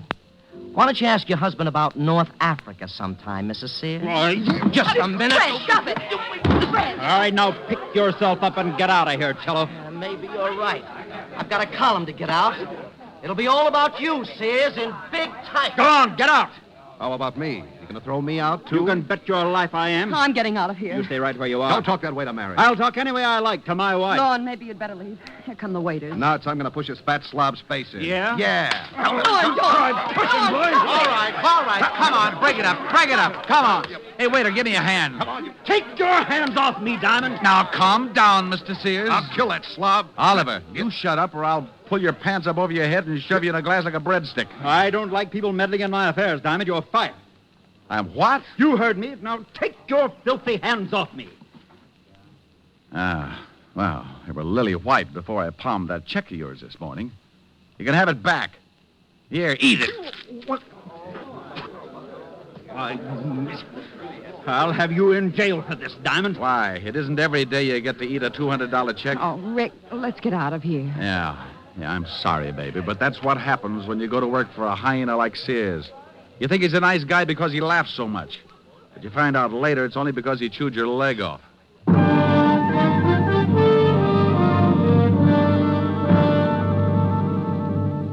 We left Sears still spitting out pieces of the check I'd shoved down his throat and headed for Helen's apartment. I was sore. When I get hot under the collar, I don't make for good company.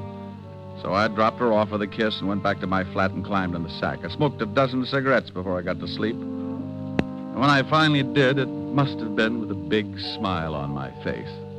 All night I kept dreaming that Lorne Oliver and Fred Sears were beating themselves to death with hot paper sacks.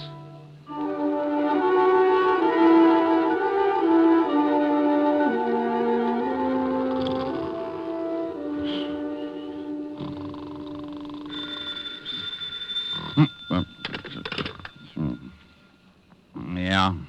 Diamond? No, this is Sunshine Market. Locks Popover is our specialty. Now you stop clowning and get over here right away. Walt? Lieutenant Levinson. Oh. Where are you? I'm in your office. Yeah? Well, if any clients come in, give them a good sales talk. Tell them how many people you've killed or something. There's a guy in your office now. Prospect? Depends on what you're talking about. I think his name is Fred Sears. Tell him to go home. He canned me last night. I don't think he'll listen. All right. So he's sore. He's got a right to be. He's dead.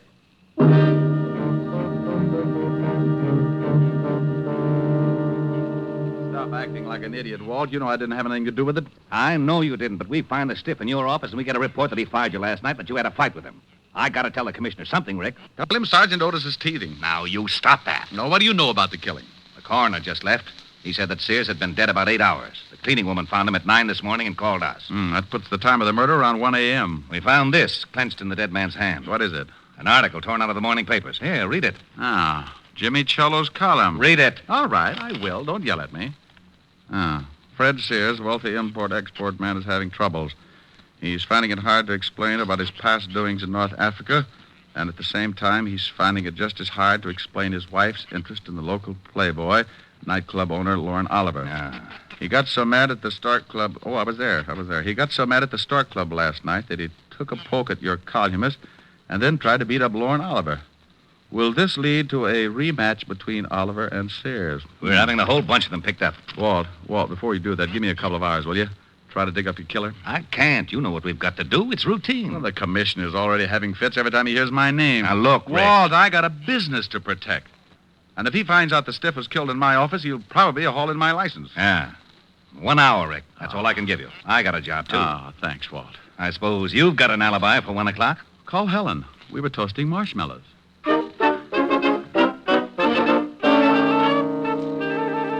Well, I had 3 good suspects. Lorne Oliver, Cello, the columnist, and Mrs. Sears. One of the 3 was built just right for the electric chair.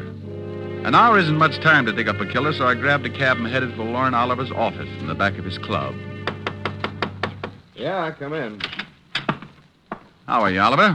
Oh, what do you want, Diamond? Not particular about who comes into my club. Oh, I'm surprised you can operate with that kind of policy. People probably see you in here every night. I think I'll have you thrown out. Where were you at 1 o'clock this morning? None of your business. Herman. Yeah, boss. Come in here and show a guy out of my office. Oh, we get rough, huh? Yeah. Okay. I'll let you tell the cops who knocked off Fred Sears. Hey, this the guy, boss? Yeah. Wait a minute. Did you say someone knocked off Fred Sears? That's right, but don't start crying about it. It makes me feel so helpless. I'll tell my story to the cops. They'll get a lot tougher than I will. You won't get tough at all, Mac. Oh, stop flexing, Herman. You'll snap your girdle. Well, I guess it doesn't make much difference as long as Sears is dead. I was with his wife from about 12 o'clock till it was a long time after 1. Well, where were you all that time? At my place. And I'll take a walk, Shamus. You got my alibi. One more question. Did you go out at all? Yeah, I went out and got the late papers. So what? I like to read. Okay. You don't mind if I stop by and see Mrs. Sears, do you? No, go ahead. I'll see you later. Oh, Herman. Yeah? You can let the air out now. Your muscles are lovely.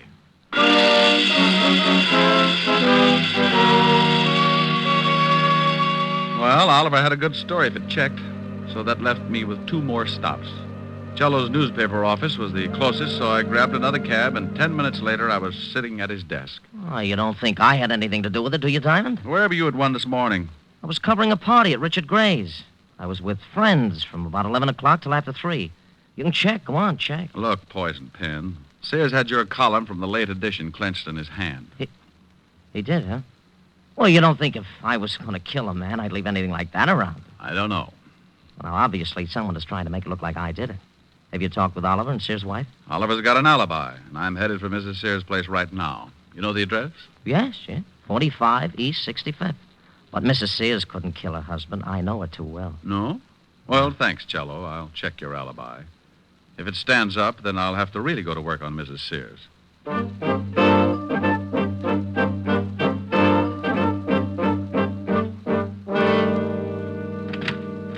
Yes? Mrs. Sears? Yes. Oh, you look even better up close. What's on your mind? You mean right this minute? Well, aren't you nice? Don't crowd me, though. I can keep up a pretty good average in this league. I'd say about 1,000. Mm-hmm. May I come in? I think so, if you keep talking. I like to hear nice things. Well, you deserve them. But I can think of some nice things to say about a panther. We'll talk about my family some other time.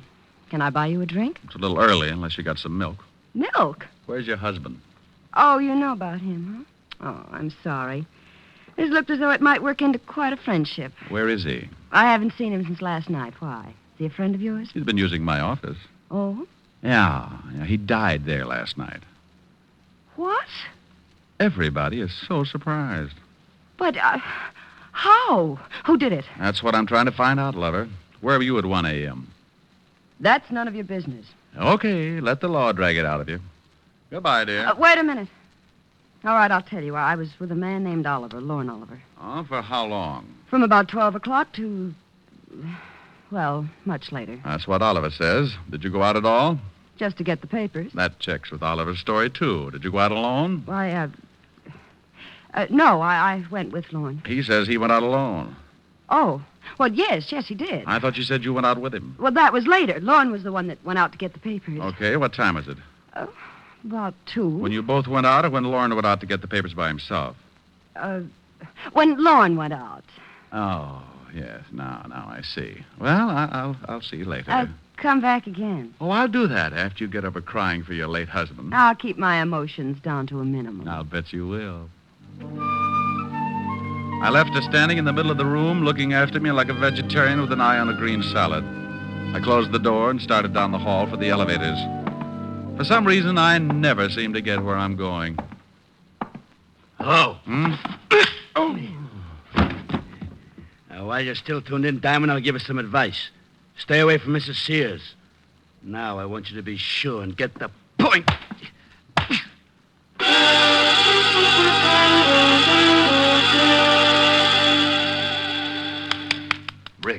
Rick, come on, snap out of it. I'll go away. Come on, you don't look so good. It matches the way I feel. Oh, here's a new line. Where am I, Walt? In Mrs. Sears' apartment. Hello, handsome. She heard the scuffle in the hall, came out, found you, and called me. Swell. Who did it? I didn't see him, but his voice sounded like a thug that Lauren Oliver keeps around to patty cake with. Oh, that was probably Herman. Lauren is so jealous. Well, your hour is up, and now I'm going to haul them all in, including this Herman. Oh, do you know Herman, Walt? Sure, Herman Sharp. Got a record a mile long. Walt, if a guy wanted to hire a killer, where would he go? You know all the stoolies as well as I do. Yeah. Mrs. Sears, what was the fight about last night at the Stork? Oh, a columnist named Cello threatened my husband that he was going to print something in his paper. He said something about North Africa, and Fred hit him. North Africa? This is really getting mixed up. Was your husband ever in North Africa? Yes, during the war. He was a captain in the Army. Walt, can you get me this Herman Sharp's address? He's the boy I want. Sure, but I'm coming along. Have your boys pick up Cello, Oliver, and take them both down to the station along with Mrs. Sears here. Well, you don't think I had anything to do with it, do you? I've known Jimmy Cello a long time. About 5 years ago, he used to run around with a little dancer named Mary Carroll. Sure he did. I'm Mary Carroll, but I broke up with him when I met Fred. Yeah. Well, you'll see him at the station. You can pick up where you left off. Come on, Walt. We went down fast and climbed into the prowl car. Walt put in a call, got Herman's address over the two-way radio. 20 minutes later, we were standing in front of Herman's door. It was an old apartment house on the Lower East Side. I started for the door, but Walt had other ideas. Rick, we can't go in there. Why not? Because I haven't got a search warrant. Well, you got to go in if you want to crack this case. Not without a search warrant. Search warrant for what? To go in. Well, what do you want to go in for? I don't want to go in. You do. Do what? Go in. Well, go ahead. I haven't got a warrant. Well, what are you looking for? Herman Sharp. He's probably in there. He is? Sure. Well, what are we waiting for? Oh, what did I do that for? For that. What? Herman Sharp. Oh. Is he dead? Yeah, been shot. What are you looking at? Newspaper on the floor. This morning's. Oh. Cello's column's missing. Been torn out. Then Herman's your killer. Swell. Who killed Herman? Don't you know? I'm not going to start that again. Walt, go on back to the station. I'm going to check something and make a phone call. I'll be down in half an hour and point out your killer.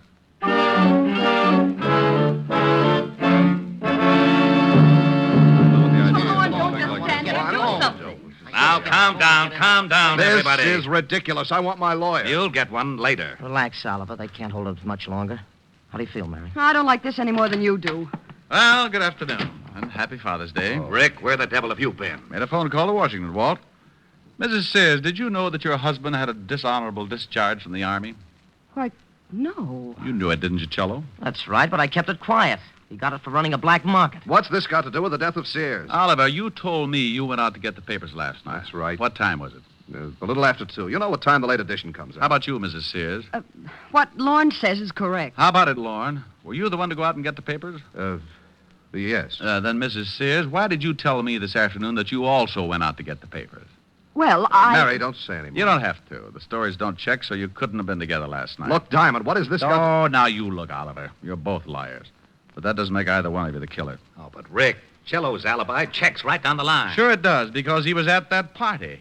But the killer wasn't. Oh, we know that. He couldn't have been. Yeah, but the man who hired the killer to knock off Sears was. What are you talking about, Diamond? Oliver, where was your hired gun if last night? You mean Herman? Yeah. Well, I don't know. He was with me until 6 o'clock, then he left. Walt, when you find Herman's gun, ballistics will probably say that it was the one that did the job on Sears. Herman? Yeah. Cello, you hired Herman to kill Sears, and then you killed Herman. You're out of your mind. I didn't even know this Herman. We found the newspaper next to Herman's body. It had your column torn out of it. What doesn't pin anything on me. It just shows you that Herman probably stuck that article in Sears' hand after tearing it out of a newspaper. That's what you wanted to make it look like. You knew Herman. You knew about the clipping, so you killed him and tore the column out of this morning's newspaper. Of course I knew about the clipping. You told me about it this morning in my office. That's right. But you were the only one I told about it. You couldn't convict Jack the Ripper on that kind of evidence. I'm afraid he's right, Rick. Jello, what time does the late edition come out? About 2 o'clock. Walt, what time was Sears killed? Around 1. Say. Yeah. The killer couldn't have gotten hold of that column at 1 o'clock. The papers weren't even out on the street. Well, then how did he do it? Only one man could have gotten that column before 1 a.m., the man who wrote it. Jimmy. He tore it out of the galley sheets. The proofs that are made up before the paper goes to press. Cello hired Herman, gave him the clippings, and then went to the party. Oh, you're doing great, Diamond. Keep it up. You're still in love with Mary Sears. You were jealous of Oliver, so you hired Oliver's boy Herman, figuring the cops would pin Sears' murder on Oliver. How am I doing? You're a good liar and a rotten detective. You knew I'd go to see Mary Sears, so you sent Herman to beat me up and make it look like Oliver was behind it. What? You tried to frame Oliver all along the line. Why, you cheap little scandal snooper. I'll fix it so you Now, don't blame anybody. Wait a minute. Yeah, all right, break it up. Come on, break it down. Break it up. Hey, Walt. What is it, Rick? Bye.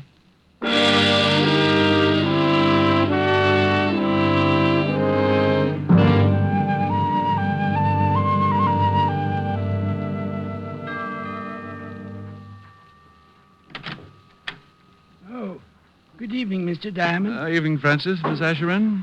Yes, sir. She's in the library. She's a little tired from last night. I think she's taking a nap. Well, I'll walk on my tippy toes. How about a glass of warm milk, Francis? I'm a little tired, too. Yes, sir. Right away, sir. Well, look at the little baby. Mm-hmm. Oh, hasn't dreamland. Poor little tired baby. The evening breeze caressed the trees tenderly. Oh, Rick. The trembling trees embrace the breeze tenderly. Hello, baby. Don't stop. All right. Close your pretty eyes. Then you and I came wandering by. Oh, wonderful. And lost in our sigh were we. Ricky. The shore was kissed by sea and mist tenderly. Ricky. I can't forget how two hearts met breathlessly. Ricky, come here. Your arms opened wide and closed me inside. Ricky, come here. What is it, dear? Just this. Here's your milk, mister. Oh, my goodness. Now, this time I refuse to blush.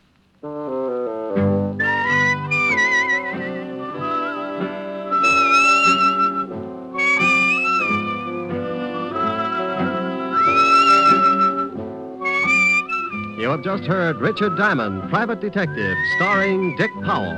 Helen was played by Virginia Gregg, Lieutenant Levinson by Ed Begley. Also in our cast were Wilms Herbert, Hy Averback, Joan Banks, Parley Bear, and Sidney Miller. Music was under the direction of David Baskerville. Richard Diamond is written by Blake Edwards and directed by William P. Rousseau. Now, this is Eddie King inviting you to be with us again at the same time next week when we will again bring you Dick Powell as Richard Diamond, Private Detective. This program has come to you from Hollywood. This is NBC, the national broadcasting company.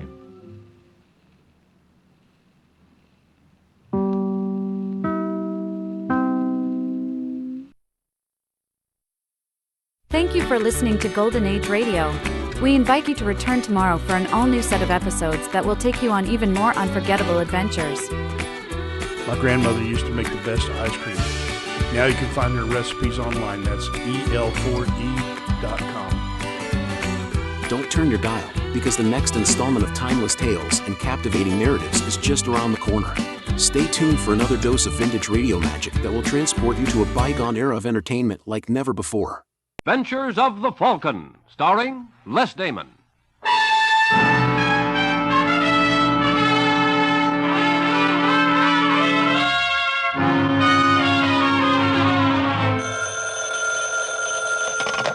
Hello? Yes, this is the Falcon speaking. Oh, Rita. I'm glad you called, Angel, but we'll have to make it another time. A man has disappeared with some of his company's money. His employers can't wait to find out what's become of him. In fact, it looks like the suspense may kill them.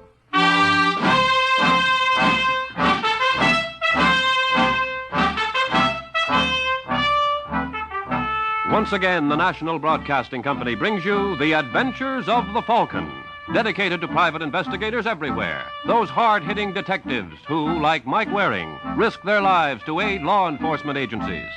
You met the Falcon first in his best-selling novels. Then you saw him in his thrilling motion picture series. And now NBC is happy to bring you his adventures on the air. Yes, it's Michael Waring, that freelance detective who's always ready with a hand for oppressed men and an eye for repressed women. So join him now when the Falcon solves the case of the amorous bookkeeper.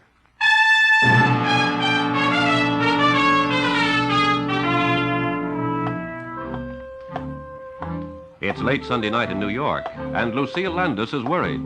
Lucille is the tall, willowy brunette who is gliding down the hall of the third floor in the Tremont building. She stops at the door of the Style Center Dress Company, pauses briefly with her hand on the knob, then shrugs daintily and opens the door. Her partner, large, paunchy Barney Murdoch, looks up from the books on the desk in front of him as she enters.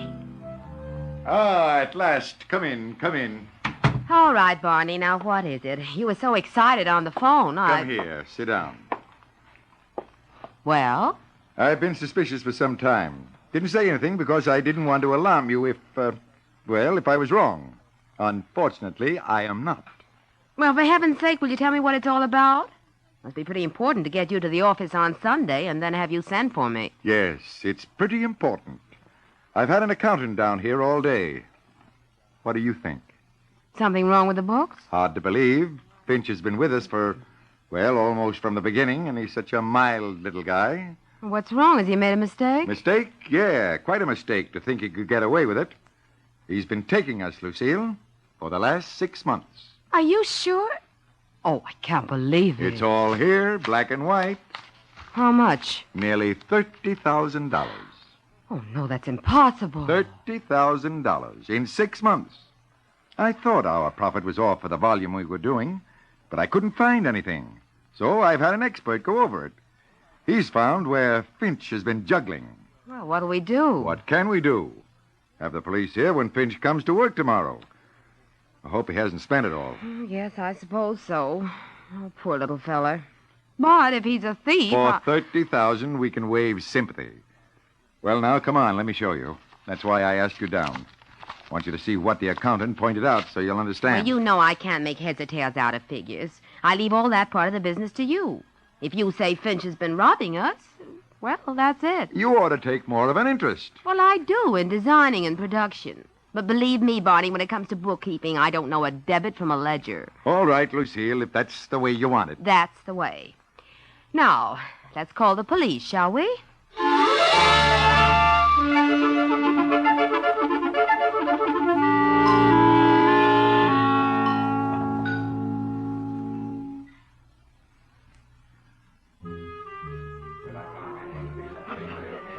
Here I am, Finchy. Oh, Lucille, I've been looking for you. I didn't see you in this back booth. Oh, that's why I picked it. I don't want us to be seen. Sit down. You don't have to worry. Cora doesn't know it's about not us. your wife we have to worry about anymore, Finchy. What do you mean? The jig's up. Barney had an accountant work on the books today. Oh, dear. To put it mildly. What'll we do? Well, you've got to get out of town. Oh, I knew it would come to this sooner or later. I knew it. Good. Nothing like being prepared. We'll go to California. We? Oh, are you taking Cora? No, you. Oh, Finchy, don't be silly. What? But I don't want to leave you. Well, you don't have much choice. You'll join me later? Now, think about it. You won't join me. You want to get rid of me. Now, Finchy. Well, you're acting so cold. Well, I'm worried, that's all. I should think you'd want to go with me. If you really loved me. Let's not go into that now. Sometimes I think... I just wonder if you've just been using me to juggle the books for you now that I'm no more use to I'm you. tipping you off, aren't I, so you can get away? Yes, but... Well, maybe you don't want me talking. Well, I don't, but... I've got to know the truth. I've got to. You let go of my wrist. Do you love me? Answer me, Lucille. Do you love me? Finchy. Do you? Well, you asked for it. I know it. I know it all the time. Look in the mirror sometime, Finchy. Did you think for 1 minute that Stop. Don't say it. I didn't think even for 1 minute. Not really. I pretended, that's all. The whole thing was just like a dream. Just a daydream. Now it's turned into a nightmare. Oh, I'm sorry. Honestly. You better be, for yourself. You're in this with me, Lucille. And I may decide not to go to California. I may stay, see? And I may talk. Oh, Finchy, don't be silly. You juggled the books, you took the money. And there's nothing to prove you gave any of it to me or that I knew anything about it. But you wanted me to get out of town. Well, partly for your sake and partly because I don't like unpleasantness. I can deny anything you say, but I'd rather not be bothered. A little unpleasantness, that's all you're afraid of. Well, just don't underestimate me, Lucille. I'm warning you now. Don't underestimate me. Thanks for the tip. Barney Murdoch underestimated me. It cost him $30,000. Cora underestimated me. She wouldn't believe I could ever have a woman like you. Well, I did. Maybe someday people will find out that Elliot Finch is... Oh, what am I talking about? Lucille, don't leave me, please. I'm scared. Good night, Finchy. Lucille!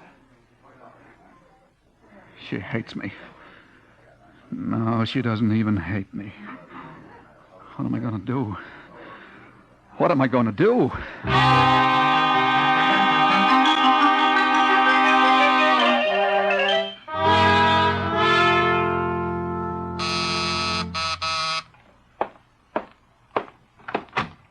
Yes? Michael Waring? That's right. My name's Barney Murdoch, Style Center Dress Company. Want to hire you. Oh, I never was much good on hemstitching. All right, you've had your joke. Now, may I come in? Yeah, sure. Thanks. They call you the Falcon or some such falderal, don't they? Oh, I've been called every kind of falderall in the book. Well, I'm not much for fancy names, but I understand you're sharp. Can deliver the goods. That's what I want. Oh, just what goods do you have in mind? I want you to find a man for me. What man? Name's Elliot Finch, bookkeeper. Worked for us until today. Didn't show up for work this morning, and his wife doesn't know where he is. Well, how much did he get away with? How'd you know about that? Well, when the bookkeeper disappears and his boss rushes frantically to a detective... Good. You're on the ball. 30,000, Waring. 30,000 nice, round simoleons. Well, to coin a couple of cliches, Finch certainly believed in making hay. And, brother, that ain't hay. What's in it for me? Your fee is... $50 a day in expenses. I'll give you $500. If the job's done in less than 10 days, keep the change. Well, fair enough. Tell me something, Murdoch. When did you discover Finch's defalcation? Yesterday. And today, Finch disappears. Yeah, I've been wondering about that. Don't see how he knew we'd found out about him. Well, who did know, besides yourself? Just the accountant I had work on the books. And my partner, Lucy Landis. But surely neither of them... You trust them implicitly? Of course. As much as you trusted Finch until this happened? What are you trying to suggest? Oh, just thinking out loud. And in my business, you don't get very far if your thoughts are all sweetness and light. Very good, Waring. Suspicious of everyone. Probably just as well. Although I don't think... then I'll leave the speculation to you. All right, Murdoch. And as soon as I have something concrete, I'll let you know.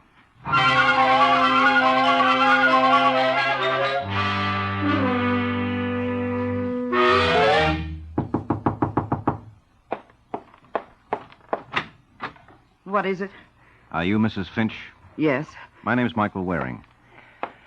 I'm looking for your husband. He isn't here. I know that. How do you know? What do you want with him? Are you from Style Center? In a way. Get out of here. Go on back to Mr. Murdoch. Tell him all he's lost is $30,000. I've lost a husband. Well, perhaps I can help. Help? Elliot's gone. Run away. And he's not too well, Mr... What did you say your name was? Waring. I'm telling you this. Jail would kill him.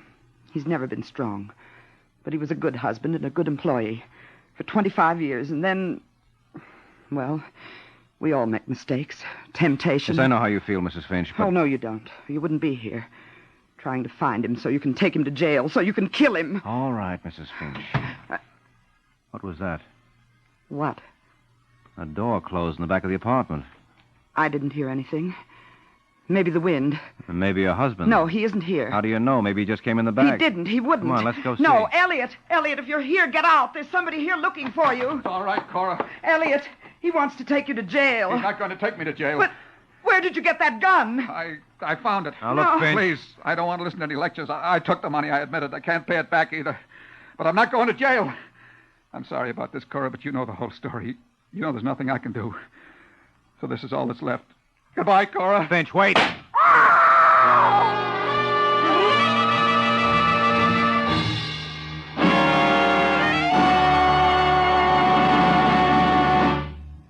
During the months to come, General Mills has planned to bring radio listeners an excitingly new half-hour show each weekday evening. Not just one, not two, but 6 thrilling half-hour shows. 2 of these shows have already joined the Wheaties Big Parade. On Mondays, Night Beat brings you tales of newspaper columnist Randy Stone, who hacks stories out of the shadows to make good reading in the morning papers. Join us here tomorrow for Night Beat. And then on Wednesday, you can follow the fast-moving adventures of Brian Dunleavy on A Dangerous Assignment. More to come in the Wheaties Big Parade of NBC shows will be a frolicking series starring Penny Singleton and a comedy detective series with a feminine punch starring Sarah Berner. Dimension X, NBC's exciting science fiction series, will also join the big parade, along with true stories of North America's oldest law enforcement body, the Texas Rangers. You'll hear all of them in the Wheaties Big Parade of NBC shows.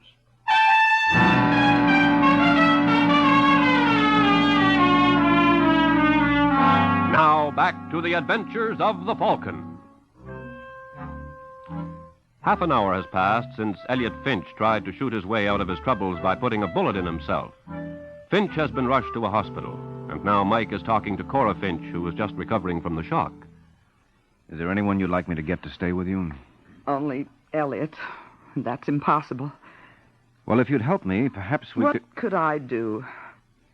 You say Mr. Finch was a model husband. He was. Well, men don't just change overnight unless something happens. Now, what happened to make him suddenly take money from the firm? I told you. Temptation finally got the better of him. What temptation? Money. Well, it took its time. He'd been with the company for years. It grows with time. Mm-hmm. And that's all? He didn't have any sudden need for money? No. What did he do with the money? Oh, please, after what I've been through, do I have to go through this 3rd degree? I'm just trying to help. Like you helped Elliot? Hounded him, killed him? Now, look, Mrs. Finch, in the first place, I had nothing to do with your husband shooting himself. In the second place, he's not dead, and in the third place... He's not dead. Well, didn't you know? But they carried him out. I The thought... doctor told you. Oh, I was so dazed.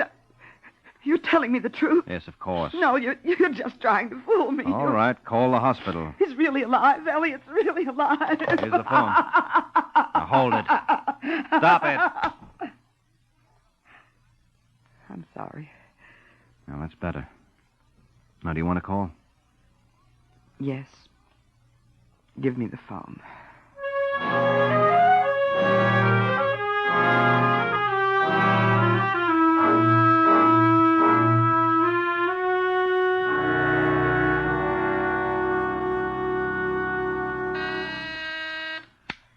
Yes?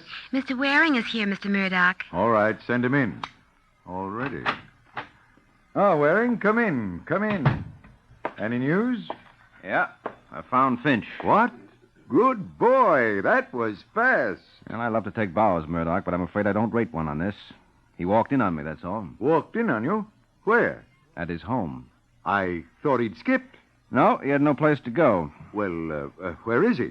In the hospital. He tried to kill himself.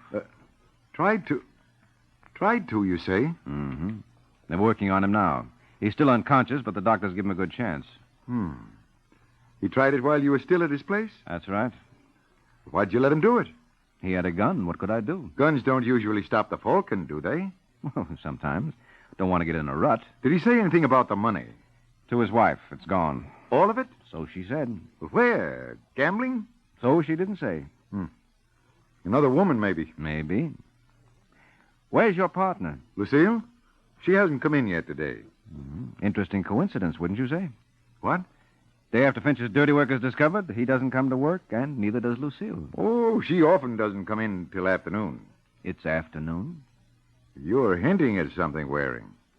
You hinted at it before. I'm just trying not to overlook any possibilities. Well, but... Yes? There's a Sergeant Corbett of the police here. He wants to talk to you. Oh, just a minute. Must be something about the robbery, Waring. I'll see him in a minute. Well, but it's first, not just the robbery, Murdoch.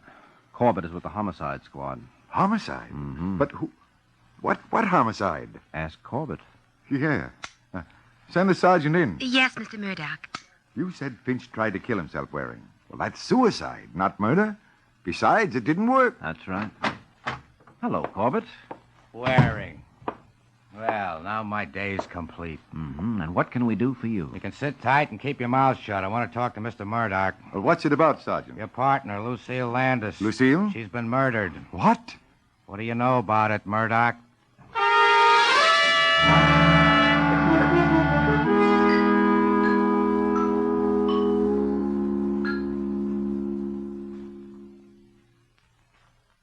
I guess that's about all I can tell you, Sergeant. All right, Murdoch, stick around. We may want to talk to you again. Sure thing. Good day, Sergeant. So long. Goodbye, Waring. Bye-bye, Corbett. I'll see you down at headquarters later. There are a few things I'd like to find out. And you think we can help you? You flatter the department, Waring. I thought you're the guy who likes to tell us, not ask us. Oh, you're all right for routine, Corbett, if it's simple. He expects us to give him what we got after that. You will, Corbett, in spite of yourself. Your irresistible charm, no doubt. Why, Corbett, you do care. I've got work to do. All right, Waring. Your friend, the sergeant's gone. You can stop being cute. I want results, and I want them fast. What results? Proof that Finch killed Lucille. And if he didn't? He did. Must have. She got him to jockey the books. Did she? Look, it's your idea. You've been hinting at it right along. Yeah. Tell me something, Murdoch. What? Just when did you catch on to my hint? Now, wait a minute, Waring. I don't like that kind of a question. You're supposed to be working for me. Well, why so touchy, Murdoch? All I said... I know what you said. Now listen to me. I hired you to find Finch. You did. Okay. Now I'm hiring you to prove he killed Lucille for an additional $1,000. Do you want the job or don't you? Well, why are you so anxious to pin this on Finch? Because he killed Lucille. Well, if she was double-crossing you... Get out of here, Waring. I'll get somebody who can take orders. No, not so fast, Murdoch. A job's a job, and money's money. You want me to nail Finch? Okay, I'll nail him. I just wondered why you're so anxious. Because he's guilty. Oh. All right, if you say so. Well, if you don't think so... No, I do. All right, then. After all, Murdoch, the customer's always right. What more proof do I need?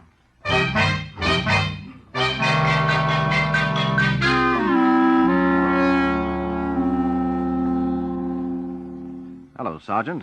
Told you I'd be around. Yeah, Waring. Well, what have you got for me? For you, nothing. Now, look, Corbett, if you want me to solve this case for You're a you... little late, Waring. We've taken care of that little detail already. You've made an arrest? We will. We know who we want. We know where to find him. You got the wrong man. Oh, we have. Naturally. How do you know who I'm talking about? Don't need to. I know you, Corbett. Bound to be wrong. I don't know why I put up with this guy. You can't do without me. Now, would you like me to tell you who really killed the Landis girl? Yeah, tell me. Elliot Finch. Oh, Finch. That's right. And just how do you know it was Finch? Because I know which side my bread is buttered on. That makes a lot of sense. Does to me. I like butter. All right. Now, would you like me to tell you who pulled the job? Yeah, who did it? Finch. What? Only I happen to be able to prove it. I don't believe it. They took the bullet out of Finch's shoulder. It came from the same gun that did the murder. Oh, no, there must be some mistake. There's no mistake, Waring. But, Sergeant, if you and I agree with each other, one of us is bound to be wrong.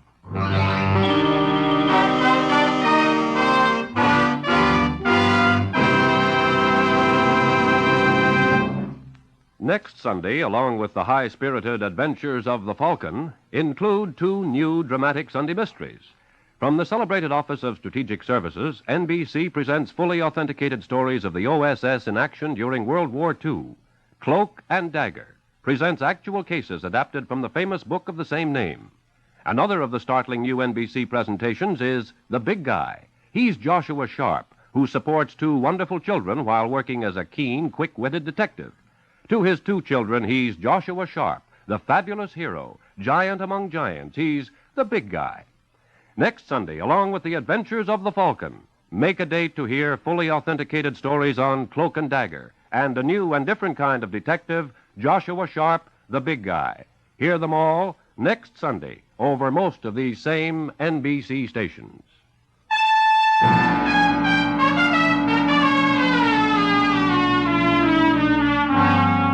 Now back to the adventures of the Falcon.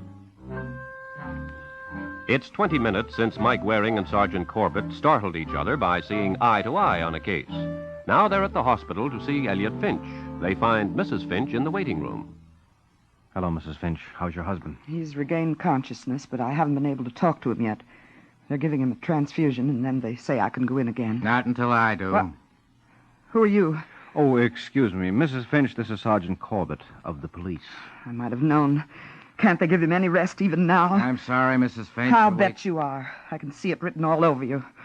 Why do they always have to have families? You stay here with her Waring. I'm going inside. But, Sergeant, You better do as he says, Mrs. Finch. I don't know why you all have to pick on Elliot anyway. He doesn't have the money. He only took it because that woman made him. She's the one who has it. Lucille Landis? Yes. If you want the money, ask her. We'd like to, but there's one catch. Well, what's that? She's dead. How did that happen? Somebody killed her. But what I'd like to know, Mrs. Finch, since you know about your husband and Miss Landis, how come you didn't tell me about her before? Because I didn't want to. I don't have to account to you. No, but you did account to me. Everything except that you knew about Miss Landis. Why do you make so much of that? Because you must have had some reason for holding back. I'm not holding back. I've just told you about her. Yeah, I know. That's what puzzles me. It must be awful. What? Your kind of work. Makes you suspicious of everybody and everything. Uh-huh. Still, it's better than being afraid of everybody and everything. What do you mean by that? I'll tell you later. Here comes the sergeant again. Well, Corbett? Mrs. Finch can go in now if she wants. What did he say to you, Corbett? He has a story. Yeah? He admits he was at Lucille Landis's, but he says he got there after the murder. He found the gun then and took it with him. That's Gun? how he got it. Gun, Miss Landis's. You weren't here about the money. This was about the murder. Easy, Mrs. Finch. You can't think Elliot did it. He'd never hurt anyone. He didn't do it. Why can't you leave him alone? When a man has a murder gun, you don't just leave him alone. But he told you. Yeah. You buy his alibi, Corbett? For now, he's not going anywhere. That's right. But suppose I could rip his alibi right down the middle. What? How? Well, suppose I could prove he took the gun with him to Miss Landis's, that he went there to kill her. Go ahead. He can't. It's a lie. Mrs. Finch told me her husband admitted taking the money, but she tried to conceal his connection with Miss Landis. Now, why? I told Was it you, because she knew what was going to happen? And she wanted to protect Finch? No. Couldn't she have seen him take the gun? That would frighten her into trying to hide his affair with Miss Landis. No, you must believe me. I wouldn't shield Elliot. Not if he were a murderer. Well, you tried to protect him when you knew he was a thief. I didn't. You didn't want him jailed for it. You seemed to think it was all right for him to take the money. You said he was just yielding to temptation. Your only criticism was of the police and me for wanting to catch him. Well, what could I do? He's my husband. I love him. Naturally, I don't want to see him go to jail. Nice code of ethics. Anything he does is okay, as long as he's your husband. Embezzlement, murder. You don't understand. No, the trouble is, I do. Corbett, I think you have a case. You can make an arrest. No. Elliot didn't kill that woman, I tell you. He didn't. Now, we'll see. But he's sick. This might kill him. Let him alone till he's stronger. Then you'll see. He'll be able to prove You mean that... there'll be time to think up another alibi? It's no use, Mrs. Finch. Why do you have to be so hard, so unfeeling? I know. It's another side of that rotten work I'm in. Well, Corbett? Okay. No, please. If nothing else will stop you, I'll confess. I killed her. I did it. She's sure determined to protect that guy. Yeah, only she happens to be telling the truth. Huh? But you said... I didn't say anything. I simply asked some hypothetical questions. But now I am saying Mrs. Finch killed Miss Landis, Corbett. You said before I could arrest Finch for the murder. No. I said you could make an arrest. You can. So what are you waiting for?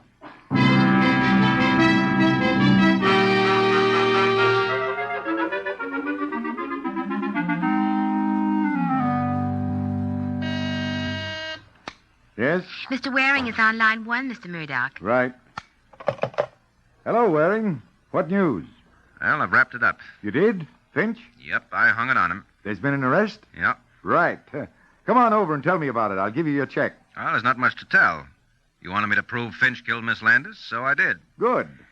Yeah, forced the real murderer into confessing. What? Yes, Mrs. Finch didn't like her husband being ruined by another woman, so she eliminated the other woman. Mrs. Finch? And that's right, Murdoch. She's the one who killed your partner. But I didn't think you'd mind it turning out like this. All you really wanted was for me to prove you didn't do it, right? Yeah, Waring, but I was so sure Yes, that... I know. You ought to be careful about that, Murdoch. You know, there's a theory we're supposed to operate on that a man is innocent until he's proved guilty. Not a bad idea. I'll see you around.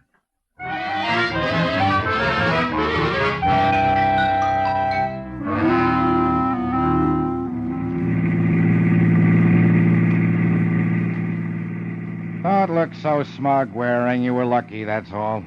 Was I, Corbett? You thought Finch was our boy. It just happened Mrs. Finch broke down. Mm-hmm. And I had nothing to do with it? Not intentionally. I suppose I tell you I suspected her almost from the first minute I met her. More hypothetical questions? No, on the level. Okay, you suspected her. You suspect everyone. Yeah, that's what she said. But I picked her as the best bet. Why? Because one of the first questions she asked me was, are you from Style Center? What does that prove? Nothing. But she followed it up with, get out of here, go on back to Mr. Murdoch.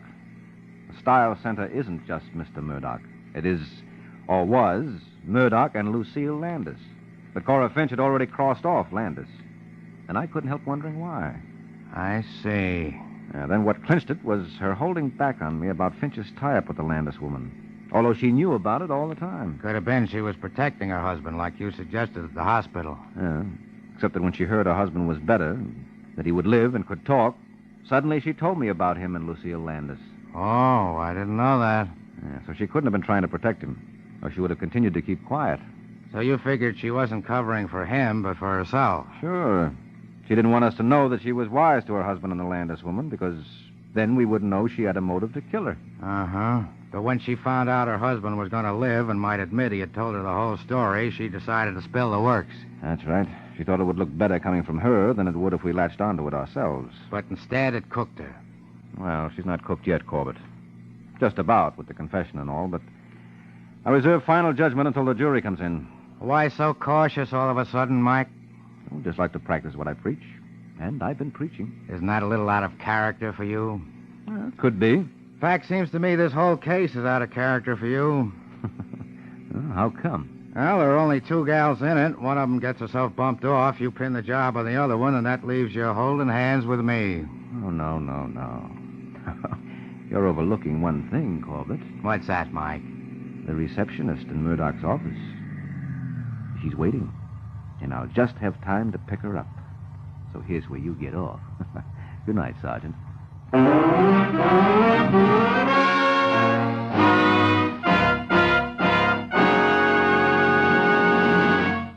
The Case of the Frozen Lettuce.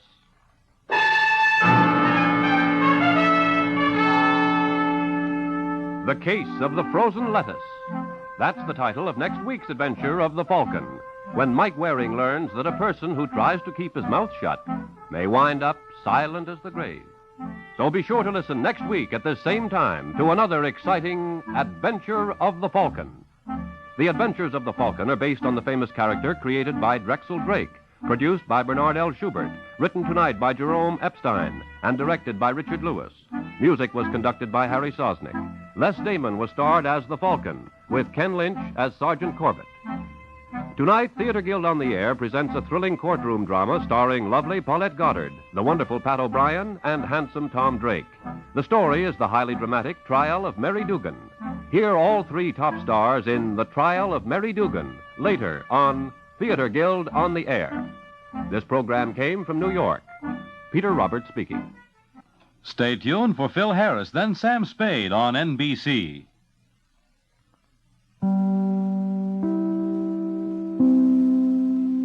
I would like to extend my sincere gratitude to Old Time Radio Research Group for their remarkable efforts in preserving and archiving the captivating world of old-time radio programs. Their dedication to safeguarding these precious audio gems ensures that future generations can relish the enchanting stories, music, and entertainment of the past. Their invaluable contribution allows us to step back in time and experience the magic of radio history firsthand. Their link is in the description below. Ladies and gentlemen, the secret word tonight is bread.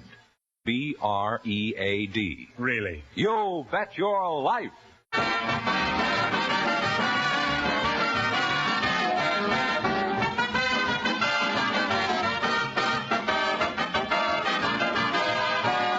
The DeSoto Plymouth Dealers of America present Groucho Marx in You Bet Your Life, the comedy quiz series produced and transcribed from Hollywood. And here he is, the one, the only... Groucho! Hey, that's me, Groucho Marx, the Queen of the May.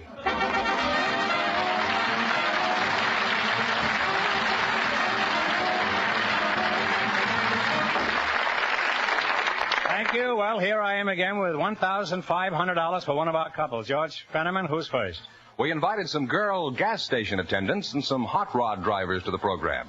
And just before we went on the air, our studio audience selected Miss Dorothy Donata and Don Stedman. And here they are. Folks, meet Groucho Marx. Welcome, kids, for the DeSoto Plymouth Dealers. And if you say the secret word, you'll split $100 in cash between you.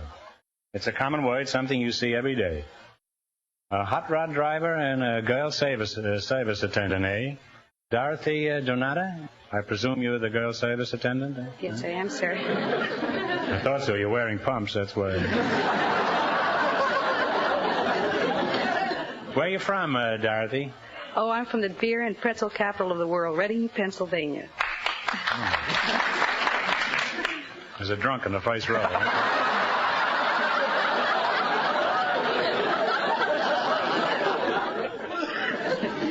And, Don Stedman, you're the hot rod driver. Where are you from? Hot Springs? No, sir. I'm from the Sooner State, Oklahoma. You both look like fairly new models. Don, how old are you? 22. 22. And what's your age, Dorothy? 22. Well, you still got the original paint job, huh? Are you married, Dorothy? No, I'm not. Why not? Oh, I still have time yet. So have I. Shall we dance? Why aren't you married, Don? Well, I still got a little ways to go. Well, if you're driving a hot rod, it won't be long before you'll get there. How do you go about building one of your highway rockets? Well, you rebuild the front end, put in new kingpins and new shocks all the way around, and then you have to change the gears in your differential. You got to get your manifold. Some of them are running 4 pots this year. The what? Some of them are running 4 pots now.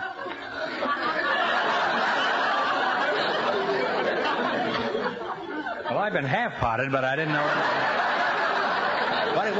What is a pot, anyhow? That's a carburetor. Why don't you call it a carburetor? Well, that's just like building a stock car. I see. You're too snobbish to call it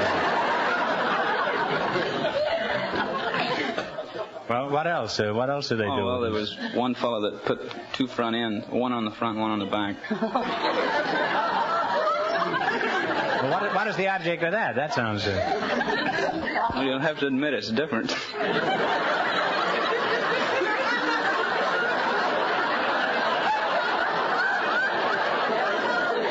You seem to be more interested in freaks than you are in locomotion. Dorothy, how about some service? You've been standing there all this time, and you haven't even wiped my windshield. Tell me, what do you think of hot rodders? Oh, I think they're swifty. You think they're what? Swifty. Did you know you were swifty? Sure, I knew it.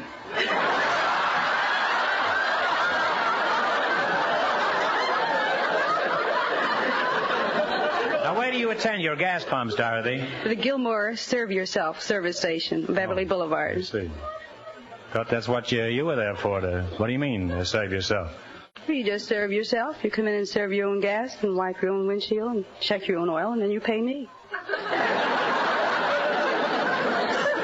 If I'm going to do all that, I'll put the money in my own pocket and leave, huh? You call that a service station? Mm-hmm. Suppose a woman drives into your station. Do you make her do all that work? I treat the men and women alike. Well, if you ever expect to get married, you're going to have to revise that policy.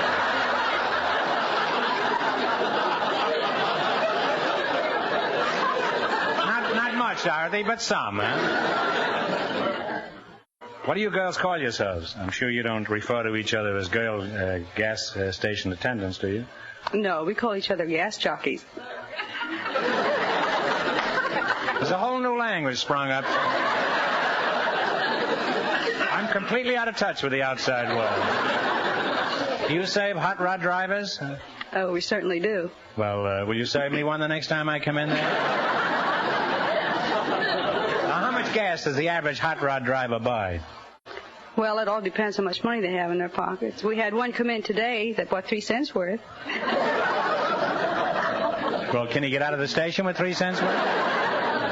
What do? Drop it in his ear? Don, how far can you get on 3 cents worth of gas? Well, I've never been that cheap on it. Let's assume that you were broke, not necessarily cheap. Let's say you were broke and only had 3 cents. How far would you go in your car? Well, I bought 5 cents worth, and I got...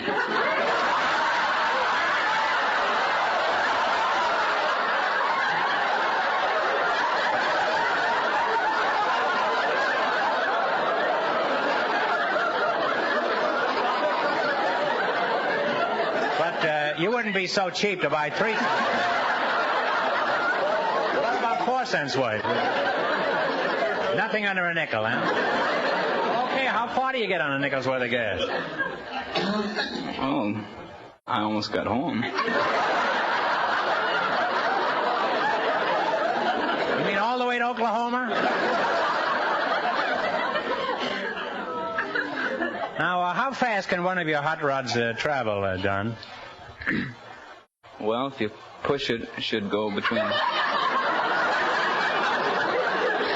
I mean if you're inside the car.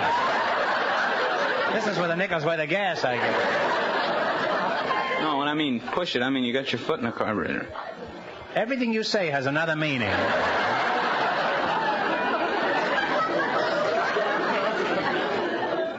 How fast did you say you could go? Well, most of them are... I won't say if they push it. Most of them... You can say it again if you want. I'm inured to everything now. If you push it, they go from between 120 to 160. Mm-hmm. Well, where do you drive 150 miles an hour? And where are you going? And what's your hurry? Well, we're racing against the clock at Lake El Mirage. Does the clock run alongside of you? No, I mean, we're racing against time. Oh, time. Well, he's kind of cute at that, isn't he? Dorothy, do you like him? Sure I do. Very much. Well, I like him too, Dorothy. Don, you'll have to choose between us. I'm not going to do very well, I can tell you. Dorothy, I think you'd be perfectly safe going on a ride with Don here. After all, at 150 miles an hour, he has to keep both hands on the steering wheel. Isn't that right, Don? No, not necessarily.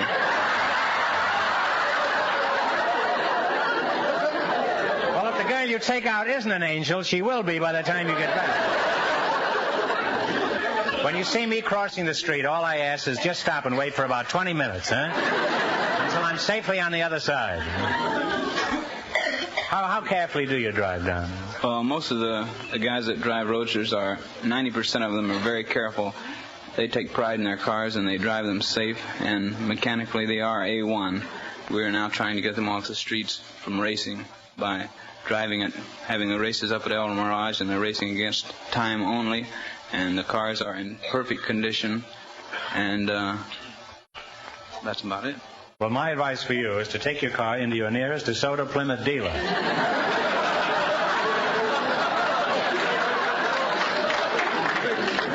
As a matter of fact, I think during the last war it was proven that many of the best airplane pilots were kids who had been driving hot rods. Well,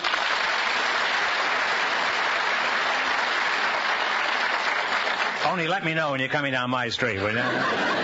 Now that we've discussed the hot rod situation, let's see how well you two make out in the quiz. Now, in just 1 minute, you're going to play your Bet Your Life for a chance at the $1,500 question.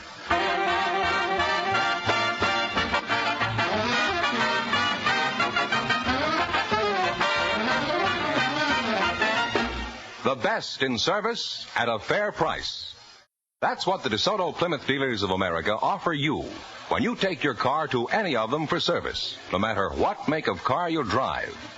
These DeSoto Plymouth dealers believe in giving every customer a fair deal. This fair deal consists of expert mechanics working with the best tools and equipment to give you an efficient job every time.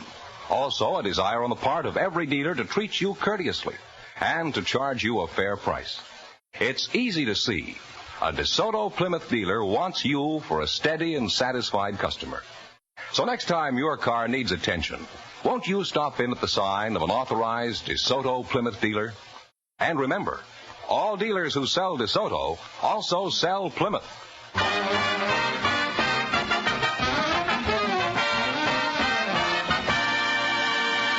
Now, let's see if you two will get a chance at the $1,500. Fenneman, tell them the rules. Each of our three couples has $20. They bet as much of that 20 as they want on each of 4 questions. The couple that earns the most money gets a chance at the DeSoto Plymouth $1,500 question at the end of the show.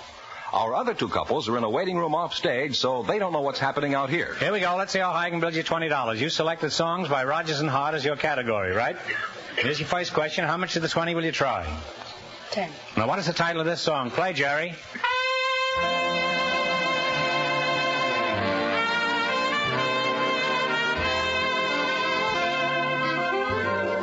What is it? Blue Moon is right. And they're on their way with $30. And how much of the 30 will you bet? 15. $15. What is the title of this one?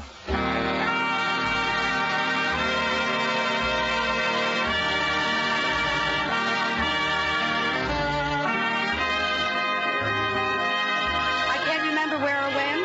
Where or when is correct. They're climbing Groucho. They have $45. All right, you got $45. Here's your third question. How much of the 45? $40. $40. Give me the title of this one. Okay, Jerry. This Can't Be Love is correct. They're really fighting now. They have $85. All right, you're right back in that hot rod now. Is your last chance to beat the other couples. How much of the 85? $70. $70. $70. Let's see if you can identify this song.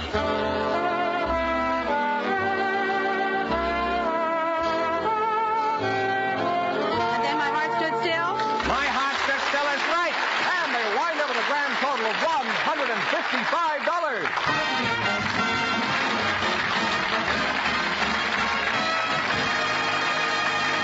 Thanks and good luck from the DeSoto Plymouth dealer. Stick around now. You may get the chance at the big question. Groucho, the secret word is still bread. I know that, George. Well, perhaps the next couple will say it. I know that, too.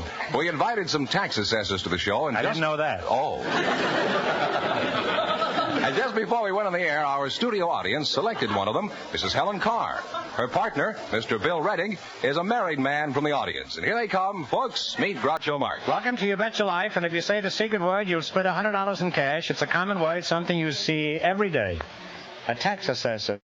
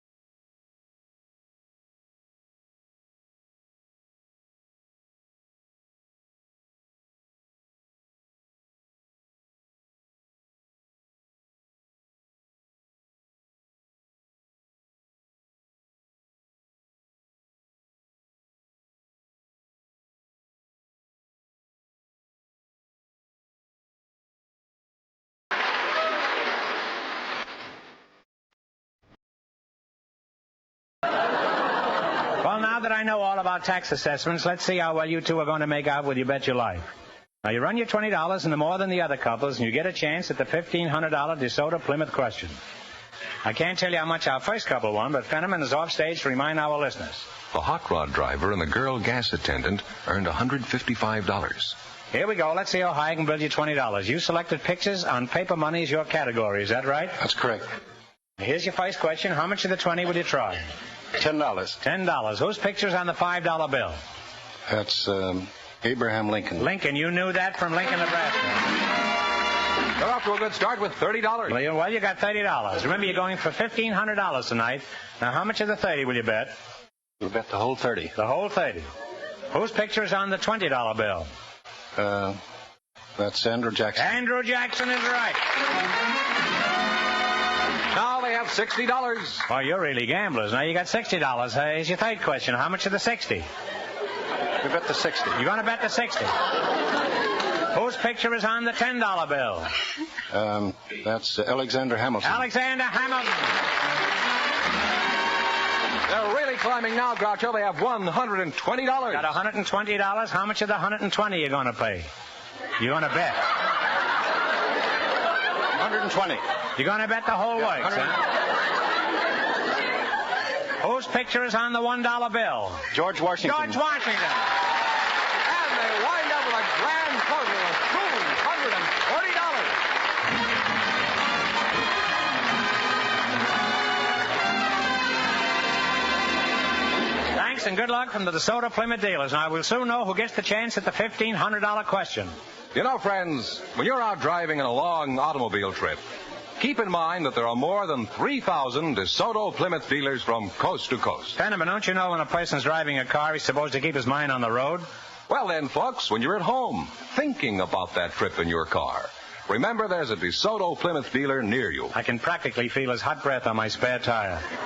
That's just the warmer weather ahead, Groucho, and it's just one more reason why you should drive in to a DeSoto Plymouth dealer. Touché, Fenneman. Now let's get back to You Bet Your Life. Who's ahead?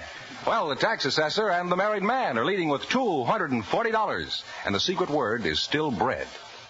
We invited some game wardens and some commercial fishermen to the program tonight, and just before we went on the air, our studio audience selected Warden Walter Shannon and fisherman Vince Devlahovich. And here they are. Gentlemen, meet Groucho Marx. Welcome, boys, to the DeSoto Plymouth dealers. And if you say the secret word, you'll divide $100 in cash between you. It's a common word, something you see every day. A commercial fisherman and a game warden, eh? What is your name?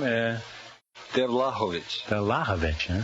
What is that, Russian? No, that's Yugoslavia. Yugoslavia, huh? Are you from Yugoslavia? I was born here, San Pedro. Are you a skipper or a member of the crew? I'm a skipper. A skipper, huh? Could you skip around for me here? Did you ever wear a Skipperelli gown or a hat or anything?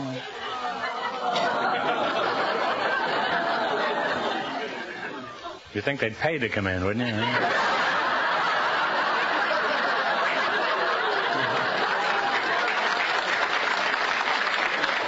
You're the game warden, Mr. Shannon? Yes, sir. Mm-hmm. Well, tell me, Warden, this sounds like old times. Can we call you?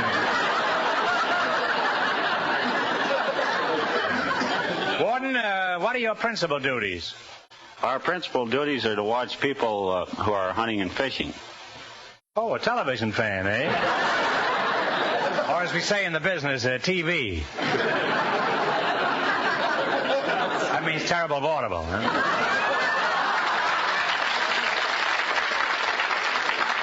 Ah, there are still diehards that listen to radio, huh? Why do you watch people fishing and hunting? Haven't you got anything better to do, Mr. Shanna? To see if they violate the fish and game laws. Well, can't they violate it without you watching them? What kind of laws do they violate?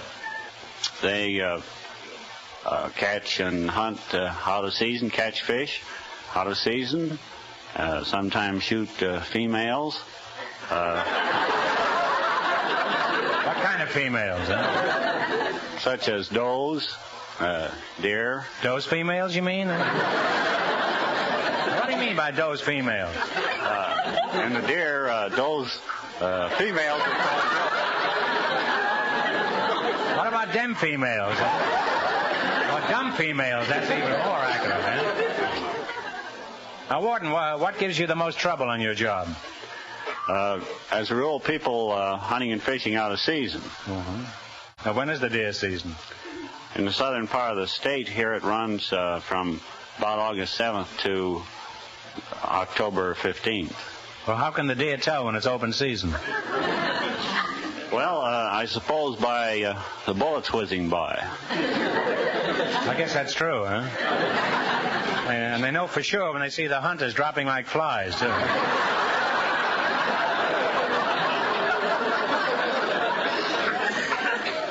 Now, mackerel bait, around here, where is the best place to catch sardines? In the ocean.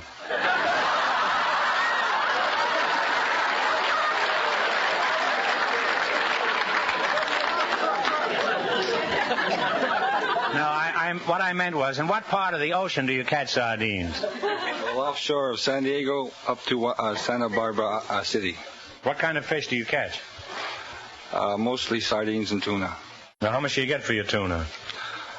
Well, the yellowfin tuna, you get $310 a ton. When we get a load of tuna, which is 90 ton, we split the money. The crew gets 65% of the share, and the boat gets 35%. The boat walks up and asks for it? Anything unusual ever happen to you when you're off on one of these fishing trips? Well, yes. A couple of months ago, we were pinched by the game warden for...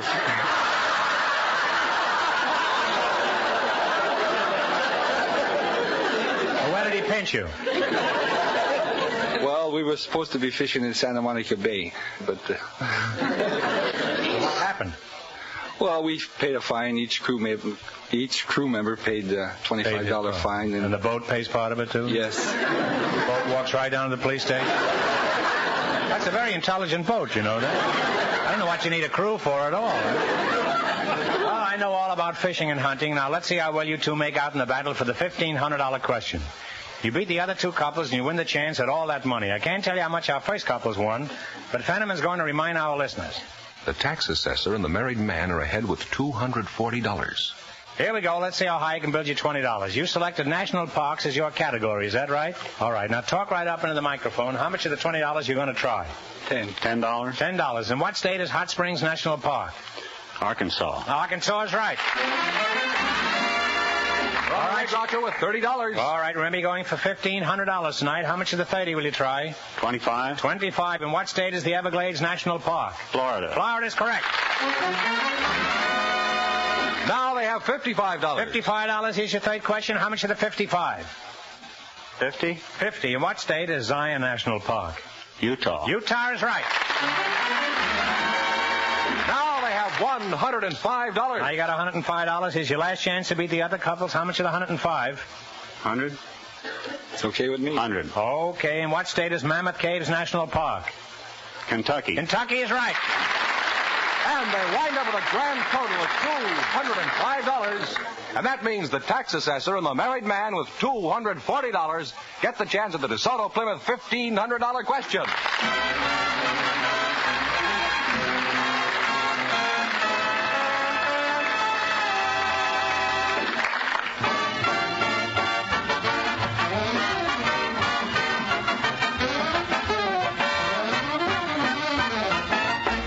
Is your car ready for the warmer weather? If not, why not stop in now at a DeSoto Plymouth dealer's? To put your car in tip-top condition, your DeSoto Plymouth dealer will give it an engine tune-up. This should be done to prepare your car for the warmer weather ahead. So be sure to stop in at the sign of an authorized DeSoto Plymouth dealer first chance you get. No matter which of the more than 3,000 DeSoto Plymouth dealers you visit for that check tune-up, you can be sure of getting efficient, courteous service at a fair price wherever you see the sign of an authorized DeSoto Plymouth dealer.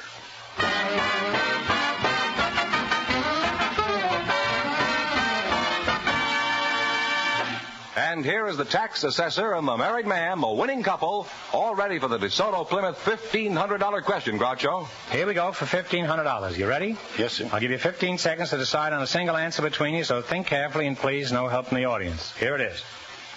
The Pony Express took 9 days to travel from St. Joseph, Missouri to the Western Terminal. For $1,500, what was the western end of the Pony Express run?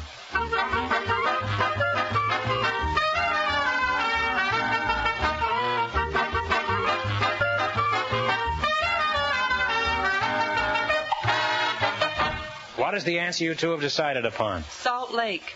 I'm sorry. It's Sacramento, California. So that means the big question next week will be worth $2,000. Well, you lost the big money, but you won $240 in the quiz. Congratulations and thanks to both of you.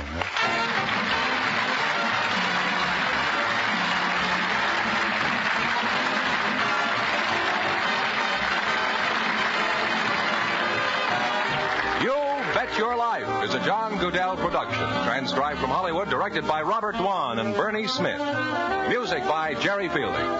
Be sure to tune in again next Wednesday night at this time for the Groucho Marx Show, You Bet Your Life, presented by the more than 3,000 DeSoto Plymouth dealers of America. And remember, all dealers who sell DeSoto also sell Plymouth. Two great cars, both products of the Chrysler Corporation. And don't forget, next week, the big question will be worth $2,000. Well, Bing Crosby's champing at the bit, so good night, folks. And remember, just be sure to see your DeSoto Plymouth dealer.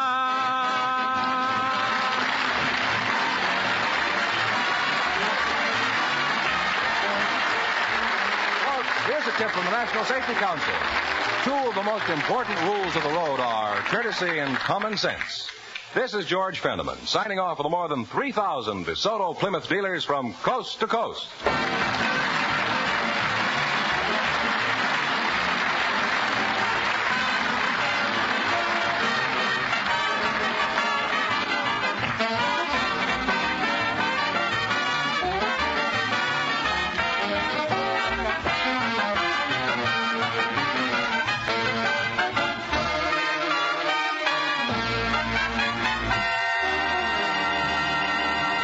I would like to extend my sincere gratitude to Old Time Radio Research Group for their remarkable efforts in preserving and archiving the captivating world of old-time radio programs.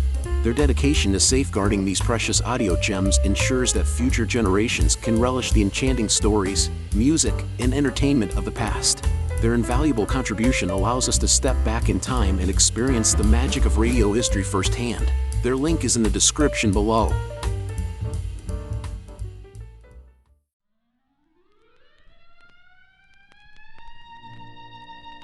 Thank you all for tuning into Golden Age Radio today. We hope you enjoyed the classic tunes and captivating stories from the past. Absolutely. It's been a delightful journey through time, and we truly appreciate each and every one of you for joining us. We have a fantastic lineup prepared for tomorrow's broadcast, filled with even more nostalgic melodies and thrilling dramas from the golden era of radio. So mark your calendars and set your alarms because you won't want to miss it. Join us again tomorrow at the same time for another unforgettable session of Golden Age Radio. Invite your friends and family to come along too. Let's make it a delightful gathering filled with timeless entertainment and warm memories. Once again, thank you for being part of our wonderful audience today. We look forward to having you with us again tomorrow as we dive into the enchanting world of the past. Until then, take care and have a fantastic day ahead. See you tomorrow. See you tomorrow. Attention all business owners and aspiring database wizards. If you want to take your data management to the next level, G3PL.com is your ultimate destination for expert Microsoft Access support and training. That's right. G3PL.com believes that every successful database journey starts with a dedicated individual guiding you to success. That's why we're proud to introduce G3PL.com, a Microsoft Access expert. Whether you're just starting or looking to enhance your access skills, G3PL.com's personalized training will set you on the path to mastery. G3PL will be with you every step of the way, providing hands-on guidance and real-world examples. But don't just take our word for it. Hear what a satisfied client has to say. Thanks to G3PL.com, I've become a Microsoft Access Pro. The personalized training was exactly what I needed. I learned to create and optimize databases, run powerful queries, and automate tasks with VBA. Now, I'm confidently handling complex projects with ease. It doesn't stop there. G3PL.com is your go-to for top-notch support and solutions. Exactly. If you're struggling with your existing database, G3PL will troubleshoot, optimize, and fine-tune it to perfection. G3PL.com designed a custom database that transformed our business operations. We needed a streamlined system to manage our services and customer data. Their expertise delivered a tailor-made solution that exceeded our expectations. I can't thank them enough. G3PL.com understands that every project is unique, and we're here to offer individualized attention to your specific needs. So, why wait? Take the leap into the world of Microsoft Access Excellence with G3PL.com. Contact G3PL today and embark on your database journey with an Access expert. Send an email to db@g3pl.net or call 615-420-2040 and ask for Mark to learn more and get started.